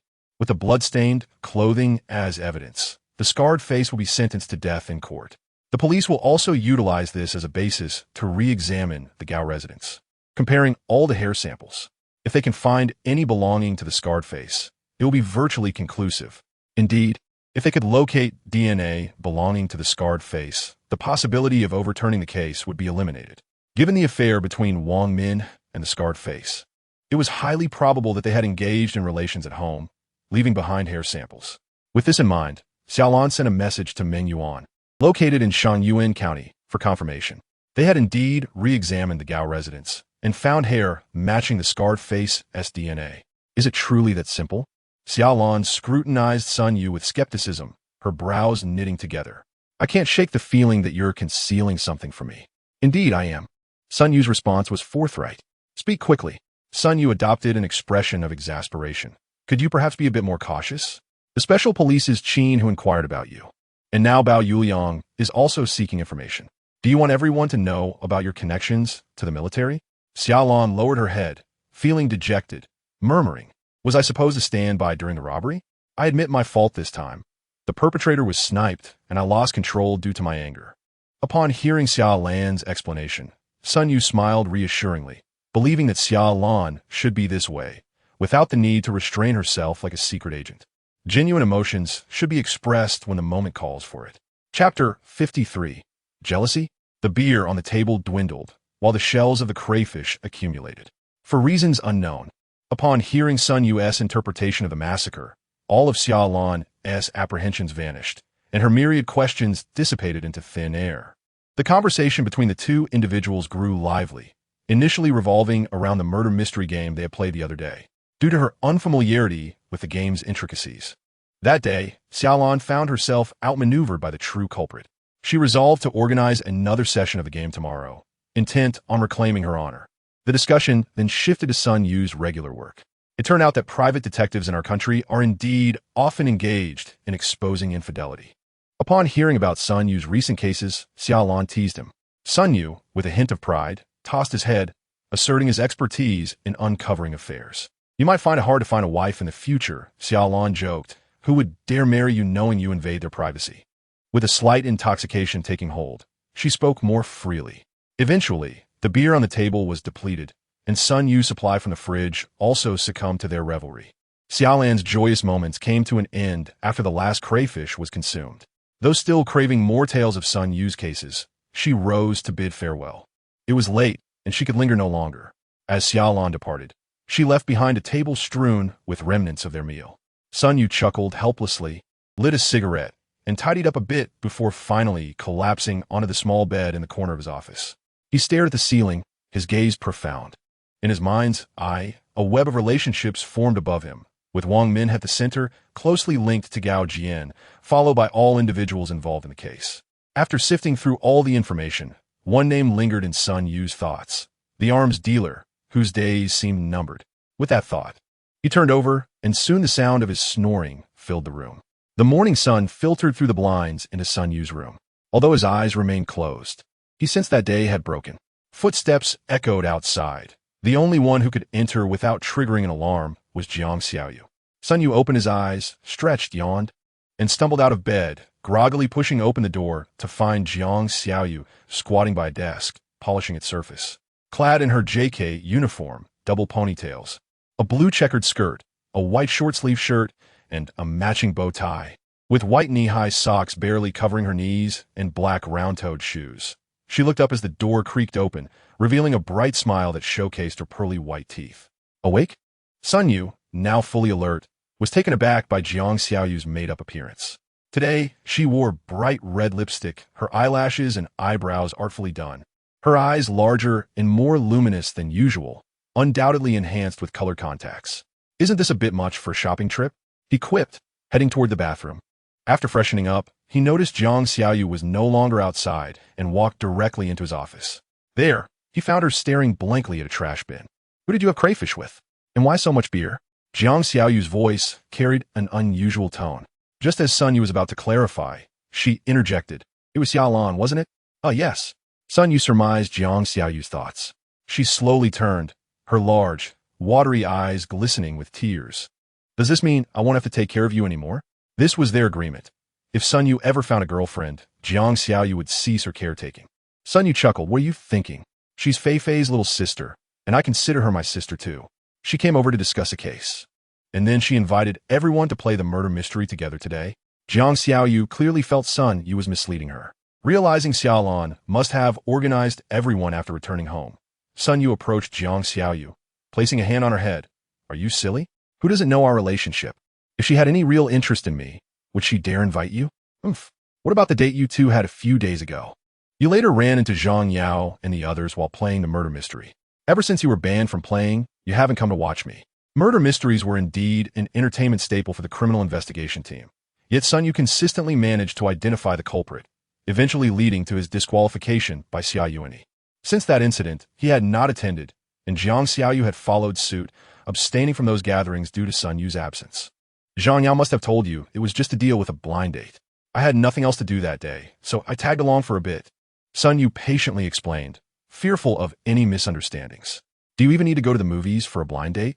Zhang Yao mentioned Xia Lan was dressed super sexy and made up. She looked stunning. Sun Yu burst into laughter. Withdrawing his hand from Jiang Xiaoyu's head and placing both on his hips, no wonder you've dolled up today. Trying to outshine her? Jiang Xiaoyu stomped her foot in frustration. You still find this funny? I'm not laughing anymore. Please don't be upset, all right? With my looks, if I ever managed to catch Xia Lan's attention, her brother would surely rise from the grave to confront me. Jiang Xiaoyu couldn't help but giggle at Sun Yu's jest, quickly suppressing it and pouting. Sun Yu harbored a question he dared not voice, as it was part of their unspoken agreement. He longed to ask if Jiang Xiaoyu was feeling jealous because she was contemplating his romantic prospects. However, she had previously declared that she would never be with him, nor allow him to inquire about such matters. Suddenly, Jiang Xiaoyu leaped towards Sun Yu, her head resting against his chest, her arms wrapping tightly around him. You must promise me, if you ever like someone, you will tell me first. Sun Yu froze momentarily, gently stroking her back. So, this is why you're upset? Jiang Xiaoyu shook her head. I thought if you liked someone, you wouldn't care about me anymore, maybe even leave without a word. Her voice trembled, choked with emotion. Sun Yu embraced her firmly, wishing to convey his feelings through this gesture. After a while, he softly offered, then let me spend today with you. I want to go out and meet them. Absolutely not. Jiang Xiaoyu shot back, raising her head in refusal. If we don't go, then my makeup will have been for nothing. With that, she widened her eyes and forcefully broke free from Sun Yu's embrace, stepping back just enough to punch him lightly in the chest. Haven't I told you? I can hug and cuddle you, but you can't do anything. Sun Yu scratched his head in confusion, unable to contain his laughter at the sudden shift in mood. This playful banter dispelled the earlier sadness that had clouded Jiang Xiaoyu's demeanor. This was the Jiang Xiaoyu he cherished. And Sun Yu felt a sense of relief wash over him, his eyes softening with affection. Chapter 54, A Strange Feeling on the Weekend. The pedestrian street at Yunfeng Square was teeming with people. For today's youth, the pressures of the workweek demanded an outlet, and shopping became a favored means of release. Even with modest salaries, they willingly indulged in extravagant hot pot meals and purchased garments that would leave them financially constrained for weeks. Xia Lan drove, picking up Fu Ming, Bao Yuyang, and Su Hui. She had initially asked Sun Yu to join, but he replied that he would be with Jiang Xiaoyu. Upon receiving that message, Xia Lan felt a twinge of discomfort, an indescribable feeling stirring within her. Zhang Yao and Wang Yinbin were already downstairs, bags of milk tea in hand. And upon seeing Xia Lan approach with her companions, Zhang Yao was immediately captivated by her denim skirt that revealed her long, slender legs. Observing the gazes of passers-by, he exclaimed, Captain Xia, if it weren't so difficult to move in that outfit, I'd wish you'd wear it every day. Xia Lan feigned a swat at him, prompting Zhang Yao to duck behind Bao Yuyang. The group erupted in playful banter, and Bao Yuyang adjusted his glasses, suggesting, since Sun Yu and Xiaoyu are aware of this place, shall we head up? However, Xia Lan shook her head, winking mysteriously, let's wait a bit before going up. After a few minutes, Zhang Yao suddenly exclaimed, what the heck? He looked astonished, his mouth agape. The others followed his gaze and saw a familiar figure approaching in the distance, a pure white dress and a pair of white high heels exuding an air of sophistication. Sister Jing? Fu Ming called out. In truth, Yu Jing was just a year younger than Xia Yuanfei and only slightly older than Wang Yanbin, Su Hui, and Xia Lan. However, her mature demeanor gave her an exceptionally sage-like impression, which led everyone to affectionately refer to her as Sister Jing. Yu Jing stood before them, offering a sweet smile. The name of this script murder mystery establishment was Mist. After Xia Yuanfei's demise, the group wished to avoid reminders of him and sought a new venue.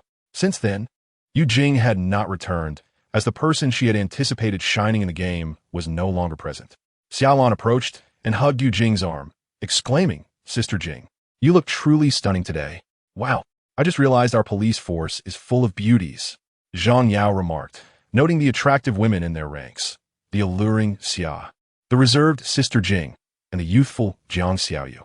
Just as he finished speaking, Zhang Yao stumbled slightly, nearly falling, as Su Hui had kicked him from behind, clearly displeased that he had not included her in his list of beauties. In fact, Su Hui was also quite attractive, belonging to the youthful category. But when compared to the other three striking women, she seemed to lack a certain allure. As the group prepared to ascend the stairs, Jiang Xiaoyu's voice called out from afar, Captain Xia. They turned to see Sun Yu and Jiang Xiaoyu walking side by side, with Jiang Xiaoyu holding Sun Yu's pinky finger, resembling a child being led by an adult. Though they were not romantically involved, and despite knowing Jiang Xiaoyu often engaged in affectionate gestures with Sun Yu, Xia Lan felt a familiar pang of discomfort upon witnessing it. I was late because I went to help Sun Yu tidy up the office, Jiang Xiaoyu explained. Yes, Xia Lan replied, glancing at Jiang Xiaoyu's hand, still gripping Sun Yu's pinky. She even has the door lock code for his company. She claims she cannot accept Sun Yu. But has Sun Yu ever given up on her? Xia Lan sensed a distinct shift in her emotions, struggling to maintain a smile. Shall we head upstairs? Yu Jing suggested suddenly, prompting everyone to step through the entrance of the Mist-script murder mystery venue. The interior decor leaned towards darker hues, with a bar crafted from crystal glass. Behind the bar stood a young man in his 20s, whom Xia Lan had not seen during her last visit. After greeting him as Brother Yao, the young man promptly rose, skillfully offering everyone cigarettes. Zhang Yao accepted a cigarette, lighting it, and said to Xia Lan behind him, his name is Xiao Dong. He's a buddy of mine. He is quite understanding, Fu Ming added, noting that they often frequented the place and helped themselves to Xiao Dong's cigarettes. Xiao Dong then inquired of Sun Yu, who graciously accepted one. Notably, he also asked the three newly arrived beauties. Naturally, the charm of Xia Lan and the others caught Xiao Dong's attention, but he merely glanced at them before turning back to Zhang Yao. Brother Yao, are they all from your police force? Zhang Yao proceeded to introduce the newcomers to Xiao Dong, Captain Xia Lan, forensic expert Yu Jing, and technical investigator Jiang Xiaoyu. Xiao Dong nodded and greeted each one. But when it came to introducing the private detective Sun Yu, Xiao Dong's eyes sparkled with intrigue as if encountering a rare species. He seized Sun Yu's hand, exclaiming, You are the Yu Ge that Brother Yao talks about all the time. He says there's no script you can't navigate. We're organizing a competition soon. Would you be interested in joining? Sun Yu smiled and replied, Don't listen to his nonsense. I hardly participate in these games. Besides, I've been quite busy lately. So let's skip that competition. As he spoke, he surveyed the front desk's environment. Sun Yu paused, but since you are Brother Zhang's friend, I will consider it and sign up. Xia Lan lowered her head slightly, covering her mouth with her hand as if to rub her nose, fearful that others would see her stifling laughter. Following Sun Yu's pause, she glanced toward the nearby display board, which showcased promotional materials for the script murder mystery competition, with the most striking feature being the grand prize of 30,000 yuan. She was certain that this mundane prize had swayed the decision of their esteemed detective. Xiao Dong led the group to a private room, introducing them along the way. Brother Yao knows I'm a detective enthusiast, but my skills are lacking. I couldn't get into the police academy, so I opened this script murder mystery store to connect with fellow reasoning aficionados. No one responded, as it was clear this was directed at Sun Yu, who was engrossed in examining the competition's promotional flyer.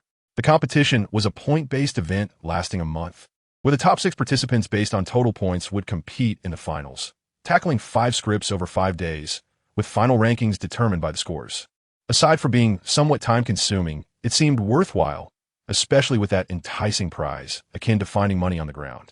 As Sun Yu reveled in his thoughts, he felt a jolt against his waist, turning to see Xia Lan looking at him with disdain, her lips pursed, clearly unimpressed by his frugal demeanor.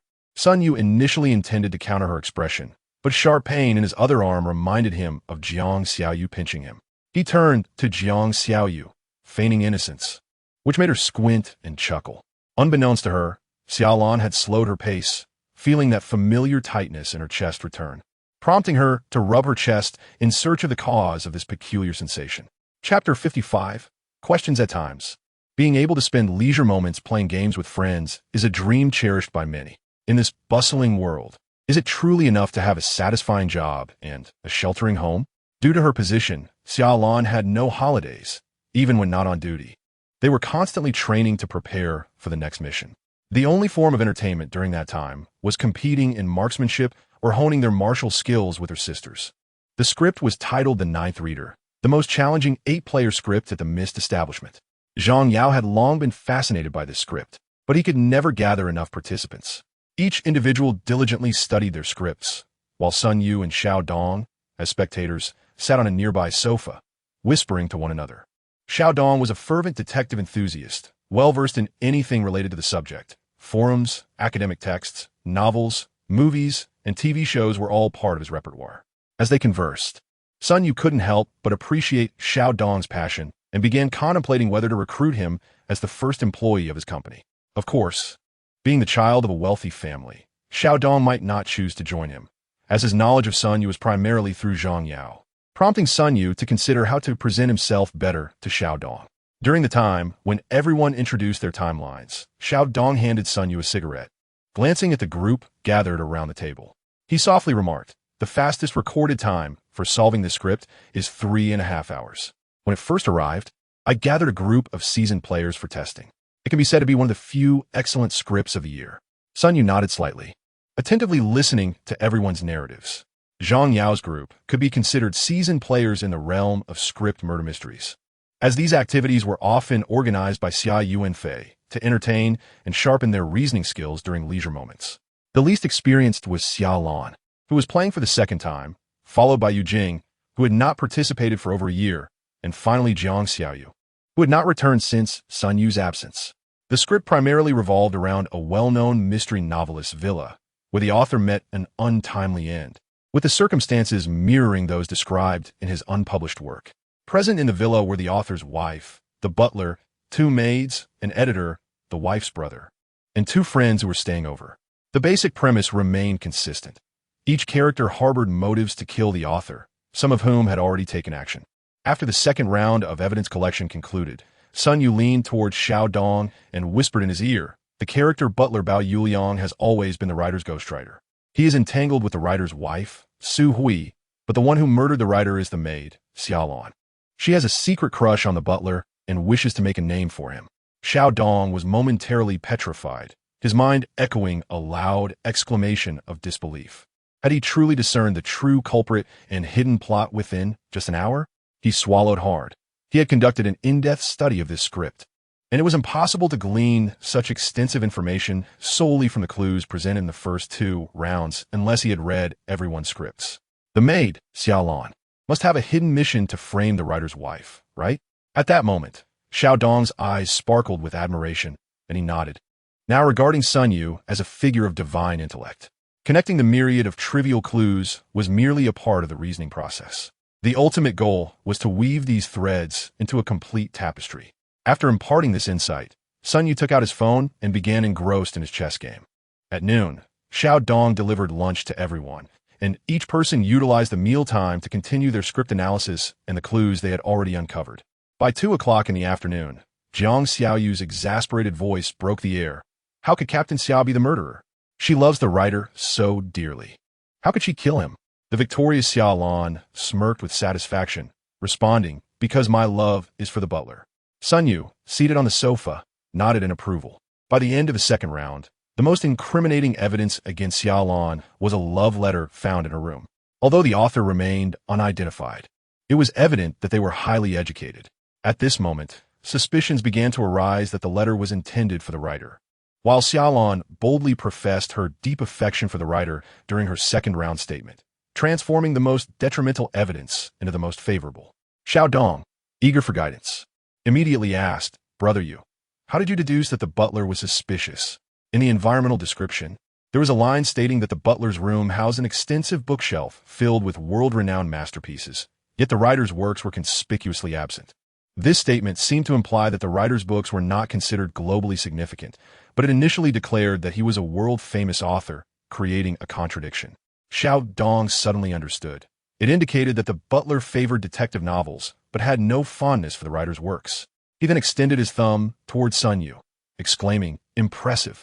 As the two conversed, Jiang Xiaoyu settled beside Sun Yu on the sofa, crossing her arms and pouting.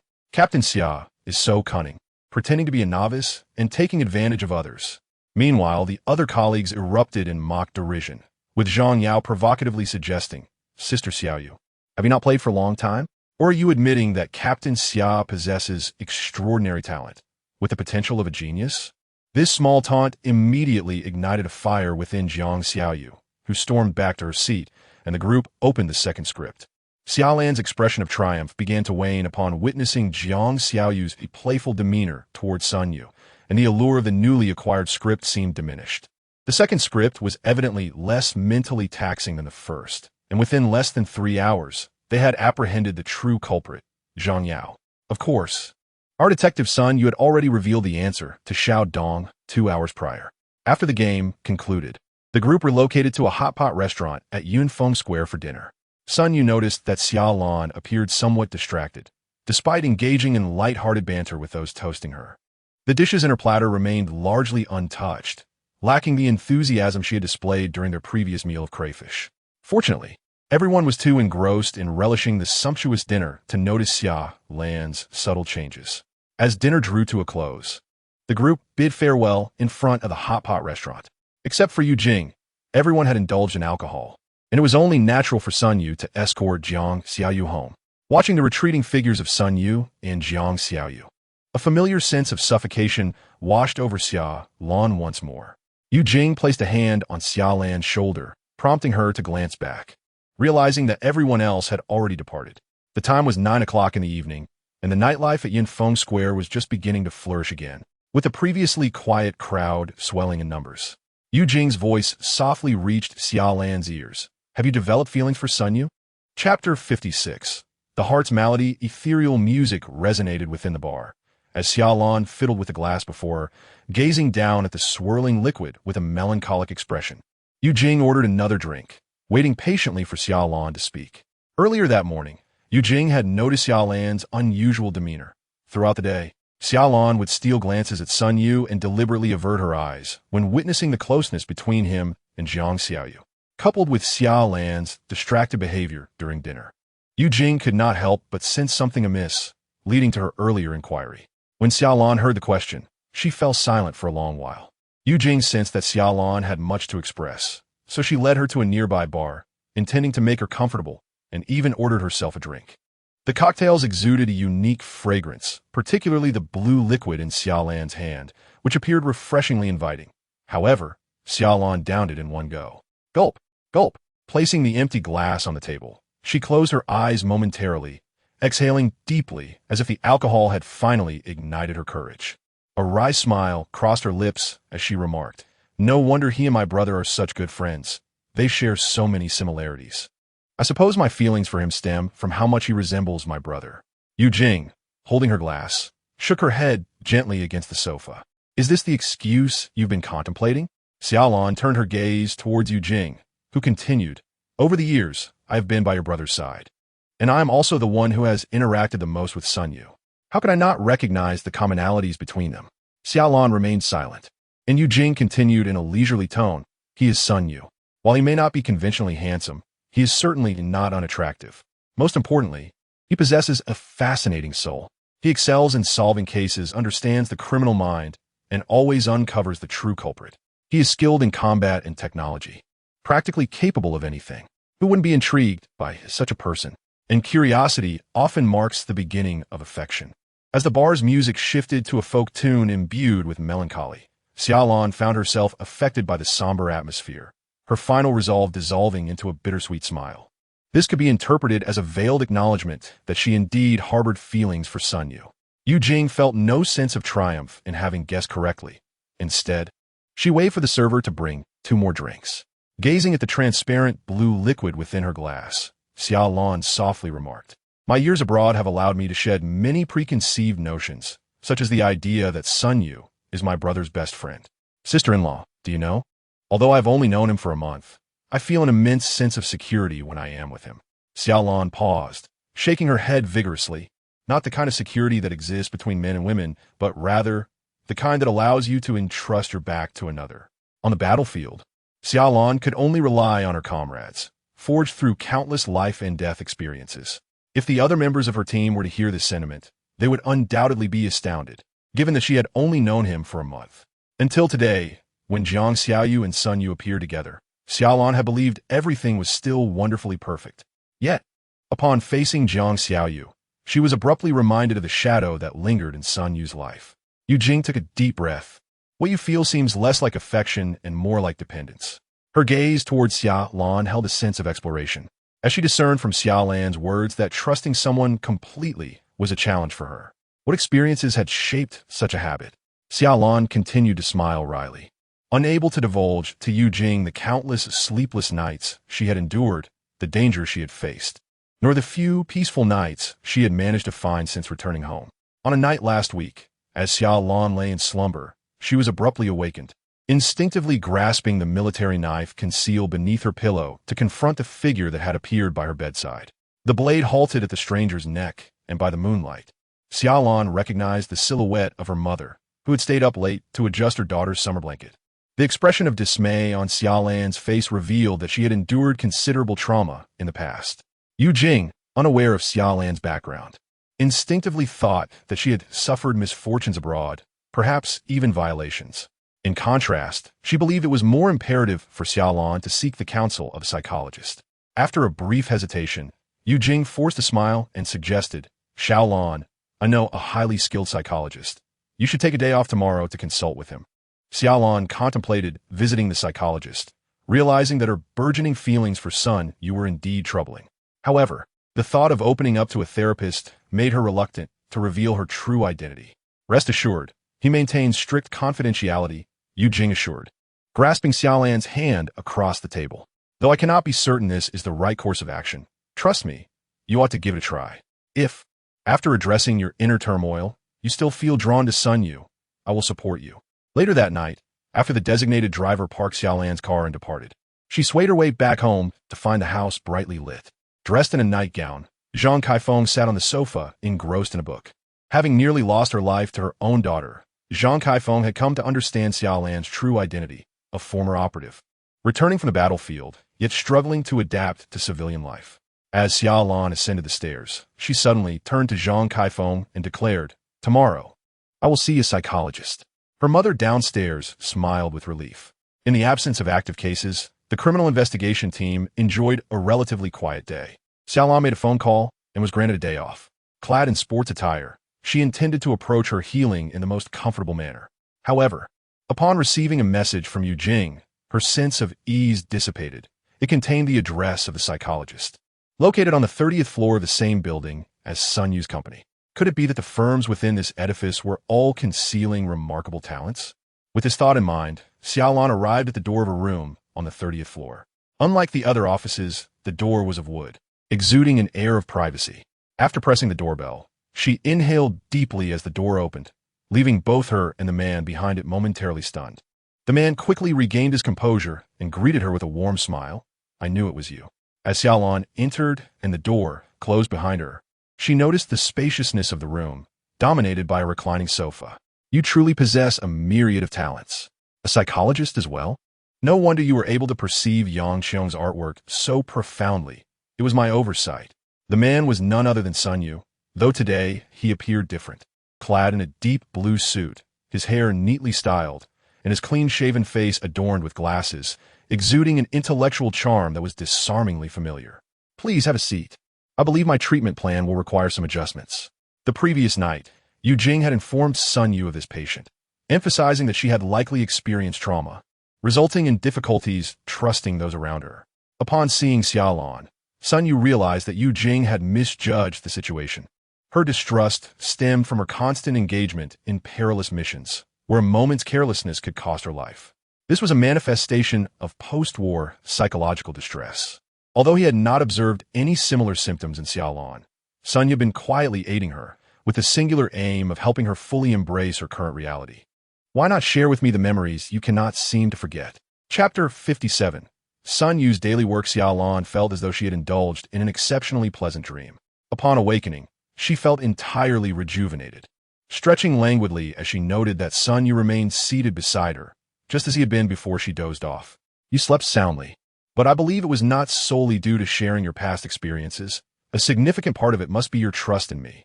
Akin to the trust shared among comrades, Sun Yu's voice remained gentle, reminiscent of an adept psychologist. Xia Lan took a sip from the cup beside the sofa. Releasing a contented sigh, with a smile, she inquired, You certainly appear quite professional. Aside from me, how many other patients do you have? One, who is undergoing treatment as well, though her situation is considerably more severe. I cannot say when she will recover, Sun Yu replied candidly, yet he withheld further specifics. As he spoke, he rose to his feet. I have a client waiting for me. Please close the door behind you when you leave. With that, he exited the room. A smile of happiness graced Xia Lan's face. Sun Yu must have remained because she was asleep. It seemed that this psychologist truly was remarkable. Glancing at her phone, she realized it was now 3 in the afternoon. She had slept for a full 5 hours.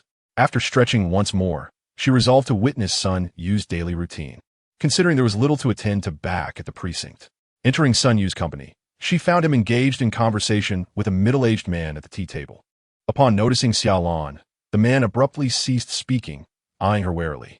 Sun Yu had shed his suit, now dressed in baggy shorts and a faded shirt. As he handed the man a cup of tea, This is my assistant. Please continue, he instructed. Upon hearing her designated role as assistant, Xia Lan promptly seated herself beside Sun Yu, adopting an attentive posture. The man took a small sip of hot tea and began, Since last month, I've had this nagging feeling that my wife has been acting strangely. While she still clings to her phone, engrossed in games, I sense she's deliberately distancing herself from me, neglecting our child at home, and refusing my advances at night. Based on your description, Mr. Yang, I cannot definitively ascertain whether your spouse is being unfaithful. You mentioned she lives with your mother and cares for your child, without any overnight absences. Could it be that your work-related stress is causing you to overthink? Sun Yu responded. Xia Lan grasped the situation. Mr. Yang suspected his wife of infidelity, yet she resided with him and his mother, caring for their child. It seemed more likely that his concerns were unfounded. Mr. Yang, agitated, scratched his head vigorously.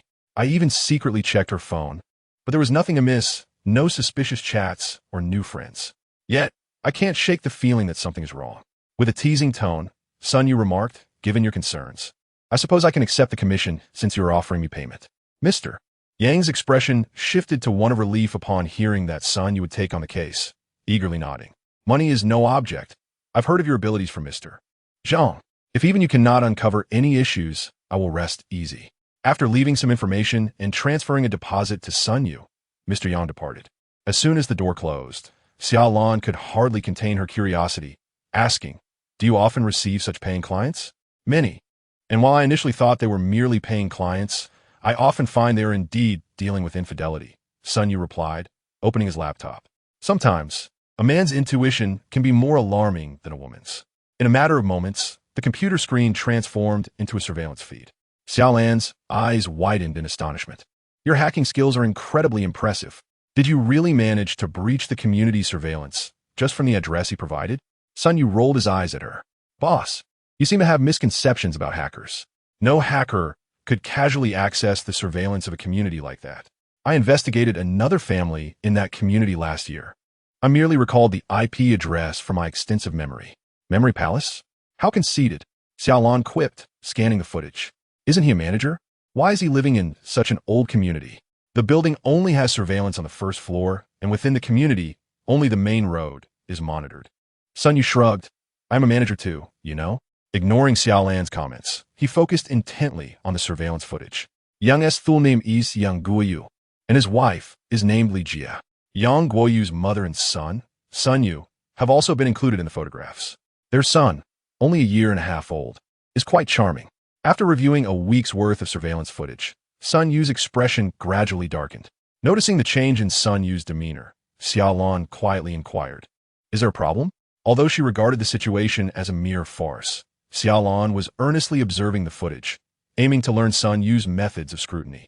Ignoring Xia Lan, Sun Yu lit a cigarette and continued to scroll through the videos at maximum speed, quickly finishing the stored surveillance. Li Jia's schedule for taking the child out is far too erratic, Sun Yu remarked, reclining on the sofa with his hands behind his head. Every day, either Li Jia or Yang Guoyu's mother takes the child out for a stroll. Unfortunately, the footage only covers the past month. A comparison with earlier records would be beneficial. Why do I feel like you're stating the obvious? Xia Lan, having never experienced such infidelity investigations, felt an inexplicable thrill. Sun Yu explained, for instance, last week Li Jia took the child out on Monday and Wednesday, while the other days were covered by her mother-in-law. The week before that, it was Monday, Wednesday, and Thursday, and the week prior included Monday through Thursday. And then? Xia Lan still did not comprehend. Yang Guoyu mentioned that Li Jia doesn't often take care of the child at home. If she rarely does so at home, why is she so frequently taking the child out?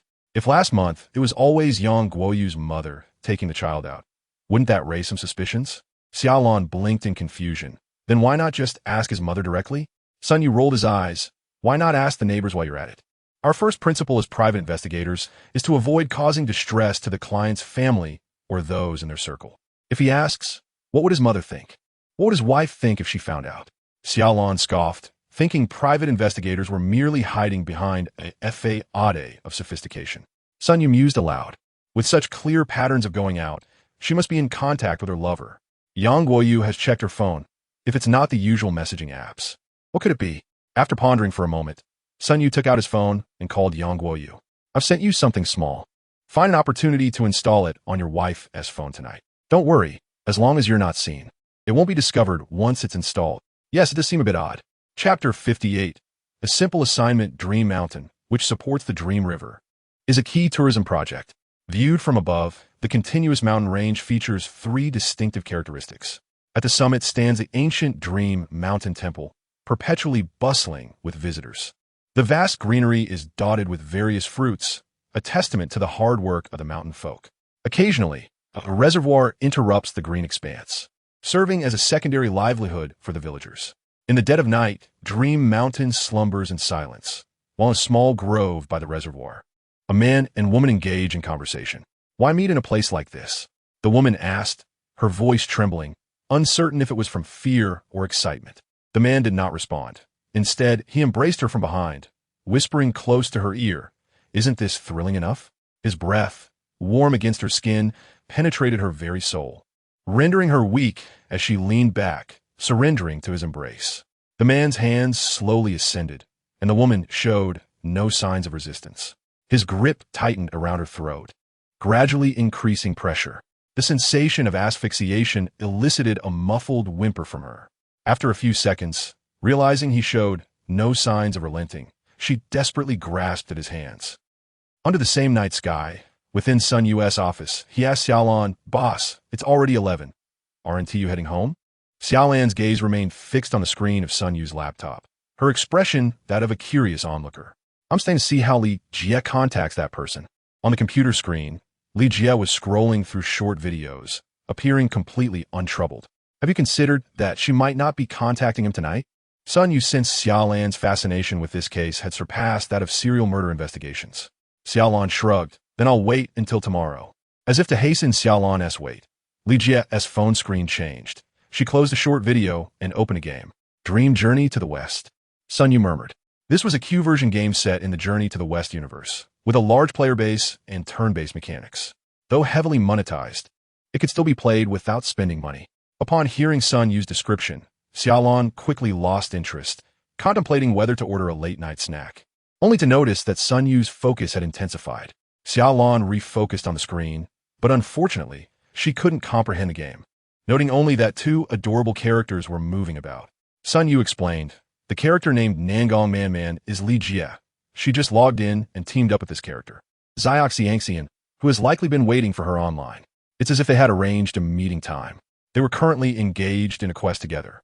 Sun Yu fell silent, as the subsequent events were evident even without further explanation. The duo's team chat revealed the following exchanges. Xiaxian, "Tomorrow my wife is taking the child back to her parents, so I can come upstairs to see you." Nangong Man. All right, once my mother-in-law takes the child downstairs, I'll let you know. Xiaoxiangxian. We should try to avoid taking the child downstairs together. I feel like some neighbors are starting to suspect. Nangong Man. Next time, I'll bring the child to your place. Smiley face. Wow. Sun Yu couldn't help but exclaim.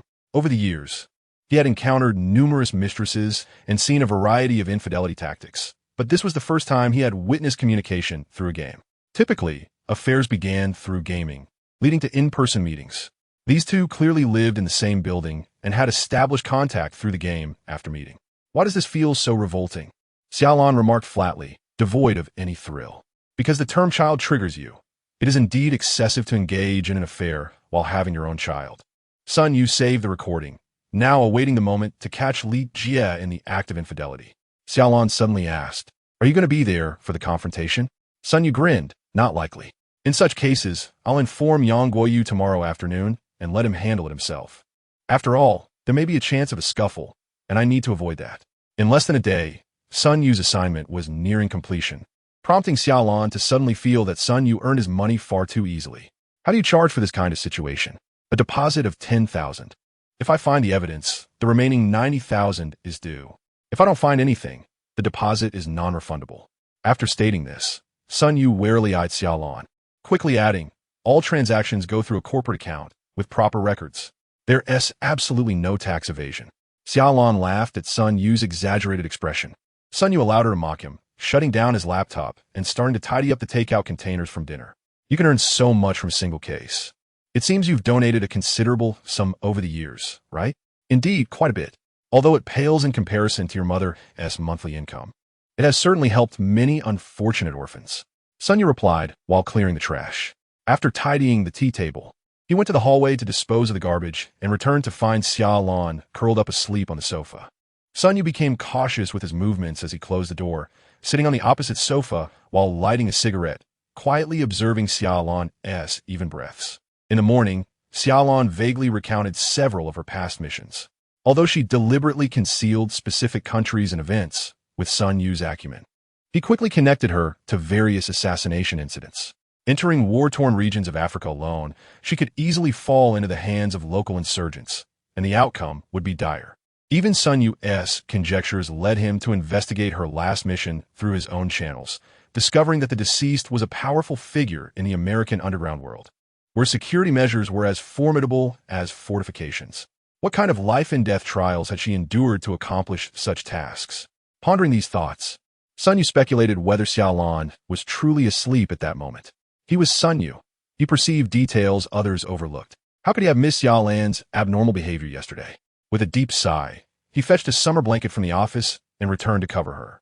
Throughout this process, Xia Lan's breathing remained unchanged. Just recently, she had nearly harmed her own mother in the dead of night, yet now she lay as though in a deep, peaceful slumber, completely unaware of her surroundings. Have I become a psychological support for someone else? Chapter 59. The corpse on the reservoir. The abrupt ringing of her phone roused Xia Lan from her slumber. She opened her eyes suddenly, searching for the source of the sound, and picked up her phone. It was 7 in the morning, and the caller was Zhang Yao. Team Leader Xia. A body has been discovered floating in the Hongwei Reservoir. I'll head over immediately. The brief exchange jolted Xia Lan fully awake, and she realized she was not at home but on the sofa in Sun Yu's office, covered with a summer blanket. The office door opened, revealing a drowsy Sun Yu yawning as he placed a disposable toothbrush and towel on the tea table beside the sofa. I was considering whether to ask your police team for a raise. That brat, ergo, informed me of the case but neglected to notify you first. Xia Lan rubbed her eyes and smiled at Sun Yu's tousled hair. What can I say? You are the detective of Mengshan City, after all. At the Hongwei Reservoir, Xia Lan and Sun Yu stepped out of the car. Everyone was bustling about, oblivious to the fact that Sun Yu had arrived in Xia Lan's vehicle. The body had already been recovered, and Yu Jing, accompanied by her team, was conducting a preliminary autopsy. Upon seeing Xia Lan and Sun Yu approach, Zhang Yao promptly reported that the body had been discovered by a night fisher that morning. He had fallen asleep at 3 o'clock, and the darkness had concealed any anomalies. The reservoir sloped downward, and the body was found at a low point. Xia Lan looked up towards the higher ground, and Zhang Yao quickly added, Captain Lei has taken his team upstream. Sister Jing just mentioned that the cause of death was mechanical asphyxiation, indicating the murderer likely disposed of the body after the act. Sun Yu's gaze remained fixed on the body. It was a female, aged between 30 and 40, clad in a complete athletic outfit, black fitted shorts, a white tank top, and running shoes. Her makeup had not significantly faded despite her immersion in water, suggesting the use of expensive waterproof cosmetics. The clothing brand was also respectable, indicating a comfortable financial background. Once Yu Jing concluded her initial examination, she noted the presence of strangulation marks on the neck, confirming that the victim had been choked to death before being cast into the water. I examined her hands and feet and found no signs of being bound or restrained. There were traces of skin under her nails, likely from the struggle with her assailant. Aside from that, there were no defensive wounds. Xia Lan noted that it seems the victim was acquainted with her killer. She willingly came here, and when the assailant suddenly attacked, she fought back, managing to grasp their arm. This is the most plausible scenario, but I will need the autopsy report to provide a definitive answer. Yu Jing cast an interested glance at Xia Lan, then at Sun Yu, a faint smile gracing her lips. Shortly thereafter, Lei Zhen and his team approached from a distance. After greeting Xia Lan, he handed Sun Yu a cigarette, taking a couple of puffs himself. There were no signs of dragging on the upstream bank. Too many footprints made it hard to find anything of value. After a few more puffs, Lei Zhen directed his attention to Sun Yu. It appears the murderer carried the victim to the bank and discarded her into the water. What do you think the initial crime scene might be? Everyone turned their gaze towards Sun Yu. He pointed at the body, remarking, "Her attire is rather peculiar. I have yet to comprehend its significance." Zhang Yao, confused, asked, "What's peculiar?" Her shorts, tank top, and running shoes clearly indicate she was out for a night run. She must have intended to jog here in the middle of the night. Xia Lan furrowed her brow and replied slowly, "Theoretically, yes, night running typically occurs in familiar areas. Would the murderer really kill and then expend effort to transport the body here?" Lei Zhen interrupted their debate, looking again at Sun Yu. "This is merely a question regarding the initial crime scene. What is so peculiar about it?" "She was made up," Sun Yu simply stated, and the expressions of those present began to shift. A woman's makeup is often intricate. If she were merely out for a jog, she wouldn't have gone to such lengths. It was as though she was preparing to meet someone. Yet, if she intended to meet someone, why wear athletic gear? "Let us call in the police dogs."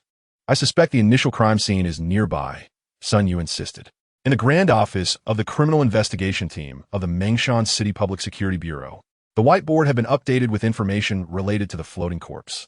No one knew how many case connections had been recorded on that board.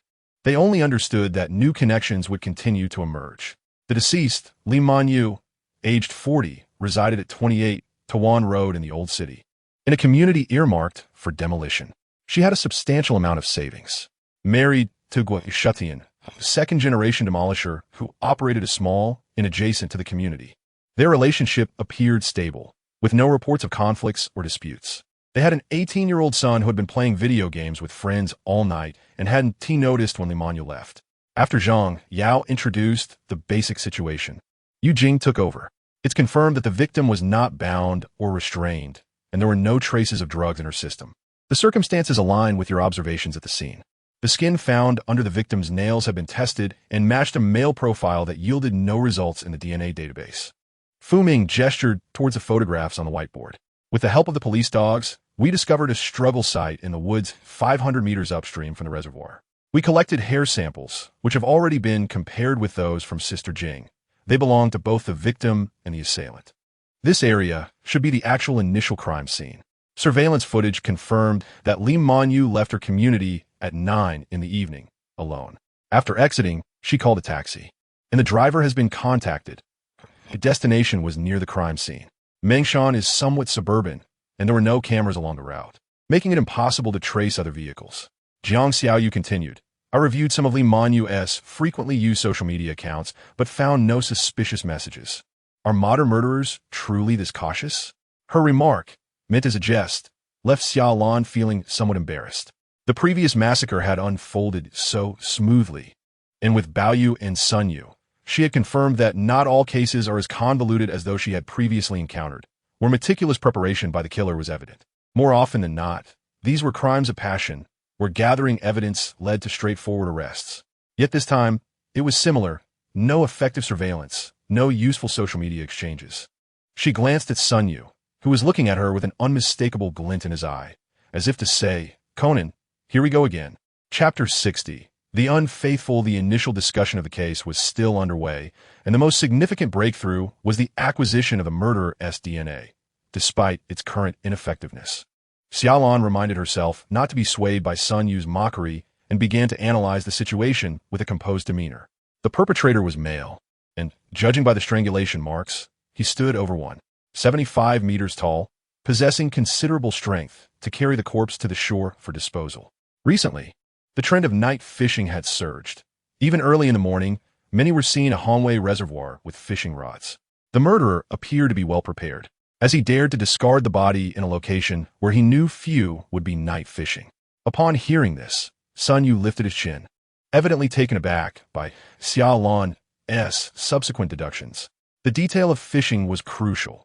Although it had become quite popular, the community was relatively small. This angle presented a promising lead for investigation. Noticing a slight twitch in Xia Lan's brow, Sun Yu felt a twinge of pride, sensing her recognition of his expression. Understanding the deceased and sharing a common interest in fishing narrowed down the suspect pool significantly. This direction warranted further investigation, as Leijin concurred. Even with Sun Yu's affirmation, Xia Lan was cautious not to overlook the insights of this seasoned detective. It seemed a tacit understanding had formed among them, and all eyes turned to Sun Yu for further revelations. With a serious expression, Sun Yu observed, "Do you not find Li Manyu, at 40 years of age, quite beautiful?" This statement darkened the faces of many, who assumed he was jesting. Sun Yu continued, "When I first saw the body, I estimated her age to be between 30 and 40. Frankly, this was the first instance where my assessment of a victim's age was nearly outside the actual range." Xia Lan couldn't help but murmur inwardly, "What relevance does this have to the case?" A striking woman, whose husband spent his days playing mahjong while her son was engrossed in video games. She often engaged in night runs, indicating her commitment to self-care, yet last night, she had unexpectedly donned makeup and taken a taxi to an unfamiliar location. Sun Yu turned to Xia Lan and continued, "If one were to meet someone significant, why would they dress as they typically do for a night run?" Xia Lan immediately recalled Sun Yu's earlier commission and blurted out, "She was unfaithful. Meeting someone for an affair?" Sun Yu nodded. "I believe this is the most plausible explanation. Every adulterer is cautious. She is the daughter of a demolition contractor, and her neighborhood is filled with former residents of the urban village, likely familiar with one another. If she had meticulously dressed and changed her attire, there would surely be gossip from the neighborhood aunties. Her preference for night runs allowed her to leave unnoticed, and the makeup was likely for her rendezvous with her lover. What do you think?" Xia Lan found herself agreeing with Sun Yu's perspective, though her expression grew less composed. If this were the case, the murderer, despite knowing the victim, likely was not among her immediate acquaintances, indicating a misdirection in their investigative approach. Sun Yu, however, showed no signs of disheartenment and offered Xia Lan an encouraging glance. "Do not let my perspective sway you. Always remember your expertise in criminal psychology." "Goodness." Su Hui and Wang Yinbin gasped, exchanging glances with Sun Yu and Xia Lan. The assembled were not fools. It was clear that Sun Yu was imparting wisdom to Xia Lan. In the police force, mentorship was commonplace, and everyone had their own mentor. Yet, it was widely known that Sun Yu never took on apprentices. Su Hui and Wang Yinbin had once ardently sought to become Sun Yu's disciples. Wang Yinbin, shy by nature, had ceased to pursue the matter after being declined, while Su Hui, though a woman, was fiercely competitive and had persistently pressed for a long time. Had Sun Yu finally taken on a protege? Others were equally astonished, but soon understood, given that Xia Lan was the sister of Xia Yuanfei. Sun Yu undoubtedly made an exception for him. Jiang Xiaoyu, amidst her shock, felt a sense of delight. Pondering that Sun Yu must have intentionally accepted Xia Lan as a disciple to maintain a degree of distance from her. Jiang Xiaoyu mused. The normally unyielding Sun Yu had taken Xia Lan under his wing. How great was his sacrifice for me? Among those present, only Xia Lan remained oblivious to the implications of Sun Yu's statement, her focus entirely on the case. Indeed, deducing an entire profile from a single point was Sun Yu's forte, even a talent. Why would she wish to learn this? The information on the whiteboard flashed once more before her eyes, and a hazy image began to take shape in Xia Lan's mind. The murderer was male, aged between 20 and 30, physically robust, handsome, skilled in fishing, fitness, and socializing. He was a charismatic man, yet beneath this facade lay a deep-seated hatred for women. He was likely a product of a single-parent household or an orphan, with a mother who had been unfaithful. His father, in a fit of rage, had strangled his mother. No, this cannot be. Xia Lan shook her head vigorously. If that were the case, his father should have already been apprehended. His DNA would surely be in the database. Xia Lan inhaled sharply, gazing incredulously at Sun Yu. Upon realizing Sun Yu was a psychologist, she understood that his expertise in criminal psychology was profound. Yet he preferred practical reasoning over conjectural profiling. Sun Yu nodded slowly, seemingly aware of Xia Lan's bold thoughts. He has no father. His mother was the first victim of his strangulation. It seemed too far-fetched. The group exchanged bewildered looks. Even Xia Yuanfei would not have provided such an intricate profile. Attention shifted back to Sun Yu as he spoke. The perpetrator's appearance and interests should be universally acceptable, given his commendable qualities. His pursuit of a woman like Li Manyu would suggest an ulterior motive. Yet, we have found no evidence of substantial financial transactions from her account. Thus, his interest must stem solely from her beauty, which is why I initially remarked on her attractiveness. Objectively speaking, a woman of such allure could appeal to many men, even if she is married. If the murderer approached her solely for her beauty, without any financial incentive, then we must question the motives behind her murder.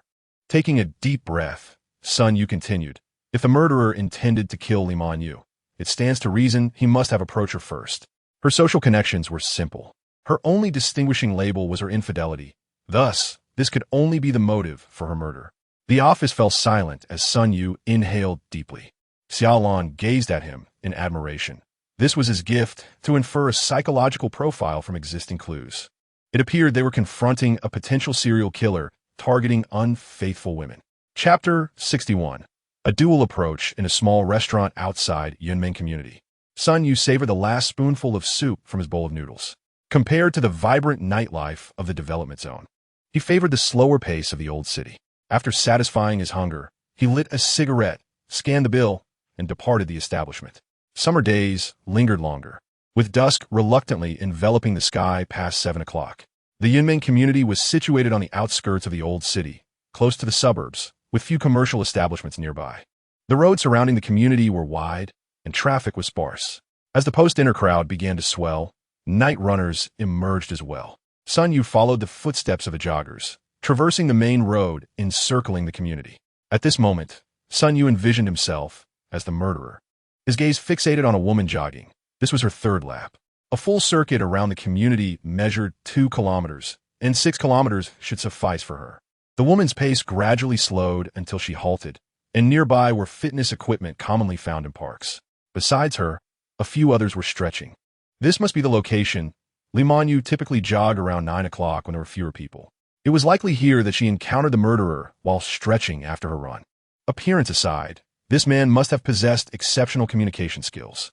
But how did he discern that Li Manyu was prone to infidelity? Sun Yu suddenly recalled Xia Lan's profile of the murderer, who harbors a deep-seated disdain for women, possibly stemming from a background as a single parent or an orphan, traits that Sun Yu could easily discern. The notion of a mother's infidelity was inferred from a substantial number of cases. The act of strangulation presents significant risks, exposing fingerprints and resulting in physical contact with the victim during their struggle. Thus, such a method of murder could either arise from a moment of passionate impulse or stem from deeper, more complex motivations. As for the idea of personally suffocating his own mother, Sun Yu hesitated to make a hasty judgment. This hesitance is precisely why he always regarded psychological profiling as a supplementary tool. The most precise way to understand the murderer would be to become one himself. Xia Yuanfei, characterized by his exuberant personality, radiated a certain brilliance, enabling him to empathize with the murderer's mindset without being swayed. Xia Lan, trained as an agent, possessed exceptional self-regulation skills, which were undoubtedly effective. Otherwise, her knife would have severed Zhang Kaifeng's throat that fateful night. Sun Yu exhaled deeply, his expression clouded. Unlike his usual demeanor, after experiencing the environment in which Li Manyu resided, he concluded that the police might be embroiled in a protracted wait. Could it take a long time? Zhang Yao queried. The criminal investigation team had yet to clock out after a full afternoon of inquiry. The team reconvened to deliberate on their next course of action. Xia Lan, arms crossed and her expression stern, leaned against the table. Even if Li Manyu was a woman prone to infidelity, establishing a connection with a stranger would require time, no matter how adept the murderer was at communication. Lei Jun echoed Xia Lan's sentiment. This implies that the murderer may take a considerable amount of time to approach a woman, striking only when the opportunity arises. This period could extend for at least 10 days to half a month. Despite the wealth of information regarding the murderer's DNA, detailed profiling, and potential family circumstances, the inability to pinpoint the culprit left Xia Lan with an overwhelming sense of helplessness. Captain Xia, do not dwell on it too much. Not every case unfolds seamlessly. Lei Jun observed, noticing Xia Lan's disheartenment. Indeed, since Xia Lan ascended to the position of captain, her path had been remarkably smooth, with every homicide case resolved at an astonishing pace. Xia Lan smiled gently. It won't be the case. With that, she approached the whiteboard and inscribed the number 1. Regardless of whether it's near Yunmeng community or along the main roads at the foot of Mengshan, we have yet to identify any useful vehicle information. The lack of surveillance is one issue. The murderer is likely familiar with these areas, suggesting they are a local resident, possibly residing in either the old town or the suburbs. Secondly, Xia Lan wrote the number 2. I still believe in my profiling. The murderer hails from a single-parent household, living with their mother. We should investigate divorce record from recent years, focusing on individuals aged 35 to 50 with a son, prioritizing those in the old town. Thirdly, let us examine missing persons reports from the past few years, particularly women aged 25 to 50, while also confirming their marital status and whether their husbands are still living. The members of the office exchanged glances, momentarily transported back to a few years prior, when it was Xia Yuanfei addressing the whiteboard, exuding a natural confidence. Meanwhile, Sun Yu lingered in the shadows outside Yunmeng community, barely discernible at first glance. If they lacked a specific means of communication, their meetings must have been prearranged for particular times. The fact that Li Manyu could meet the murderer at Mengshan indicated that a close relationship had been established, suggesting they had indeed been intimate. According to Li Manyu's son, she had never stayed out overnight, leaving at 9 and returning shortly after 10. Their time together was always less than an hour, indicating their rendezvous locations could not be far apart. Where could they be engaging in their affair? Sun Yu scanned the surroundings, searching for potential locations for their clandestine encounters. The area was predominantly urban villages. It was highly improbable they would meet within the community itself, given the numerous acquaintances Li Manyu had. A small one was also out of the question due to the inherent risks of being discovered. Risks? Sun Yu nodded slowly, contemplating how Li Manyu, in her quest for secrecy, consistently used night runs as an excuse. Even when meeting at Mengshan, she donned athletic attire suitable for jogging, showcasing her cautious nature as she endeavored to minimize the risk of being seen. Familiar with the environment, she would know where to avoid crowds. Sun Yu smirked, striding purposefully towards the northern side of the community. He had noted this area earlier in the afternoon. It was originally a main road, typical for a suburban setting with minimal traffic, but now it resembled a parking lot, cars lined up in 4 neat rows, many coated with a thick layer of dust. These second-generation city dwellers, though affluent enough to own cars, often left them unused. Xiaoyu, please check if Li Manyu has a vehicle registered in her name. If not, look into her entire family's records. Sun Yu texted Jiang Xiaoyu. Jiang Xiaoyu promptly responded with the information: a BMW X1 with the license plate Ming A11296. 20 minutes later, Sun Yu located the car, covered in dust, yet the door handle remained conspicuously clean, indicating recent use without any driving. The surrounding vehicles were similarly coated in grime, suggesting that anyone parking here would likely choose the 2 other more accessible lanes. Evidently, this spot served as a familiar yet discreet location for Li Manyu's affair. Sun Yu approached the entrance, glancing at a phone number left on a nearby vehicle, dialing it. As soon as the call connected, he cheerfully introduced himself. Hello, I'm a tenant from Yunmeng community. My car was scratched last night while parked to the north. I recall yours was also stationed at this intersection. Would you mind sharing your dashcam footage? Chapter 62. Turning point. Morning sunlight streamed through the window, illuminating Xia Lan's face as she awoke. With a sense of familiarity, she retrieved her toiletries from the cabinet. The corridor was bustling. Nearly everyone had stayed overnight, and the volume of data Jiang Xiaoyu had sifted through was substantial, necessitating a thorough examination. After treating everyone to take out breakfast, the police team plunged back into their busy routine. Sun Yu, bearing dark circles under his eyes, entered the office without greeting anyone, heading straight to the whiteboard to remove a particular photo. The image depicted a hand belonging to the victim, with the murderer's skin flakes discovered beneath the fingernails. Sensing something amiss, Xia Lan approached Sun Yu, scrutinizing the photograph. On which finger were the skin flakes found? She inquired. The index finger, Sun Yu replied. He mimicked the action of gripping his own arm, then extended his finger towards Xia Lan. Her gaze sharpened, and her heart raced. When Li Manyu was being strangled, her instinct for survival would have compelled her to struggle fiercely.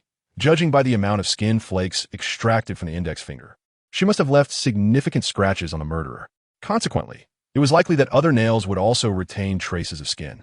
Do you have any new findings? Xia Lan asked. Sun Yu nodded, retrieving his phone to show her the footage. Colleagues who had been observing the two approached with interest. Last night, I discovered the location where Li Manyu was having an affair, a road that has become a public parking lot. Subsequently, I contacted some vehicle owners parked there and, through their dashcam footage, identified the man with whom Li Manyu was involved. The video displayed a man and a woman passing by a vehicle, with the woman being Li Manyu. The man stood at 6 feet tall, muscular, with sharp facial features exuding an indescribable masculinity. 6 short clips captured from various vehicles' dashcams showed the same 2 individuals at different times. Is he sporting a buzz cut? Xia Lan mused, momentarily lost in thought. They had previously collected hair from the first crime scene, which matched the DNA from the skin flakes, confirming the murderer had longer hair, ruling out the possibility of a buzz cut. Zhang Yao remarked. Initially, we suspected the murderer was Li Manyu's lover. But if this man is indeed the one in the video, we may have been mistaken. Xia Lan shook her head, suggesting that perhaps they were not mistaken. The DNA was intentionally left for them by the perpetrator. Bao Yuliang furrowed his brow, fixating on the image for a while. The individual bore a slight resemblance to Qin Guisheng. Qin Guisheng was a name that had surfaced during the information screening last night. He had died 8 years ago from a sudden heart attack. The only reason they could identify him was due to his divorce from his wife, Jiang Linli, 8 years prior, during which he had a 16-year-old son, who fell within the scope of Xia Lan's investigation. Jiang Xiaoyu quickly returned to the computer to search for information on Qin Guisheng. Qin Chuan, male, 24 years old, had lived abroad with his mother and had only returned to the country last month, currently residing in Building 4, Unit 2, Room 704 of Lingyuan Community in the development zone. The timing seemed to align perfectly. The large screen displayed Qin Chuan's identification photo, and everyone held their breath. This was indeed the man who appeared in the video alongside Li Manyu. Is he engaged in a medical profession abroad? Sun Yu inquired. Jiang Xiaoyu nodded. He is the director of a private forensic center in the capital of Cha country. Sun Yu took a deep breath, inserted a cigarette into his mouth. His gaze sharp as he said in a low voice, I believe we must pay a visit to this forensic expert. Sun Yu and Bao Yuliang followed Xia Lan into the car, departing from the police station. Sun Yu sensed that this case was more complex than it appeared. His instincts warned him that the murderer was likely Qin Chuan, who had deliberately left unknown DNA, perhaps to compel the police to discover its owner. In his mind, he pictured Qin Chuan as a meticulous criminal mastermind. He intended to bring along the equally attentive Bao Yuliang, deliberately excluding Xia Lan. Do not allow Qin Chuan to provoke your emotions, were Sun Yu's last words to Xia Lan as they ascended the building. After knocking, the door opened swiftly, revealing a man clad in athletic shorts and a tank top, with a buzz cut and a strikingly handsome visage that radiated youthfulness. You are? Qin Chuan displayed a look of confusion. Xia Lan produced her identification, stating, We are from the Mengshan Public Security Bureau, seeking to gather some information from you. Qin Chuan smiled, a somewhat sinister grin that contrasted with his youthful appearance. He gestured for them to enter and retreated into the room. The three settled on a large sofa, while Qin Chuan occupied a single chair to the side, reclining with his legs crossed as he scrutinized the trio. Qin Chuan, where were you after 9 p.m. the night before yesterday? Xia Lan inquired directly, a suggestion from Sun Yu during the car ride. Seeing the smile on Qin Chuan's face upon opening the door further convinced Xia Lan of Sun Yu's suspicions.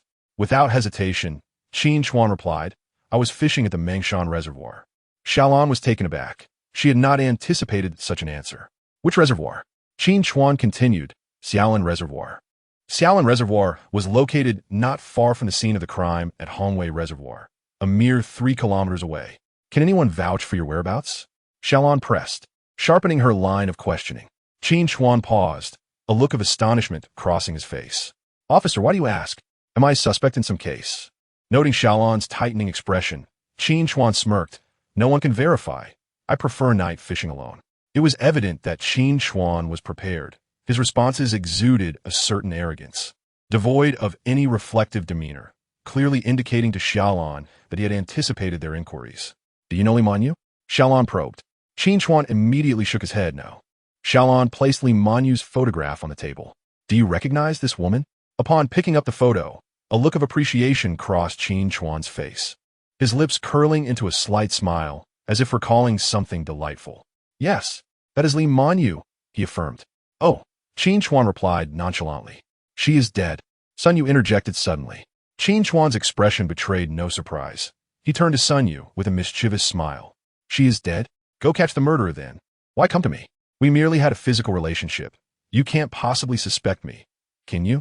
We suspect this was the work of an acquaintance. Hence we must investigate everyone around her. Acknowledging your physical relationship naturally places you within our scope. Xia Lan's voice turned notably colder, her conviction firm that this case was closely tied to Qin Chuan. Chapter 63. The past since entering the room. Sun Yu had been observing Qin Chuan, who displayed an air of confidence and audacity, even provoking Xia Lan with his expressions. However, he had appeared somewhat bewildered upon initially opening the door, likely not expecting the police to arrive so swiftly. I understand the investigative process, Qin Chuan remarked, turning his gaze to Xia Lan. So, just because I had a physical relationship with this woman, whose name I do not know, you suspect me? Does your forensic expert not find any clues on the deceased, such as skin flakes or hair? Wouldn't that yield DNA? Why not pursue that avenue? This was a blatant provocation, as Qin Chuan was essentially indicating that he was aware there were traceable materials on the deceased that could lead to DNA. Could you elaborate on how you met Li Manyu? Sun Yu inquired, fully aware that previous questions would not yield the desired information. Sun Yu's purpose for visiting was twofold. First, to gauge Qin Chuan's character, and second, to ascertain how he had become involved with Li Manyu. Qin Chuan blinked slowly, recounting, Recently, I had some free time and began night jogging in the Old Town's western area, where there is a community called Yunming. I found the environment quite pleasant, so I jogged there every evening. After a few days, I met Manyu. Let me emphasize, she initiated the conversation. Then we began jogging together daily, and after our runs, we would stretch together, which inevitably involved some physical contact. I sensed she was not averse, so I attempted a kiss, and things progressed from there. Sun Yu chuckled. How did you keep in touch? Qin Chuan feigned regret. We were merely passing acquaintances. Sharing contact information would only lead to complications. We simply agreed to meet verbally. Sun Yu exchanged a glance with Xia Lan and cheerfully said to Qin Chuan, Well, we won't intrude any further. If any issues arise, we shall return. With that, the trio rose and began to exit. As Qin Chuan accompanied them to the door, he suddenly asked, Can you tell me how you discovered my relationship with her? Qin Chuan directed his question specifically at Sun Yu, as if he were aware that Sun Yu had uncovered his connection. Sun Yu's smile took on a somewhat lecherous quality as he leaned closer to Qin Chuan. Lowering his voice, the dust in your car was nearly obliterated. How could we possibly not find you? After stepping out of the community, the three entered the vehicle. Xia Lan leaned back against her seat, her expression stern, clearly still incensed by Qin Chuan's provocation. Sun Yu offered Bao Yuliang a cigarette. What are your thoughts? Bao Yuliang pursed his lips. He is a skilled individual, possessing exceptional psychological resilience, deliberately provoking us. I sense his aim is to compel us to investigate the DNA owner at the crime scene. He is forcing our hand to identify that person. Let us assign someone to keep him under surveillance. We need to uncover what transpired with him, Xia Lan remarked, glancing through the car window towards the building where Qin Chuan resided, 7 stories high. On a balcony, a head peeked from behind a window, intently observing them. 8 years ago, it was a sunny summer day during the summer break. Qin Chuan, who had originally been playing basketball with classmates, returned home early due to a foot injury. His father, Qin Guisheng, a local man with limited education, worked at a factory, earning just enough to sustain the household. His mother, Jiang Linli, was unemployed and typically spent her time playing mahjong. In the memories of Qin Chuan, his mother was 36 years old that year, vibrant and charming. Despite their modest living conditions, she would often acquire a few new garments. The family resided in an old residential complex in the city center, on the 5th floor without an elevator. He ascended the stairs with a slight limp. As he reached the corner of the 4th floor, he heard the furious voice of a man. It was his father, Qin Guisheng. The pain in his ankle vanished instantly. Excitement surged within him, for he had not seen his father in 2 months. Hastening his pace, he arrived at the doorstep, which was ajar, allowing him to clearly hear his father's voice. Jiang Linli, you shameless woman, what are you doing with a man in broad daylight? How will you explain this to Xiao Chuan if he sees you? Qin Guisheng's words halted Qin Chuan's hand mid-push. At 16, he understood all too well what was occurring inside. Qin Guisheng, we have been divorced for nearly 2 months. Who I entertain in my home is none of your concern. Qin Chuan trembled. His parents were divorced? His father's voice remained agitated. And Xiao Chuan? We had agreed that he must not know about our divorce before his college entrance examination. If you continue this way, I will sue you for custody. Firstly, Xiao Chuan is out playing basketball and wants to be back until at least 7. Secondly, with your meager income, do you really think you can reclaim custody? Jiang Linli's haughty voice retorted. Wretched woman, if you had latched onto a wealthy man, would you have so much money? If I weren't worried about Xiao Chuan suffering under your care, I would hand him over to you. Poor is poor. You think you could just give him to me? I'll tell you, Qin Guisheng, Liang Gu is not a wealthy man I've just met. I've been with him for 3 years. I've lost count of how many green hats you've worn. Dizziness overwhelmed Qin Chuan as he leaned against the doorframe, feeling lost. He suddenly wished to flee, to pretend he had never been there. Jiang Linli's voice pierced through once more.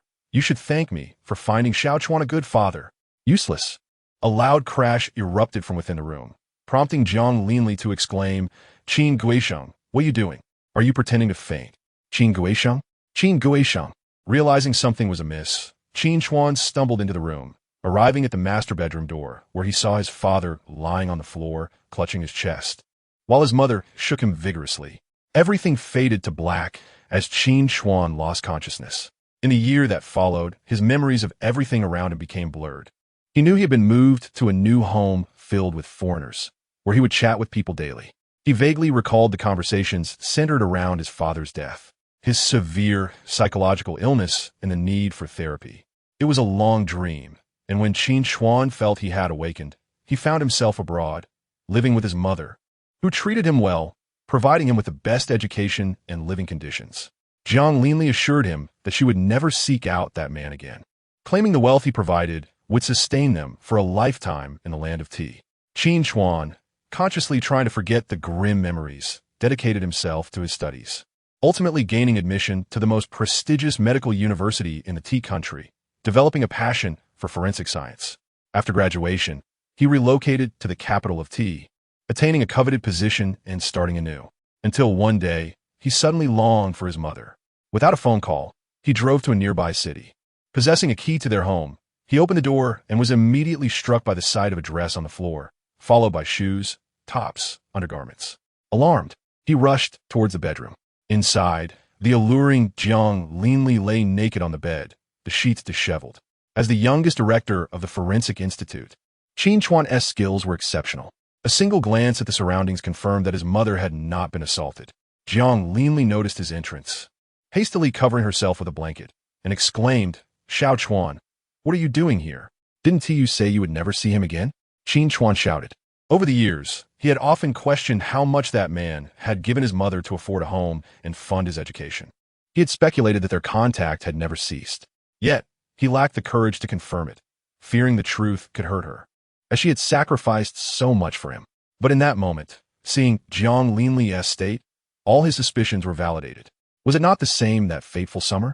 He had unexpectedly returned home, stumbling upon a tragedy buried deep within his heart. A thought crossed his mind. Did they engage in such activities every time he was away? This notion rapidly expanded in his mind, shifting from doubt to certainty. Qin Chuan's gaze hardened, his expression turning sinister.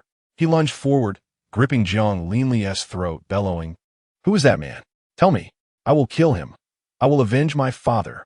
Jiang Linli struggled painfully, the sudden constriction rendering her speechless. She attempted to pry his hands away, but upon meeting his predatory gaze, she felt the chilling grip of death. When Qin Chuan regained awareness, He found himself tightly clutching his mother-esque throat, her carotid artery offering no response. Is she dead? Panic-stricken, he released her and stepped back, trembling at the sight of her lifeless form. A familiar sensation of dizziness washed over him, and his body began to sway. Just as he was about to faint, he steadied himself, color returning to his pallid face. A wicked smile crept upon Qin Chuan's lips as he leaned closer to Jiang Linli's corpse. His gaze fixated on her nails. Every finger, save for the thumb, bore remnants of skin beneath the nails, likely a consequence of passionate encounters. The bodily fluids contained Jiang Linli's DNA, unusable. Carefully, he moved the body to the floor and meticulously examined the bed, ultimately collecting several hairs that did not belong to Jiang Linli. Suddenly, Jiang Linli's phone rang, an unfamiliar number from the T country. Qin Chuan answered, pressing the speakerphone button. A man's voice resounded. Babe, I have to return to Mengshan due to unforeseen circumstances. Don't be upset. I'll make it up to you next time. All right, Qin Chuan replied, a cold smile spreading across his face as the call ended. I will find you. Chapter 64. Provocation on the whiteboard in the Criminal Investigation Team's office. A rare abundance of markings identifying the perpetrator emerged, with Qin Chuan at the center, creating a new relationship map, while the victim Li Manyu's information was pushed to the periphery. Qin Chuan's father had a history of heart disease. On the day of his death, both Qin Chuan and Jiang Linli were present, and afterward, they relocated to the T country. Two conclusions could be drawn from the inquiries made. Leijin stated, first, Jiang Linli has a poor reputation, often consorting with men. Second, following Qin Guixing's death, Qin Chuan has exhibited erratic behavior, becoming irritable and engaging in daily brawls with neighbors, a stark contrast to his previous demeanor. I suspect he has suffered a psychological trauma, leading to severe mental illness. Xia Lan noted Slough.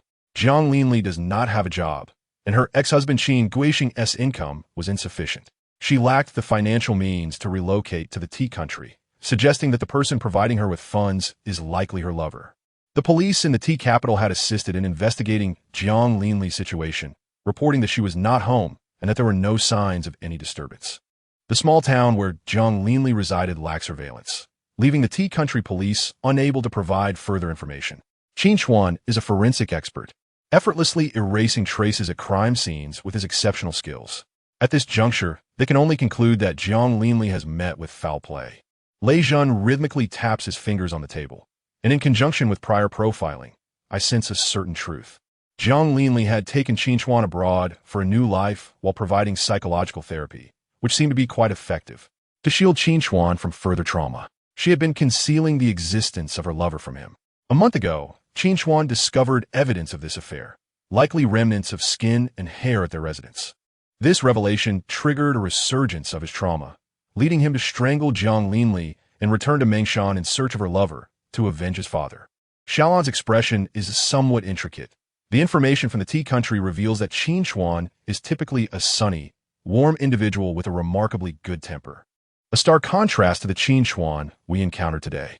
I suspect he may possess a dual personality. The term dual personality is familiar to many through television and literature.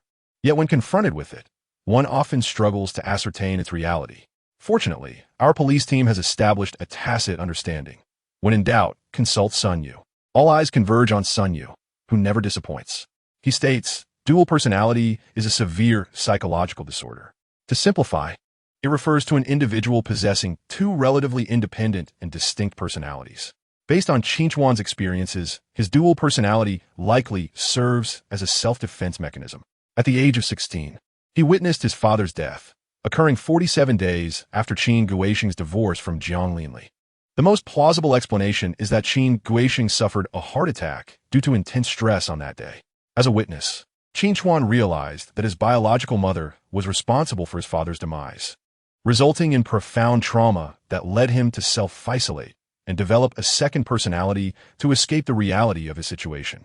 The second personality often exhibits a strong protective instinct towards the first, engaging in conflicts over trivial matters to safeguard the first personality's well-being. After hearing Sun Yu's elucidation, everyone surmises the events of that day. Upon discovering his lover's existence, Qin Chuan retreated into isolation once more, allowing his second personality to emerge, culminating in the ensuing tragedy. Is there any overlap in the memories of the first and second personalities? Xia Lan inquires, aware of Sun Yu's remarkable expertise as a psychologist. Sun Yu shrugs, stating that this is difficult to ascertain. Data from recent years indicates that a small fraction of memories show no overlap. However, those that do could be categorized into two types. One where the individual recalls the events clearly, and another where only fragmented, hazy recollections remain, akin to dreaming. Is there a method to awaken Qin Chuan's first personality? Xia Lan asks. Sun Yu replies, there are two approaches. The first involves cooperating with a psychologist for therapy. But as you have seen, Qin Chuan is unlikely to accept treatment. The second option, he pauses hypnosis, forcibly inducing the second personality into slumber. Xia Lan does not continue. Uncertain if the others are aware that Sun Yu is also a psychologist, she trusts he understands her meaning. Sun Yu shakes his head, explaining that most psychologists employ standard hypnosis, which requires the patient's trust. In Qin Chuan's case, awaking hypnosis is necessary.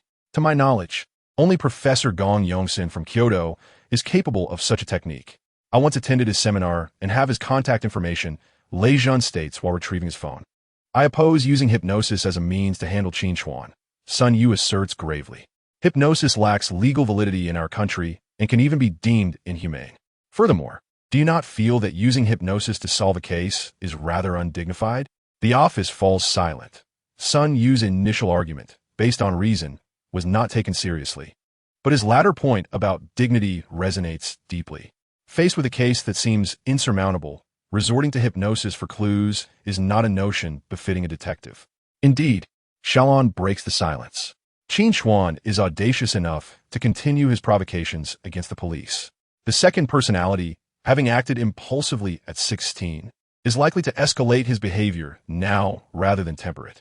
The usually reticent Bao Yuliang concurs. I also believe that while he is taunting us today, his demeanor is too composed, suggesting he is deliberately suppressing himself.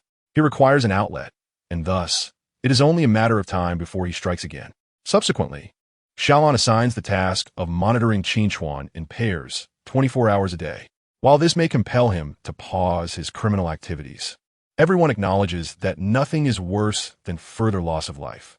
Another task involves locating Jiang Linli's lover, a man of considerable means, who has likely been shuttling between the tea country and domestic locations for the past 8 years.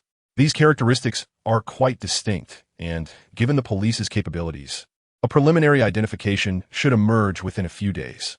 On the first day of surveillance, Zhang Yao and Su Hui, who were tailing Qin Chuan, relayed an infuriating piece of information. After arriving at a shopping mall parking lot, Qin Chuan disembarked and approached them, taking their photographs. Later that afternoon, he similarly photographed the officers following him, Fu Ming and Bao Yuliang, even mockingly questioning Fu Ming about the competence of domestic police surveillance. This was both a provocation and a clear message that Qin Chuan possesses formidable counter-surveillance skills. Throughout the day, Qin Chuan frequented various locations, including supermarkets, bookstores, fast food establishments, gyms, restaurants, and even night fishing at Mengshan. His appearance indeed qualifies him as a lady killer, as evidenced by the tracking personnel's reports. 13 women had interacted with him, 8 of whom were over 35. I lean towards the gym as a prime location, where he can showcase his physique, effortlessly attracting women. I believe the bookstore is more suitable, Zhang Yao counters, as it allows him to display his intellect, which is equally alluring. Su Hui discreetly inquired with several women who had conversed with Qin Chuan. Their impressions were overwhelmingly positive, revealing a clear admiration for him. The following day mirrored the previous one, with identical locations, but upon emerging from a gym in the afternoon, Qin Chuan altered his route, driving to the police station and entering the reception area. Xia Lan felt an ominous premonition, which proved correct when, 20 minutes later, she received a call from Zhao Changsheng, instructing her to report to the chief's office immediately. Upon entering Zhao Changsheng's office, she noted his furious countenance, realizing she might have been outmaneuvered by Qin Chuan. Let us discuss the connection between the floating corpse case and Qin Chuan. Zhao Changsheng began. Xia Lan promptly recounted everything pertinent to Qin Chuan, noting the flicker of menace on Zhao's face upon learning of Qin Chuan's deliberate provocation. However, this expression quickly shifted to one of resignation. Qin Chuan has lodged a complaint against you, claiming you were enamored with his appearance and sought to pursue a relationship. After his rejection, You allegedly used your position to track him and exert pressure on those around him. Xia Lan nearly gasped in disbelief, stifling a laugh born from frustration. You actually believe this? Zhao Changsheng regarded her with grave seriousness, prompting Xia Lan to stand at attention. This individual possesses formidable counter-surveillance skills, correct? Upon her nod, Zhao continued. He has photographed all those tracking him. Today, he will compare those images with the women he encountered, who will undoubtedly recognize the individuals who questioned them yesterday. This constitutes evidence. With such proof, should he publicize this matter online? Where do you think public opinion will lean? Xia Lan clenched her fists in anger, her voice cold. What do you propose I do? Withdraw the surveillance and allow him to continue his crimes? You have yet to witness the terrifying power of public opinion. Listen to me. On the surface, remove the surveillance, but I will arrange for a new team to monitor him from a distance. Xia Lan opened her mouth, at a loss for words.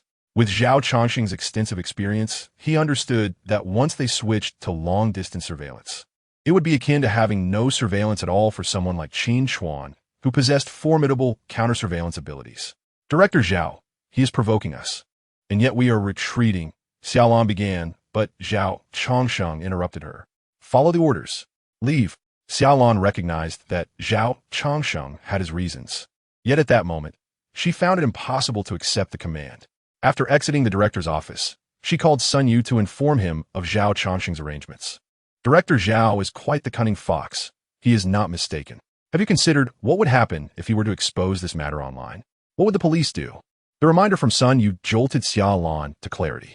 If Qin Chuan caused a stir, the police would have no choice but to respond truthfully, raising suspicions about his involvement in the floating corpse case. Qin Chuan would surely seize the opportunity to demand the police disclose the progress of the case, thus forcing the DNA issue into the open. At that point, they would be compelled to identify the DNA's owner. Such a schemer. After expressing her gratitude for Sun Yu's reminder, Xia Lan engaged in a brief chat. The case remains unsolved. Where have you been these past few days? Sun Yu's response offered Xia Lan a glimmer of solace amidst her distress, waiting for the right moment. Chapter 65. Qin Chuan's intuition on the third day of surveilling Qin Chuan. Zhao Changsheng replaced the entire monitoring team. Xia Lan briefly interacted with the new team, and their professionalism revealed Zhao Changsheng's deep investment in the matter. Provoked by a petty individual, one could imagine Zhao nearly throwing his thermos in frustration. The team leader, Zhang Shaw, spoke over the radio, stating, "I suspect this is no coincidence. Otherwise, we wouldn't have been called in. This fellow is quite capable." It is said that those who have followed him have been detected. All members of the team had once been subordinates of Zhao Changsheng, firmly believing in his criteria for selecting personnel. They questioned the capabilities of their colleagues in the criminal police team, convinced that Qin Chuan posed a significant challenge. With the surveillance points in the building dismantled, only the ground floor entrance of each building had a camera. What if he commits a crime inside the building? Someone asked over the radio. Zhang Shaw scoffed, already well acquainted with the case, and having had preliminary discussions with Xia Lan. Qin Chuan's intention is to transfer that individual's DNA to the police, using murder as leverage. Therefore, he will be exceedingly cautious. The risk of exposing himself by committing a crime in his own building is far too great. By the way, Xia Yuanfei's sister is exceedingly beautiful, Zhang Shuo remarked, prompting a barrage of jests over the radio about Xia Yuanfei hiding his sister from everyone. As a vehicle emerged from the underground parking lot, the chatter on the radio ceased. Zhang Shuo immediately donned a serious expression, stating, "The fish has left its nest. You all go directly to the places he visited a couple of days ago and wait. I will follow him personally." After leaving the community, Qin Chuan's vehicle merged onto the main road, heading in a direction that was neither toward the mall he would typically visit in the morning nor toward the gym. Is he truly this audacious? He can't honestly believe the police have given up their pursuit and are preparing to commit a crime, Zhang Shuo pondered, maintaining a cautious distance as he followed Qin Chuan. Half an hour later, Qin Chuan's car halted in front of an office building, and Zhang Shuo stopped at a distance. His suspicion deepened as he clicked his tongue, texting Xia Lan that Qin Chuan might be seeking out Sun Yu. Upon receiving Zhang Shuo's message, Xia Lan was not surprised to learn that Zhang Shuo and Sun Yu were acquainted, and she quickly grasped why Qin Chuan would seek Sun Yu. His method of provocation had grown increasingly aggressive. Their detective Sun Yu was currently engaged in flirtatious banter within a mobile game world with a player using the ID Sweetheart. Had Xia Lan been present, she would have surely slapped Sun Yu to the ground. Sun Yu was playing Dream of the West, a game they had discovered while investigating Li Jia's infidelity a few days prior. Footsteps approached, and Sun Yu set down his phone, glancing toward the company's entrance. The smile on his face faltered for a moment before quickly returning to normal. Qin Chuan sat opposite him, offering a cigarette, which Sun Yu accepted without hesitation. I had a peculiar feeling the last time I saw you at home. I work abroad as a forensic expert and frequently interact with the police. I can sense that you are not one of them.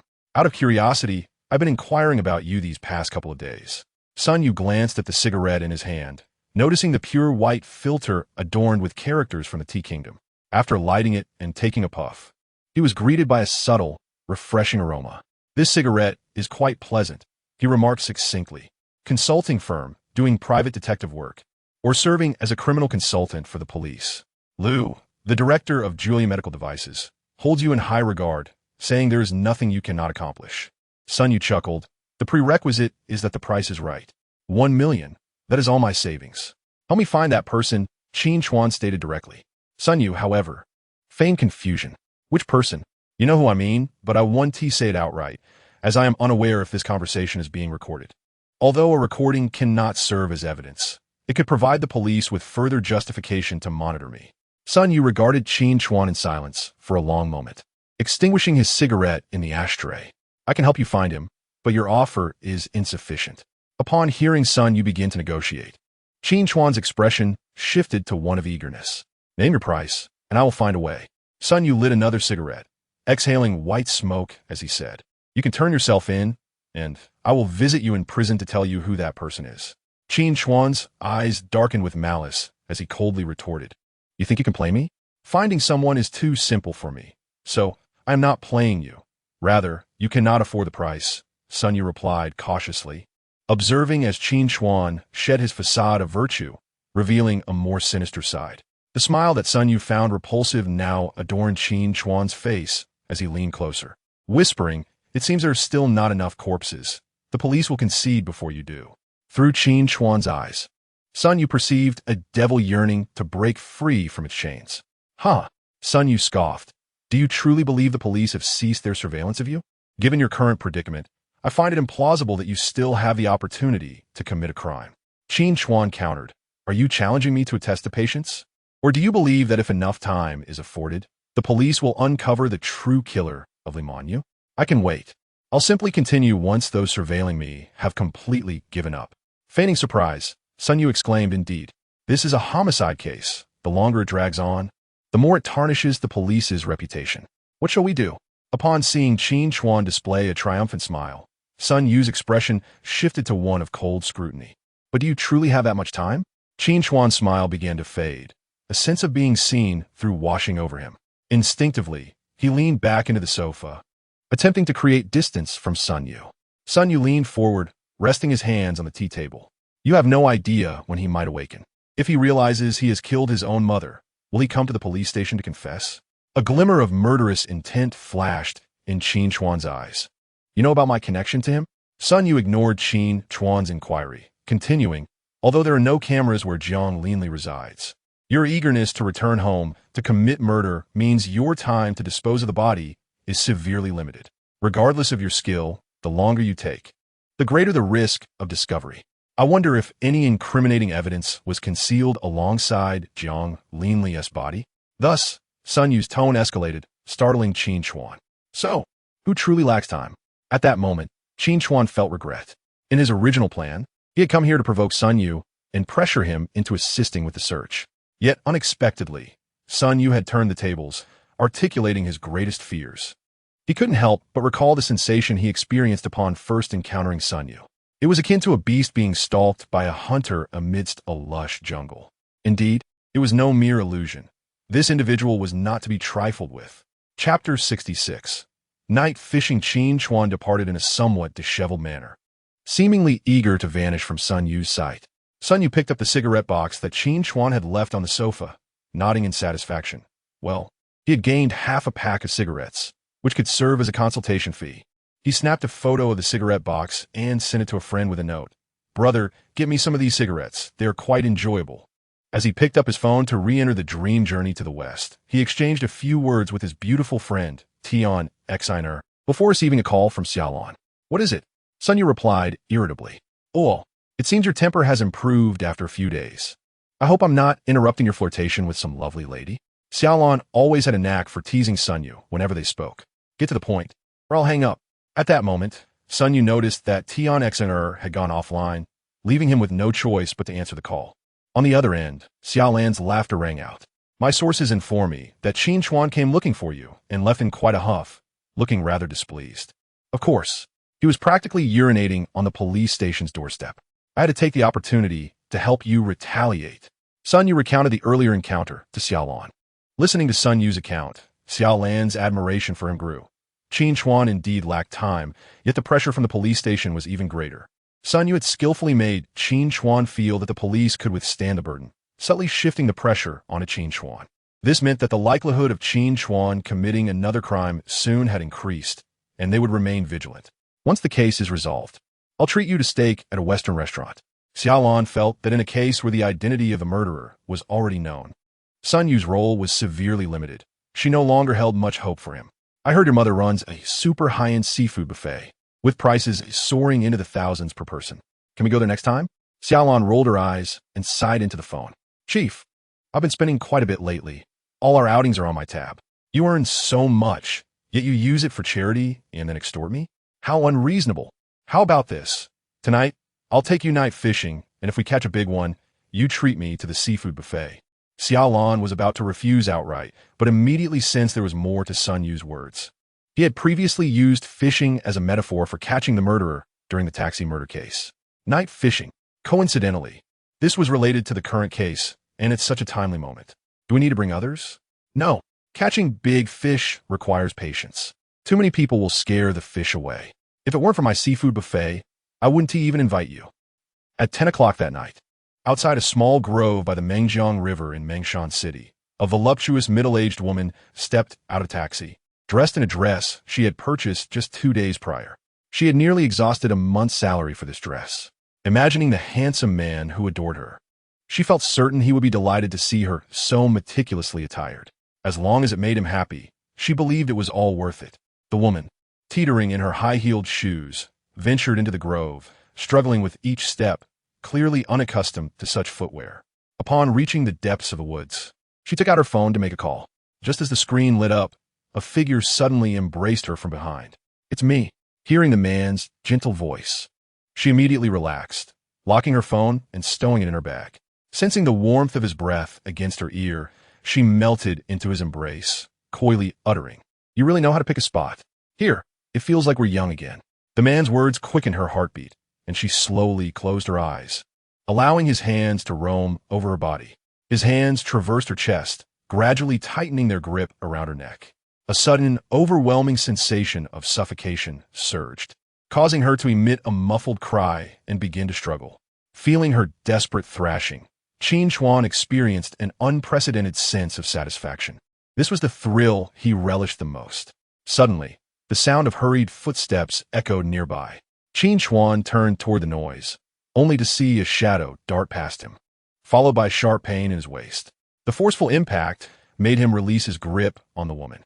The shadow did not pause, and as Qin Chuan swung his fist at it, he discerned the figure was slender and female.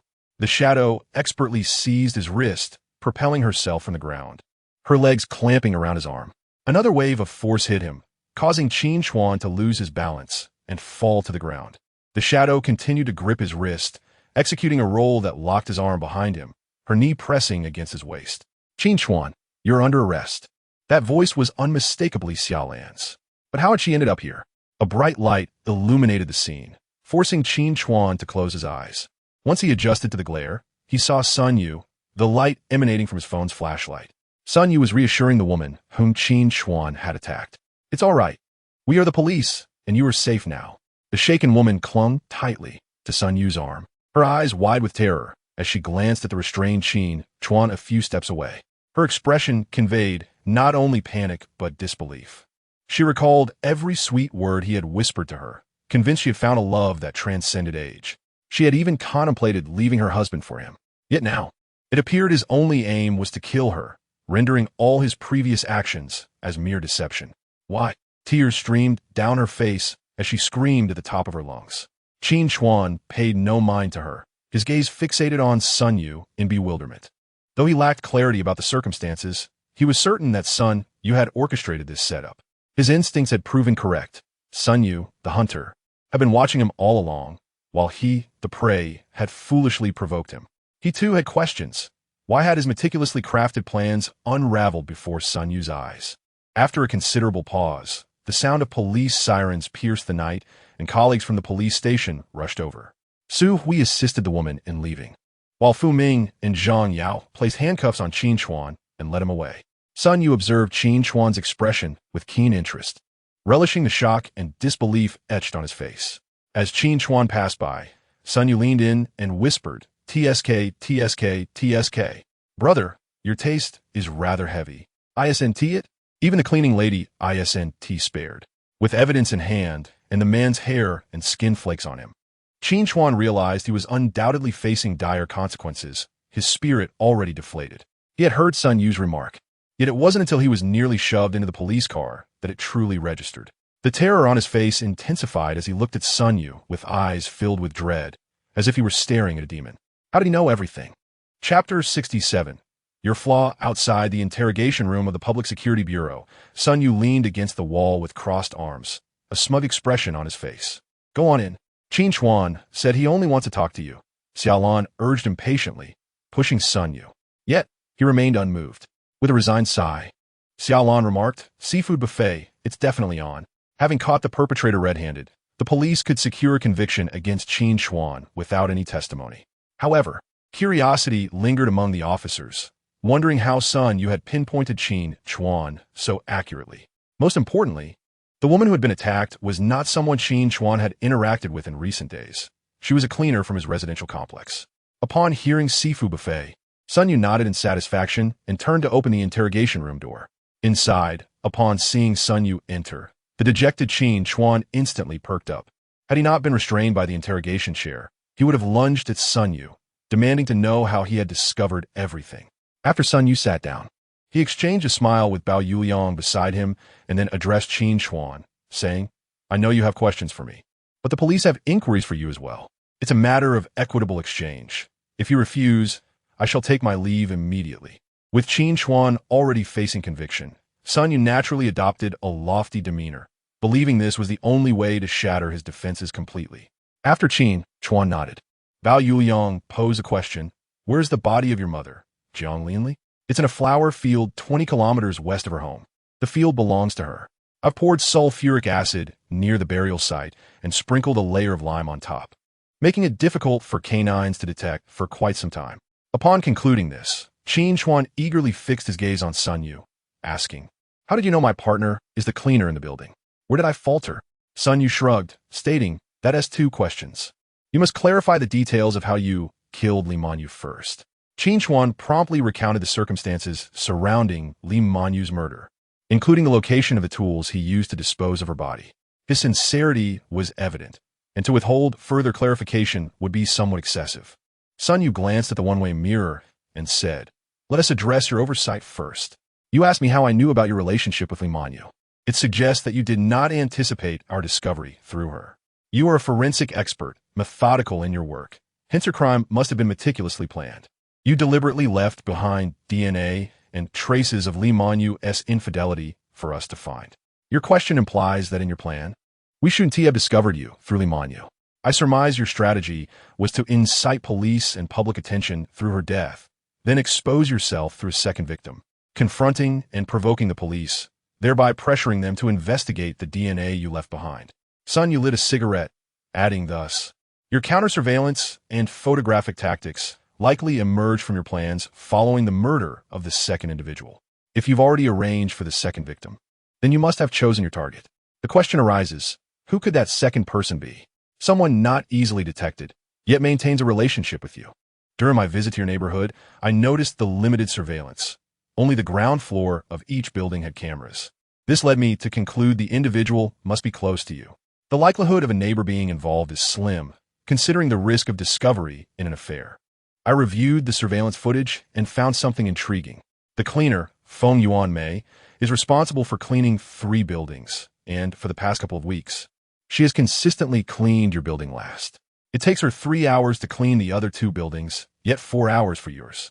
I was curious about this woman, 38 years old, relatively attractive, with an average household background. Typically frugal, she recently purchased a dress worth over 2,000 TSK. Comparing her usual behavior, my only conclusion is that she is in love. A look of defeat crossed Qin Chuan's face as he leaned back and covered his face. Realizing that once Sun Yu identified her, all he needed to do was follow her. Tracking an ordinary person is quite simple. Sun Yu chuckled, indeed. Her daily routine is straightforward, working in the community during the day and returning home at night, making it far easier to tail her than you. Could you spare a cigarette? Qin Chuan suddenly reverted to a despondent state, appearing somewhat dazed. Sun Yu approached and placed a cigarette in Qin Chuan's mouth, recognizing it as his own, which he had inadvertently left at Sun Yu's office that morning. Qin Chuan self-deprecatingly smiled as he recalled his earlier provocation. The pristine white cigarette ignited, filling the air with a delicate aroma of tobacco. With your capabilities, you must have also investigated that individual, right? Qin Chuan asked weakly, his voice hoarse. Indeed. Sun Yu's affirmation startled not only Qin Chuan, but also the observers in the room. They collectively turned to Jiang Xiaoyu, who quickly waved her hands, saying, I merely provided him with flight records from Mengshan to Chagua over the years. Those are in the thousands. Only the affluent can frequently travel back and forth. Who could possibly trace that? Thus, when Sun Yu requested this information 2 days prior, Jiang Xiaoyu did not hesitate to comply, not even questioning it, as her focus was primarily on apprehending Qin Chuan. Sun Yu's identification of the next potential victim from a flaw in Qin Chuan's questioning had already left everyone present breathless, yet they managed to regain their composure, acknowledging that this was merely typical for Sun Yu. However, now that Sun Yu had even tracked down that individual, it was slightly humiliating for the police team. Zhang Shua, who had come to observe, sighed. After years, this kid remains as uncanny as ever. The others nodded in agreement, while Zhang Yao patted Zhang Shua on the shoulder, offering him the same words of comfort he had just used for himself. Basic operations, basic operations. Qin Chuan looked up at Sun Yu, his eyes pleading, please, tell me everything you've discovered about him. Sun Yu bit his lip and shook his head, a hint of pity evident in his gaze. I cannot share that with you. You should not hear such things. You've already confessed, and the evidence chain is sufficient for a death sentence. Why dwell on those details? With that, Sun Yu turned to leave. Wait, Qin Chuan called out, but Sun Yu paid him no mind, already grasping the doorknob. Qin Chuan hurriedly added, we can exchange information. I have something the police want to know. Sun Yu seemingly ignored him, opening the door. I know where that arms dealer from Black Gold is. Chapter 68. Tragedy never lacks attendants. The door remained open, and Qin Chuan's declaration echoed through the corridor. Sun Yu halted, directing his gaze towards the one-way mirror. What a surprise! Zhang Yao exclaimed in the observation room. Could it be that he is fabricating an excuse? After all, the underworld of Mengshan is well aware we're seeking this arms dealer, Jiang Xiaoyu speculated. Xia Lan, however, wore a serious expression, meeting Lei Zhen's eyes. She picked up the microphone, stating, Sun Yu, we can exchange intel with him. After setting the microphone down, she turned to Jiang Xiaoyu, saying, they only know we're searching for the arms dealer, not that he is affiliated with the Black Gold mercenary organization. Qin Chuan's statement is a deliberate attempt to showcase his value. Sun Yu sighed in resignation. Fine, go ahead. Inside the interrogation room, Qin Chuan immediately shook his head. No way. If you don't believe me, that's your prerogative, but I absolutely refuse to divulge anything first. Though Qin Chuan's psychological defenses had been breached, his intellect remained intact. He recognized the voice as that of the criminal police captain Xia Lan, indicating the police took this information seriously. However, Sun Yu clearly did not wish to disclose anything to Qin Chuan. Not being a member of the police force, he could choose to defy Xia Lan's orders. Thus, it was imperative that Sun Yu speak first. Xia Lan's voice resonated once more. The Black Gold organization's gathering point is primarily in Chagua, and many speculate it serves as their base.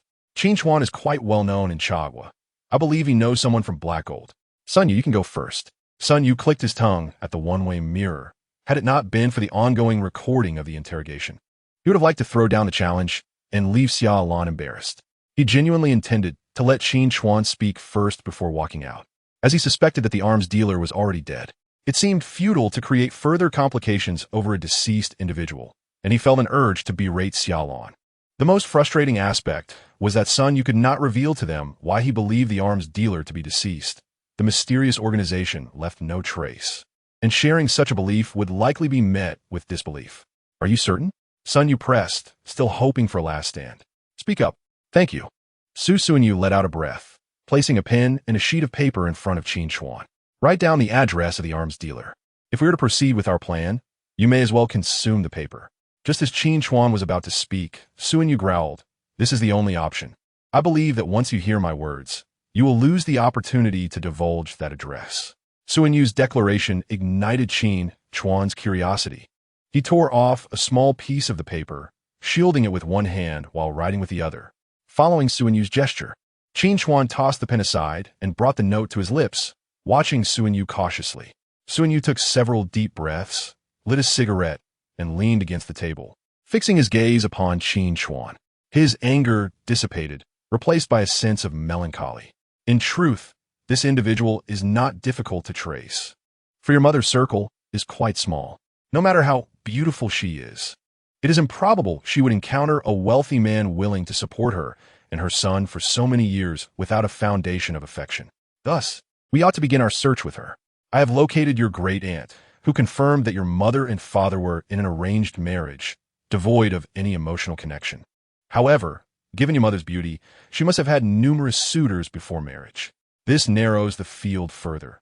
The suitors were undoubtedly individuals close to her, who later prospered and became affluent. A simple inquiry in your mother's village would reveal Kang Shiliang, the head of Kang's trading company.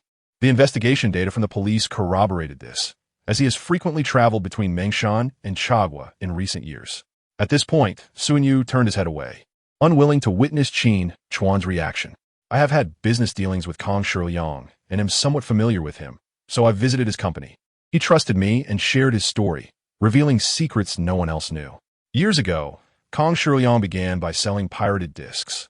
He and your mother were deeply in love, even discussing marriage. However, he was sentenced to 3 years for a brawl. Jiang leanly promised to wait for him, but married your father the following year after he assaulted her. Upon his release, Kang Shiliang discovered that your mother had wed another, and in a fit of rage, severed all ties with her. Yet, his business acumen is admirable. He rebounded through online sales, acquiring his first fortune.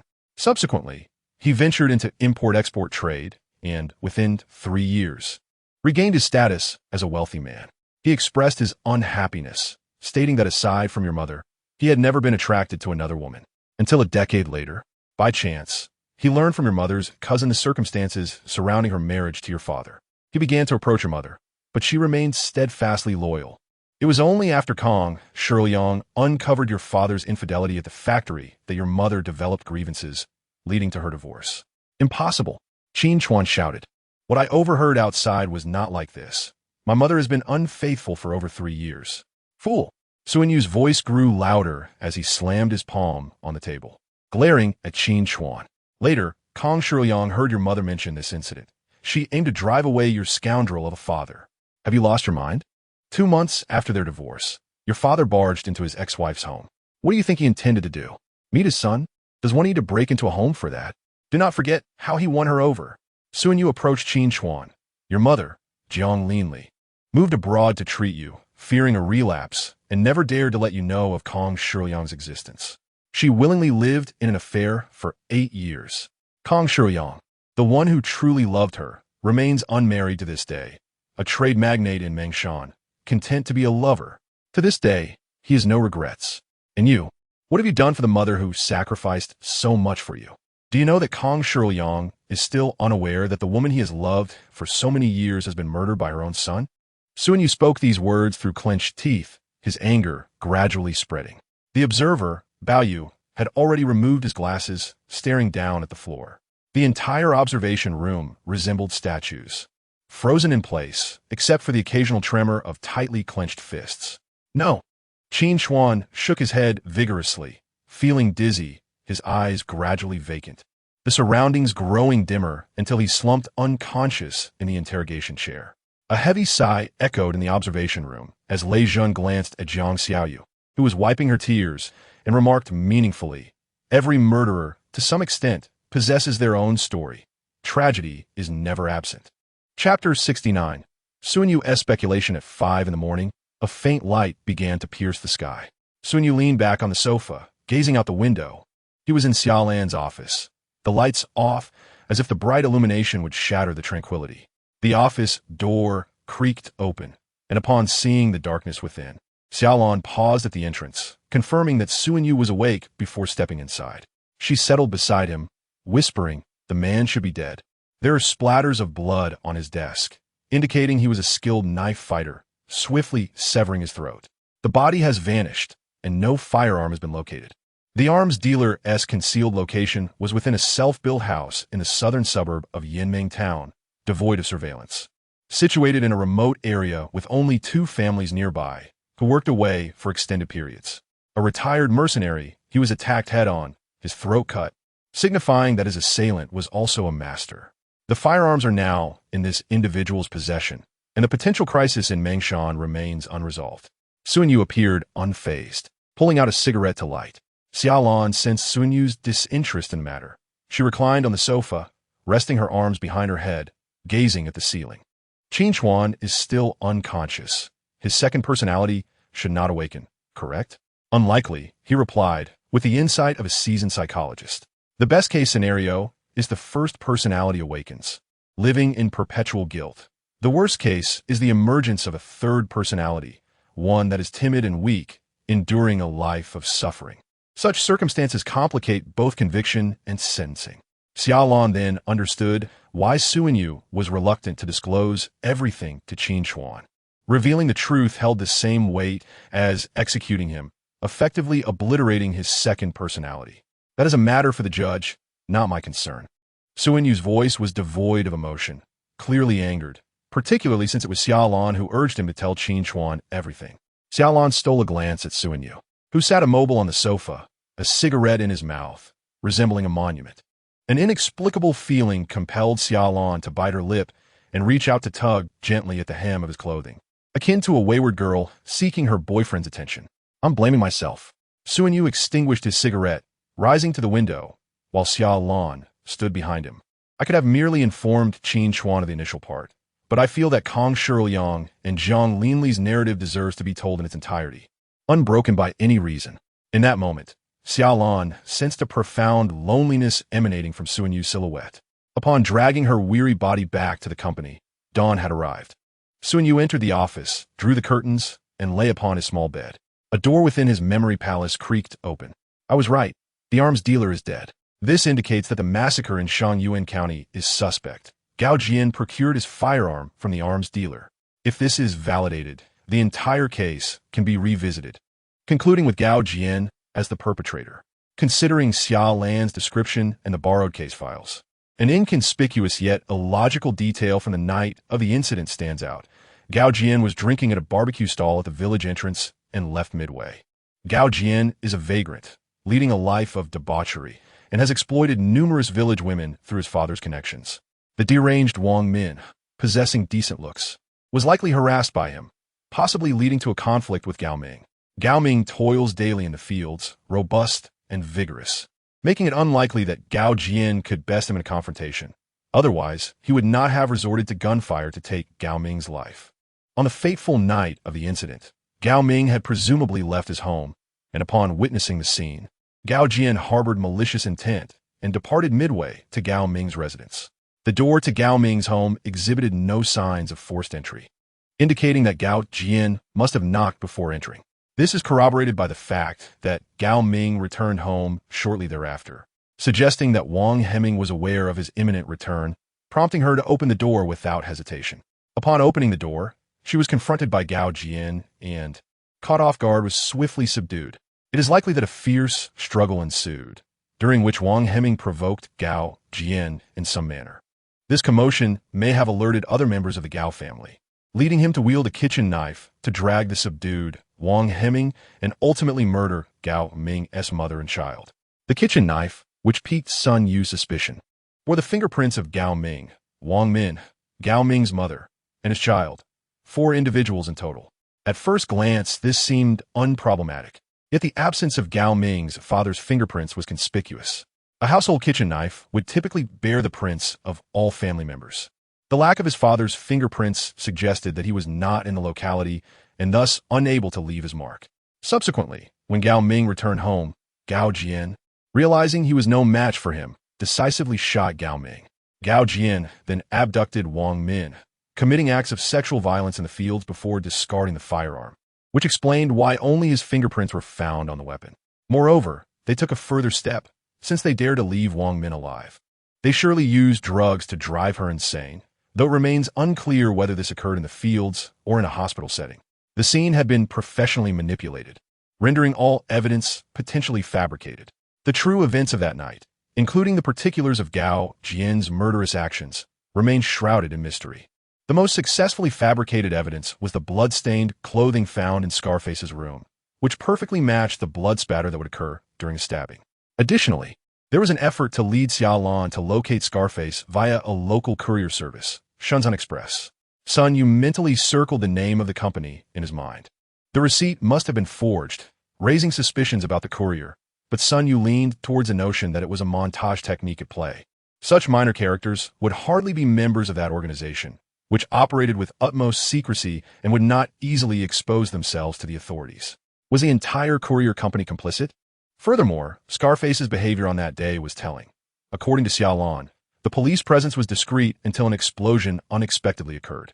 As Xia Lan ascended the stairs, Scarface had already begun to flee, clearly having detected the police's presence.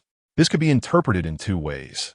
Either Scarface was exceedingly cautious, realizing that he had been targeted by the police and initiating a premeditated escape plan, or someone had informed him of the police's intentions, preparing an escape route for him, and subsequently placing the bloodied clothing in his residence after his departure. The informant may have incited Scarface's belief that the police were about to kill him, prompting his desperate flight and the shooting of bystanders. All of this appeared to be meticulously orchestrated, ensuring that Scarface would meet his end at the hands of law enforcement. The case's clues and evidence had been manipulated, leaving Sun Yu with only vague conjectures, unable to ascertain many details fully. The scene's traces had been altered. The courier receipts forged, the whereabouts of the jewelry store robbers obscured, the arms dealer's location concealed, and Wang Min driven to madness without a trace. Sun Yu suddenly felt a moment of disorientation, questioning whether he was being overly paranoid. Is it merely coincidence? Could such a vast organization truly exist? In reality, Sun Yu could verify this matter further. For instance, investigating the Shenzhen Express company could yield results. However, he refrained from doing so, as the formidable entity was still unaware that he had caught wind of their activities. Sun Yu needed to wait to accumulate sufficient evidence before taking action. It was not enough, not nearly enough. The door within his memory palace closed, and with it, Sun Yu's eyes followed suit. Chapter 70. The thrill of a slap in the face during the weekend. The sweltering summer heat enveloped the entire city of Mengshan. Except for those required to don formal attire, most people sought ways to shed their clothing. Sun Yu, dressed in flip-flops, floral shorts, and a sleeveless shirt, arrived at the entrance of Zuanhe Seafood Buffet, the most opulent establishment in the entire Zhejiang province and even in the southwest of the country. The grandeur of the entrance alone eclipsed that of many other fine dining venues. A polite attendant at the door halted Sun Yu, flashing a bright smile. "Good day, sir. Please present your VIP card or inform us of your reserved private room." Sun Yu realized he had miscalculated. How could a place of such high caliber allow just anyone to enter? He had been awakened from his afternoon nap by a succinct call from Xia Lan, instructing him to wait for her at Zuanhe Seafood Buffet. The attendant, possessing discernment, could easily perceive that Sun Yu's attire was worth less than 200 yuan. Although he smiled, his eyes had already condemned Sun Yu to poverty. As a private detective, Sun Yu had grown accustomed to the derision of various individuals. He could not be bothered to engage in a dispute with the attendant.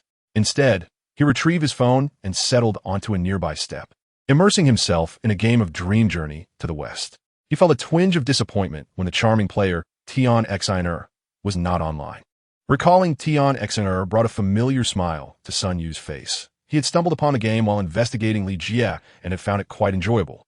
leading him to create an account on the latest server under the ID Little Conan. The following day, he encountered Tion Xner, who was of a lower level, and a novice question sparked their conversation. Sun Yu, being a seasoned gamer, quickly grasped the game's mechanics within a day, effortlessly masquerading as an expert with the help of readily available online guides. Their conversation flowed smoothly, yet Tion Xner had never sent any voice messages. Sun Yu had browsed through her in-game social circle, where her avatar was a straw hat adorned with a striking blue flower. He inquired if Tion Xner was beautiful, to which she replied candidly, "In my workplace, I am the flower." Trusting his instinct honed from years of investigation, Sun Yu concluded that Tion Xner was indeed a beauty, prompting him to add her as a friend and arrange to play Dream Journey to the West together. As he idly completed tasks in the game, he eagerly awaited her online presence. Sun Yu himself could not quite articulate why he felt such intrigue for a stranger online. Perhaps it was because, in her company, he need not exert himself, allowing him to exist more comfortably. "Ah, Mr. Sun," a voice called from a distance, causing Sun Yu to look up. A stout man approached him, the owner of a logistics company in the high-tech zone. Sun Yu had previously assisted him with a case of lost goods. Remaining seated on the steps, Sun Yu waved at the approaching figure. "Zhang, long time no see." Zhang laughed, his facial flesh quivering. He offered Sun Yu a cigarette. "Are you handling a case?" "Not at the moment," Sun Yu replied, accepting the cigarette and placing it between his lips while waiting for him. Zhang paused, wiping the sweat from his brow. "It's so hot. Why not come inside and wait?" Sun Yu took a puff of the cigarette. "No need. You enjoy your meal. I'm comfortable here." After exchanging pleasantries, Zhang and his secretary entered the restaurant. The attendant frowned, recognizing that Zhang was not a top-tier tycoon, yet still a businessman beyond the reach of the average person. The fact that Sun Yu, dressed in floral shorts, had not stood to greet Zhang suggested that he considered himself of higher status. Had she misjudged him? At that moment, Sun Yu appeared to be engrossed in his game. Yet inwardly, he was elated, eager to witness the attendant's expression. Given her perspective, she must have begun to doubt herself. If only someone could come to his aid at that moment. In the entire city of Mengshan, only one person addressed Sun Yu in such a manner. He suppressed his amusement and looked up to see a man dressed similarly approaching him. The newcomer was Zhang Yimeng, a 29-year-old native of Kyoto, who had come here 3 years ago to manage the family business. Sun Yu had once helped him locate his daughter, who had been abducted by human traffickers. Since then, Zhang Yimeng insisted on forming a brotherhood with Sun Yu, even going so far as to have his daughter call Sun Yu godfather. Of course, this was merely Zhang Yimeng's unilateral desire. Sun Yu had never acquiesced. A head peeked out from behind Zhang Yimeng, revealing his 7-year-old daughter, Zhang Hanyue, who ran over and hugged Sun Yu's arm, exclaiming, "Godfather!" Sun Yu affectionately ruffled Zhang Hanyue's hair, feeling a profound sense of vanity fulfilled. "Brother Yu, what brings you to dine here today? Are you waiting for someone? If not, why don't you come in and eat with your brother?" Zhang Yimeng, undeterred by any perceived dirtiness, took a seat beside Sun Yu. "No need, it's too hot. You should take your daughter inside. The person I'm waiting for will arrive shortly." After a few more pleasantries, Zhang Yimeng led his daughter through the entrance. Within a minute, a server's voice called from behind. "Sir, it's quite hot. I brought you a glass of water." A chilled glass of lemonade was placed before Sun Yu, and he felt an exhilarating rush. No wonder novels often depict scenes of face-slapping. Not only are they exhilarating to write, but they are equally delightful to witness. "You have your own struggles. Rest assured, I won't make it difficult for you." Accepting the lemonade, Sun Yu continued to immerse himself in the realm of a dream of the West. There were 2 servers at the entrance of the restaurant. The one who had intercepted Sun Yu, Xiao Wang, was now drenched in sweat and wore a mournful expression. The other, Xiao Zhang, attempted to console him. "Don't worry. Those people might just be being polite. If they were on good terms, they would have forcibly pulled him inside." This statement proved somewhat effective, especially since the two had not heard Zhang Yimeng's daughter call out Godfather. Xiao Wang's expression brightened slightly when he suddenly noticed a stunning woman approaching from the parking lot. With flowing hair, white canvas shoes, a sporty short skirt, and a form-fitting tank top that accentuated her figure, she was undeniably more beautiful than any woman they had encountered at the venue. The woman quietly approached Sun Yu from behind, peering at his phone screen for an extended period. Could she possibly know that man? Although he couldn't discern the brand of her clothing, he recognized her limited-edition canvas shoes, which were items that wealth alone could seldom procure. The woman gently tapped Sun Yu on the shoulder. They exchanged cheerful words, and then Sun Yu rose to follow her to the entrance. A diamond card appeared in her hand, causing Xiao Wang's body to tremble involuntarily. Xiao Zhang quickly greeted her, Mississippi. Earlier that afternoon, the manager had mentioned that the esteemed Miss Xia Lan would be bringing friends to dine here, wielding the diamond card belonging to General Zhang. Xia Lan smiled at them and led Sun Yu inside. As they passed Xiao Wang, Sun Yu exchanged a mysterious smile, which startled him. After taking a few steps inside, Xia Lan glanced at Sun Yu, who was grinning broadly, and asked, "What are you laughing about?" "Nothing." Sun Yu continued to smile, relishing the delightful sensation of being vindicated. Chapter 71. Joyful moments. The layout of the Zunhe seafood buffet was exceedingly private, devoid of a grand hall, with each seating area enclosed in its own booth, featuring a long table surrounded by a plush sofa. The ordering station was located on the second floor, where Sun Yu encountered an array of seafood he had eagerly anticipated, ordering without restraint. Upon hearing about Sun Yu's earlier encounter outside the restaurant, Xia Lan laughed even harder than he did, even contemplating going to see the expressions of the servers at the entrance. After savoring some delectable caviar, Sun Yu sighed in contentment, followed by a bite of exquisite Australian lobster paired with a sip of warming sake, fully satisfying his culinary cravings. Watching Sun Yu revel in the experience, Xia Lan suddenly found him curious. She recalled the worn furniture in his office, the inexpensive cigarettes he typically smoked, and the modest clothing he wore. With the money you earn, can't you treat yourself a little better? Having earned a significant sum from a recent case involving a mistress, Sun Yu could easily afford to indulge himself. His lips smeared with crab roe, he wiped them with his hand and cheerfully replied, "There are others who need money more than I do." This simple statement struck Xia Lan, revealing an unspoken sense of responsibility in Sun Yu. From a psychological perspective, such selfless donations might indicate past trauma. His mother, Zhang Kaifeng, had once mentioned that Sun Yu was an orphan, raised in an orphanage. A prodigy, he matured faster than his peers, consistently ranking first in his studies and ultimately gaining admission to the public security university with the highest scores in the province. His high school teachers had expressed regret, believing he could have attended the nation's top university. Yet, Sun Yu's reasoning was straightforward. Only by becoming a police officer could he tangibly save more families. This information about Sun Yu's background was relayed to Xia Lan through Xia Yuanfei, indicating the closeness of their university relationship. Ironically, such a self-proclaimed altruist had been expelled from school for fighting, raising suspicions about the circumstances. When Sun Yu was recently named as suspect, the altercation between Lei Zhen and Jiang Xiaoyu suggested that he had once harbored thoughts of violence. Xia Lan's intuition hinted that this incident was connected to his expulsion. She had not investigated the year of Sun Yu's expulsion further. The first time she had asked someone to look into Sun Yu, he had discovered her inquiry and reacted vehemently, demonstrating how much he valued his time at the public security university, unwilling to allow anyone to pry. Xia Lan suddenly felt dazed, realizing that she had developed an irretrievable attraction to Sun Yu. In recent days, she had repeatedly questioned whether she truly saw him merely as a source of support. "What are you staring at me for?" Snap back to reality. Xia Lan noticed Sun Yu engrossed in his lobster. She raised her drink in a provocative manner, challenging, "If you've been watching me, how could you not know I was looking at you?" Childish. After uttering those words, Sun Yu resumed his battle with the lobster in his hand. A smile crept across Xia Lan's face as she teasingly remarked, earlier at the entrance, "I saw you engrossed in A Dream of the West. You mentioned that there are many female players. You wouldn't be looking for an online romance, would you?" The avatar of Tian Xner flashed in Sun Yu's mind, causing his face to flush as he rolled his eyes and refrained from responding. Undeterred, Xia Lan pressed on. "What, are you conceding? You must have struck up a connection with some girl in there."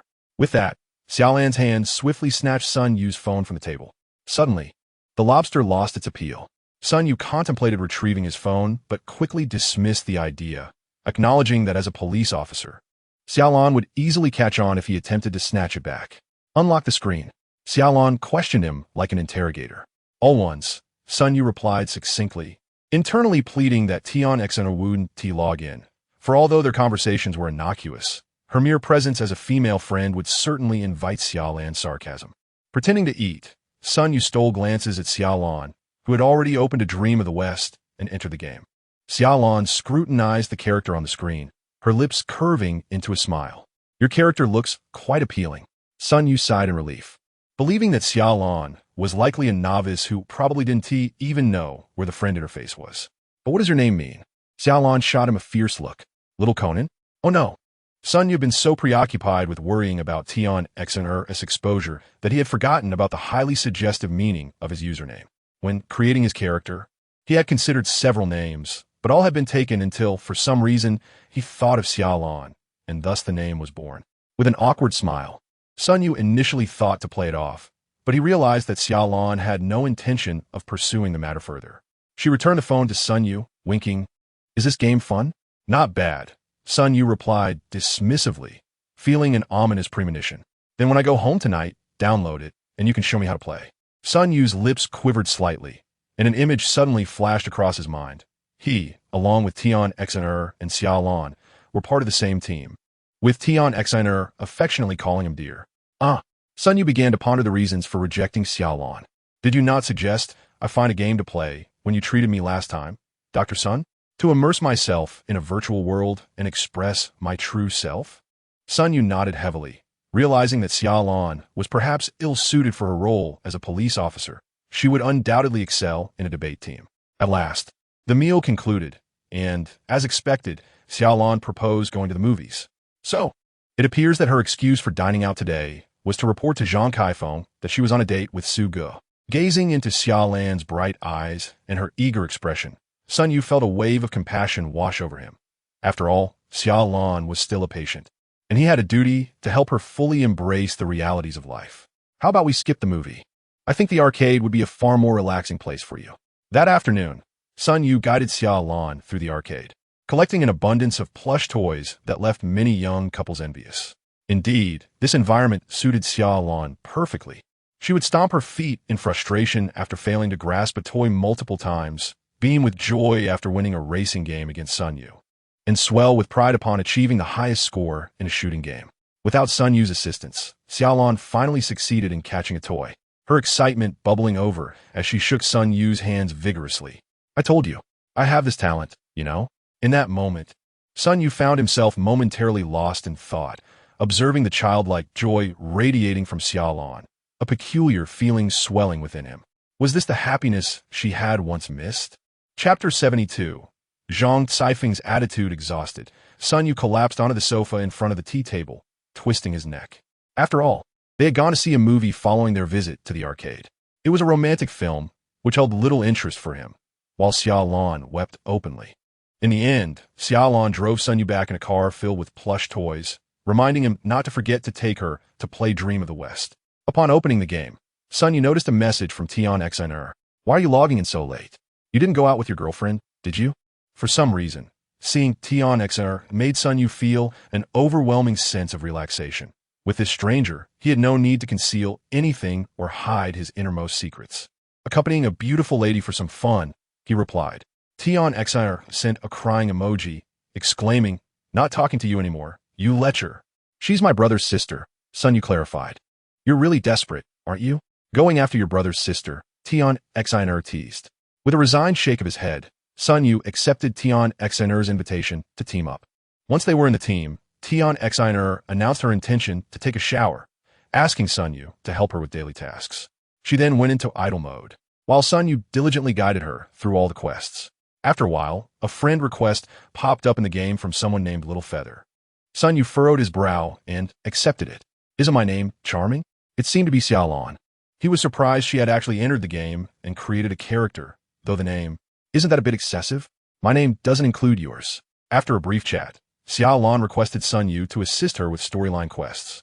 Sun Yu turned on the sofa, a bitter smile forming on his face. What was meant to happen would inevitably unfold. He invited Xia Lan into the party, and soon all three characters appeared in the same scene. Within a second, both Xia Lan and Tion Xnr sent messages simultaneously, asking, who is she? Sun Yu explained to Xia Lan that she was a friend from the game, and to Tion Xnr that she was his brother's sister and a mentee. Xia Lan responded with an O, while Tion Xnr speculated, is she the one from dinner? My taste is quite unconventional, isn't it? Not only going after your brother's sister, but also engaging in a teacher-student romance. Sun Yu's face darkened as he attempted to clarify to Tion Xnr, we are not in a relationship. It's simply impossible. Xia Lan spoke little. Seemingly engrossed in the game, while Sun Yu and Tian Xiner engaged in private conversation. Tian Xiner persistently inquired about Xia Lan's background, and Sun Yu, having filtered out any potentially revealing information, responded honestly. Before long, it was already 2 o'clock. Xia Lan finished all her novice tasks and, bidding Sun Yu good night, logged off.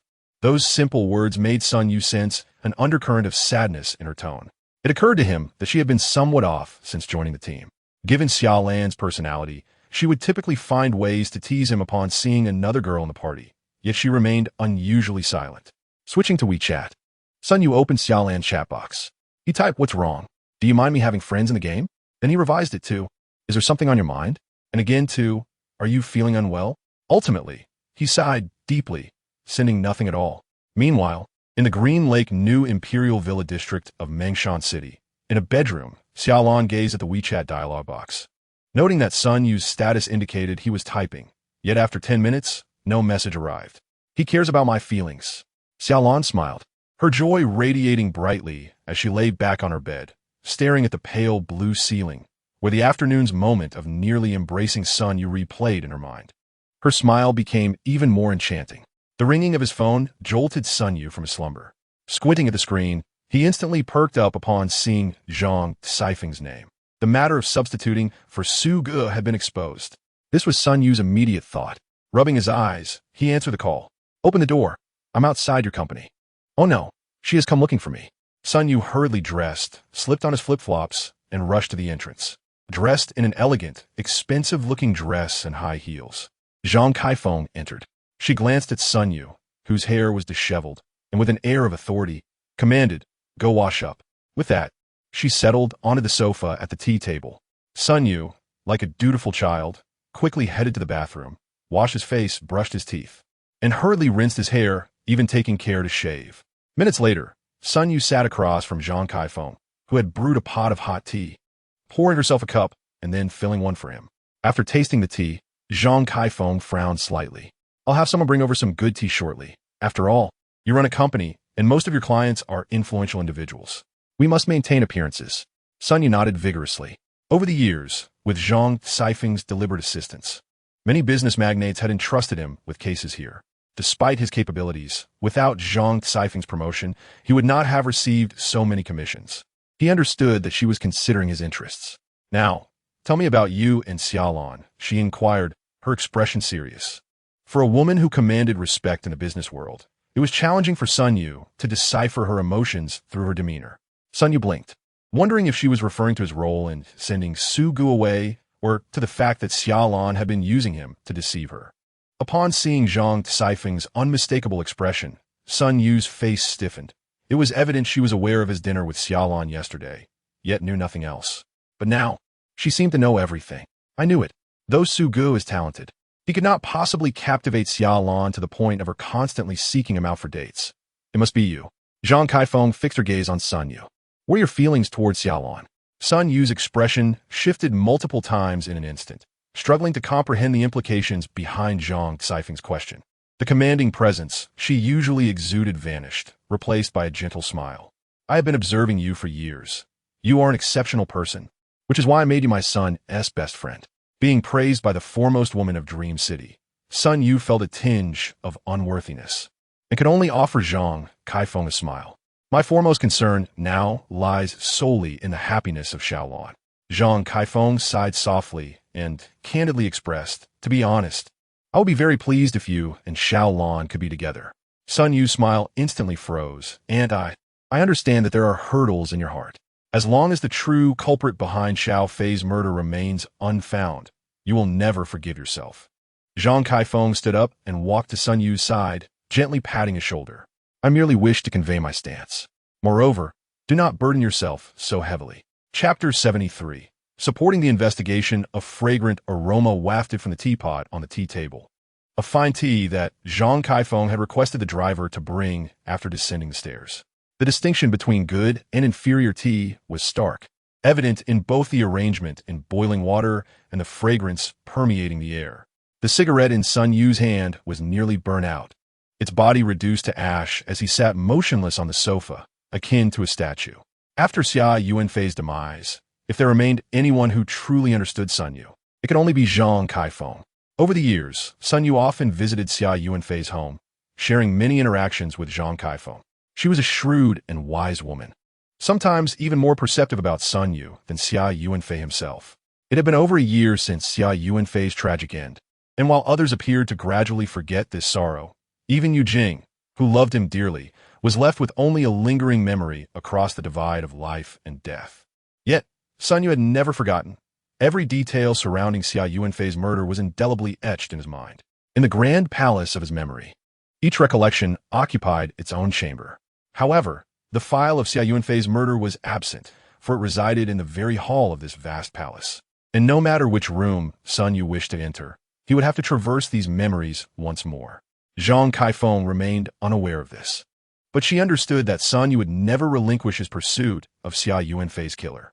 This was trust, and it was precisely why she wished to entrust Xia Lan to him.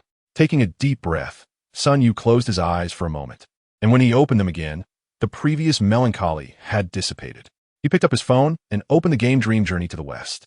This past year had indeed been exhausting. During his moments of idleness, he compelled himself to immerse in the world of mobile gaming. Only in this way could he evade thoughts of Xia Yuanfei. Sweet XNR was already online, and upon seeing her invitation to team up, Sun Yu revealed a relaxed smile. In the ephemeral realm, there would always be illusory figures and sensations. The sweltering summer heat persisted, with this year's dream city surpassing previous records, reaching a scorching high of 41 degrees. Even criminals seemed unable to endure the heat, comfortably hiding in air-conditioned rooms, biding their time. Not only criminals, but alongside the sustained high temperatures, the rate of infidelity was also plummeting. Sun Yu's company had grown rather quiet, with no business for half a month. Xia Lan visited Sun Yu every 3 days for therapy, showering him with praise for his psychological guidance. Previously, she could only sleep soundly beside him. Now, she found herself able to dream peacefully at home as well. Jiang Xiaoyu continued to visit Sun Yu regularly to clean and act coyly. She and Xia Lan seemed to have agreed not to appear simultaneously, which saved Sun Yu quite a bit of trouble. Notably, Sun Yu had signed up for a competition at the Miss Script Murder Store, and his colleagues from the police force came to cheer him on. However, upon witnessing Sun Yu swiftly identify the murderer with his extraordinary logical prowess, a sense of monotony enveloped them. The following day mirrored this sentiment, and by the third day, only Xia Lan and Jiang Xiaoyu remained in attendance. Sun Yu dominated the preliminary rounds and secured first place in the finals with a crushing advantage.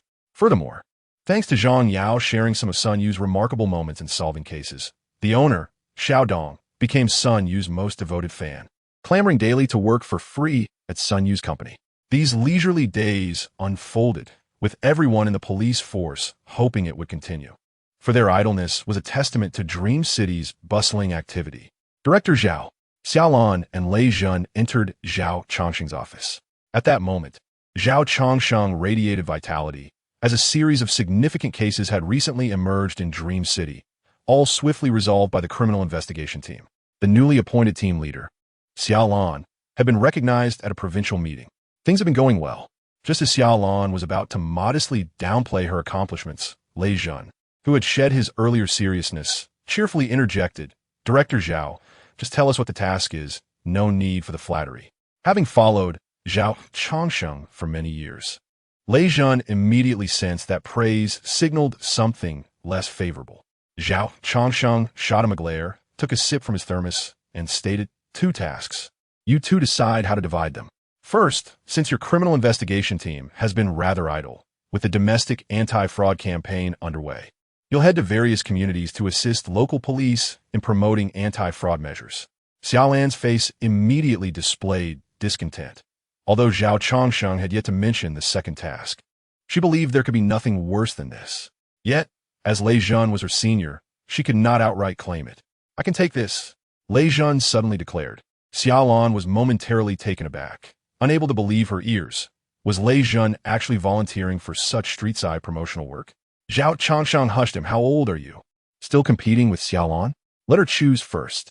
"I have no objections," Xia Lan quickly replied, fearing Lei Zhen would withdraw his offer.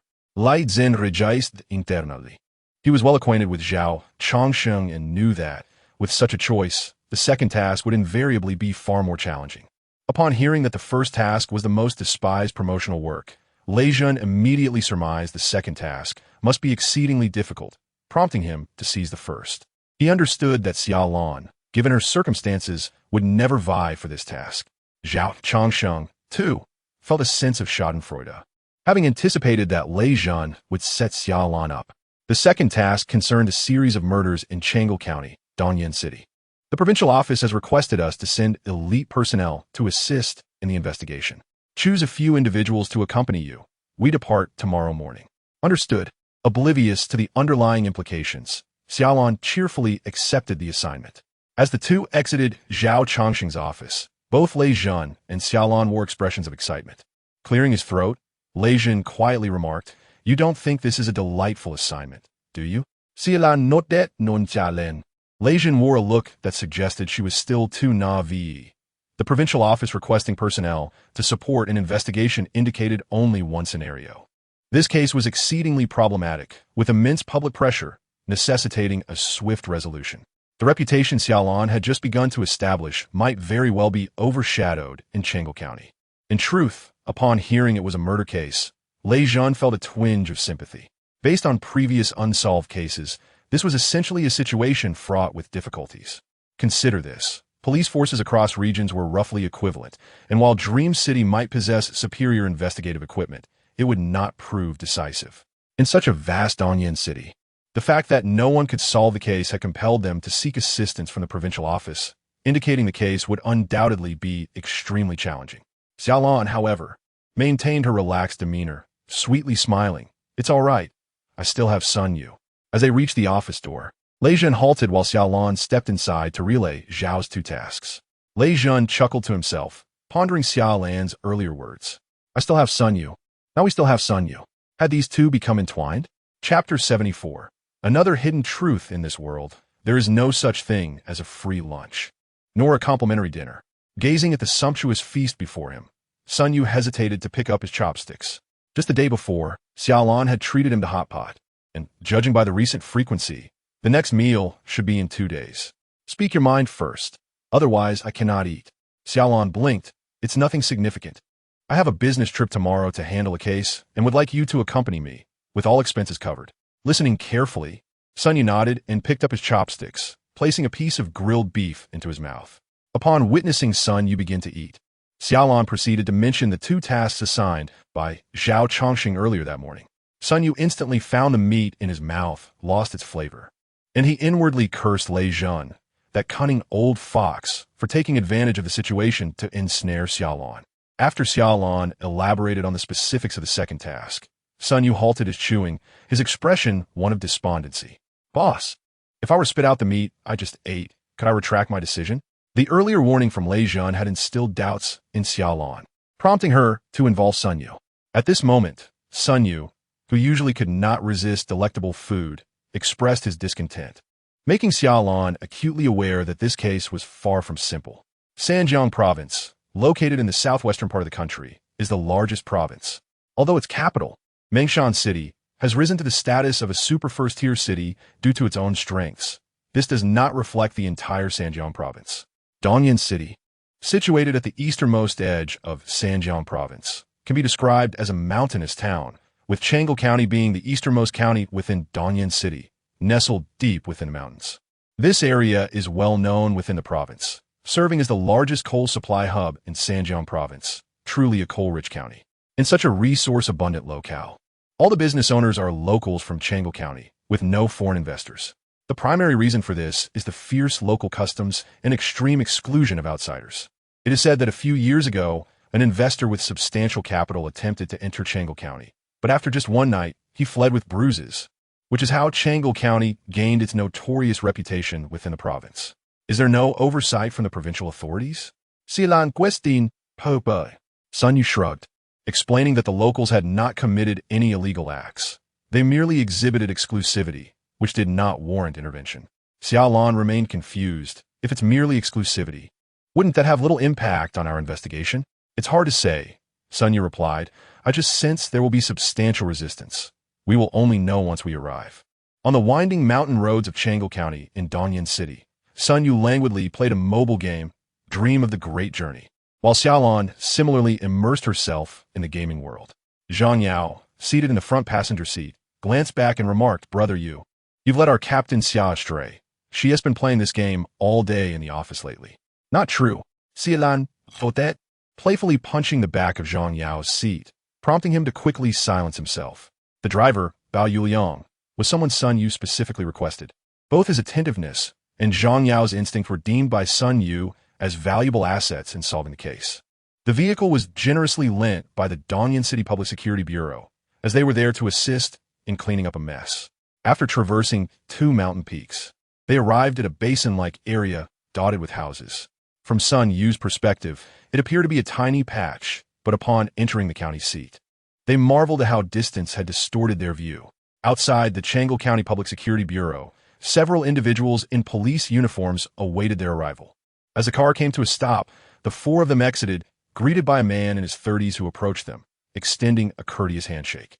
"Van Kalita, the captain of the criminal police team here."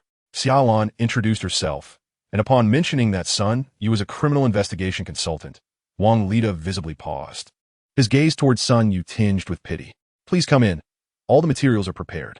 Our bureau chief is in the city reporting, and the deputy chief is currently at the meeting calming the emotions of the victims' families. Please do not mind, Captain Xia."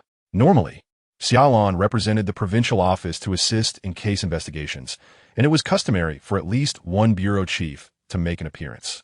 "Bao Zuliang in Guit? Are the victims' families very emotional right now?" Wang Lida shook his head with a bitter smile. "Our county is a major mining area, and a significant portion of the population works in the mines. There are over a dozen large-scale mining companies, and they are quite united when one of their own dies. They come to protest daily." The Public Security Bureau occupied a modest area, consisting of 2 rows of single-story buildings in an L shape.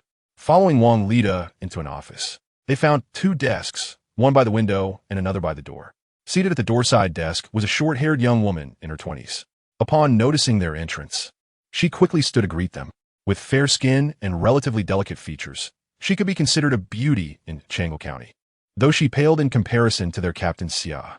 Wang Lida produced the prepared documents and pointed to the young woman. "My Yuran, a local, graduated from the Public Security University of Sanjiang Province, and just started last month. I have other matters to attend to. If you need anything, just ask her."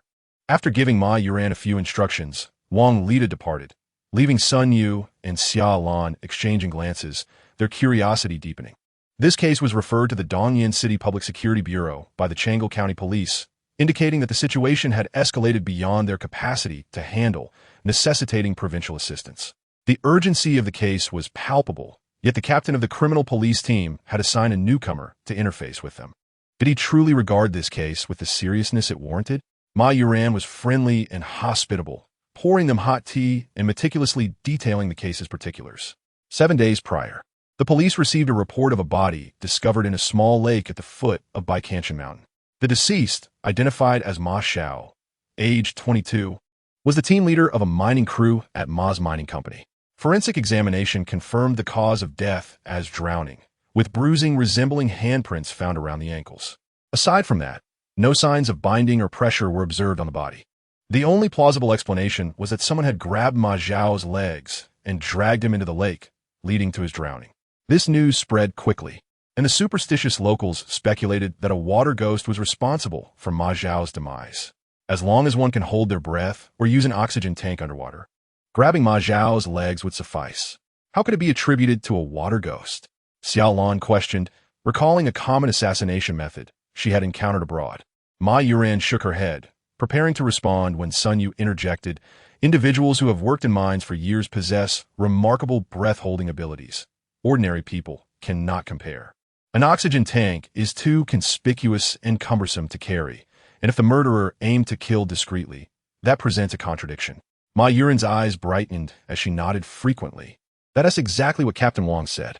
3 days after the incident, another small fire broke out at the foot of Baikanchen, resulting in 1 person being burned alive. According to witnesses from the mountainside, he lay there wailing for help without any signs of struggle. The deceased, named Wang Yaola, age 21, was a member of Wang's mining company. Forensic examination revealed that gasoline had been poured over him, and no binding or restraining ropes were found. This incident also stirred unease, with the older generation attributing it to supernatural forces, claiming that a small ghost had ensnared Wang Yaola, rendering him immobile. How does your Captain Wang explain this? Sun Yu inquired, evidently intrigued by Wang Lida. Ma Yuran replied, Captain Wang believes that the murderer first doused Wang Yaola with gasoline, then wrapped him in several layers of non-flammable cloth bags, igniting them from within. This would account for the witness's account. An astute hypothesis, Sun Yu acknowledged with a nod. Considering Wang Lida's experience as a small-town criminal police captain, encountering few homicide cases without a foundation for experimentation, such speculation was commendable. Upon realizing the documents had ended, Xia Lan looked up at Ma Yuran. 2 lives? Ma Yuran nodded. The peculiar circumstances surrounding the 2 deaths have caused significant turmoil in the county, with rampant rumors of ghosts. Xia Lan's expression hardened. If it were merely 2 lives, given that only a week has passed since the incidents, it would be improbable for you to seek assistance from the provincial office. I hope you understand that any concealment may hinder our pursuit of the true culprit. At this remark, Ma Yuran's gaze flickered, indicating that she was indeed hiding something. Sun Yu languidly reclined on the sofa, lighting a cigarette as he began to fidget with his lighter. The locals here were somewhat superstitious, and the rumors of malevolent spirits were undoubtedly rooted in truth. A faint smile crept across Sun Yu's face as he locked eyes with Ma Yuran. It seems that quite a few have recently passed away in this place, hasn't it? The other 4 individuals in the room were visibly shocked. Xia Lan, Bao Yuliang, and Zhang Yao knew Sun Yu well enough to understand he would not speak without reason. Their astonishment stemmed from the grim reality that there had indeed been deaths here. Ma Yuran's shock was more about being exposed. Sun Yu continued at a leisurely pace. On my way here, I noticed at least 6 households draped in white cloth, presumably in mourning, yet the atmosphere was chillingly desolate. I overheard Captain Wang mention that your deputy was managing public sentiment, and I couldn't help but wonder if they were stirring up trouble. If someone has died at home, it suggests a common cause for the fatalities. He paused for a moment, sneering, hasn't there been a mining accident here recently? Upon hearing the term mining accident, Xia Lan and the others felt a chill run down their spines. Such critical information had eluded them until now, indicating that the situation was more dire than they had imagined. The shock on Ma Yuran's face gradually faded, her once innocent gaze now sharp and perceptive. With a light chuckle, she pulled her chair closer, embodying the demeanor of an experienced detective, having seen much of the world. Indeed, it seems you are quite astute for someone from the Dream Mountains Criminal Police, she remarked, her maturity far beyond that of a recent university graduate.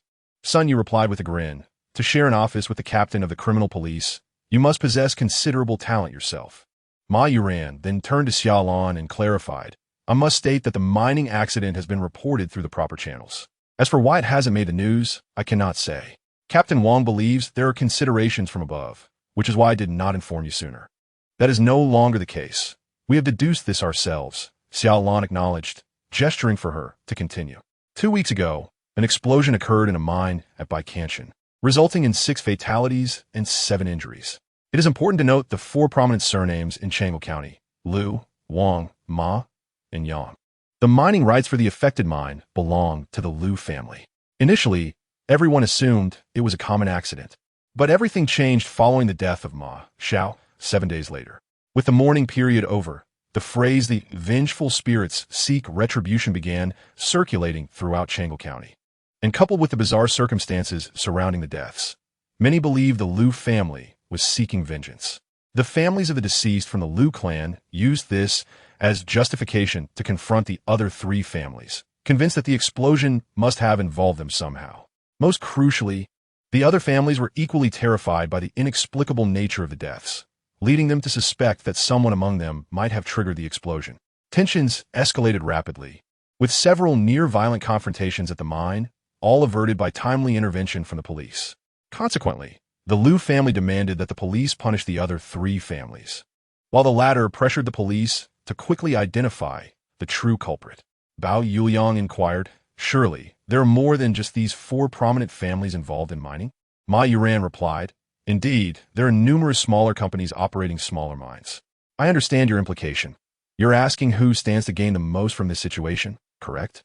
In cases entangled with profit motives, the simplest approach is to identify those who benefit. What if I told you that we're the greatest beneficiaries of this explosion? Bao Yuliang adjusted his glasses, his gaze towards Ma Yuran now cautious. Your surname is Ma. You belong to the Ma family. Yes and no, she replied, lowering her head and taking a deep breath.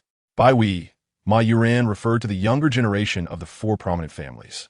As the heiress of the Ma mining company, she aligned with the successors of the other three families.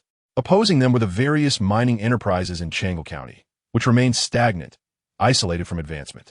Our generation has received the finest education, yet we witness some profoundly embarrassing memories in Changle County's current state. The coal resources are finite, despite Changle County's current prosperity. What will happen once all resources are exhausted? Rejecting investment and advanced technology, we cannot envision a future for Changle County. Take my father as an example. He graduated elementary school and never sought self-improvement after acquiring wealth. He still relies on techniques taught by seasoned workers from 30 years ago. The mines have exploded countless times. With advanced technology and equipment, many of these incidents could have been avoided. Thus, after graduating, Ma Yuran resolutely chose to return to her hometown, seeking to collaborate with peers who shared her aspirations to transform Changle County's situation. Unsurprisingly, she faced fierce opposition from her family. Being a girl in a traditional household, where male preference was deeply ingrained, she was cast out and forced to temporarily work as a minor police officer. The others comprehended Ma Yuran's implications. If the mining explosion incident gained traction, it would undoubtedly prompt a re-evaluation of mining operations in Changle County. The companies relied on outdated technology, and rectifying the situation would necessitate replacing key personnel either by selecting from the educated younger generation or bringing in outside talent. If it came to that, the families would be compelled to choose their successors, marking a significant step towards reform. The office was now shrouded in smoke, a telltale sign that Sun Yu's mind was racing as he sought the truth behind the case. After leaving the police station, they proceeded to the modest guest house they had arranged. Perhaps due to a prolonged absence of visitors, the guest house was exceedingly basic, with only 2 beds and a meager wall-mounted television, while the Wi-Fi connection was abysmal. What do you think of Ma Yuran? Xia Lan observed that Sun Yu seemed particularly interested in Bao Yuliang's opinions, stirring a hint of jealousy within her. Bao Yuliang adjusted his glasses, unable to decipher her intentions. It was hard to tell if she was feigning innocence or speaking earnestly. Sun Yu reclined on the bed, resting his arms behind his head in silence, while Xia Lan began outlining possible scenarios regarding the case. Firstly, it could be the work of other small companies, aiming to incite conflict among the 4 prominent families through superstition to seize more mining rights. Secondly, it might be the Liu family engaging in a deceitful act to frame the other 3 families for their own gain. Thirdly, it could be the younger generation, as Ma Yuran suggested, aiming to seize control of the family business and instigate reform. Lastly, it may simply be a series of murders carried out by a local individual with knowledge of feng shui, who seeks to eliminate others while evading suspicion. Suddenly, Sun Yu sat upright, staring blankly at Xia Lan, his brow furrowed in contemplation as if grappling with a perplexing dilemma. What is wrong? Xia Lan inquit, Sun Yu slowly articulated. It seems we may have been misled. Regardless of which possibility you propose, the mining explosion is an unavoidable hurdle. If we wish to uncover the truth, we must investigate the cause of the explosion. Baozi, you and Zhang Yao should return to the police station and review the documentation regarding the mining explosion to see if there are any leads. Despite Captain Xia's presence, Sun Yu did not hold back in directing her subordinates. Bao Yuliang and Zhang Yao did not protest, promptly exiting the room. After their departure, Sun Yu raised an eyebrow at Xia Lan and headed toward the door. The entire case was underscored by a conspicuous theme of ghosts. A single phrase from the older generation could sway so many. Either someone was fanning the flames, or these individuals were hopelessly superstitious, perhaps due to its mountainous surroundings. Changle County, even in the afternoon, lacked the sweltering heat characteristic of Dream Mountain. The county's roads were narrow, consisting of 2 lanes for vehicles, bordered by planters filled with wintergreen. The buildings lining the streets were modest, typically 2 or 3 stories tall, evoking a sense of nostalgia reminiscent of the 1970s and 1980s. Sun Yu was drawn in by a tantalizing aroma and, upon glancing around, discovered a street-side stall selling fried skewers. Swallowing hard, he hurried over. The establishment was modest, featuring a window-style layout. The owner, noticing Sun Yu's approach, promptly stood up with a beaming smile, speaking in a thick accent from Changle County. "Brother, what would you like?" Sun Yu, displaying a gentlemanly demeanor, shifted his position to allow Xia Lan to choose first. As they exited, Xia Lan donned her sunglasses and cap, aware that her striking appearance attracted undue attention. This one and this one, Xia Lan pointed at several vegetarian skewers displayed in the window. The owner's smile instantly vanished, and with impatience, he inquired which ones. Xia Lan fell silent, realizing that her standard Mandarin must have prompted his abrupt change in attitude. Indeed, the locals were rather exclusive. These two, my good man, Sun Yu interjected, his voice tinged with the authentic Changle accent. The owner's demeanor softened considerably, and Sun Yu leaned in slightly, saying, "This is my girlfriend. She is here to meet my parents." The owner squinted, scrutinizing Xia Lan. Despite her cap and sunglasses obscuring half her face, he could still tell she was quite the beauty. With a mischievous grin, he remarked, "You're certainly bringing us some pride." After selecting the skewers, the owner tossed in 2 additional ones for Sun Yu. Naturally, he struck up a conversation with the proprietor. "Brother, I heard from my cousin that something big has happened here recently." The owner adopted a conspiratorial tone, lowering his voice to say, "Indeed, there are reports of ghosts." "Cut out." Sun Yu waved his hand dismissively. "My cousin, Ma Yuran, from the Public Security Bureau, told me it's not ghosts. It's a homicide case." The owner's attitude shifted to one of respect at the mention of Ma Yuran's name, and he dropped several skewers into the oil. "That Miss Ma never believes in our ways. Let me tell you, this is what the old immortal said. It must be true." "Old immortal?" Sun Yu hesitated before tentatively asking, "Are you referring to the fortune teller on East Street?"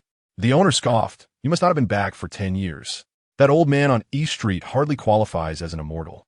It's definitely the one from the Chungwang Temple on Meiji Road." Sun Yu quickly gave a thumbs up to the owner. "You have a keen eye. I haven't been back in 11 years. Please tell me more about this old immortal." 10 years ago, a man dressed in Taoist robes arrived at the Chungwang Temple and began offering fortune-telling services at the entrance. With remarkable accuracy, he quickly gained fame in Changle County. It was said he only offered 3 readings a day, charging a modest fee, just enough for a meal. Over time, he earned the title of Old Immortal in a place already steeped in the traditions of I Ching. "Perfect. I'll take my girlfriend to get a wedding date." After receiving the aromatic skewers, Sun Yu bid farewell to the owner and led Xia Lan toward the Chungwang Temple. Xia Lan stole a glance at Sun Yu and then turned away, murmuring softly, "I truly envy your ability to gather such useful information with just a few casual remarks." Sun Yu blinked. "Shouldn't you compliment my mastery of the local dialect of Changle County? Is that surprising?" Xia Lan's face gradually lit up with an uncontainable smile. Sun Yu's self-absorbed inquiry confirmed her thoughts. "My brother once mentioned that someone learned a foreign language in 3 months just to understand their action films." Sun Yu suddenly looked up at the sky. "The weather is quite lovely today." Chapter 76. Eavesdropping from ancient times to the present. The act of lighting incense and praying has become a tradition, and Changle County is perhaps the epitome of this cultural continuity. The Chungwang Temple was bustling with visitors, particularly in light of the recent sensational reports of ghostly murders, prompting many to come and seek blessings and ward off evil. The eastern wing of the temple was crowded with people, while inside was the old immortal mentioned by the fried skewer shop owner. Sun Yu and Xia Lan stood at the fringes of the crowd, contemplating how to slip in. Sun Yu noticed that all those entering were couples, entering with anticipation, yet emerging with disappointment. "Brother, what is going on today?" Sun Yu inquired of a man nearby. The man wore a look of regret. "This afternoon, the old immortal stated he would only read fortunes for 1 couple. Others must return another day. Since morning, over 20 couples have entered, and judging by their expressions, they were not the chosen ones." Sun Yu and Xia Lan exchanged glances, both sensing that they were exactly who the old immortal was waiting for. Seizing the moment when no one was entering, they squeezed through the crowd and stepped into the wing. The interior was simply furnished. At the back was a bed draped with curtains, while the front featured an 8 immortals table and 2 chairs, occupied by an elderly man with a long gray beard that reached his chest, dressed in tattered Taoist robes. His hair was styled into a bun secured with a wooden hairpin. He exuded an air of ethereal wisdom, which was Xia Lan's immediate impression. She glanced at Sun Yu, who bore a hint of wariness. The old man presented an aura of martial prowess to Sun Yu, who, skilled in martial arts, felt an intense sense of danger. The old man opened his eyes, which gleamed like torches, and smiled at Sun Yu. "You've come. Indeed. Were you waiting for us?" Sun Yu managed a strained smile as he took a seat at the 8 Immortals table. Were you expecting us? You have traveled from afar, seeking to confront malevolent spirits and unravel a mystery. Sun Yu and Xia Lan gasped, momentarily stunned by the old man's prophetic words. Xia Lan placed her hand on Sun Yu's back, her fingers rhythmically tapping. This was a Morse code they had devised during a previous bout of boredom. Based on a book about criminal psychology, Xia Lan whispered, "Is fortune-telling truly this remarkable?" Sun Yu produced a cigarette, slowly offering one to the old man. With a casual gesture, the old man pushed it away, and Sun Yu felt an overwhelming force. After stuffing the cigarette into his own mouth, he scrutinized the old man. "Do you believe we will gain anything from this visit?" The old man shook his head. "Return from whence you came." "Thank you for your guidance," Sun Yu replied, rising to indicate to Xia Lan that they should leave. Just as they took a few steps, the old man's voice called after them. "As guests, I shall leave you with 2 words of wisdom." Upon turning back, the old man continued, "You two are destined for a romantic connection." Xia Lan's cheeks flushed, avoiding Sun Yu's gaze, while he bowed slightly to the old man. "And the second piece of advice?" The old man glanced at Xia Lan. "If she does not leave, there will be bloodshed." "Huh," Xia Lan scoffed, her previous impression of the old man's mystique crumbling. In her experience, she felt no one in the country could harm her. This was a confidence born of being the nation's strongest secret agent. Back at the guest house, as Bao Yuliang and Zhang Yao had yet to return, Sun Yu reclined lazily on the bed, the cigarette still in his mouth. Xia Lan sat on the edge, deep in thought, reflecting on the old man's last words. She surmised it was a veiled threat. Should they linger, they might find themselves in peril. Why does it all seem so orchestrated? She mused, glancing at Sun Yu, who remained lost in contemplation, staring at the ceiling. She tapped his thigh. Sun Yu, appearing distracted, replied, "Yes, an old immortal. Can't you see he is perceptive? Do you really believe in such things?" Xia Lan scoffed, curling her lip. "He also claimed we have a romantic connection. Do you believe that too?" "Of course," Sun Yu exclaimed, seizing Xia Lan's hand. She jolted as if electrified, her cheeks flushing. Just as she was about to speak, she noticed Sun Yu's fingers tapping rhythmically against her palm. He was signaling, "We might be under surveillance." "What are you doing?" Xia Lan shook off his hand, stepping back to lean against the wall, her gaze scanning the entire room. Sun Yu concealed his hand beneath him, ensuring Xia Lan could still discern his fingers. "Sun Yu, are there any cameras?" Given Xia Lan's experience as a covert operative, she must have her own unique methods for detecting surveillance. Xia Lan shook her head and asserted, "I do not believe in such things." Yet her fingers seemed to convey a different message. There likely aren't any cameras, but listening devices are notoriously difficult to detect. If you don't believe it, so be it. However, someone warned you of impending misfortune. It would be wise to exercise caution. Sun Yu dismounted from the bed, emboldened by Xia Lan's assurance that there were no cameras, and thus felt free to search for listening devices. Clearly, Xia Lan possessed far more experience in counter-surveillance tactics than he did. She picked up the remote, turned on the television, and selected a singing program, cranking up the volume. Sun Yu meticulously searched through flower pots, ornaments, the bedside lamp, and beneath the bed, scouring every conceivable nook, yet found no trace of any listening devices. Could he have been mistaken? Doubts began to creep into Sun Yu's mind. Clearing her throat deliberately, Xia Lan caught his attention, gesturing towards the television as she said, "I'm hungry. Let us go get something to eat." Sun Yu moved to Xia Lan's position, from where she could see the side of the television, which bore evident signs of having been cleaned. The screws above showed signs of friction, clearly indicating it had been disassembled. "All right, I'll go change," she said, striding out of the room. A short while later, she returned clad in a light blue tracksuit. Her shorts barely concealed her knees, revealing her delicately sculpted calves, complemented by matching light blue sneakers. However, Sun Yu was too preoccupied to appreciate her appearance, for Xia Lan's serious demeanor prompted her to nod gravely at him. The wall-mounted television in her room also exhibited signs of having been tampered with. This was no mere coincidence. The listening device was likely concealed within the somewhat bulky wall-mounted TV. Just then, Bao Yuliang and Zhang Yao entered the room. "Captain Xia," Zhang Yao began, but was interrupted by Bao Yuliang pulling on his sleeve. He continued in Zhang Yao's stead, "We reviewed the files on the mine explosion case and found no issues."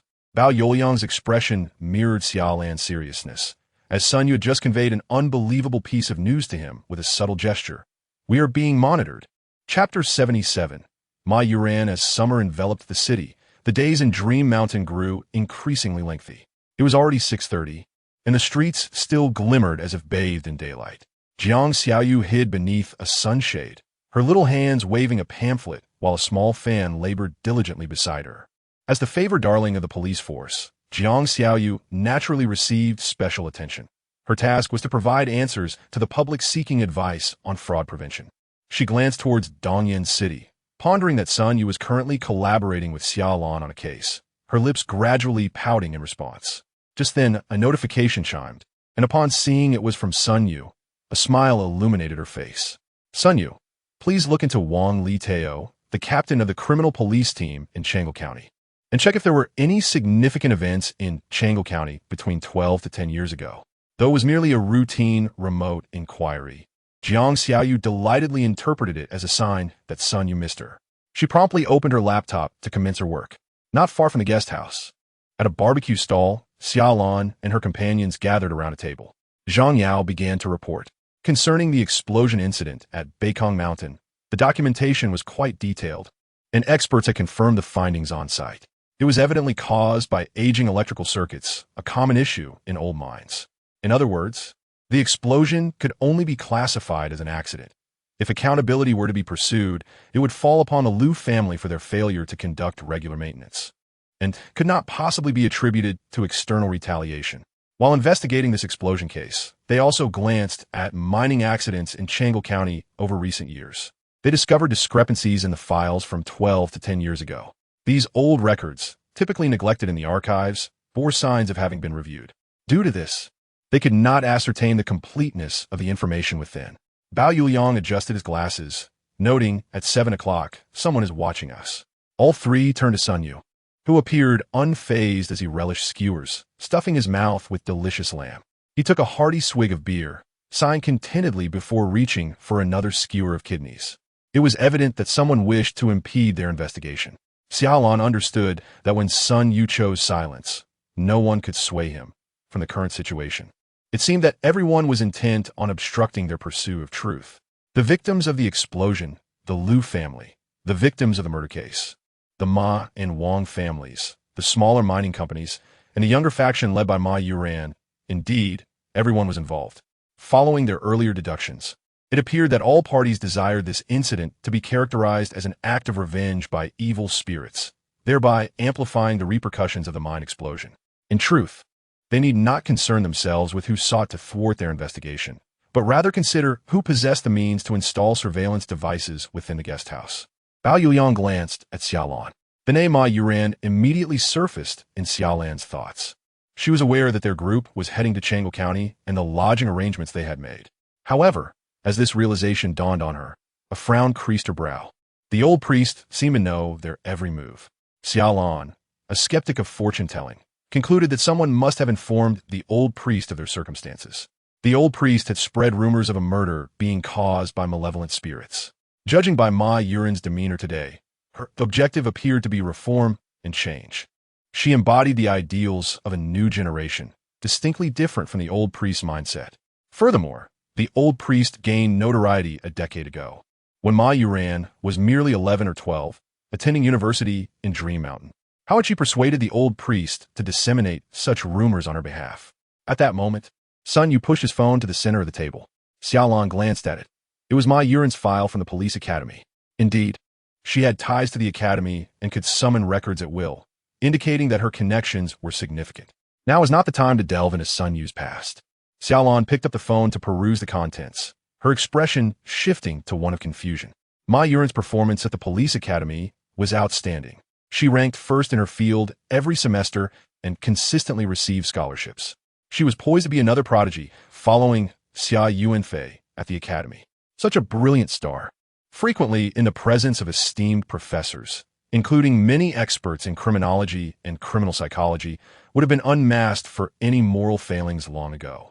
Reflecting on Ma Yuran's behavior today, she initially presented as a docile newcomer, but transformed entirely after Sun Yu pointed out the mining disaster, speaking with an undeniable authority. What was Ma Yuran truly contemplating? Xia Lan massaged her temples and glanced forward, catching sight of someone watching her, who immediately averted their gaze to their meal. At 1 o'clock, another group observed them. Everyone loses, Sun Yu declared, rising to wipe his mouth with a napkin. I'm going to meet a friend. You all be careful tonight. Without waiting for Xia Lan's response, he strode away from the barbecue stall. Xia Lan, too preoccupied to intervene, could only ruminate on Sun Yu's parting words. Everyone loses. Was this truly Ma Yuran's intent? To instigate genuine change in Changle County. The repercussions of the explosion must be allowed to fester, compelling everyone to bear the consequences. Only through such upheaval could the mining operations be forced to reform. The moonless night was shrouded in dense clouds, enveloping Changle County in an oppressive atmosphere. After traversing 2 streets, sweat soaked Sun Yu's clothes. He found himself deep within a narrow alley, wiping the perspiration from his brow before lighting a cigarette. A few figures appeared at the entrance of the alley, walking side by side and blocking the entire path. Sometimes, a slightly reckless approach can yield surprising results. While Xia Lan and the others were constrained by their positions, Sun Yu felt no such reservations. He intentionally lured those who were tracking him, intending to extract information from their lips. Just as Sun Yu prepared to stretch his limbs, the row of individuals abruptly halted and parted, allowing a woman to approach. Ma Yuran, at that moment, she was not clad in a police uniform, but rather sported a denim miniskirt and a cropped black tank top, resembling a youthful delinquent. As she stood before Sun Yu, hands behind her back, she bore the demeanor of an old acquaintance, declaring, "The moment I saw you today, I knew this case would inevitably unravel." Sun Yu exhaled a puff of white mist and replied with a smile, "It seems Professor Wong has shared quite a bit about me. I discovered it through some subtle clues in the school's history." Professor Wong eventually divulged everything after my persistent inquiries, Ma Yuran responded, her eyes igniting with a fierce determination. "Hello, the most formidable genius in the history of Sanjiang Provincial Police University." Chapter 78. Buried alive in the stifling heat. Sipping a bottle of ice-cold cola was undoubtedly one of life's greatest pleasures. After discarding the empty bottle, Sun Yu lit a cigarette, surveying Ma Yuran from head to toe. The two found themselves outside a small eatery deep in an alley, seated on the steps like a pair of lovers. "Are those individuals your associates?" Sun Yu inquired, gesturing toward the ones tailing them. Ma Yuran clasped the cola bottle, pursing her lips as she replied, "Some like-minded friends. Although they are following you, they are also ensuring your safety." "The Liu family," Sun Yu stated plainly. "Indeed, they require the excuse of a malevolent spirit to pressure the other 3 families into retreating. The executives are beginning to suspect whether their own people are secretly involved," Ma Yuran observed, her gaze filled with admiration for Sun Yu, the most esteemed student in Professor Wong's eyes, who could effortlessly comprehend her words. In other words, the Liu family was aware of the truth behind the incident, and the old Taoist had afforded them an opportunity. "What is your relationship with the old Taoist?" Ma Yuran slightly shook her head, asserting there is no connection. After he claimed it was the work of a malevolent spirit, I conducted my own investigation. Initially, I suspected he was part of the Liu family's interests. I examined the files from a decade ago. "What did you find?" Sun Yu inquired, locking his gaze onto Ma Yuran's eyes, seeking to ascertain her honesty. With a helpless expression, Ma Yuran replied, "Like your people, I've discovered that the files have been tampered with." "Wang Liteo," Sun Yu casually mentioned another name. Ma Yuran nodded with admiration. "I also suspect him. Given your demeanor, you must have made several discoveries. Can you share them with me?" "Before that, you must disclose your stance," she said, inching closer to Sun Yu with a proud smile. "The fact that you're here chatting with me proves you already trust me." Stealing a glance at Ma Yuran, Sun Yu thought highly of the young woman. While investigating her through Professor Wong, he was assured that Ma Yuran was a promising talent, unequivocally not a villain. This formed the basis for Sun Yu's conclusion. Regardless of how the case unfolded, the mine explosion would undoubtedly stir significant turmoil, leading Ma Yuran and her youthful cohort to merely await developments, perhaps only slowing the pace of resolution. "Our lodging is equipped with surveillance devices. Everyone suspects you installed them," Ma Yuran exclaimed, suddenly standing up with wide eyes fixed on Sun Yu. "Surveillance devices?" The next moment, realization dawned upon her, and she sat down heavily, lowering her voice to ask, "Wang Liteo?" Sun Yu shook his head. "I investigated him. Not only did I find no issues, but the officers he collaborated with also hold him in high regard. considering him a good cop. Not Wang Liteo. Ma Yuran appeared puzzled, knowing that only she and Wang Liteo were aware of the location where Sun Yu and the others were staying. Sun Yu continued, I also had someone investigate significant events that occurred in Changle County 10 years ago. One incident stands out. 10 years ago, there was a collapse at the South Mine, resulting in 12 fatalities and 1 missing person. Only this information was reported, with no list of the deceased or the missing, only that it was Liu family's mine. Why is there no mention of this in the files? Ma Yuran, having perused the records, knew they made no mention of the incident. The reporter claimed that the Liu family had hired villagers indiscriminately for mining, leaving no names recorded, categorizing it as a major accident. To mitigate the impact, the Liu family paid off the 12 victims' families, but the family of the missing individual never surfaced. Ma Yuran quickly identified the issue. Without a list, how could the Liu family ascertain that the families coming for compensation were indeed the victim's kin? Sun Yu responded, because only 12 families came. Wait. Ma Yuran felt a chill run down her spine, gripping Sun Yu's arm. Could the missing person be the old immortal? It's merely a hypothesis. Based on the developments of this case, this individual could potentially be connected to the Liu family, as they seem to be bolstering the Liu family's narrative.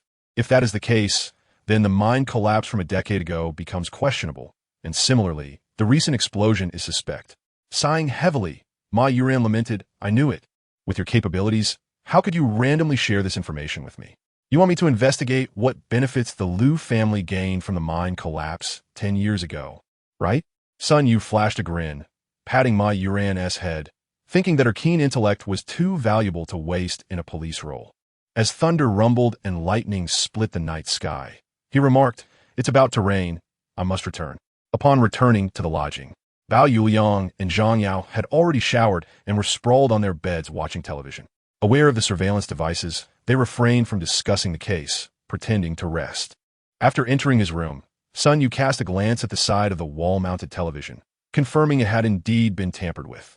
After showering, he lay in bed and opened the game Dream Journey to the West, where Xia Lan was online. Did you uncover anything? Xia Lan seemed to deduce that Sun Yu had ventured out alone to investigate. Under surveillance, chatting in the game had become their most discreet method of communication.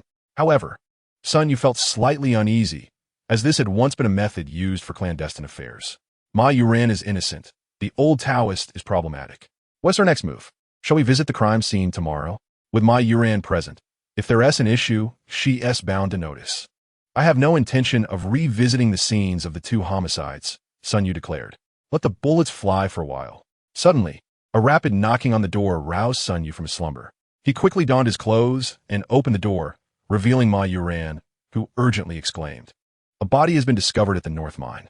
The police car, sirens blaring, ascended the North Mine, with numerous individuals making their way up the mountain. Their attire indicating they were not miners, but rather curious onlookers. The vehicle halted halfway up the slope, where a police cordon had already been established. Wang Liteo and a man in a white lab coat were crouching in the woods, surrounded by several uniformed officers collecting evidence. As they approached Wang Liteo, Ma Yuran whispered to Sun Yu, that's our forensic expert by Xixing. His family has a long lineage in forensic science, making him a part of a medical family. Upon reaching Wang Liteo, they glanced at the body lying in a dirt pit. Xia Lan inquired, what have you discovered? Upon hearing Xia Lan's voice, Wang Liteo, who had been quietly conversing, immediately stood up to make room for the others. The previous night's heavy rain had washed away the soil, revealing the body. The individual who discovered the corpse was a villager heading to work at the mine. The elderly forensic expert, with graying temples, rose and stated, the estimated time of death is approximately 1 week. Based on the soil found in the victim's mouth and nostrils, it appears they were buried alive. Chapter 79. Misconceptions. As Bai Xixing spoke, his brows suddenly knitted in displeasure, for one of the special investigation team members, donning white gloves, was examining the body. For this traditional elderly man, such conduct was undoubtedly the utmost insult. The state of rigor mortis had subsided, the weather was sweltering, and the soil was somewhat acidic, indicating that the time of death should have occurred within the past 7 days. Sun Yu, with the finesse of a magician, produced a magnifying glass from his pocket and began examining the corpse. There were no discernible defensive wounds, nor was there any indication that the hands and feet had been bound. As he turned the body over, his gaze fixated on a bruise at the back of the head, suggesting that the victim had been rendered unconscious and subsequently buried alive by the assailant. The forensic expert, Bai, expressed his impatience, having intended to articulate these observations earlier, only to be interrupted by Sun Yu's actions. After scrutinizing the bruise, Sun Yu shook his head, asserting that it was not caused by a heavy object, but rather by a blow from a hand. To preempt any rebuttal from Bai, he added, "The number of deceased I have encountered may well exceed the number of living individuals you've seen." Although this statement was somewhat exaggerated, Bai refrained from contesting it, acknowledging that his experience in autopsy was indeed dwarfed by that of someone from a larger city. Judging by the appearance of the body, the victim was a male, aged between 20 to 30, and his attire suggested he was a minor. Such individuals are typically robust, and the absence of defensive wounds indicated he had been knocked out by a single blow. To subdue such a person is no trivial feat. Sun Yu immediately recalled the old Taoist priest. Despite his seemingly frail appearance, Sun Yu questioned whether he could prevail in a confrontation with him. Crouching, Sun Yu turned his gaze towards the crowd, and indeed, the old Taoist was among them, casting a peculiar glance in Sun Yu's direction, specifically towards the corpse. A police officer hurriedly approached, whispering a few words into Wang Liteo's ear. Wang's expression gradually shifted to one of gravity as he informed Xia Lan that the deceased was named Yang Wenyuan, who had departed his home 6 days prior, claiming he was headed to the mine, yet the mine's foreman stated he had never seen him. The estimated time of death corroborated Sun Yu's hypothesis, causing Bai to glance at him with mild astonishment. Sun Yu had already risen to his feet, striding towards the location of the old Taoist. Surrounding the Taoist, a group of individuals eagerly questioned whether he believed there was a vengeful spirit at play. The Taoist did not disappoint, candidly asserting that a malevolent ghost had forcibly dragged the deceased into the earth. Upon Sun Yu's approach, the Taoist nodded in acknowledgement. Sun Yu's lips curled into a subtle, chilling smile as he inquired, "How did the Taoist arrive here?" It had been less than 2 hours since the body was discovered, and during the ascent, many curious onlookers could be seen along the path. The city god temple was situated to the south of Changle County. The Taoist's prompt arrival at the North Mine indicated that someone had contacted him without delay. Given the distance, he must have traveled by vehicle. Excellent. If he arrived by car, it would be easy to trace the vehicle's owner. Ma Yuran drove several individuals down the mountain, and upon reaching the base, they immediately turned into a small restaurant in the northern part of the town. The group followed Ma Yuran to the second floor, entering a private room. Seated within was a man in his 20s, wearing black-framed glasses, with a refined demeanor and well-defined features.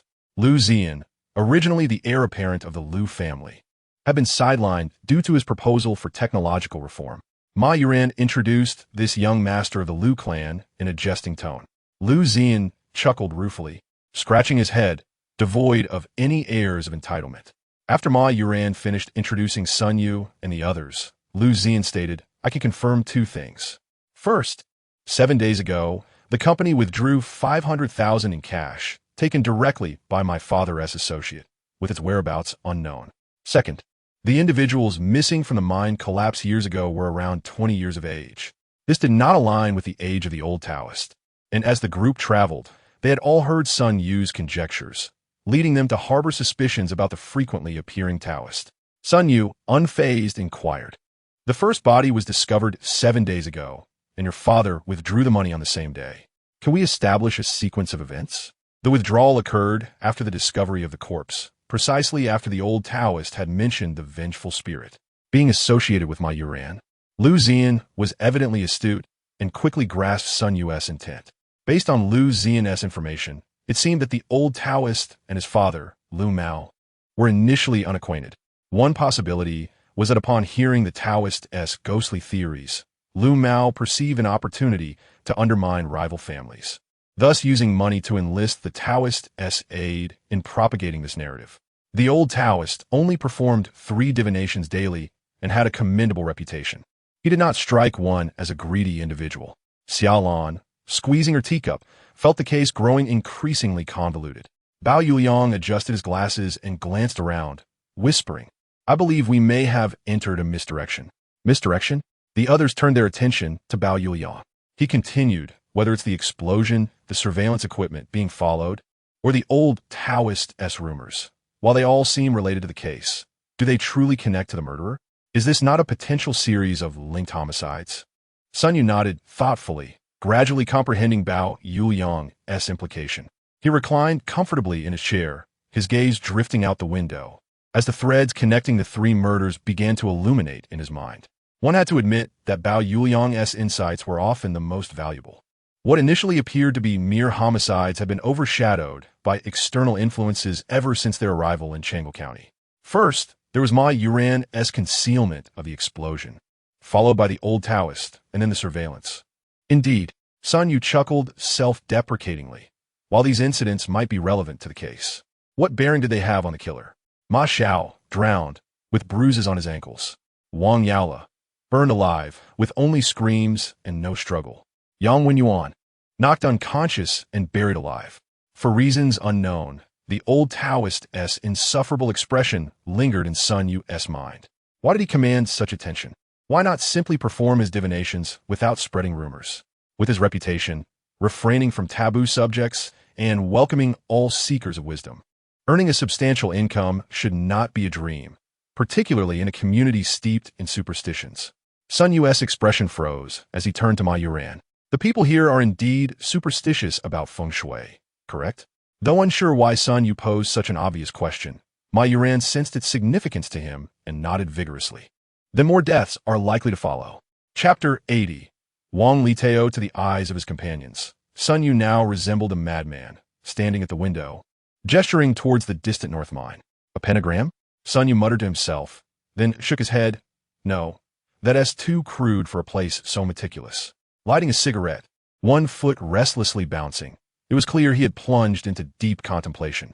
Lu Ziyan perceived that Sun Yu was unlikely to extricate himself from this state anytime soon.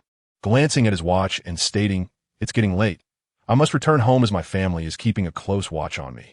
Ma Yuran nodded, but Sun Yu suddenly appeared before Lu Ziyan, grasping his wrist and scrutinizing his watch. What time exactly did Wang Yaola perish? Sun Yu's voice carried a hint of urgency. Before anyone could respond, he interjected, at 11:30 a.m., someone witnessed him engulfed in flames. At noon, associated with fire. The forensic expert had determined that Ma Xiao died around 10 p.m. At midnight, associated with water. A chilling sensation coursed through Xia Lan as she suppressed the shivers along her spine. Yang Wenyuan left home around midday, stating he was heading to work at the mine. The time was likely between 1 p.m. and 2 p.m., associated with earth. While Ma Yuran and Lu Ziyan remained astonished at Sun Yu's understanding of the earthly branches and the five elements, Xia Lan and the others were accustomed to it. After all, this was Sun Yu, and no one in the police force would dare question his knowledge. Everyone grasped the implications of Sun Yu's assertion that more deaths were imminent, as the five elements had been invoked in the killings. Water, fire, and earth were accounted for, leaving only metal and wood. Metal could represent a blade. While it offered numerous possibilities, the remaining options were straightforward methods of murder. Initially, the killer employed a complex method of murder, rendering the case both bizarre and the quintessence of the five-element killings difficult to uncover. Sun Yu suddenly recalled the peculiar gaze of the old priest from earlier. It was a look of astonishment. Had he discerned that this was a case of five elements murder? Did he sense the underlying intricacies? Yet why did he remain silent? Sun Yu spoke in a low voice. Let us proceed to the northern mine. The wood element has passed. The metal element spans from 3 to 7 in the afternoon, which may be when the killer strikes. If the old priest could detect this, then surely the other masters in Chang'an County might have realized as well. The time for the killer is running short. Ma Yuran was about to follow, but was halted by Sun Yu. Gather all information on the three deceased, particularly their exact birth times. Additionally, ascertain if the old priest has an alibi for the time of the incident. Find an elderly fortune teller. With that, he dashed after Xia Lan and the others. They continued in Ma Yuran's police vehicle, and Xia Lan, unrestrained, demonstrated her driving prowess, reaching the foot of a northern mine in merely 10 minutes. Upon reaching a mountainside, they spotted a police car parked by the roadside, prompting Xia Lan to stop immediately. "Get out," Sun Yu shouted, leading the others from the vehicle. Outside the mountain path was a slope densely populated with trees, gentle enough to traverse. After walking 10 meters into the woods, Zhang Yao inhaled deeply, frowning as he remarked, "There's a stench of decaying flesh, somewhat reminiscent of a corpse." Delving 20 meters further, the trees completely obscured the view of the roadside, and and the group suddenly halted. Bao Yuyong swiftly drew his gun, aiming at Wang Litao, who was crouched by a tree. Beneath the tree lay what was likely a corpse. Wang Litao glanced at Sun Yu and the others, disregarding the gun pointed at him, before returning his gaze to the body. As they approached, they found the corpse had already begun to decompose, numerous maggots writhing within. A smooth stick, less than 3 centimeters in diameter, was thrust at an angle into the corpse's chest. It appeared to have pierced the lung. Sun Yu crouched beside Wang Litao and whispered, "How long have you been here?" Wang Litao pulled out a cigarette and offered one to Sun Yu, who accepted it and lit it. "Half an hour," he replied. His tone and expression markedly altered. "People from the big city are different. Despite the myriad distractions, you've found your way here. It seems you know everything." Sun Yu held a keen interest in Wang Litao, who had remained elusive until now. "I am solely interested in solving the case. My only task is capturing the murderer. Inviting external assistance is merely a ruse for my protection. Otherwise, surveillance devices could very well be installed in my home." Wang Litao, seemingly fatigued from crouching and indifferent to the stench emanating from the corpse, sat down on the ground. "None of these people are trustworthy. Ma Yuran has the capability to conduct an investigation, but deliberately delays. The Liu family pressures the other 3 families daily, while the others seek a scapegoat for this matter." "Who installed the surveillance devices?" "Xia Lan Inquit, the Liu family. They're the ones who least desire the killer to be apprehended prematurely. You need not worry about any traitors within the police force. You will undoubtedly stay at a guest house, where they have installed listening devices in every room." Wang Litao spoke with a remarkable calmness, as though discussing something entirely unrelated to himself. Sensing his disinterest in such matters, Sun Yu shifted the conversation back to the case. "Why come here first? The 5 elements murders, water, fire, and earth are accounted for. Only metal and wood remain. You are unaware of the conditions atop the mountain. There are many suitable locations to commit murder, making it convenient. Thus, the placement of the wood element in the pentagram is not ideal for murder. I originally intended to lie in wait here, but did not anticipate discovering a body. The 5 elements, the specifications of the pentagram," Wang Litao deduced, aligning perfectly with Sun Yu's assessment, leading Xia Lan to gradually shed her hostility toward him. "There is no need for astonishment. I am a native of Chang'an. Upon witnessing the deceased buried alive today, I instinctively thought of the 5 elements. It is a concept we hold dear." Wang Litao's response was genuine, as he turned to Sun Yu and said, "You are quite impressive, having found your way here." Receiving praise from Wang Litao, Sun Yu refrained from indulging in his usual self-adulation, instead stating, "You mentioned lying in wait, so you have not yet discerned the timing of the murders?" Seeing Wang Litao's surprise, Sun Yu elucidated the correlation between the time of death of the victims and the 5 elements. Wang Litao's lips moved, though no sound emerged. Sun Yu could ascertain he was muttering an expletive. "When is the medal time?" "From 3 to 7 in the afternoon." Wang Litao stood, brushing off the dirt from his pants. "Let's go. The killer is well versed in the 5 elements. He surely knows we could deduce his actions. And time is not on his side." The 2 police cars ascended to the mountaintop, and the group finally comprehended Wang Litao's assertion regarding the ease of murder in this location. Numerous flat-roofed houses had been constructed for the convenience of miners, creating a complex, maze-like environment. Chapter 81. The long-haired man within the expansive area of flat-roofed houses atop the mountain. The 5 individuals began to disperse. Shortly past noon, most miners had descended into the mines, seemingly oblivious to the recent explosion at a nearby shaft. For them, perhaps life held less value than monetary gain. As the clock approached 5 o'clock, the poor soundproofing of the flat-roofed houses allowed the snores of night shift workers to be clearly heard from outside. By the same token, if the killer were to act, those outside should perceive the commotion. Xia Lan moved gracefully, yet her expression was clouded with concern. For reasons unknown since her arrival, she felt the killer's target was unlikely to be here. The crowd was too mixed. The risk of exposure from a murder was excessively high.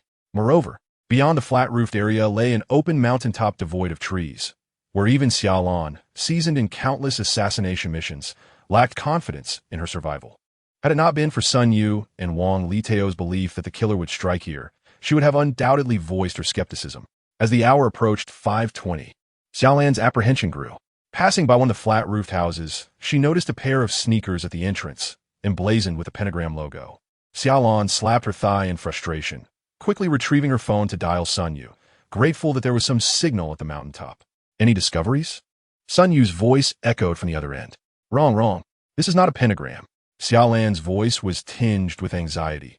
She struggled to articulate her thoughts. If you believe the killer is following the pentagram layout for the murders, you are mistaken. Fortunately, Sun Yu grasped the essence of Xia Lan's words immediately. Cursing under his breath, gather at the entrance. 5 minutes later, the 5 individuals arrived, panting heavily. What is it? Sun Yu's earlier demeanor had already impressed Wang Litao, and there were no objections to the assembly command. Sun Yu's expression was grim as he gritted his teeth. The mountainside is narrower than the foot. While it is a given that the mountainside is narrower than the foot, Sun Yu's statement struck Wang Litao like a bolt from the blue. If the killer were to murder at the mountaintop, correlating the crime scenes of the 5 cases would form a triangle, rather than a pentagram. Having been steeped in the culture of feng shui for years, Wang Litao believed the pentagram's likelihood far outweighed that of a triangle, indicating they had searched in the wrong location. Bao Yuliang and Zhang Yao also comprehended Sun Yu's implication, using the 4 known crime scenes as a basis. Overlaying a pentagram suggested the apex of the pentagram should be within Changle County. In the police vehicle, Sun Yu clenched his fists in frustration, realizing that due to his oversight, the killer had likely succeeded. Casting a glance at Xia Lan, who was focused on driving, he felt an inexplicable embarrassment at having made such a grave mistake in her presence. Can we ascertain a rough location? Wang Litao inquired from the back seat, having left his police car on the mountain. The 5 were now in the same vehicle. Thus Wang Litao was naturally addressing Sun Yu. Sun Yu closed his eyes, forcibly dismissing the distractions that clouded his reasoning, continuously reminding himself that this was merely a case of serial murder. 3 families from the 4 prominent surnames had already fallen victim, and while the identity of the individual found dead in the woods, struck down by a wooden stick, remained uncertain, it could be inferred from his attire that he was not affiliated with the Liu Corporation. The perpetrator had been selectively choosing his victims, each representing a different company. Thus, only the Liu family remained. Moreover, the killer had employed increasingly complex methods in his earlier murders, simplifying as he progressed. Fully aware that his intentions would soon be revealed, this indicated that the murderer had been intentionally misleading them, framing the narrative as a vengeful act against the other 3 families, thereby allowing the Liu family to slip under the radar. Where is the Liu Mining Company, situated in the county? Wang Lita answered promptly, south of the city. Upon Sun Yu's reminder, Wang Lita's eyes widened, and he retrieved his phone to open the map, capturing a screenshot. It was a flat map, on which Wang Lita marked 4 locations corresponding to the first 4 crime scenes, symmetrically positioned on either side of the northern mine. He then sketched a somewhat awkward pentagram, its sharp points landing on a specific area in the southern city. Wang Lita excitedly pointed to that region, exclaiming, "Their company is right here." The sound of the police car's engine grew louder, echoing the urgency of its passage along the mountain road. Along the way, Wang Lita, leveraging his knowledge of Changle County, began his analysis. It could not possibly be the company headquarters, as it was secured by guards and surveillance, with numerous employees present at this hour. It also could not be outside the company, for the Liu Corporation was located on a bustling street, with every storefront in operation. It had to be the warehouse. Just south of the company, separated by a street, stood Liu's warehouse, typically housing mining equipment and gear. The vehicle halted outside the entrance of Liu's warehouse, where only 1 guard was stationed, leisurely enjoying a bottle of low-grade liquor. Wang Lita rushed to the guard, slamming his credentials onto the desk. How many people are inside the warehouse? Though the guard appeared somewhat dazed, he could still discern the police identification. After a moment of contemplation, he replied, "There are 5 individuals, located in warehouses 1, 2, 7, 9, and 11. The police vehicle entered the warehouse courtyard, flanked by 2 rows of large factory-style warehouses. At each warehouse number mentioned by the guard, an officer disembarked, ultimately stopping before warehouse number 11. Xia Lan exited the driver's seat and dashed inside. This was a storage facility for small components, with a long row of neatly arranged shelves facing the entrance, and several more rows obscured from view. Upon entering, years of combat experience ignited a sense of alertness within Xia Lan. She felt an intense awareness that a pair of murderous eyes were fixated on her from the shadows. Cautiously, she navigated the first row of shelves. As she proceeded through the second, third, and fourth rows, the light diminished, amplifying her sense of impending danger. Upon reaching the seventh row, Xia Lan spotted an individual seated on the ground, leaning against the shelves, his head drooping to one side, blood oozing from his neck.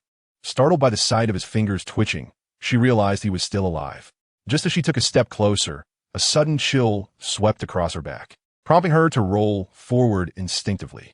The sound of metal scraping echoed behind her. Turning, she beheld a man clad in miner's attire standing at the entrance of the seventh row, his long hair appearing somewhat disheveled. More disturbing was the long sword he wielded, a weapon typically seen in dramas, held by a figure from the underworld. Chapter 82. Xia Lan is injured in a swift motion. The long-haired man lunged at Xia Lan, his sword thrusting forward with an effortless precision that left her with the immediate realization that evasion was futile. Crouched, Xia Lan propelled herself upward with force, narrowly avoiding the blade, which then arced gracefully upward, emitting a high-pitched whine as it sought her again. Xia Lan tilted her head just in time to evade the sword's tip, only for it to pivot and sweep towards her head. Reacting swiftly, she sank down, launching herself toward the long-haired man, driven by the instinct that close proximity was her only hope of victory. The long-haired man turned, executing a sweeping kick with his left leg. Xia Lan did not flinch, but instead raised her arms to brace against his leg. The immense force of his strike jolted her back slightly. Seizing the moment, the long-haired man leapt, delivering a powerful kick to her head. Xia Lan staggered sideways, crashing against the shelves, and in a desperate bid, she grasped a box filled with screws from the shelf and hurled its contents at him. The long-haired man's sword traced a wide arc in the air, deflecting most of the screws. Behind the cascade of screws followed Xia Lan, who seized his wrist, finally closing the distance between them. Xia Lan intended to knee him in the groin, but as they raised their legs simultaneously, his foot ensnared her calf, neutralizing her momentum.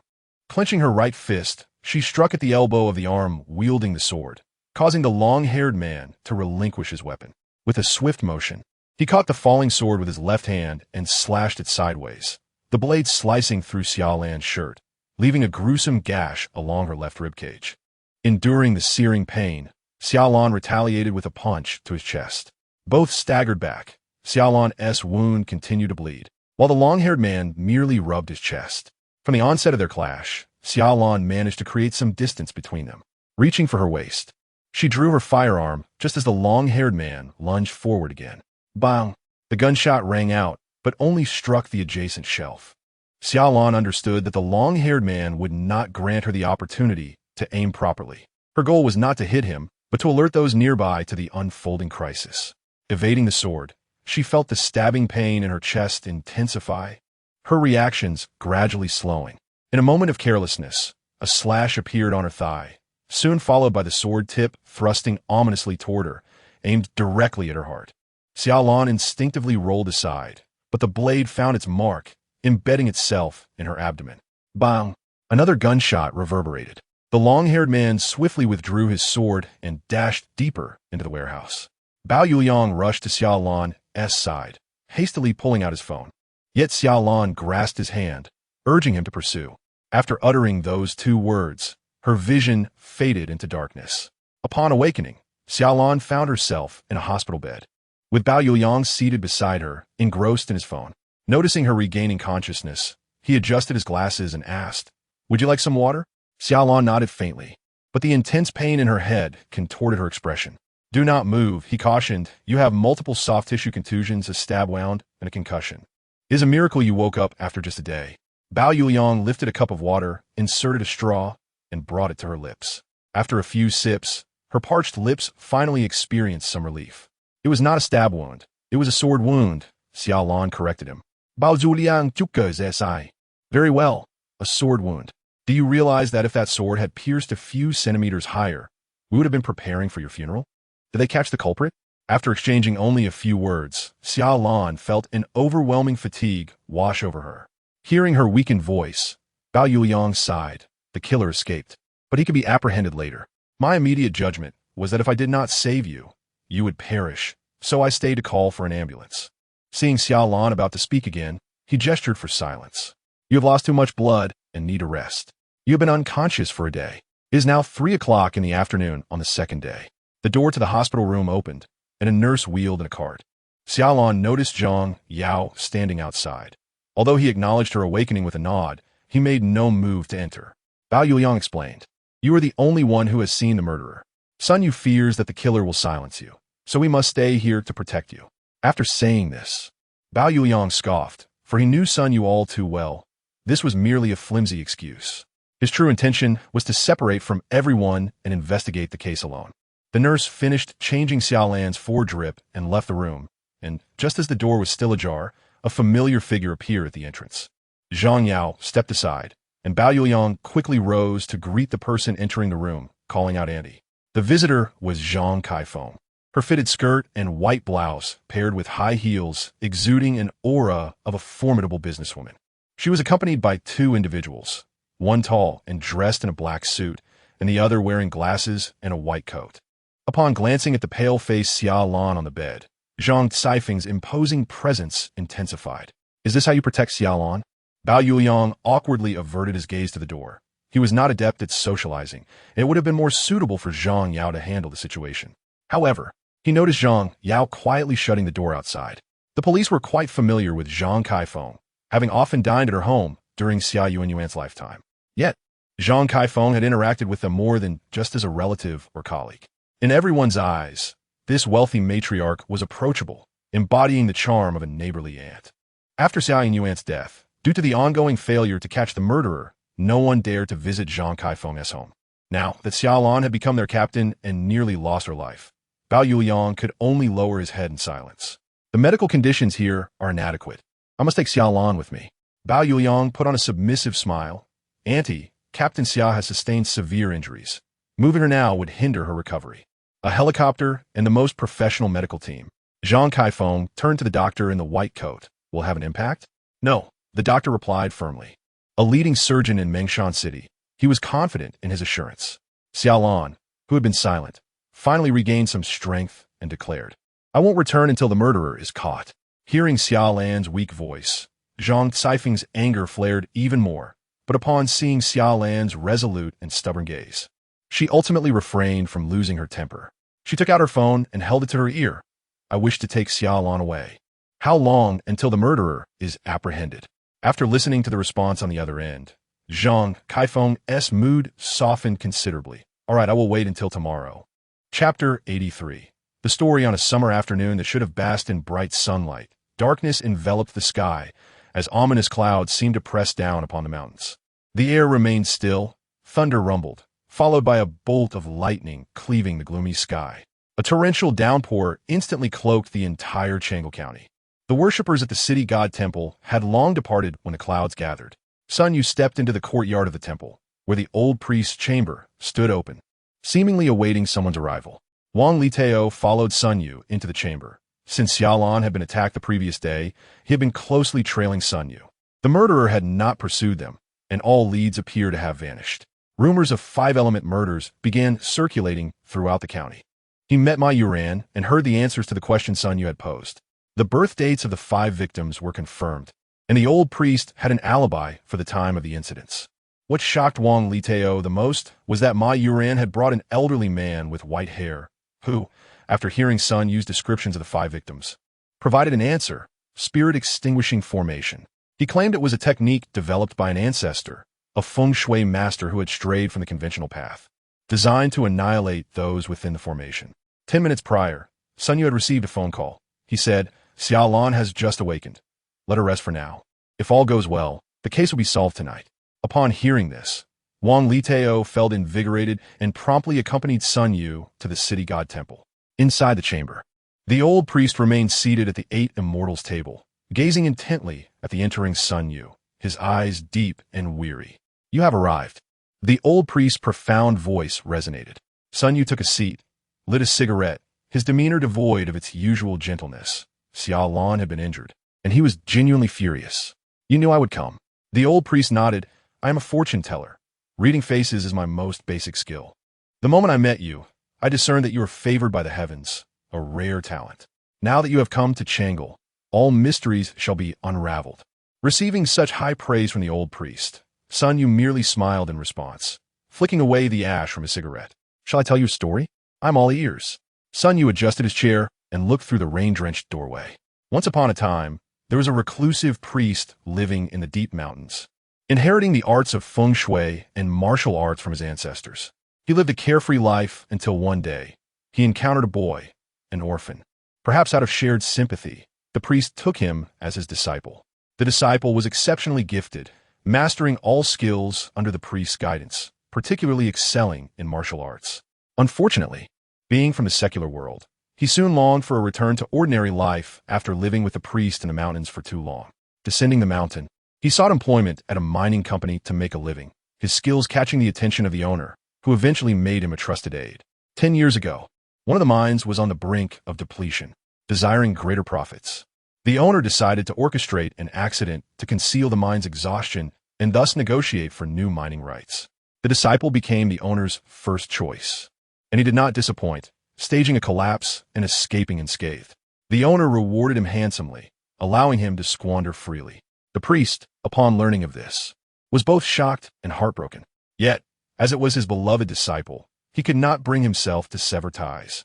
Instead, he decided to venture into the world, offering low-cost divinations to atone for his disciple's sins. A decade later, a similar predicament arose. Another mine was about to run dry. The owner sought to employ the same trick, urging the disciple to act once more. This time, however, it could not be a collapse, as it would raise suspicions from the police. Over the past 10 years, forensic technology and equipment had advanced significantly, increasing the risk of exposure. Despite the risks, the disciple chose to take a chance upon seeing the reward, causing an explosion. Perhaps due to the corruption of secular life over the past decade, the disciple lost his steadfast resolve, haunted by sleepless nights after causing the deaths of many, feeling the vengeful spirits watching him from the shadows.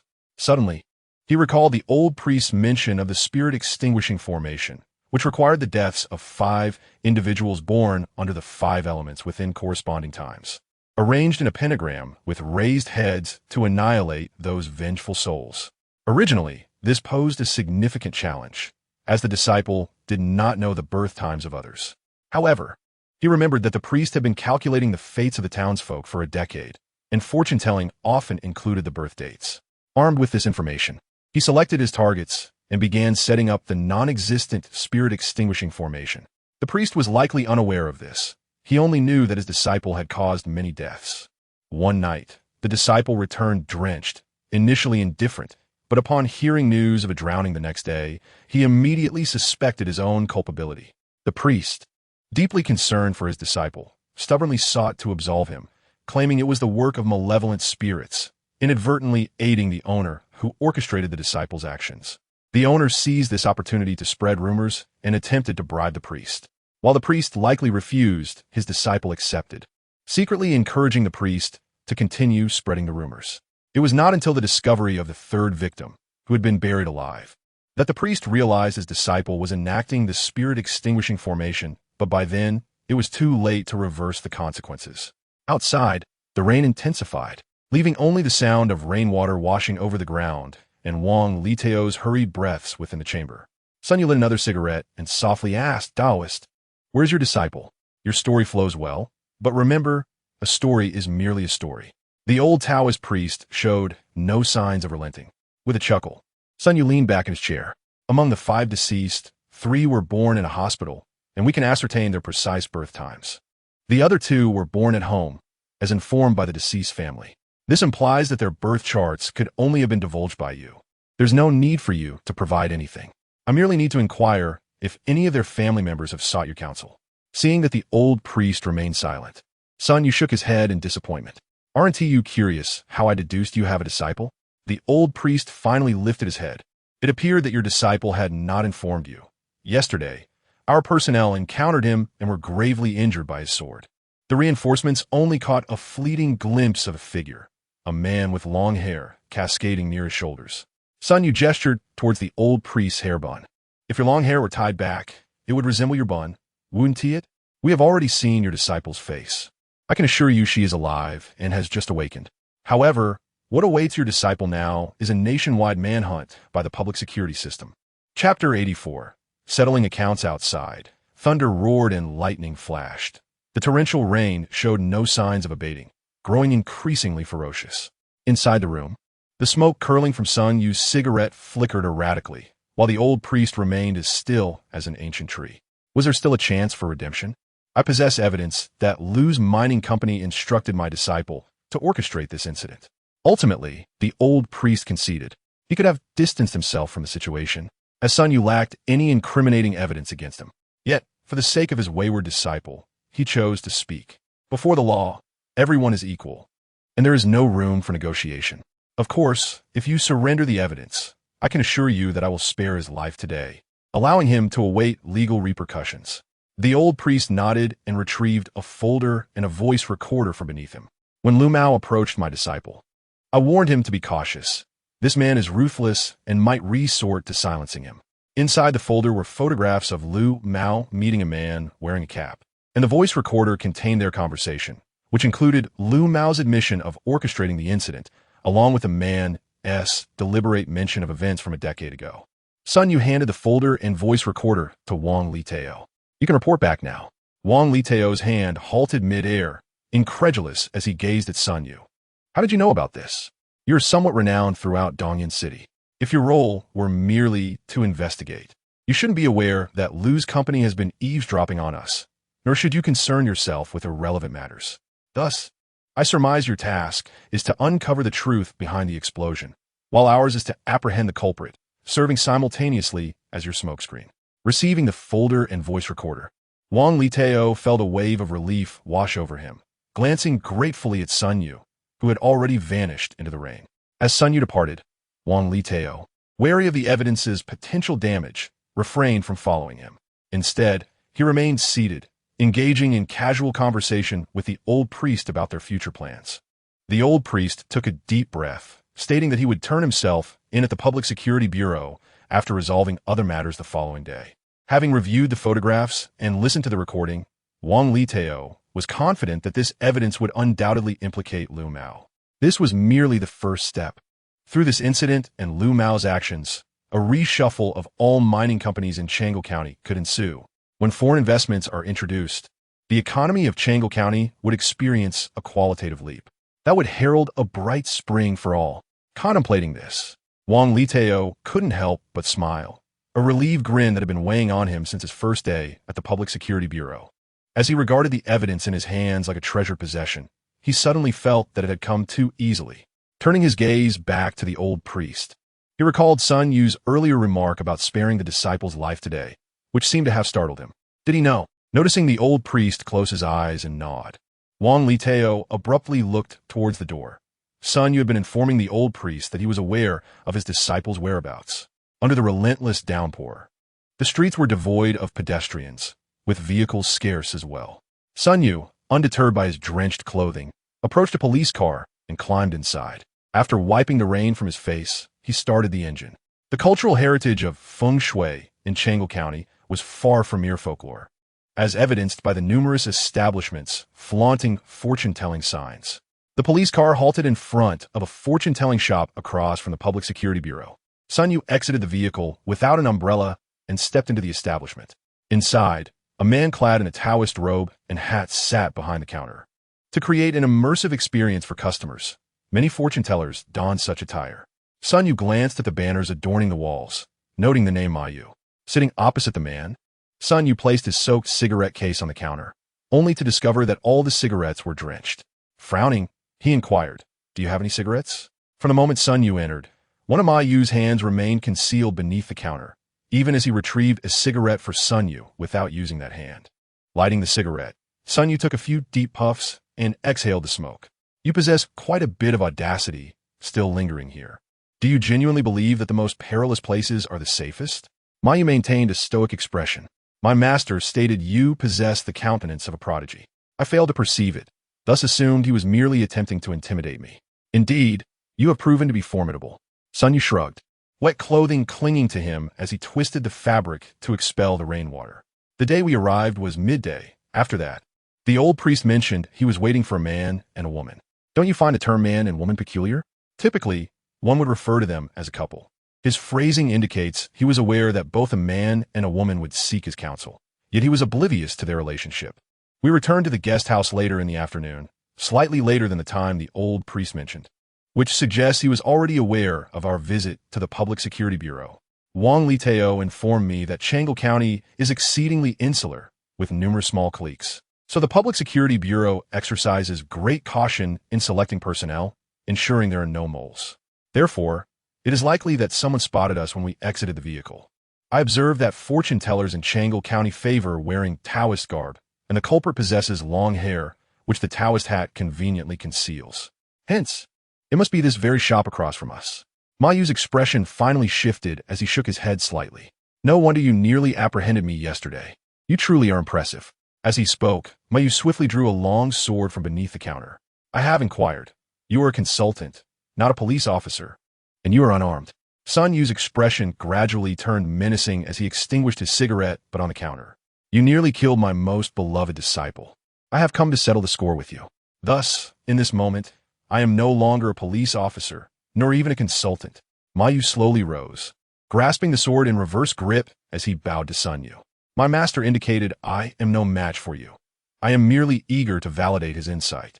With a sigh, Sun Yu stood and approached the entrance, lowering the rolling shutter. He then returned the gesture to Ma Yu, saying, Had I not promised your master to spare you today, I would have relished the opportunity to demonstrate our respective strengths and determine life and death. The torrential rain continued unabated, and the thunder and lightning persisted. In such an environment, no one could hear the sounds of the struggle within, not even the neighboring merchants, who were solely concerned with when the rain would cease. As a rolling shutter was pulled open, Sun Yu emerged first, stained with blood, wielding a sword in one hand while dragging a moaning man with the other. He pulled Ma Yu out of the establishment, continuing forward, indifferent to the terrified expressions of the surrounding shopkeepers, and crossed the street into the entrance of the Public Security Bureau. Chapter 85. Confession. The thick scent of tobacco gradually roused Xia Lan from her slumber. She knew that the only person audacious enough to smoke in this hospital room was him. As usual, Sun Yu's lips were perpetually adorned with a cigarette. He sat beside Xia Lan's hospital bed, engrossed in his phone, which displayed the game Dream Journey to the west. Xia Lan couldn't help but chuckle at the sight of Sun Yu, so absorbed in his game. Sensing her gaze, Sun Yu looked up, locking eyes with her. "Zo, you're awake?" The clock on the wall read 11 at night. Having slept since the afternoon, Xia Lan felt considerably rejuvenated. "Did you catch the culprit?" she inquired. Sun Yu pouted. "Is there anything I can't handle personally?" Observing Sun Yu's self-satisfied demeanor, a heavy weight lifted from Xia Lan's heart.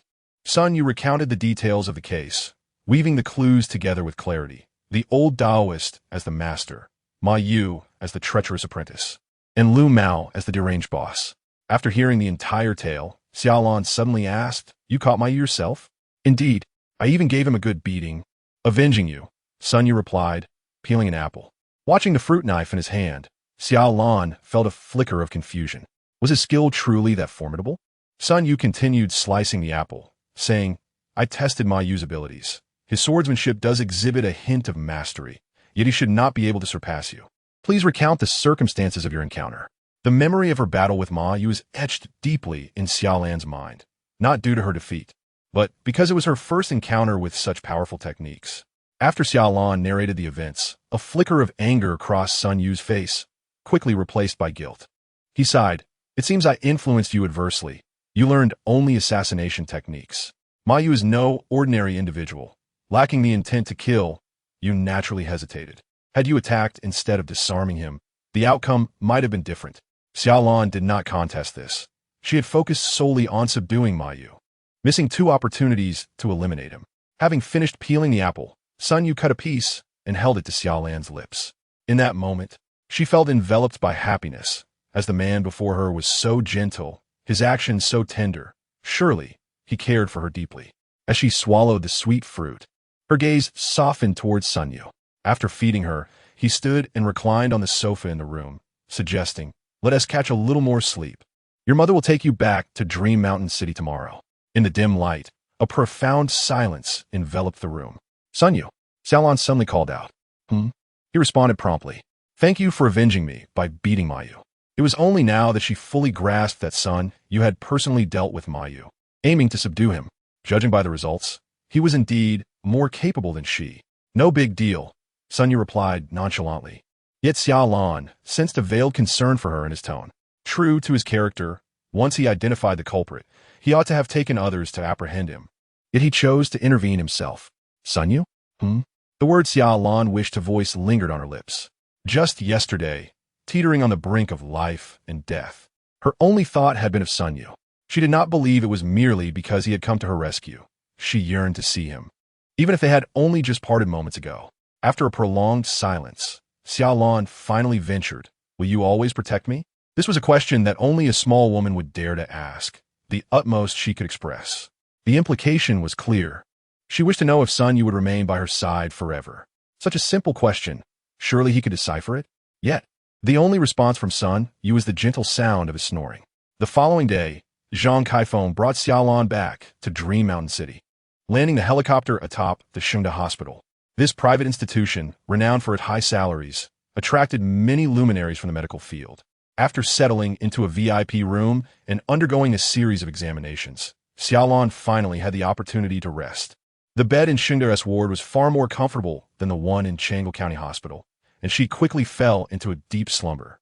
In her dreams, she witnessed a scene of Sun Yu battling Ma Yu, the latter's face twisted in fury, fueled by the injury inflicted upon his most cherished person.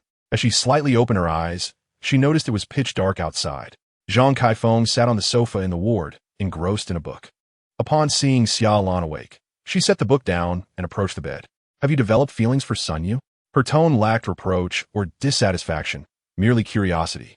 Sun Yu's visage flashed through Xia Lan's mind, causing her to turn her head away, unable to meet Zhang Kaifeng's gaze. Grasping Xia Lan's hand gently in her own, Zhang Kaifeng's other hand tenderly patted the back of Xia Lan's hand. Her voice softened. "What is wrong?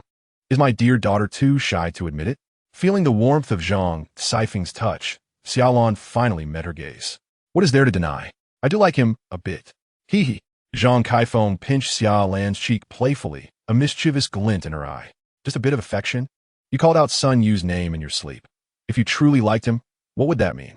Xia Lan's cheeks flushed crimson, and she bit her lip, turning away in embarrassment, pondering why Ma Yu hadn't simply dispatched her with a single strike. Was this what they called social death? Yet, Zhang Kaifeng seemed unsatisfied, pulling out her phone and tapping a few times before placing it before Xia Lan. With her back to Zhang Kaifeng, Xia Lan sensed something being placed in front of her. When she opened her eyes, she saw a phone displaying a video. The scene was set in the hospital room, showing a sleeping Xia Lan, who suddenly called out Sun Yu's name, followed by another utterance moments later. As the video concluded, Xia Lan's face fell completely. Somehow finding the strength, Xia Lan ground her teeth, hissing, "Zhang Kaifeng." Zhang Kaifeng dismissed the video interface, and Xia Lan felt as though she had lost all reason to exist in this world. Exiting the video revealed a chat interface with Sun Yu. Zhang Kaifeng had sent the video to him, adding a note that read, "Look how much my daughter misses you. Let me clarify, I have no objections to Sun Yu." She asserted, "Young people, if you like someone, just seize the moment. What if one day Sun Yu finds someone else? You might regret it terribly." Zhang Kaifeng felt her daughter was somewhat lacking in assertiveness. It was clear she had developed feelings for Sun Yu, yet lacked the courage to confess. Unbeknownst to Zhang Kaifeng, however, was that just the night before, in another room, Xia Lan had indirectly revealed her feelings to Sun Yu. But all she received in response was the sound of his snoring. Much like Zhang Kaifeng's indirect confession, the message had been sent 2 hours prior. Yet Sun Yu appeared oblivious, offering no reply. Chapter 86. The beginning, the doctor advised that Xia Lan needed to recuperate in the hospital for half a month. The next day, Lei Zhen brought everyone to visit, commenting that the police force was still rather idle, with everyone engaged in anti-fraud promotions. Teasing Xia Lan for having narrowly escaped the calamity, Xia Lan merely smiled and nodded, feeling somewhat dejected that Sun Yu had not come. She began to wonder if her mother's message had embarrassed him, prompting him to deliberately avoid her. In truth, Sun Yu was indeed avoiding Xia Lan that night. Her question, "Will you always protect me?" had bewildered him, and he had quickly feigned sleep to escape the inquiry. However, the next evening, Zhang Kaifeng had been even more excessive, sending a video of Xia Lan calling his name in her dreams, coupled with a comment about how much she missed him. If it weren't for his newly acquired phone, Sun Yu would have seriously considered tossing it aside as an excuse to claim he hadn't received any messages. The tale of Sun Yu avenging Xia Lan was fervently spread by the loquacious Zhang Yao within the police force. In light of this, Jiang Xiaoyu made a special visit to Sun Yu's company, weeping profusely, lamenting that Sun Yu had grown indifferent toward her. In contrast, the character Tian Xin in the game proved to be far less troublesome, never burdening Sun Yu with any woes. Regrettably, Tian Xin had not been online for the past 2 days, but on the third day, she returned and instinctively invited Sun Yu into her team. As the scene shifted, their avatars found themselves amidst the snowy mountains. Tian Xin asked, "Do you have a girl you fancy in real life?" A sense of foreboding washed over Sun Yu. Surely she wasn't proposing to meet in person? Although he imagined Tian Xin to be an elegant beauty, his fondness for her was confined to the virtual realm. To avert any possibility of an in-person encounter, Sun Yu responded affirmatively. Tian Xin immediately probed, "Is she your sister?" Being only aware of Xia Lan, she could only speculate. A familiar figure flashed through Sun Yu's mind, and recalling her flowing hair in the wind, he couldn't help but chuckle. "Just a fellow alumnus," he replied. Tian Xin fell silent, and an unspoken distance seemed to grow between their characters standing in the snowy expanse. She then proposed, "Let us marry, but only within the game. No social media, no meetings." While many female players in the game had become couples, marrying and connecting in real life seemed to be a standard procedure. Yet Tian Xin's stipulation was refreshingly simple. Her desire for interaction remained solely within the game. After much deliberation, Sun Yu ultimately declined her proposal. Yet Tian Xin exhibited no dissatisfaction, seamlessly shifting the conversation to in-game matters. Throughout the past half-month, Xia Lan had scarcely logged in, while Tian Xin was consistently present, their relationship deepening significantly. However, both were taciturn, never broaching topics related to their real lives. Upon Xia Lan's discharge from the hospital, Sun Yu and his colleagues gathered to accompany her home, where they organized a grand reunion feast.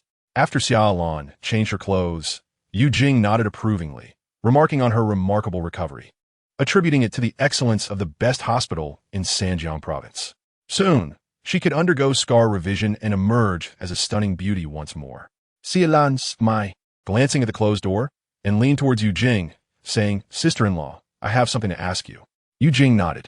"I heard Sun Yu propose to Jiang Xiaoyu. Why did she refuse him, yet still maintain such closeness?" Yu Jing smiled knowingly. "It seems you have developed feelings for Sun Yu." Her expression revealed that she had anticipated this moment. Grasping Xia Lan's hand, she continued, "Why worry about such matters? If you like him, go after him." Xia Lan lowered her gaze. "I fear Sun Yu is quite fond of Jiang Xiaoyu. There is undoubtedly a secret among the three of them, him, Xiaoyu, and Yuan Fei." Yet, Yu Jing urged her to investigate this secret. If she surrendered without trying, it would only indicate that her feelings for Sun Yu were insufficient. In that moment, Yu Jing's eyes glimmered with envy. Xia Lan still had the chance to pursue the one she loved, while Yu Jing's beloved had long since vanished, leaving her with only memories. At the dining table, which could comfortably seat 20, the gathering erupted in cheer upon seeing Xia Lan and Yu Jing approach, raising their glasses in celebration. After downing their drinks, Lei Zhan exclaimed, a police officer, changing outfits and dawdling, "The dishes are getting cold." "Hey, she is still a woman.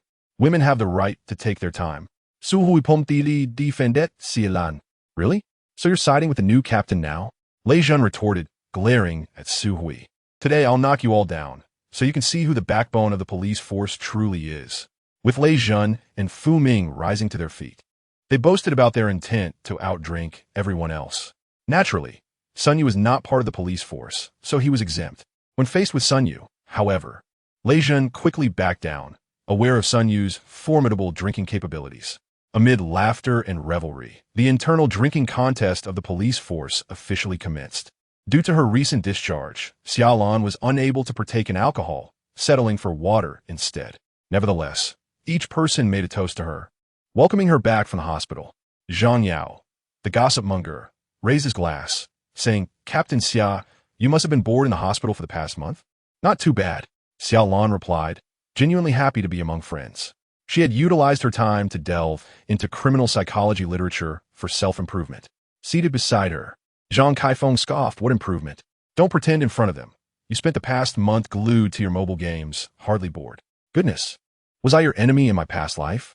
Xia Lan chuckled awkwardly, suddenly struck by a thought. She glanced at Sun Yu, who was busy downing his drink. That night, atop a building in Dream City, a man stood at the edge, surveying the nocturnal landscape, his sunglasses obscuring his expression. Moments later, another figure appeared, striding confidently with an indomitable presence. Coming to a halt behind the man in sunglasses, he stood upright. "Are we prepared?" The man in sunglasses asked without turning. "Ready," came a firm reply. "Let us hope for some fruitful outcomes," the man murmured, his tone suggesting resignation despite his words of hope. "There will be results," a voice from behind confirmed. "Then let us begin." Chapter 87. Codename Homing the Weekend, typically a time for relaxation, felt particularly cherished this month, as there had been no homicides. Thus, the previous night, everyone had indulged in revelry at Xia Lan's home, knowing they could sleep in the next day. However, matters seldom unfold as desired. At 10 in the morning, Lei Zhen was roused from slumber by a phone call from Xia Lan. "Lei, report to the police station immediately." Rubbing his temples and shaking off the remnants of dizziness, Lei Zhen dressed quickly, apologized to his wife, and departed.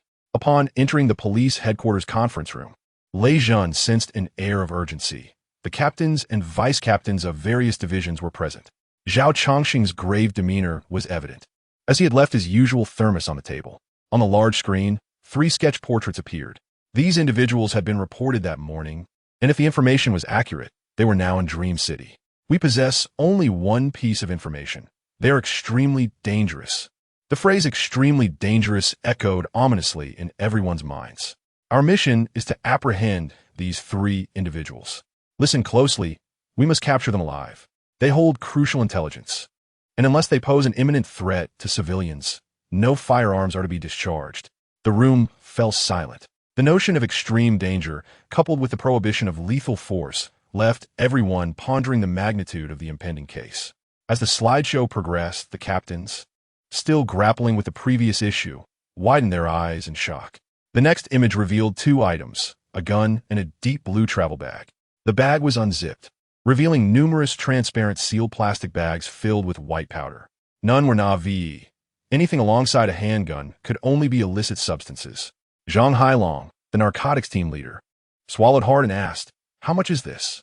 15 kilograms, Zhao Chongqing replied solemnly. The entire conference room gasped in unison, all eyes fixated on Zhang Hailong. Despite the high crime rate in Mengshan City, cases related to such matters have been infrequent. The sheer quantity of 15 kilograms was unprecedented. It surpassed the total amount Zhang Hailong had seized throughout his career. This discovery was made by our personnel at the northern bus station earlier that morning.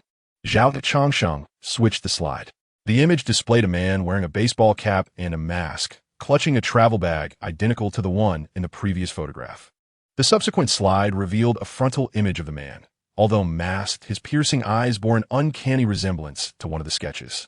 Zhang Hailong swallowed hard, beads of sweat forming on his forehead, tugging at his collar, and requesting a lower air conditioning temperature.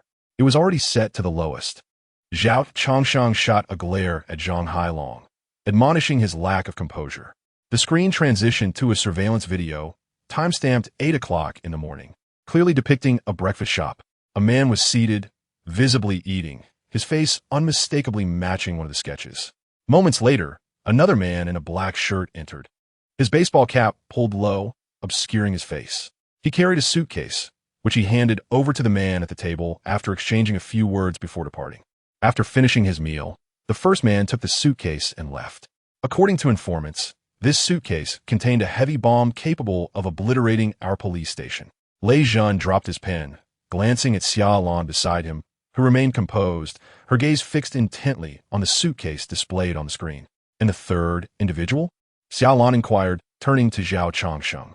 He shook his head, revealing the absence of any leads on a 3rd person, which was particularly alarming. The implication was that the actions of the first 2 could likely stir considerable chaos. Tension gripped the room. It felt as if they were on the brink of their greatest challenge yet. "All personnel, stand at attention." Zhao Chongsheng's commanding voice resonated throughout the conference room. Everyone rose as one. "In light of this urgent situation, I am ordering a joint investigation across all systems. Xia Lan will serve as the overall commander, and everyone must adhere to her directives during this period." Codename, Return to Nest. The other team leaders exchanged glances at Xia Lan, the newly appointed criminal police captain, who was currently basking in recognition after a series of commendations. Notably, She had recently solved a significant case in Changle County, gathering crucial evidence that reshaped the long-standing operational dynamics there. Such accomplishments would undoubtedly lead to her promotion in due time. However, given the complexities of this high-stakes incident, could Xia Lan manage it effectively? After issuing his orders, Zhao Chongqing exited the conference room, and Xia Lan confidently approached his former position.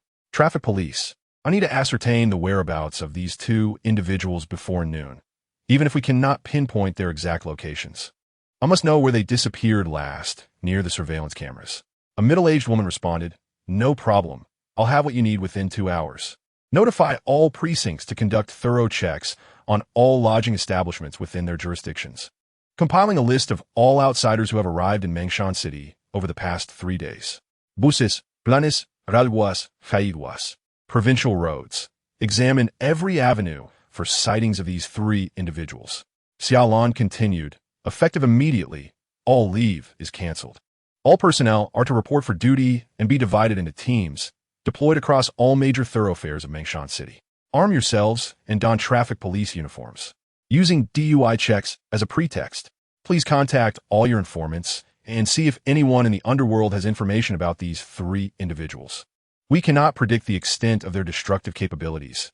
It is imperative that we unite our efforts." There was a palpable astonishment among the team.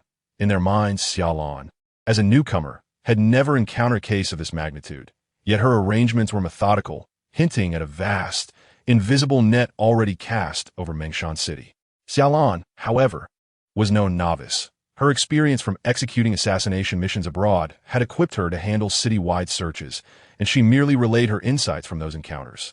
Upon leaving the conference room, Xia Lan called Sun Yu.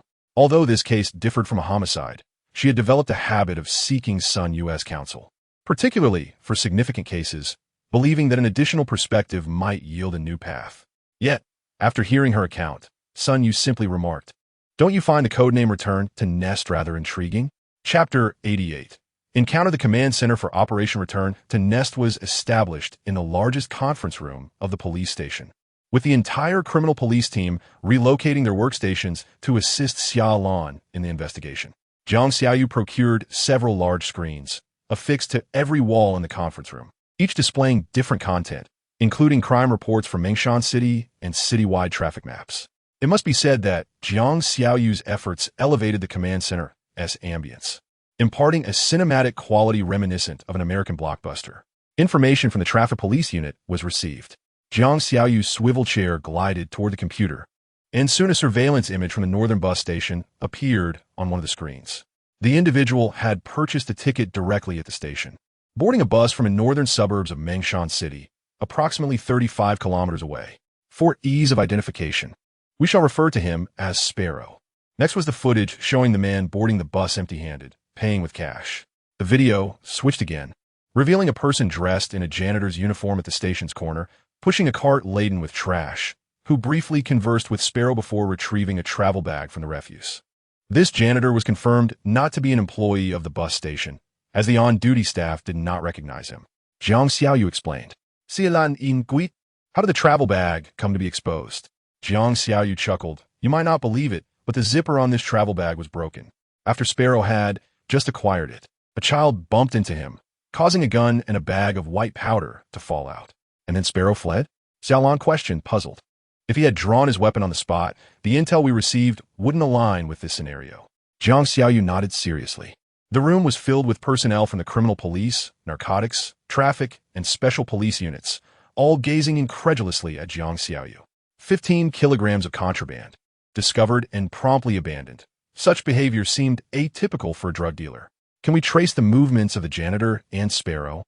To understand why Sparrow abandoned the contraband, we must capture him and interrogate him, the traffic police leader replied, shaking his head. "The northern bus station only has surveillance along the main roads. We've already sifted through the footage and found nothing."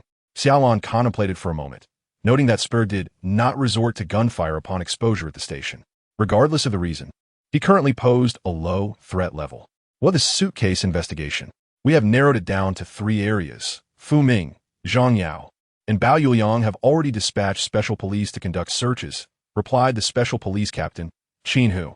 Xia Lan regarded Qin Hu with interest, teasing, an extremely dangerous individual carrying a bomb. And you're not rushing in after him?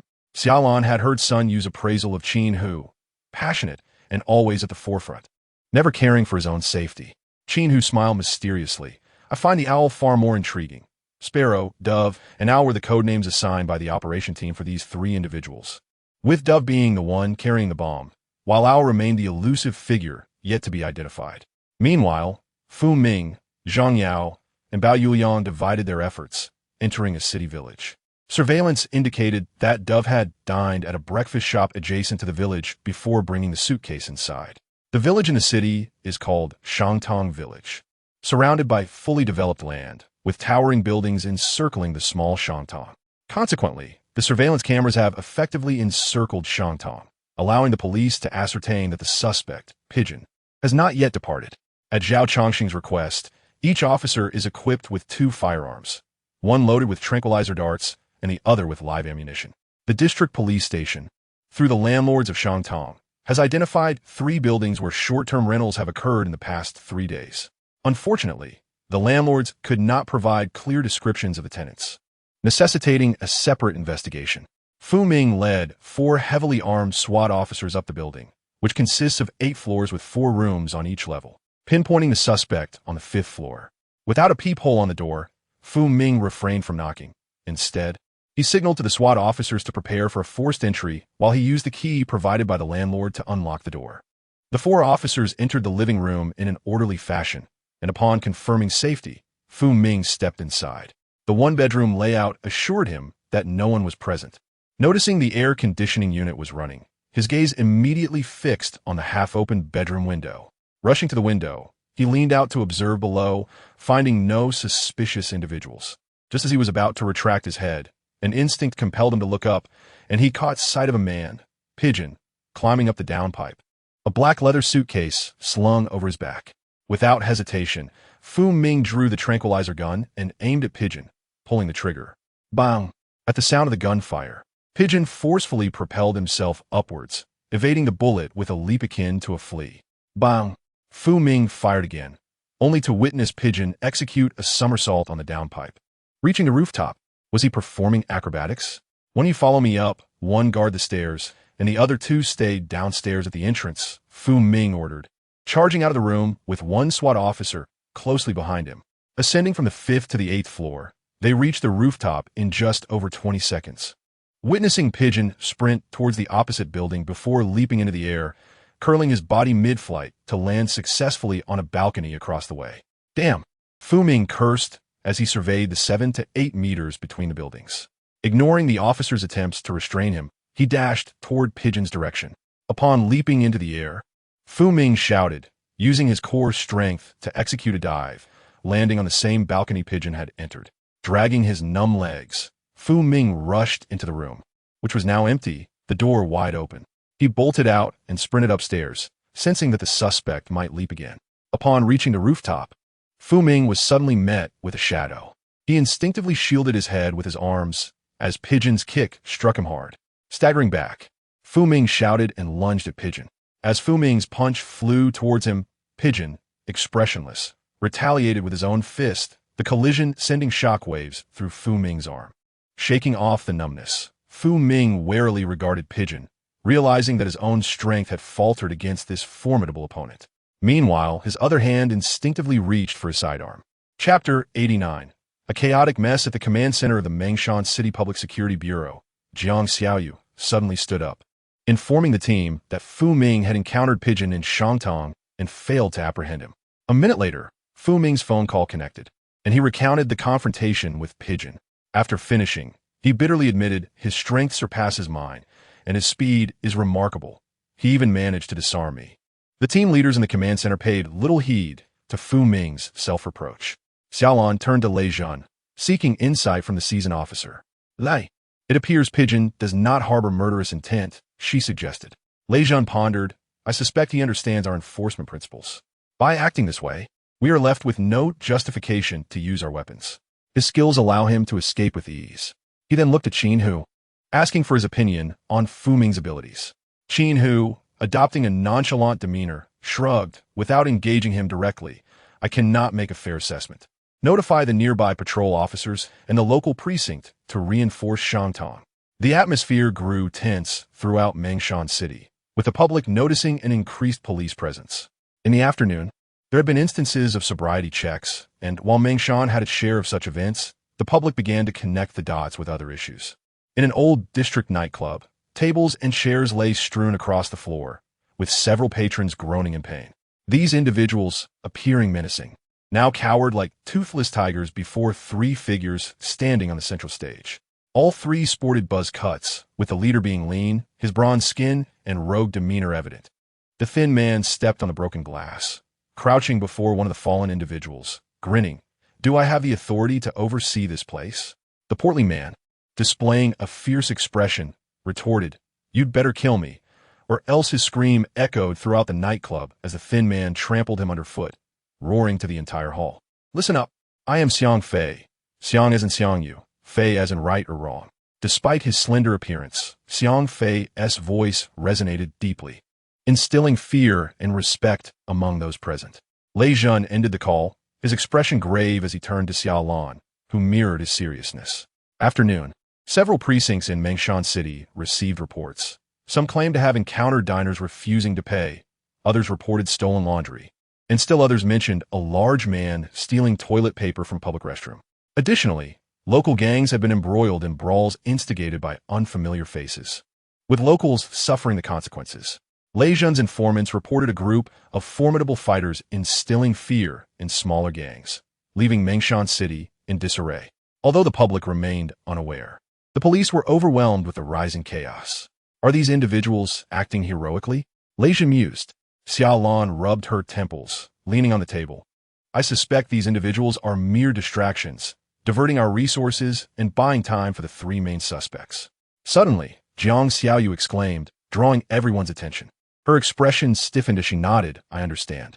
A large screen displayed surveillance footage of a fully armed SWAT officer carrying a suitcase on the street, entering a nearby shopping mall.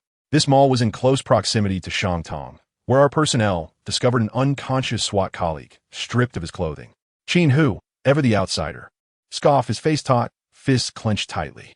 As the clock struck 10 in the evening, the command center was enveloped in a heavy silence. After the earlier disturbance, those involved had vanished without a trace, as if they had never existed at all. Learning of his brother's predicament, Qin Hu departed, his demeanor rife with fury, vowing to pluck every feather from Pigeon and stew him. Exhausted from the day's relentless work, the officers slumped in fatigue, with Jiang Xiaoyu having succumbed to sleep at her desk. With the exception of Lei Jun, the others donned traffic police uniforms to engage directly with the public. Finally, Xia Lan found a moment of peace to reflect on the day's events involving three exceedingly dangerous individuals: white powder, handguns, a suitcase rigged with explosives, and an unknown third party. While our personnel had sustained no injuries in the encounter with Pigeon, it was evident that he was a masterful adversary. Some indulge in dining and dash, others pilfer clothing, while some resort to robbery and thuggery. It appears they are struggling for survival. Summer Lawn vaguely senses something familiar before her, yet obscured by a veil, preventing her from discerning its true nature. Moreover, Sun Yu's behavior is perplexing. This is not a homicide case, yet it bears a more serious nature. Why has he not arrived at the police station to assist? Given Sun Yu's character, he should be here showcasing his intellect. Suddenly, Jiang Xiaoyu, wearing headphones, sits up. Her JK uniform is wrinkled, and her twin tails are in disarray as she groggily answers the phone. Upon hearing the voice on the other end, her eyes spark with excitement. "Captain Xia, Bao Youliang's team has apprehended 3 individuals who participated in a brawl on Sanyuan Road in Longyang District this afternoon. They are outsiders." This news invigorates everyone in the command center, as they realize a breakthrough in the return-to-nest operation may be at hand. Inside the police observation room, the initial excitement dissipates. Lei Jun interrogates the 3 individuals, but their responses are astonishingly identical, not due to collusion, but because they refuse to speak. It is now 2 in the morning, and they do not even know the names of these 3 suspects. Bao Yuliang, who had engaged with them, adjusts his glasses, noting that it took 4 special police officers and 6 regular officers to subdue them. He encountered a problem akin to that of Deben. They did not strike with lethal intent. Summer Lawn suddenly inquires, "Bao Zuliang not?" expressing his belief that this group is not only well-trained, but also possesses an intimate understanding of our enforcement methods. They wield no weapons, providing us no justification to open fire. Additionally, he senses a familiar, yet foreign odor emanating from them. At that moment, the veil is lifted, and Xia Lan wears an embarrassed smile, as if she has been playfully teased. She nods vigorously, seemingly having reached a significant decision. Chapter 90. The indignant Xia Lan. In a while, there will be a rookie selection for urban combat, held in Mengshan City. I hope Captain Xia can lend more assistance then. This remark was made when Xia Lan encountered the leader of the Blue Eagle Special Forces, Zhang Ying, in Shangyuan County. A detail she had shared with Sun Yu. So, upon hearing my mention of the operation, you immediately thought of the Special Forces rookie selection? Xia Lan queried.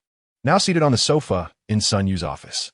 Having been awakened early by her, Sun Yu felt a tinge of annoyance, which transformed into a resigned demeanor upon realizing Xia Lan was here to confirm this matter. Boss, this was something you mentioned to me. Are you blaming me for your forgetfulness? Xia Lan turned her head away, feeling somewhat guilty. Urban survival combat was a subject she had previously experienced. The requirement, then, was to survive without breaking the law while awaiting further instructions to gather at a designated location. To be fair, it is not entirely her fault.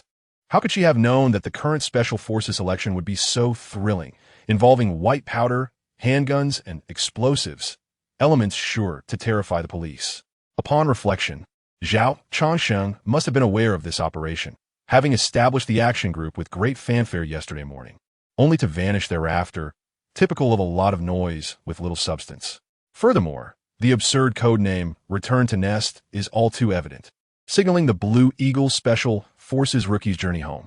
As this thought crossed her mind, Xia Lan felt as though she were being toyed with, and her frustration began to simmer. I must reclaim my dignity. You handle it as you see fit. Sun Yu rubbed his eyes, sitting up straight upon confirming the genuine fury on Xia Lan's face. Clearly, this was a multifaceted joint exercise, assessing the police's response to unexpected situations. The groundwork you've laid is commendable, but this is aimed at real criminals. While these rookies' primary goal is mere survival, once they acquire resources, they will undoubtedly choose to conceal themselves, awaiting new orders. Noticing Xia Lan's lack of response, Sun Yu became increasingly convinced that her anger had clouded her judgment. Continuing, another target of the assessment is these rookies. Survival is merely their first step. The second will be to receive orders and gather at a designated location. The audacity of the Blue Eagle to orchestrate such an elaborate scheme suggests they believe many of their rookies to be highly skilled, particularly those 3 individuals you mentioned. What kind of treatment are they receiving? Their sketches have been handed to the police, albeit with a humorous twist, featuring firearms and explosives. It is evident they are the cream of the crop, and Blue Eagle is raising the stakes. Upon hearing this, Xia Lan's indignation intensified as she recalled her own distress over the bomb incident yesterday, while her colleagues were on high alert. She huffed in frustration. And they increase the difficulty for us? That pigeon is the most detestable. We can locate him, yet we watch helplessly as he escapes, jeopardizing the police force's reputation. Sun Yu scratched his head. There is Special Forces selection. Those 3 are the elite among elites. If you had managed to apprehend them, that would have been problematic. Xia Lan suddenly paused, her anger diminishing as she began to ponder Sun Yu's words. She raised an eyebrow, resembling a mischievous girl plotting something. The second step is to receive orders to gather at a specified location. They are scattered, and we found no phones on the captured individuals. Thus, they must have alternative means to receive instructions.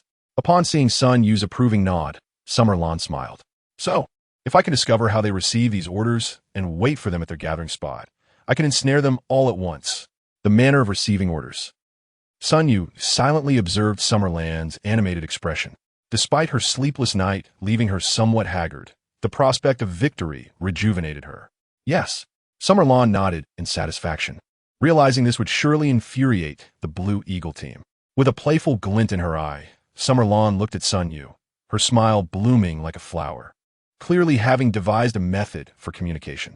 Given that this is a military operation and Xia Lan possesses a military mindset, she naturally conceived of a means of contact. Witnessing Xia Lan's joy, Sun Yu felt he ought to be present to witness her moment of elation. 2 days later, In a private meeting room of a star-rated hotel in Mengshan City, an array of advanced electronic information devices operated, with a large screen on the wall displaying a list of 50 individuals, 13 of whose names were highlighted in red, while the rest remained green. Zhao Changsheng sat at the round table, a scowl on his face as he smoked, while Tsang Ying, the Blue Eagle Special Forces leader, offered him a cup of hot tea. Director Zhao, thank you for your substantial support in our work this time. Zhao Changsheng shot him a glare, snorting, were it not for orders from above, who would wish to support you? Creating such a commotion has left my men utterly bewildered. Tsang Ying smiled apologetically. This is our first attempt, after all. There must be a period of adjustment. Zhao Changsheng slammed the table. Tsang Ying, if you wish to conduct urban exercises, you can apply directly. Under conditions of complete information symmetry, my men are no less capable than your special forces. What infuriated Zhao Changsheng most about the entire return to nest operation was his inability to disclose its true purpose. These past 3 days felt like an eternity for his subordinates, who had rewatched the surveillance footage dozens of times, simply to trace those 3 individuals. Though he begrudged the toil, once their rookies returned to the nest today, he would still have to explain to his team that this was an exercise. He feared someone might dare to leap onto the table and berate him. Of course. Tsang Ying was well aware of the police's grievances and quickly seized the opportunity to flatter Zhao Changsheng. Director Zhao's men are indeed elite professionals. Despite the lack of information, you still managed to apprehend 13 of us. Spare me the nonsense. Upon the mention of this matter, Zhao Changsheng's temper flared once more. Do not presume that my unit is lacking in personnel. I have thoroughly investigated this. Your preliminary assessment indicates a pass rate of merely 30%. 30%. According to the Kanjing plan, only 15 individuals were to pass this assessment, yet it appears that 37 may now qualify. The discrepancy in these figures can only be attributed to Kanjing's overestimation of the police's investigative capabilities, which is precisely what irks Zhao Changsheng the most. Kanjing, with a sycophantic smile, interjected, Director Zhao, you cannot say that. We both understand that you have seized this opportunity to fulfill the directives from above, haven't you? Zhao Changsheng rolled his eyes, choosing not to respond verbally. After all, it was indeed Kanjing who had provided him with the most opportune circumstances. Suddenly, a voice crackled through Kanjing's earpiece, causing his smile to falter. Chapter 91. The counterattack commences in the high-tech district of Mengshan City. The logistics port near the North Fourth Ring serves as the nexus for all courier services in the city, with trucks incessantly coming and going. In such an environment, the sudden appearance of several unfamiliar faces is hardly remarkable. Just past 8 o'clock, with temperatures soaring above 30 degrees Celsius, the novices arrived at the periphery of one of the warehouses, either acting alone or in pairs. Upon reaching the entrance, they exhaled in relief. Standing there signified that they had successfully completed their 4-day urban survival training. Upon entering the warehouse, Instructor Tu Ying was seated on the ground, engrossed in his mobile device. Known for his devilish demeanor, he was now clad in casual attire, his usual stern expression replaced with a more amiable demeanor. He waved at the newcomers, inviting them to sit as they awaited the arrival of all participants, his tone considerably gentler, implicitly indicating that they had passed the assessment. The group mimicked his actions, settling onto the floor and engaging in discussions about their recent experiences. Meanwhile, 2 streets away, within the confines of a container truck, Xia Lan sat on a chair, monitoring the surveillance feed. Inside the container, Sun Yu, Lei Zhun, Zhang Xiaoyu, and several other personnel from different teams were present. 33 have entered. The thought of capturing them all in one fell swoop is exhilarating, Lei Zhun remarked, his tone laced with anticipation for revenge. 2 days prior, upon discerning the true objective of the return-home operation, Xia Lan refrained from divulging this information to her colleagues. Zhao Changsheng was privy to this knowledge, and thus, it was likely that some high-ranking officials within the Bureau were also aware. Xia Lan needed to exercise restraint. She intended to strike unexpectedly, remaining undetected by all. During wartime, the military frequently utilizes radio communication, while the public's use of broadcasting serves as an obvious yet difficult-to-detect conduit. Xia Lan had previously employed similar tactics abroad. With Sun Yu's assistance, they quickly identified a civilian traffic station that featured a segment for song requests and messages of goodwill. Coincidentally, a missing persons announcement had surfaced the previous evening, indicating that the return location was precisely this warehouse. observing how directly the Blue Eagle team conveyed intelligence. Xia Lan felt that these special forces had truly underestimated the police. At midnight, Xia Lan assembled the elite personnel from the SWAT team, criminal investigation unit, and various departments, revealing to them the genuine purpose of the return home operation. After being beleaguered by these outsiders for 3 consecutive days, complaints had reached a crescendo within the police station. Now, to suddenly inform them that this was merely a drill, a selection method employed by the Blue Eagle Special Forces, incited outrage among the ranks. Consequently, Xia Lan stated that she had confirmed the gathering location of the Special Forces and asked whether they should proceed to apprehend them en masse. The response was overwhelmingly affirmative. The most fervent among them was Qin who, fearing insufficient manpower, had brought along his trainees, alongside nearly 200 personnel drawn from various precincts. The onlookers at the perimeter were taken aback by the eclectic mix of individuals entering the warehouse: white-collar professionals, migrant workers, beggars, and scrap collectors alike. Clearly, those capable of enduring urban survival training were indeed exceptional talents. "Xia Team 35 have entered. We can wait no longer," Qin Hu's voice echoed through the intercom. Based on the timing of the missing persons announcement, the conclusion of their assembly was expected by 9 o'clock, with only 10 minutes remaining. The likelihood of the last 2 individuals arriving was slim. Action. Inside the warehouse, the novices were engaged in lively conversation, while Tu Ying continued to play a shooting game on his phone. Suddenly, his ears perked up, and he glanced warily at the entrance. In the next instant, he sprang to his feet, dashing towards the 2nd floor of the warehouse, leaping out of a window before the astonished gaze of the others. Some remained perplexed as to why Tu Ying demonstrated such astonishing speed, while one individual, mimicking his actions, also raced towards the 2nd floor. If Xia Lan and her team were present, they would undoubtedly recognize this person as the one who had previously bested Fu Ming, the Morning Dove. Boom! The warehouse doors were forcefully breached by an armored police vehicle, releasing a barrage of tear gas. In an instant, cries of alarm reverberated throughout the warehouse. The Morning Dove followed Tu Ying's path, leaping out the window, where a rope connected to the adjacent warehouse awaited him. Upon reaching the 2nd floor of the opposite warehouse, he witnessed several special police officers surrounding Tu Ying, engaged in a fierce confrontation with him.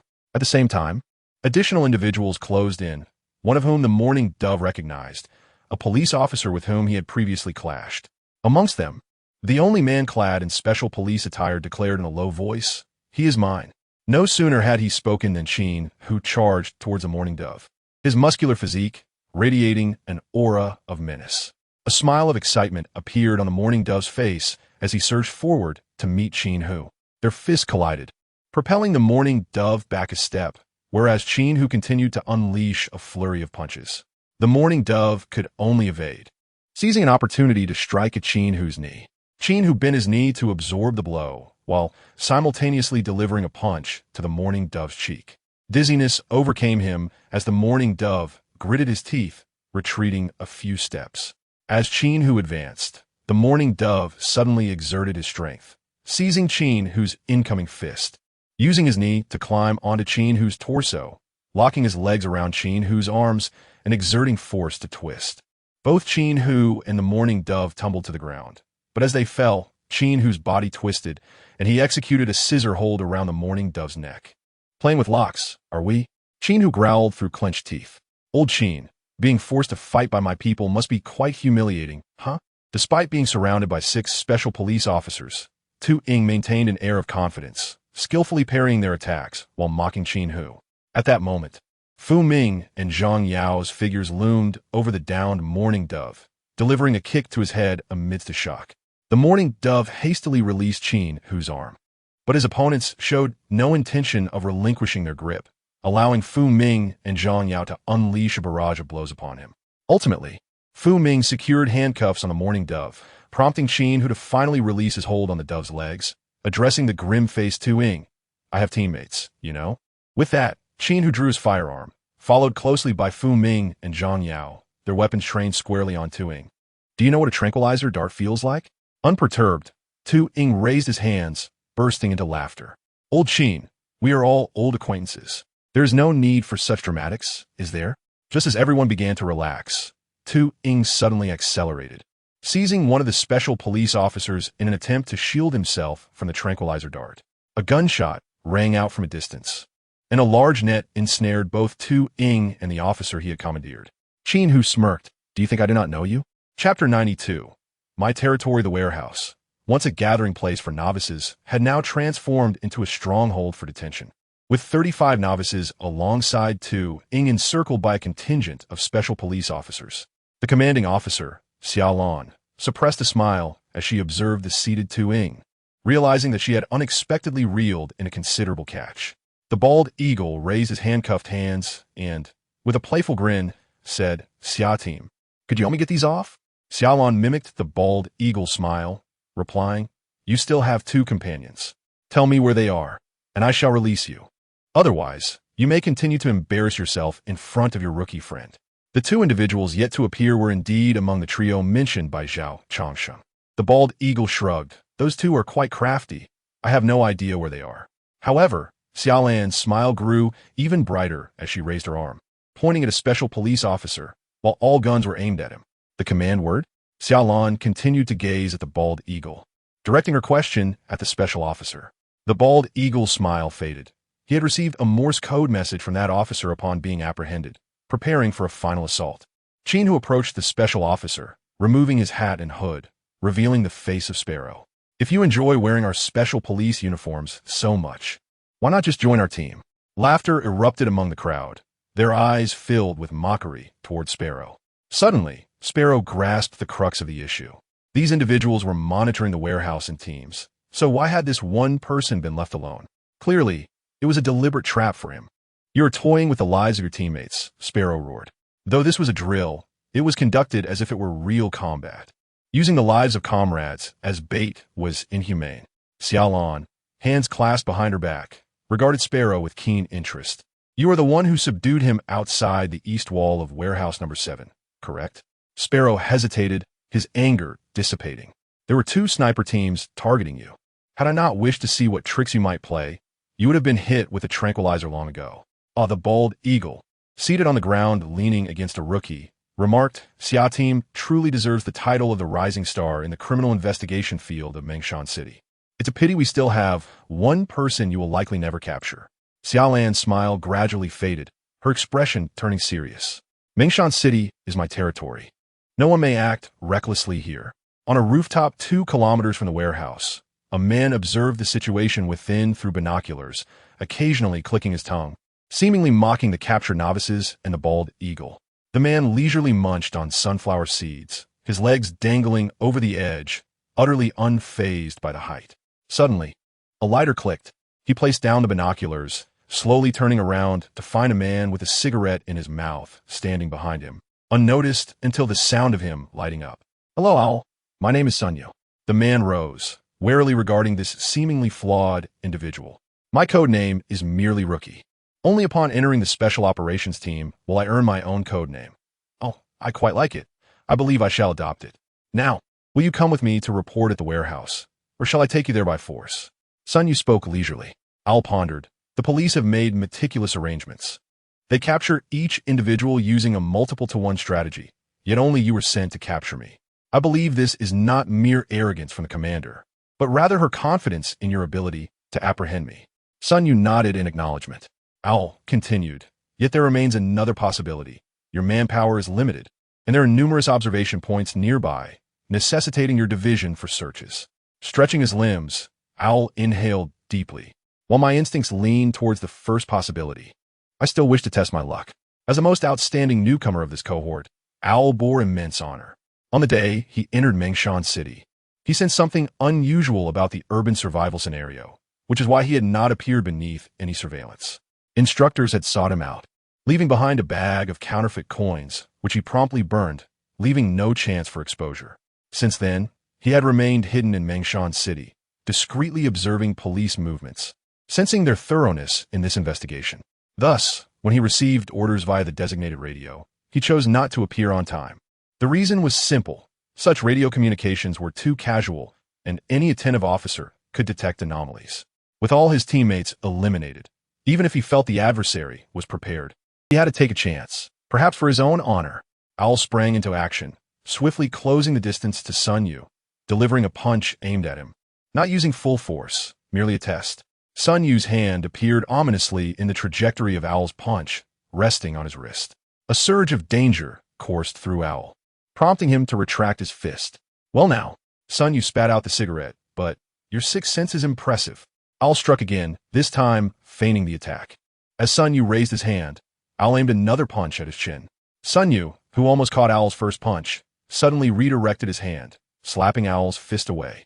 Owl felt the force behind his punch dissipate, but he had anticipated this. His retracted fist launched a renewed assault, aiming for Sun Yu's throat. Sun Yu deflected Owl's second punch, his hand stopping mere inches from Owl's chest. At such proximity, significant harm was improbable. Owl allowed Sun Yu's hand to strike his chest, the immense force propelling him 2 steps back, nearly teetering at the rooftop's edge. Owl gazed at Sun Yu in astonishment, feeling a tumult within his stomach. He questioned how Sun Yu had achieved this.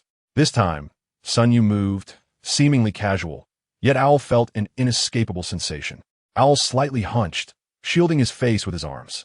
Sun Yu's hand landed lightly between his arms, shaking them apart. His hand transformed into a knife edge, poised at Owl's throat. Would you like to continue? Sun Yu's voice carried a playful tone, akin to a mentor teaching a pupil. Owl shook his head, realizing Sun Yu had produced handcuffs, and he cooperatively extended his hands.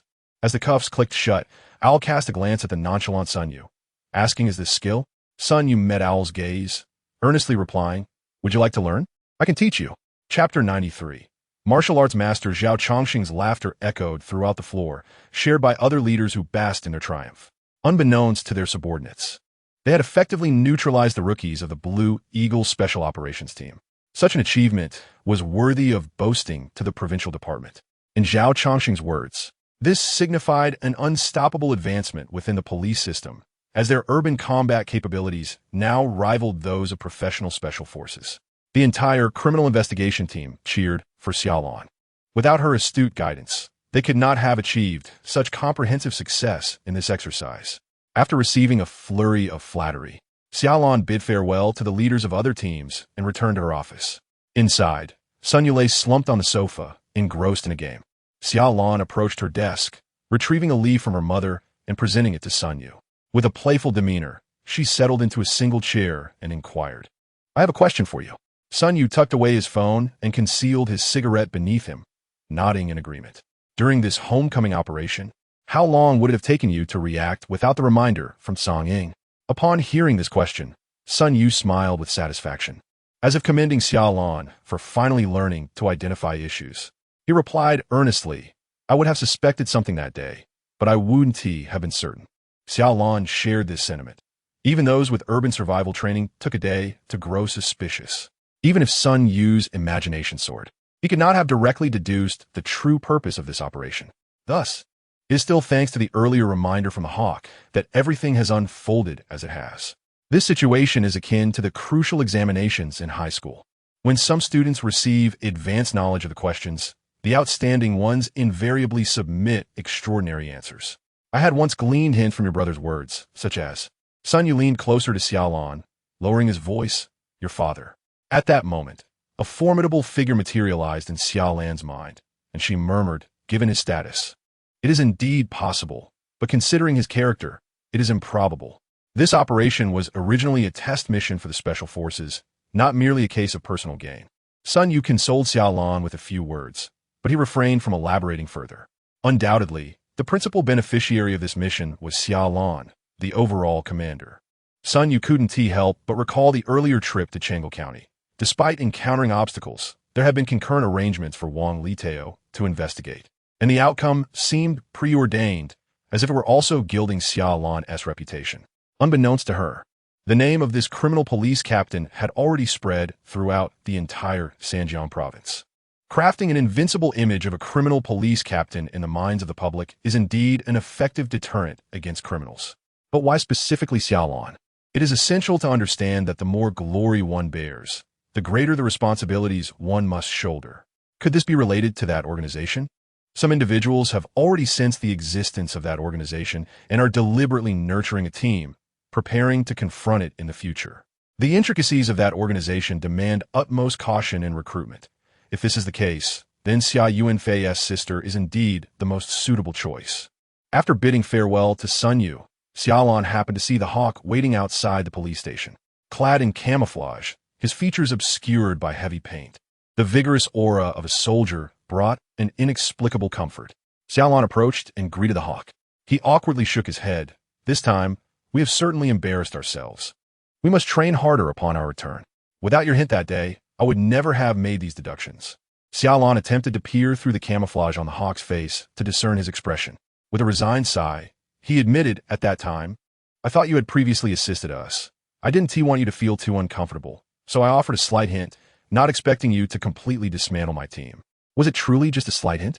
Unknowingly, the hawk avoided Xia Lan's gaze, glancing behind her. Is that martial arts master by your side present? I would very much like to meet him. Martial arts master? Xia Lan momentarily failed to grasp whom the hawk was referring to. Yes, the one who single-handedly subdued our strongest rookie. He is undoubtedly our most exceptional student, possessing combat skills that surpass even some veterans. Sun Yu? To be honest, Xia Lan had yet to witness Sun Yu in action directly. She knew he had apprehended Zhao Xiangwen and had defeated Ma Yu. Xia Lan had experienced Ma Yu's prowess firsthand. Her desire to capture him alive had resulted in her sustaining serious injuries. In a life-and-death struggle, she was confident she could have taken Ma Yu's life. Thus, her understanding of this so-called master remained vague, as, based on her extensive experience, Sun Yu seemed like an ordinary individual. Yet now, with the hawk mentioning him again, Xia Lan found herself puzzled about Sun Yu's true capabilities. Is he truly formidable? Given that Xia Lan was aware of the hawk's strength and perceptiveness, she anticipated he would provide an accurate assessment. The hawk's expression was conflicted. How should I put this? Based on my students' evaluations, he is akin to those martial arts masters portrayed on television, in a death match. Even I would not last beyond 10 moves. Are you jesting? Although Xia Lan did not vocalize this sentiment, her expression conveyed it. The hawk felt relieved that his face was camouflaged. Otherwise, Xia Lan would have seen the flush of embarrassment on his cheeks. He knew this student all too well and trusted his judgment, even though he found it hard to believe there existed someone capable of defeating him within 10 moves. In the depths of the night, in the alley beside the office building where Sun Yu's company was located, Sun Yu, with a cigarette between his lips, held a bag of junk food in one hand while engrossed in a game on his phone with the other, ambled slowly toward the entrance. Suddenly, a shadow surged forth from the darkness, brandishing a gleaming blade, which sliced through the night air, aimed directly at Sun Yu's head. However, Sun Yu appeared utterly oblivious. Fixated on his phone screen, as the blade halted mere centimeters from his ear, Sun Yu didn't even glance in that direction, muttering, "Are you out of your mind?" The blade retreated, and Xia Lan lamented, "I merely wish to test your prowess. Then might I request that you exude a hint of murderous intent next time? That way, I might actually consider countering." Sun Yu discarded the cigarette, and retrieved an open bag of chips, casually grabbing a handful to munch on. Do martial arts masters not concern themselves with their weight or physique? Xia Lan covertly assessed Sun Yu, noticing he appeared much the same as when they first met, his belly slightly protruding, indicative of a mildly plump physique. Could this truly be the legendary martial arts master? Chapter 94. The universal desire for beauty. In August, the city of Mengshan had fully plunged into a scorching heat wave. The relentless heat drastically reduced the number of pedestrians on the streets, making even the early morning hours perilous for heatstroke. In such sweltering weather, Xia Lan donned a mask, sunglasses, and a cap, sporting long pants as she disembarked the vehicle with Zhang Kaifeng. After stepping out, Xia Lan took a moment to survey her surroundings, her cautious demeanor akin to that of a thief preparing to commit a burglary. Once she confirmed there were no acquaintances nearby, she quickened her pace, pushing Zhang Kaifeng toward a medical beauty hospital named Taimei. Zhang Kaifeng seemed to revel in Xia Lan's anxiousness, chuckling, "Everyone has the desire for beauty. Look at you. It's as if you're about to steal something." Xia Lan lowered her sunglasses slightly, revealing her large eyes. "Ms. Zhang, you practically insisted I come here." "Officer Xia, you're being a tad ungrateful. Just a moment ago, you were adamant about not undergoing scar revision. Yet upon hearing that your future husband might mind, you came running, didn't you?" Xia Lan adjusted her sunglasses as they entered the lobby, where several tables were occupied by people, each attended by a woman in a white coat explaining cosmetic procedures. A woman clad in a black skirt and a white blouse approached them. nodding toward Zhang Kaifeng with a captivating smile. "Sister, Dr. Li is already waiting for you." May Medical Beauty Hospital, as Zhang Kaifeng claimed, was the premier private medical aesthetic establishment in all of Mengshan. The fact that she maintained such exquisite beauty at nearly 50 years old was entirely the hospital's doing. As a supreme VIP, Zhang Kaifeng enjoyed the privilege of cutting in line, leading Xia Lan into the elevator. As the elevator doors closed, Zhang Kaifeng, wearing a mocking smile, queried Xia Lan, "When I mentioned your future husband, did you think of Sun Yu?" Zhang Kaifeng. Xia Lan gritted her teeth as she spat out those 3 words. Ever since Zhang Kaifeng discovered her calling out Sun Yu's name in her dreams, she had taken to casually mentioning him. Zhang Kaifeng flung her hair back like a child. "If you like him, just confess. If one day Jiang Xiaoyu comes to her senses and accepts Sun Yu, you'll regret it." Fortunately, the elevator doors opened just in time, allowing Xia Lan to temporarily escape the most unwelcome topic. The elevator stopped on the 12th floor, and the entire corridor was adorned predominantly in a pristine white jade color, exuding an air of cleanliness, while the walls were adorned with beautiful faces, imparting an inexplicable elegance. The 2 women walked into the innermost room, where a man in a white coat and black-rimmed glasses greeted them.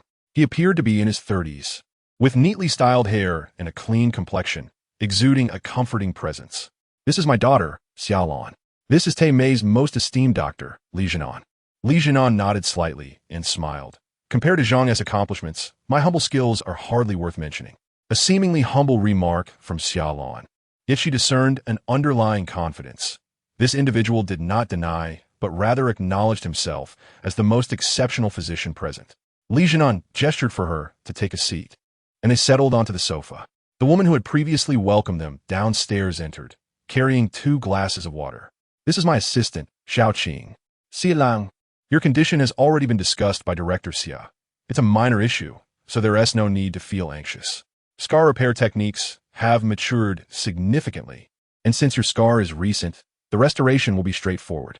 If it weren't for Zhang Kaifeng's concerns about Xingda's expertise, she would have opted for the procedure right there.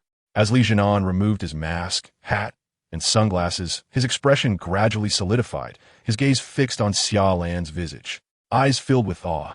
After a prolonged moment, Xia Lan felt somewhat uncomfortable under the scrutiny, prompting Li Jianan to finally divert his attention and turn to Xiao Qing, inquiring, "Isn't she perfect?" Xiao Qing nodded dumbly, clearly also captivated by Xia Lan's beauty. As Li Jianan's assistant, Xiao Qing quickly grasped the implication behind his question and promptly explained to Xia Lan, "Please don't take offense. Dr. Li is like this. Despite being in aesthetic medicine, he pursues natural beauty." Natural beauty? Xia Lan was somewhat taken aback. It seemed contradictory for a plastic surgeon to advocate for such a concept. Indeed, Xiao Qing smiled sweetly. Even in plastic surgery, Dr. Li strives towards natural aesthetics. For women who are inherently beautiful, he would rather decline business than resort to surgery. With a hint of envy, Xiao Qing teased Xia Lan, "Therefore, a naturally beautiful woman like you should never entertain notions of cosmetic surgery, or else our Dr. Li would be driven to distraction." Laughter echoed in the room, as the compliments directed at Xia Lan's beauty made her feel somewhat embarrassed, leaving her with a forced smile. Half a month had elapsed, and the oppressive summer heat finally began to wane. Seated in her office, Xia Lan lifted her shirt to reveal her scar, which had faded to a mere whisper of its former self. According to Li Jianan, in about 10 days, it would vanish entirely. A knock at the door interrupted her, and she quickly lowered her shirt, calling for entry. Su Hui entered, not stepping inside, and announced, "Captain Xia, a corpse has been discovered in the Yingyuan community of the development zone." Situated in the easternmost part of the development zone, the Yingyuan community bordered on suburban territory. It served as a haven for workers, with its remote location offering affordable rents comparable to certain urban villages in older districts. Convenient transportation links, including subways and buses, connected it to various office buildings across the development zone. The apartment complex resembled loft-style accommodations, comprising 28 floors with 22 units per floor. Upon exiting the elevator, Xia Lan was immediately struck by the stench of decay. Room 2018 stood ajar, with 2 colleagues stationed at the entrance. Outside, a police officer was taking statements from a middle-aged couple. As Xia Lan approached, another officer came forward, extending his right hand with visible admiration. Officer Guan Nianan from the local precinct. "You must be Captain Xia.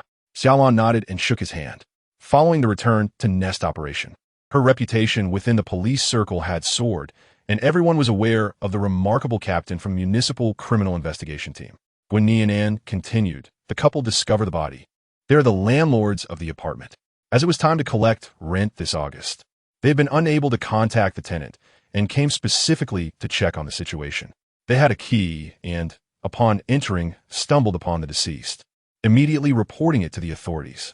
Wang Yinbin approached to take a fresh statement from the couple. Xia Lan exchanged glances with Yu Jing, who nodded in agreement before donning gloves and shoe covers to enter the premises. Standing outside, Xia Lan's eyes were drawn to the lifeless body sprawled on the sofa, her brow furrowing instinctively as she covered her nose. The room was a spacious standard unit, approximately 50 square meters, with the bed positioned near the window and the sofa facing the entrance. The corpse lay on the sofa, neck draped over the armrest, head tilted back, directly facing the door. The facial features had decomposed entirely, swarming with insects and flies. Dried blood stained the floor nearby, and the victim's long hair cascaded down to the ground, creating a chilling sight. After Yu Jing conducted a thorough examination of the room, everyone entered. The furnishings were exquisite, adorned with tasteful decorations. Approaching the body, Xia Lan noted the deceased wore a sheer black lace nightgown, and a glance at the shoe rack revealed various high-heeled shoes, stirring an unsettling intuition within her. She proceeded to the wardrobe and opened it, discovering numerous revealing dresses and some provocative lingerie alongside an array of stockings. Upon observing these items, Bao Yuliang moved to the bedside table, pulling open the drawer to find several boxes of condoms and various adult toys. This is troublesome. Xia Lan sighed. Based on their collective investigative experience, they had already surmised the victim's occupation. She likely engaged in illicit services. Such individuals often possessed complex social ties and numerous acquaintances, making investigations exceedingly challenging. The door lock showed no signs of tampering, and the room bore no evidence of having been ransacked, indicating a difficult case ahead. Bao Yuliang held little hope for resolution. At the police station, the criminal investigators, who had been languishing for over half a month, began discussing the case. I analyzed the electrical usage in the victim's apartment. The air conditioning must have been running at the time, and by correlating the power outage with the timeline, we estimate the time of death to have been approximately 13 days prior, on August 3rd. The cause of death was severe blunt force trauma leading to skull fractures, likely inflicted with a hammer. I also found ether and other anesthetic substances in the body, suggesting the assailant may have incapacitated the victim with anesthetics before committing the act. The victim showed no signs of sexual assault, as her hymen had an old tear, indicating she had not been violated prior to death. After Yu Jing finished her account, she sat back, turning her gaze to Jiang Xiaoyu. The victim was named Su Linlin, a 23-year-old resident of Dongyan City, currently unemployed. I monitored her WeChat payment history, which revealed consistent transaction amounts and timings, indicating she was likely involved in illicit services. A photo of Su Linlin appeared on the large screen, a delicate face, high nose, and an alluring aura. Such beauty! Why choose this profession? Zhang Yao remarked with a tone of pity. Jiang Xiaoyu rolled her eyes, continuing, there are numerous surveillance cameras in this community, but with the 3-day overwrite cycle, they are virtually useless. I checked Su Linlin's chat and call logs. 4 individuals visited her that day. Team Lei, please follow up with these 4 individuals, Xia Lan instructed. We must also investigate the anesthetic angle. The perpetrator may be a medical professional or someone in a related field. With that, Xia Lan crossed her arms and leaned against the table, studying the whiteboard. Through the gathered information and the victim's situation, she attempted to construct a profile of the assailant. A male, possessing medical knowledge, aged between 25 and 40, with a tendency towards obsessive behavior and violence. Noticing Xia Lan's troubled expression, Zhang Yao suddenly inquired, why hasn't he come? Is he occupied? Xia Lan Yingan deeply. I asked him not to come. I want to tackle this case on my own. Had this been 3 months prior, such a declaration from Xia Lan would have elicited vehement objections from her colleagues. However, after successfully solving numerous significant cases, her peers had come to regard her as a competent captain. Sun Yu is the backbone of the criminal investigation team, a role that had become increasingly comfortable with usage. Though unspoken, there was a hint of guilt among them at times. Now that Xia Lan had succeeded Summer Yuanfei as captain, It was time for them to rely on their own abilities to solve cases, just as they once did. Even Jiang Xiaoyu, who had consistently supported Sun Yu, displayed a newfound determination, agreeing, "This time I support you." When Fij was here, we didn't consult Sun Yu for every case. The most perceptive of the group was Yu Jing, who mused privately, "You wish to limit Sun Yu's interactions with Xia Lan, don't you?" By 5 o'clock in the afternoon, Lei Jun returned to the police station with his team, and their lackluster demeanor signaled a fruitless endeavor. The 4 individuals were all guests of Su Linlin, with 2 being regular patrons. Through inquiries and observations, Lei Jun was able to initially eliminate the suspicion surrounding these 4. Given the secluded location of Inyuan community, reaching it necessitated the use of transportation. They presented proof of their transportation expenses upon departure, providing alibis that confirmed they had no opportunity to return to the scene of the crime. In other words, Su Linlin's last guest left the community at 9 o'clock in the evening, subsequently taking a taxi home, at which point Su Linlin was still alive. She was on a call with a friend at 10 o'clock, who reported no abnormalities at that time. The time of death was determined to be after 10. After summarizing the findings, Lei Jun lit a cigarette, noting the absence of any signs of forced entry, leading him to suspect that the perpetrator was likely an acquaintance. It seemed necessary to broaden the scope of the investigation to include guests who had transactions with her in the week preceding the incident in search of any irregularities. Jiang Xiaoyu remarked, "I have compiled the list of guests from the week prior to the incident, among whom there is a surgeon and 2 individuals in the medical field." "Very well," Lei Jun replied, extinguishing his cigarette after taking a couple of puffs. "I shall first investigate the circumstances surrounding these 3 individuals." With that, he exited the office. Su Hui brushed past Lei Jun and entered the office, where Su Linlin's friend had arrived, reported to be quite close to her. Outside the door stood a woman with wavy hair, clad in a fitted dress and heavily made up, likely a companion of Su Linlin. Xia Lan exchanged a glance with Bao Yuliang, and together they entered the office, with the woman following shortly after. She sat on the sofa, glanced at Xia Lan, and then addressed Bao Yuliang, saying, "Officer, are all your female officers as beautiful as this one?" Bao Yuliang swallowed nervously, adjusting his glasses, and inquired, "What is your name? And what is your relationship with Su Linlin?" The woman scoffed, "I am Feng Xiaomei." After uttering this, she shifted closer to Bao Yuliang, causing him to instinctively move away. Feng Xiaomei chuckled, "Are all police officers so shy?" Xia Lan interjected, "Your presence here indicates a close relationship with Su Linlin. If you wish to continue wasting time, we are more than willing to oblige." Feng Xiaomei rolled her eyes, her playful demeanor fading. "But your people said that you only handle Linlin's case, and we are of no concern to you." This was a lesson imparted to Xia Lan by Sun Yu early on. As a criminal police officer, her duty was to solve cases, while other matters were to be managed by different officers. Xia Lan nodded, recognizing that Feng Xiaomei indeed had something to disclose. Chapter 96. An unexpected discovery: the murderer must be one of Linlin's guests, a surgeon.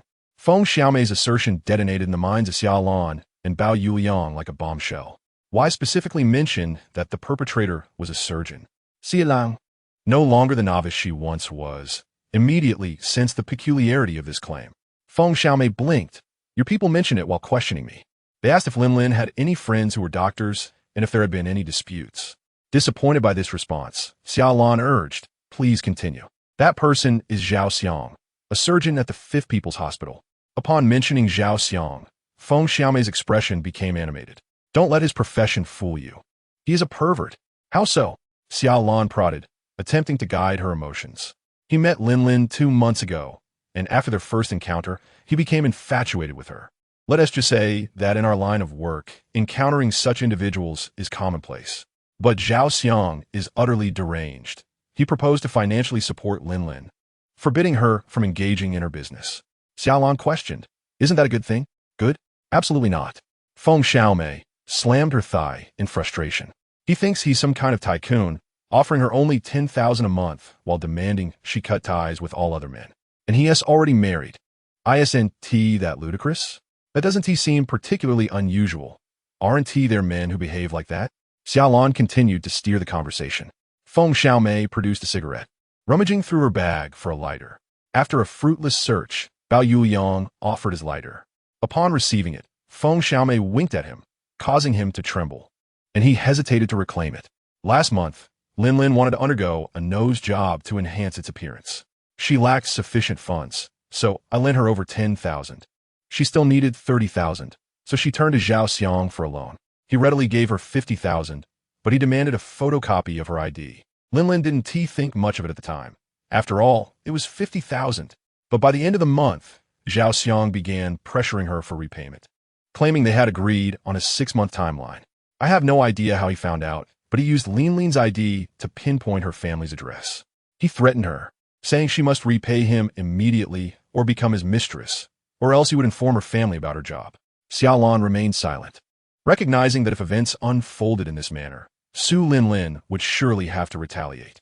Feng Xiaomei asserted Lin Lin would never acquiesce to such demands. She said if Zhao Xiang behaved so unscrupulously, she would reveal his indiscretions to his family, leading to mutual destruction. A motive had surfaced.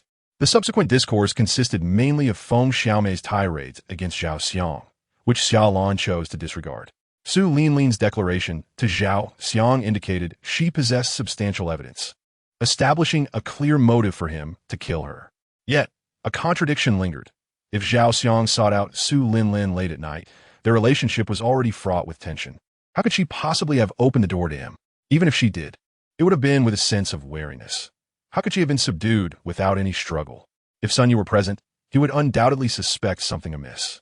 At 11 o'clock that night, Lei Zhen and Zhang Yao returned to the police station. As soon as they sat down, Lei Zhen remarked, "The other two are clear. It's just Zhao Xiang." When questioned, he avoided eye contact and became increasingly agitated when Su Lin Lin was mentioned. He also could not provide an alibi for the night of the incident, which clearly indicated something was off. Jiang Xiaoyu wheeled her chair to the center of the office, her excitement palpable. At the Fifth People's Hospital, where Zhao Xiang works, there was indeed a case of missing anesthetics a week before the incident, and they have yet to be recovered. Notably, the day the anesthetic went missing was Zhao Xiang's night shift. Interesting, Lai Zhen exclaimed. So you tracked down Zhao Xiang? Bring him in. Xia Lan Gongman Daisy Sivin. After several hours of investigation, Zhao Xiang was characterized by his colleagues as merely a lecher, otherwise diligent in his work and amicable with his peers, never exhibiting outbursts of anger. This contrasted with Xia Lan's initial profile of the murderer. However, even if he wasn't the killer, she needed to have a word with him. Surveillance footage from the hospital showed Zhao Xiang leaving the premises at 8 o'clock on the night of the incident, with no further information thereafter. Given the missing anesthetic and his presence during the time of the crime, Zhao Xiang was indeed a prime suspect. Coupled with his failure to provide an alibi for the murder, Xia Lan suspected he had been involved in nefarious activities that night. The following morning at 9 o'clock, a weary Zhao Xiang in the interrogation room repeated, "I did not kill anyone." He denied all other inquiries as well. Observing from the control room, Lei Zhen grew increasingly restless. With the evidence at hand, it was indeed challenging to pin the blame on Zhao Xiang. Fu Ming and Bao Yuliang accompanied Xia Lan to the hospital to investigate the theft of the anesthetics. With their capabilities, they would surely uncover Zhao Xiang's involvement in the theft. If successful, combined with Feng Xiaomei's testimony and video evidence from Su Lin Lin, they could potentially secure a conviction. The door to the interrogation room opened, and Xia Lan entered, taking Fu Ming's place. Observing the relaxed demeanor of Xia Lan, Lei Zhen realized that she must have obtained the evidence. Xia Lan spoke, "Zhao Xiang, we have reviewed the surveillance footage and record from the night the anesthetics were stolen. On that evening, you revived 2 patients, one of whom did not require anesthetics, yet you instructed the nurse to prepare them." Zhao Xiang's listless expression suddenly vanished, his eyes widening in surprise as he noticed the enchanting woman before him, instinctively licking his dry lips. The nurse had recorded the return of the anesthetics, but in truth, they were never returned, as the nurse had kept them for you. Your relationship with her seems rather unusual. Did she mention anything? Zhao Xiang's demeanor shifted dramatically as he growled, "That fool." Xia Lan chose not to respond, for the nurse had remained silent. If she confessed, it would amount to entrapment. It was Jiang Xiaoyu who uncovered a transfer of 20,000 yuan between Zhao Xiang and the on-duty nurse, and combined with the surveillance footage, it was evident that Zhao Xiang had sought out the nurse after attending to the patient. Thus, Xia Lan surmised that the two were in collusion. "Indeed, I instructed him to steal the anesthetics. I had private work that required them, and thus sought her assistance, compensating her with 20,000 yuan afterward." Zhao Xiang, displaying an unexpected sense of responsibility, immediately confessed as the situation unraveled. However, Xia Lan slowly shook her head. Given your strained relationship with Su Linlin, you must have known we would uncover the video in her possession and that you would become the prime suspect. Yet, you failed to provide evidence regarding your side job? Xia Lan stepped closer to Zhao Xiang, fixing her gaze upon him. I know you did not kill Su Linlin, but that night, you committed another heinous act using the anesthetics. Chapter 97. Further clues in a haze. Xia Lan gradually opened her eyes, a cup of warm water placed before her. Taking the transparent cup, she drank half in one go. From your two recent displays, it seems your post-traumatic stress has healed. The speaker was Sun Yu, to whom Xia Lan regarded with affection. Over the past 2 months, she had grown accustomed to resting here. It was the only place where she could genuinely unwind. She found great admiration for Sun Yu, a psychologist who always dressed impeccably in a white shirt and tailored trousers, resembling a successful gentleman. His smile at this moment was particularly charming, radiating an indescribable warmth. Xia Lan sighed softly, caressing the soft fabric of the sofa beneath her. To be honest, I have grown fond of this sofa bed. Sun Yu maintained his gentlemanly demeanor, embodying the role of a psychologist within the confines of the room. Upon exiting, he immediately returned to his usual self, unbuttoning the top button of his shirt to light a cigarette. I reviewed that case. It's quite commendable to uncover a date rape case alongside it. Xia Lan tilted her head back, stretching her neck. However, the clues have run dry. The connections among those in that profession are exceedingly complex. Many transactions are still cash-based, making it nearly impossible to identify the parties involved. Sun Yu opened his mouth to speak, but then closed it again, clearly hesitating to convey something. Upon returning to Sun Yu's company downstairs, Xia Lan adeptly seated herself on the sofa and pressed the switch to heat water on the tea table. Watching the water gradually boil, she felt a sense of distraction. Sensing that Sun Yu had likely discovered additional issues. Having not visited the scene or participated in the interrogations, he must have unearthed clues through the recorded documentation. Xia Lan smiled bitterly, pondering, am I being too selfish? Refusing your assistance to test my abilities feels irresponsible towards the deceased. Striving to hone your skills is commendable. After all, I cannot always be by your side. Sun Yu brewed the fine tea previously sent by Zhang Kaifeng, pouring Xia Lan a small cup. However, I am already investigating. If I ascertain the identity of the murderer, I will inform you promptly. So, you can proceed with your inquiries, knowing I have your back. Xia Lan felt a sense of reassurance wash over her, and with gratitude, she revisited all information regarding the case, striving to uncover additional leads. The investigative direction was undoubtedly correct. Su Linlin's connections and the medical anesthetics. When the phrase medical anesthetics resurfaced in her mind, Xia Lan vaguely sensed she had overlooked something. Su Linlin had no recent medical records at the hospital, thus no opportunity for conflict with any doctor. Yet, Feng Xiaomei had mentioned that Su Linlin underwent cosmetic surgery last month, which also required the use of anesthetics. Xia Lan's spirit surged, immediately contacting Lei Zhen to inquire about the cosmetic surgery clinic Su Linlin had visited. After hanging up, she noticed Sun Yu casually engaged with his phone, and she smiled gratefully, realizing that even without direct hints, Sun Yu had indirectly indicated that there were other leads to pursue. With the advancement of medical technology, cosmetic procedures have become an increasingly accepted industry. For instance, Xia Lan's mother, Zhang Kaifeng, spent considerable sums annually on maintaining her appearance.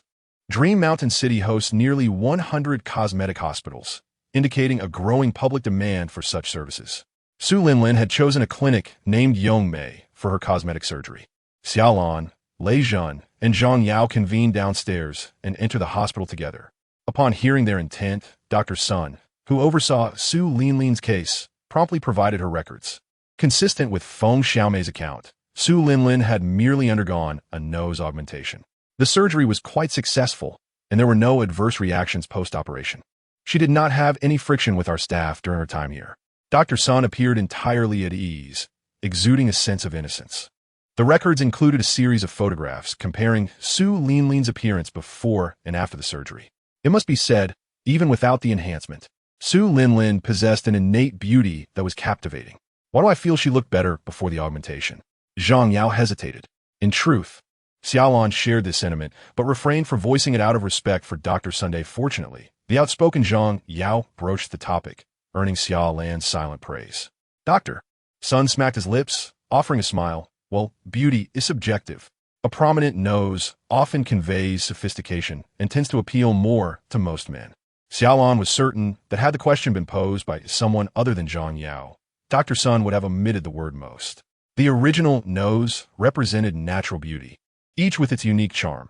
However, since Su Linlin requested the augmentation, it was only reasonable for them to accept the remuneration. This statement pierced Xia Lan's heart like a silver needle.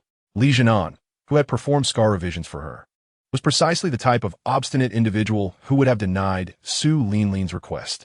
The three of them did not leave immediately. They could not rely solely on Dr. Sun's account. They spent the entire afternoon questioning all staff members at the hospital. Yet, they found nothing, and the clues seemed to have run dry once more. Seated in the car on their return to the police station, Xia Lan fell into deep contemplation. She was uncertain how Sun Yu would extract information from this place. But the outcome would inevitably be the same. Given Sun Yu's capabilities, he could not have overlooked this outcome. Reflecting on his confident demeanor that morning, she was convinced he must have anticipated something further. Unbeknownst to her, Xia Lan had begun to regard Sun Yu as a rival, desiring to measure her own abilities against his through this case. A week passed, and the criminal investigation team had yet to uncover any leads on the murderer, nor had Sun Yu relayed any news. The case had reached a standstill, and just as Xia Lan contemplated giving up, an emergency call jolted her back to attention. A female corpse had been discovered in the Xiangbian community of Lanyang district. The body was found inside a vehicle, and the community, one of the earlier residential areas in Lanyang district, had no designated areas for vehicles. Residents parked their cars below the building, which were typically covered. The car was parked in a relatively secluded spot beneath a corner building. It was a resident's dog that first alerted them to the body. While walking the dog that morning, it had dashed towards the vehicle, barking furiously, prompting the elderly man to realize something was amiss and notify the community security. The deceased was found slumped in the driver's seat, the chair reclined, and the circumstances of her demise mirrored those of Su Linlin. Her face bore the marks of a heavy blow, her skull fractured, rendering her features unrecognizable. Upon the arrival of the criminal investigation team at the scene, a singular thought took root in the minds of all present: a serial murder case. Chapter 98, Li Jianan.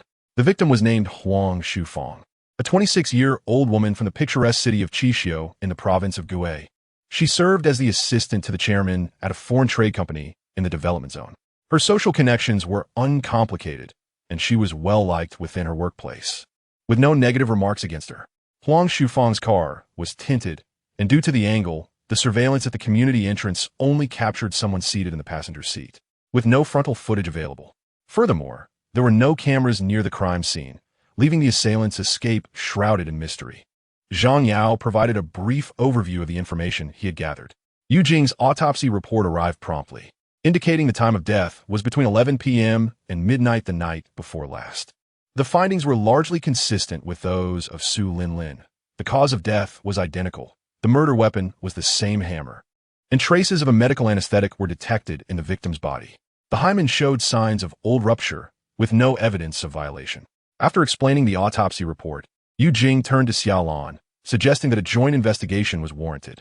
The targets selected by a serial killer typically share commonalities, and while the professions of the two victims were vastly different, her discovery warranted mention. Xia Lan nodded thoughtfully, asserting it must pertain to plastic surgery, correct?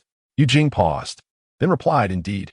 During the autopsy of Su Linlin, I found incisions near her nasal cavity, indicative of a rhinoplasty.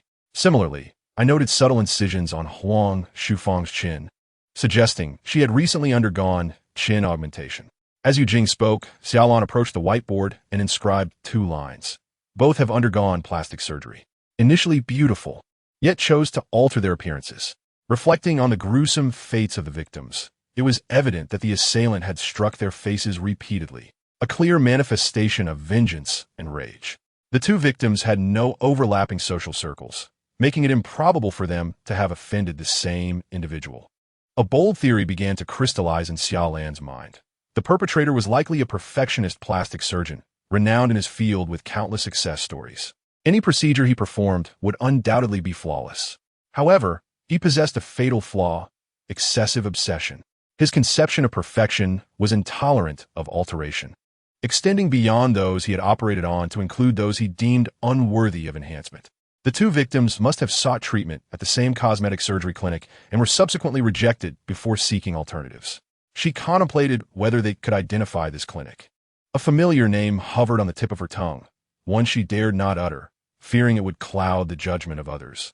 Even though she had already settled on a suspect, the medical professional had connections to the victims, and the lead she had been investigating converged at that moment, prompting Lei Jun to nod in admiration. He had to concede that Xia Lan was making remarkable progress. Jiang Xiaoyu quickly provided an update. Huang Shufeng owned a vehicle and typically drove when going out, so Jiang investigated her mobile navigation records. The records indicated that aside from the plastic surgery clinic, she had also visited 3 other similar establishments: Liren Cosmetic Surgery Hospital, Temi Medical Aesthetic Hospital, and Kurong Medical Aesthetic Hospital. They decided to first investigate Liren and Kurong to ascertain whether they had proposed surgical plans and quotes at that time, while also checking for records related to Su Linlin. Upon hearing the name Temi, a wave of inexplicable excitement and frustration coursed through Xia Lan. The lead surgeon, Li Jinan, fit her profile perfectly, yet she couldn't shake the memory of the nickname Sun you had given her. Wherever she went, a murder seemed to follow. As Jiang Xiaoyu and Su Hui continued their inquiries, Xia Lan's patience waned. Let us head to Temi Medical Aesthetic Hospital. While en route, Jiang Xiaoyu relayed the findings. Neither of the 2 hospitals had any records of Su Linlin, and concerning Huang Shufeng, their speculations were confirmed.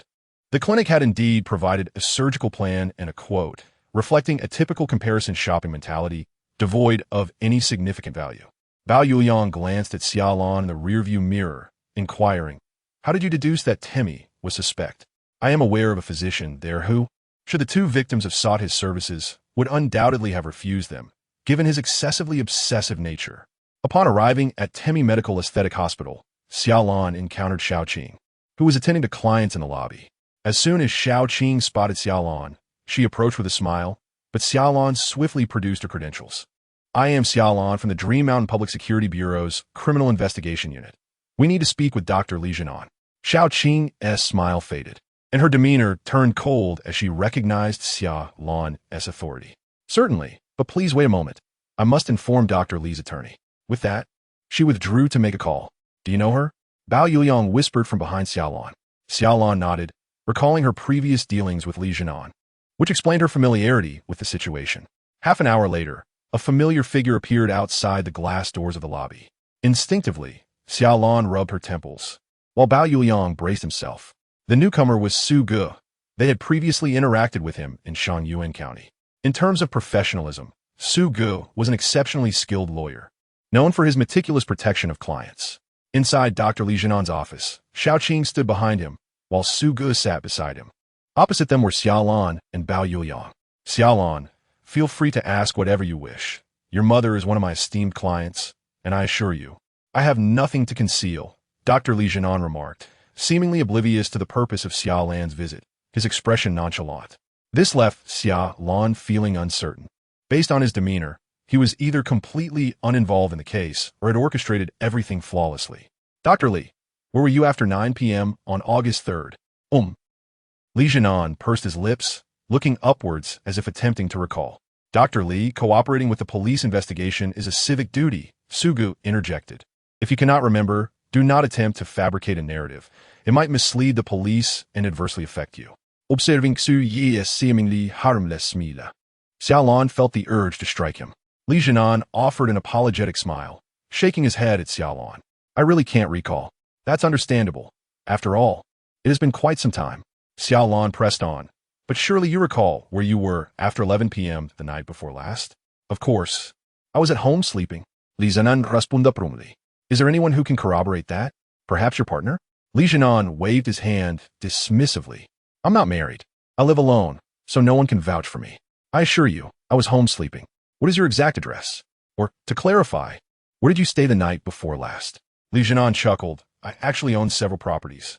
The other night, I visited a client for a follow-up, and after finishing around 8 p.m., I stayed overnight at my nearest property, located at Shangbin Community, Building 10, Unit 2, 5th floor, West Side." Upon hearing the name, Shangbin Community, Xia Lan felt her brow twitch involuntarily. For reasons unknown, she sensed a hint of provocation hidden within Li Jianan's seemingly ordinary smile. Chapter 99. The clue in a parked car outside Temi Medical Aesthetic Hospital. Xia Lan and Bao Yuliang anxiously awaited developments. With Su Ge present, Xia Lan felt she could not exert any pressure on Li Jianan, and after obtaining the essential details, they departed the hospital. Subsequently, Jiang Xiaoyu conveyed the findings. Many surveillance cameras in the Xiangbian community were malfunctioning, including those in the building where Li Jianan resided. Thus, it was impossible to ascertain his whereabouts on that fateful night. Xia Lan then contemplated a different angle. The murder weapon used in both crimes was the same, yet it had not been located near the crime scenes. If Li Jianan were indeed the perpetrator, his motive might stem from the victim's decision to undergo cosmetic surgery, defying his notion of natural beauty. Li Jianan's revenge would be to obliterate the beauty he believed had been tarnished. Therefore, the hammer, serving as the murder weapon, assumed a deeper significance. It was a tool of punishment for those who disrespected the essence of natural beauty. This encapsulated what the serial killer termed a ritualistic essence. The community surveillance indicated that Li Jianan did not arrive by car, but entered and exited on foot. Thus, Xia Lan speculated that the murder weapon might be within Li Jianan's residence, prompting her desire to search his home in the Xiangbian community. The dilemma lay in the fact that all of this was mere conjecture. Such assumptions would not suffice to obtain a search warrant. Lei Zhen sought out Director Zhao, hoping for some leniency. Xia Lan and Bao Yuliang anxiously awaited Lei Zhen's news. At last, the phone rang. It was Lei Zhen. Xia Lan, Director, Zhao has declined your request, he stated. Xia Lan's heart sank in despair. Lei Zhen continued. Director Zhao said, unless you possess absolute certainty, he cannot authorize a preliminary search. You should be aware of the potential consequences. A forced search without results could lead to Xia Lan facing disciplinary action or even losing her position as team leader. Considering the opposing counsel included the esteemed lawyer Su Ge, the repercussions could be even more severe. It had to be him, Xia Lan muttered in frustration, rallying her spirits as she resolved to conduct the search regardless. The car was enveloped in silence. Xia Lan was torn, Bao Yuliang remained contemplative, and Lei Zhen was poised for action.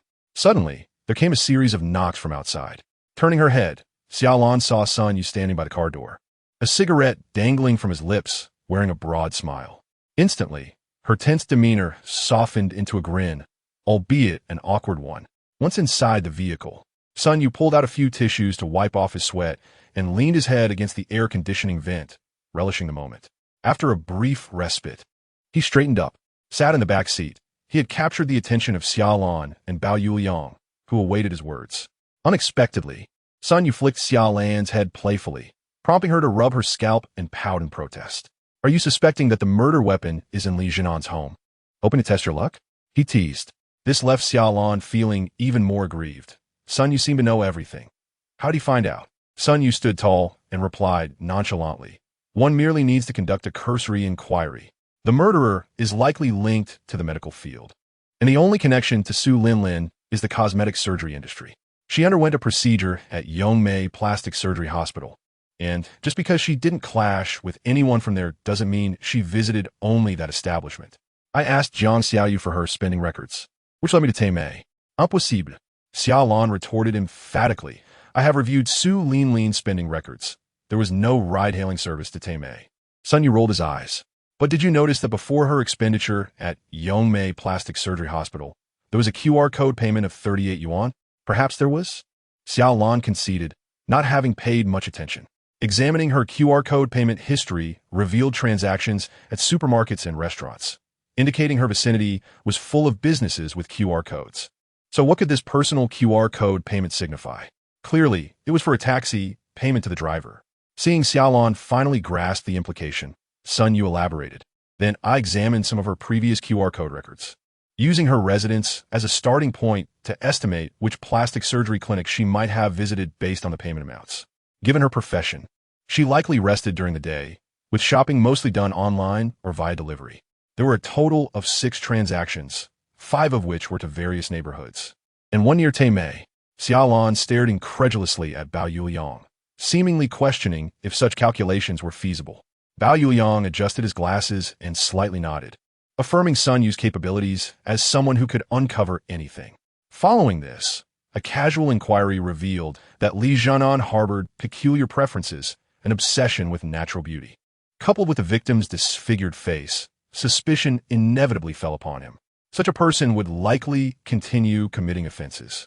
Thus, I have been shadowing him, including last night when I followed him into the Xiaobin community and kept watch by his door all night. Upon hearing this, Xia Lan and Bao Yuliang were taken aback. Are you implying that the murderer is not Li Jianan? Sun Yu nodded resignedly. However, if another individual were the true culprit, how did they manage to enter and exit the community? Xia Lan regretted asking this question, realizing they had not utilized surveillance to track Sun Yu's movements either. There was a pedestrian pathway to the east devoid of cameras. Sun Yu leaned back, arms crossed, as soon as I heard there had been another death. I sensed you would locate Li Jianan. I refrained from warning you, hoping you would engage him directly to glean his thoughts. In light of this, Li Jianan's demeanor now seemed quite normal. His candidness stemmed from his belief that our inquiries were mere curiosities. Xia Lan's voice slowed as she probed further. Is that so? Although she presented her credentials, she failed to clarify her intentions. A typical person faced with such a situation would certainly cooperate willingly. Li Jianan exemplifies this, as he genuinely did not comprehend what Xia Lan intended to ask. However, Xiaoqing's reaction was notably odd. It appeared she was aware of what Xia Lan wished to inquire, even going so far as to summon Li Jianan's lawyer. Xia Lan shared her revelations, but Sun Yu had already closed his eyes, clearly uninterested in the discourse. Bao Yuliang added, moreover, there lies another peculiarity. Xiaoqing is merely Li Jianan's assistant. Given that Li Jianan described Annie as one of his major clients, he would surely feel that calling a lawyer might create unnecessary distance. Xia Lan slapped her thigh. Yet, Li Jianan seemed utterly unconcerned about the matter. If I were Li Jianan, I would certainly reprimand my assistant in person, thus salvaging some dignity. Xia Lan's pupils dilated as fragments of the case began to coalesce in her mind.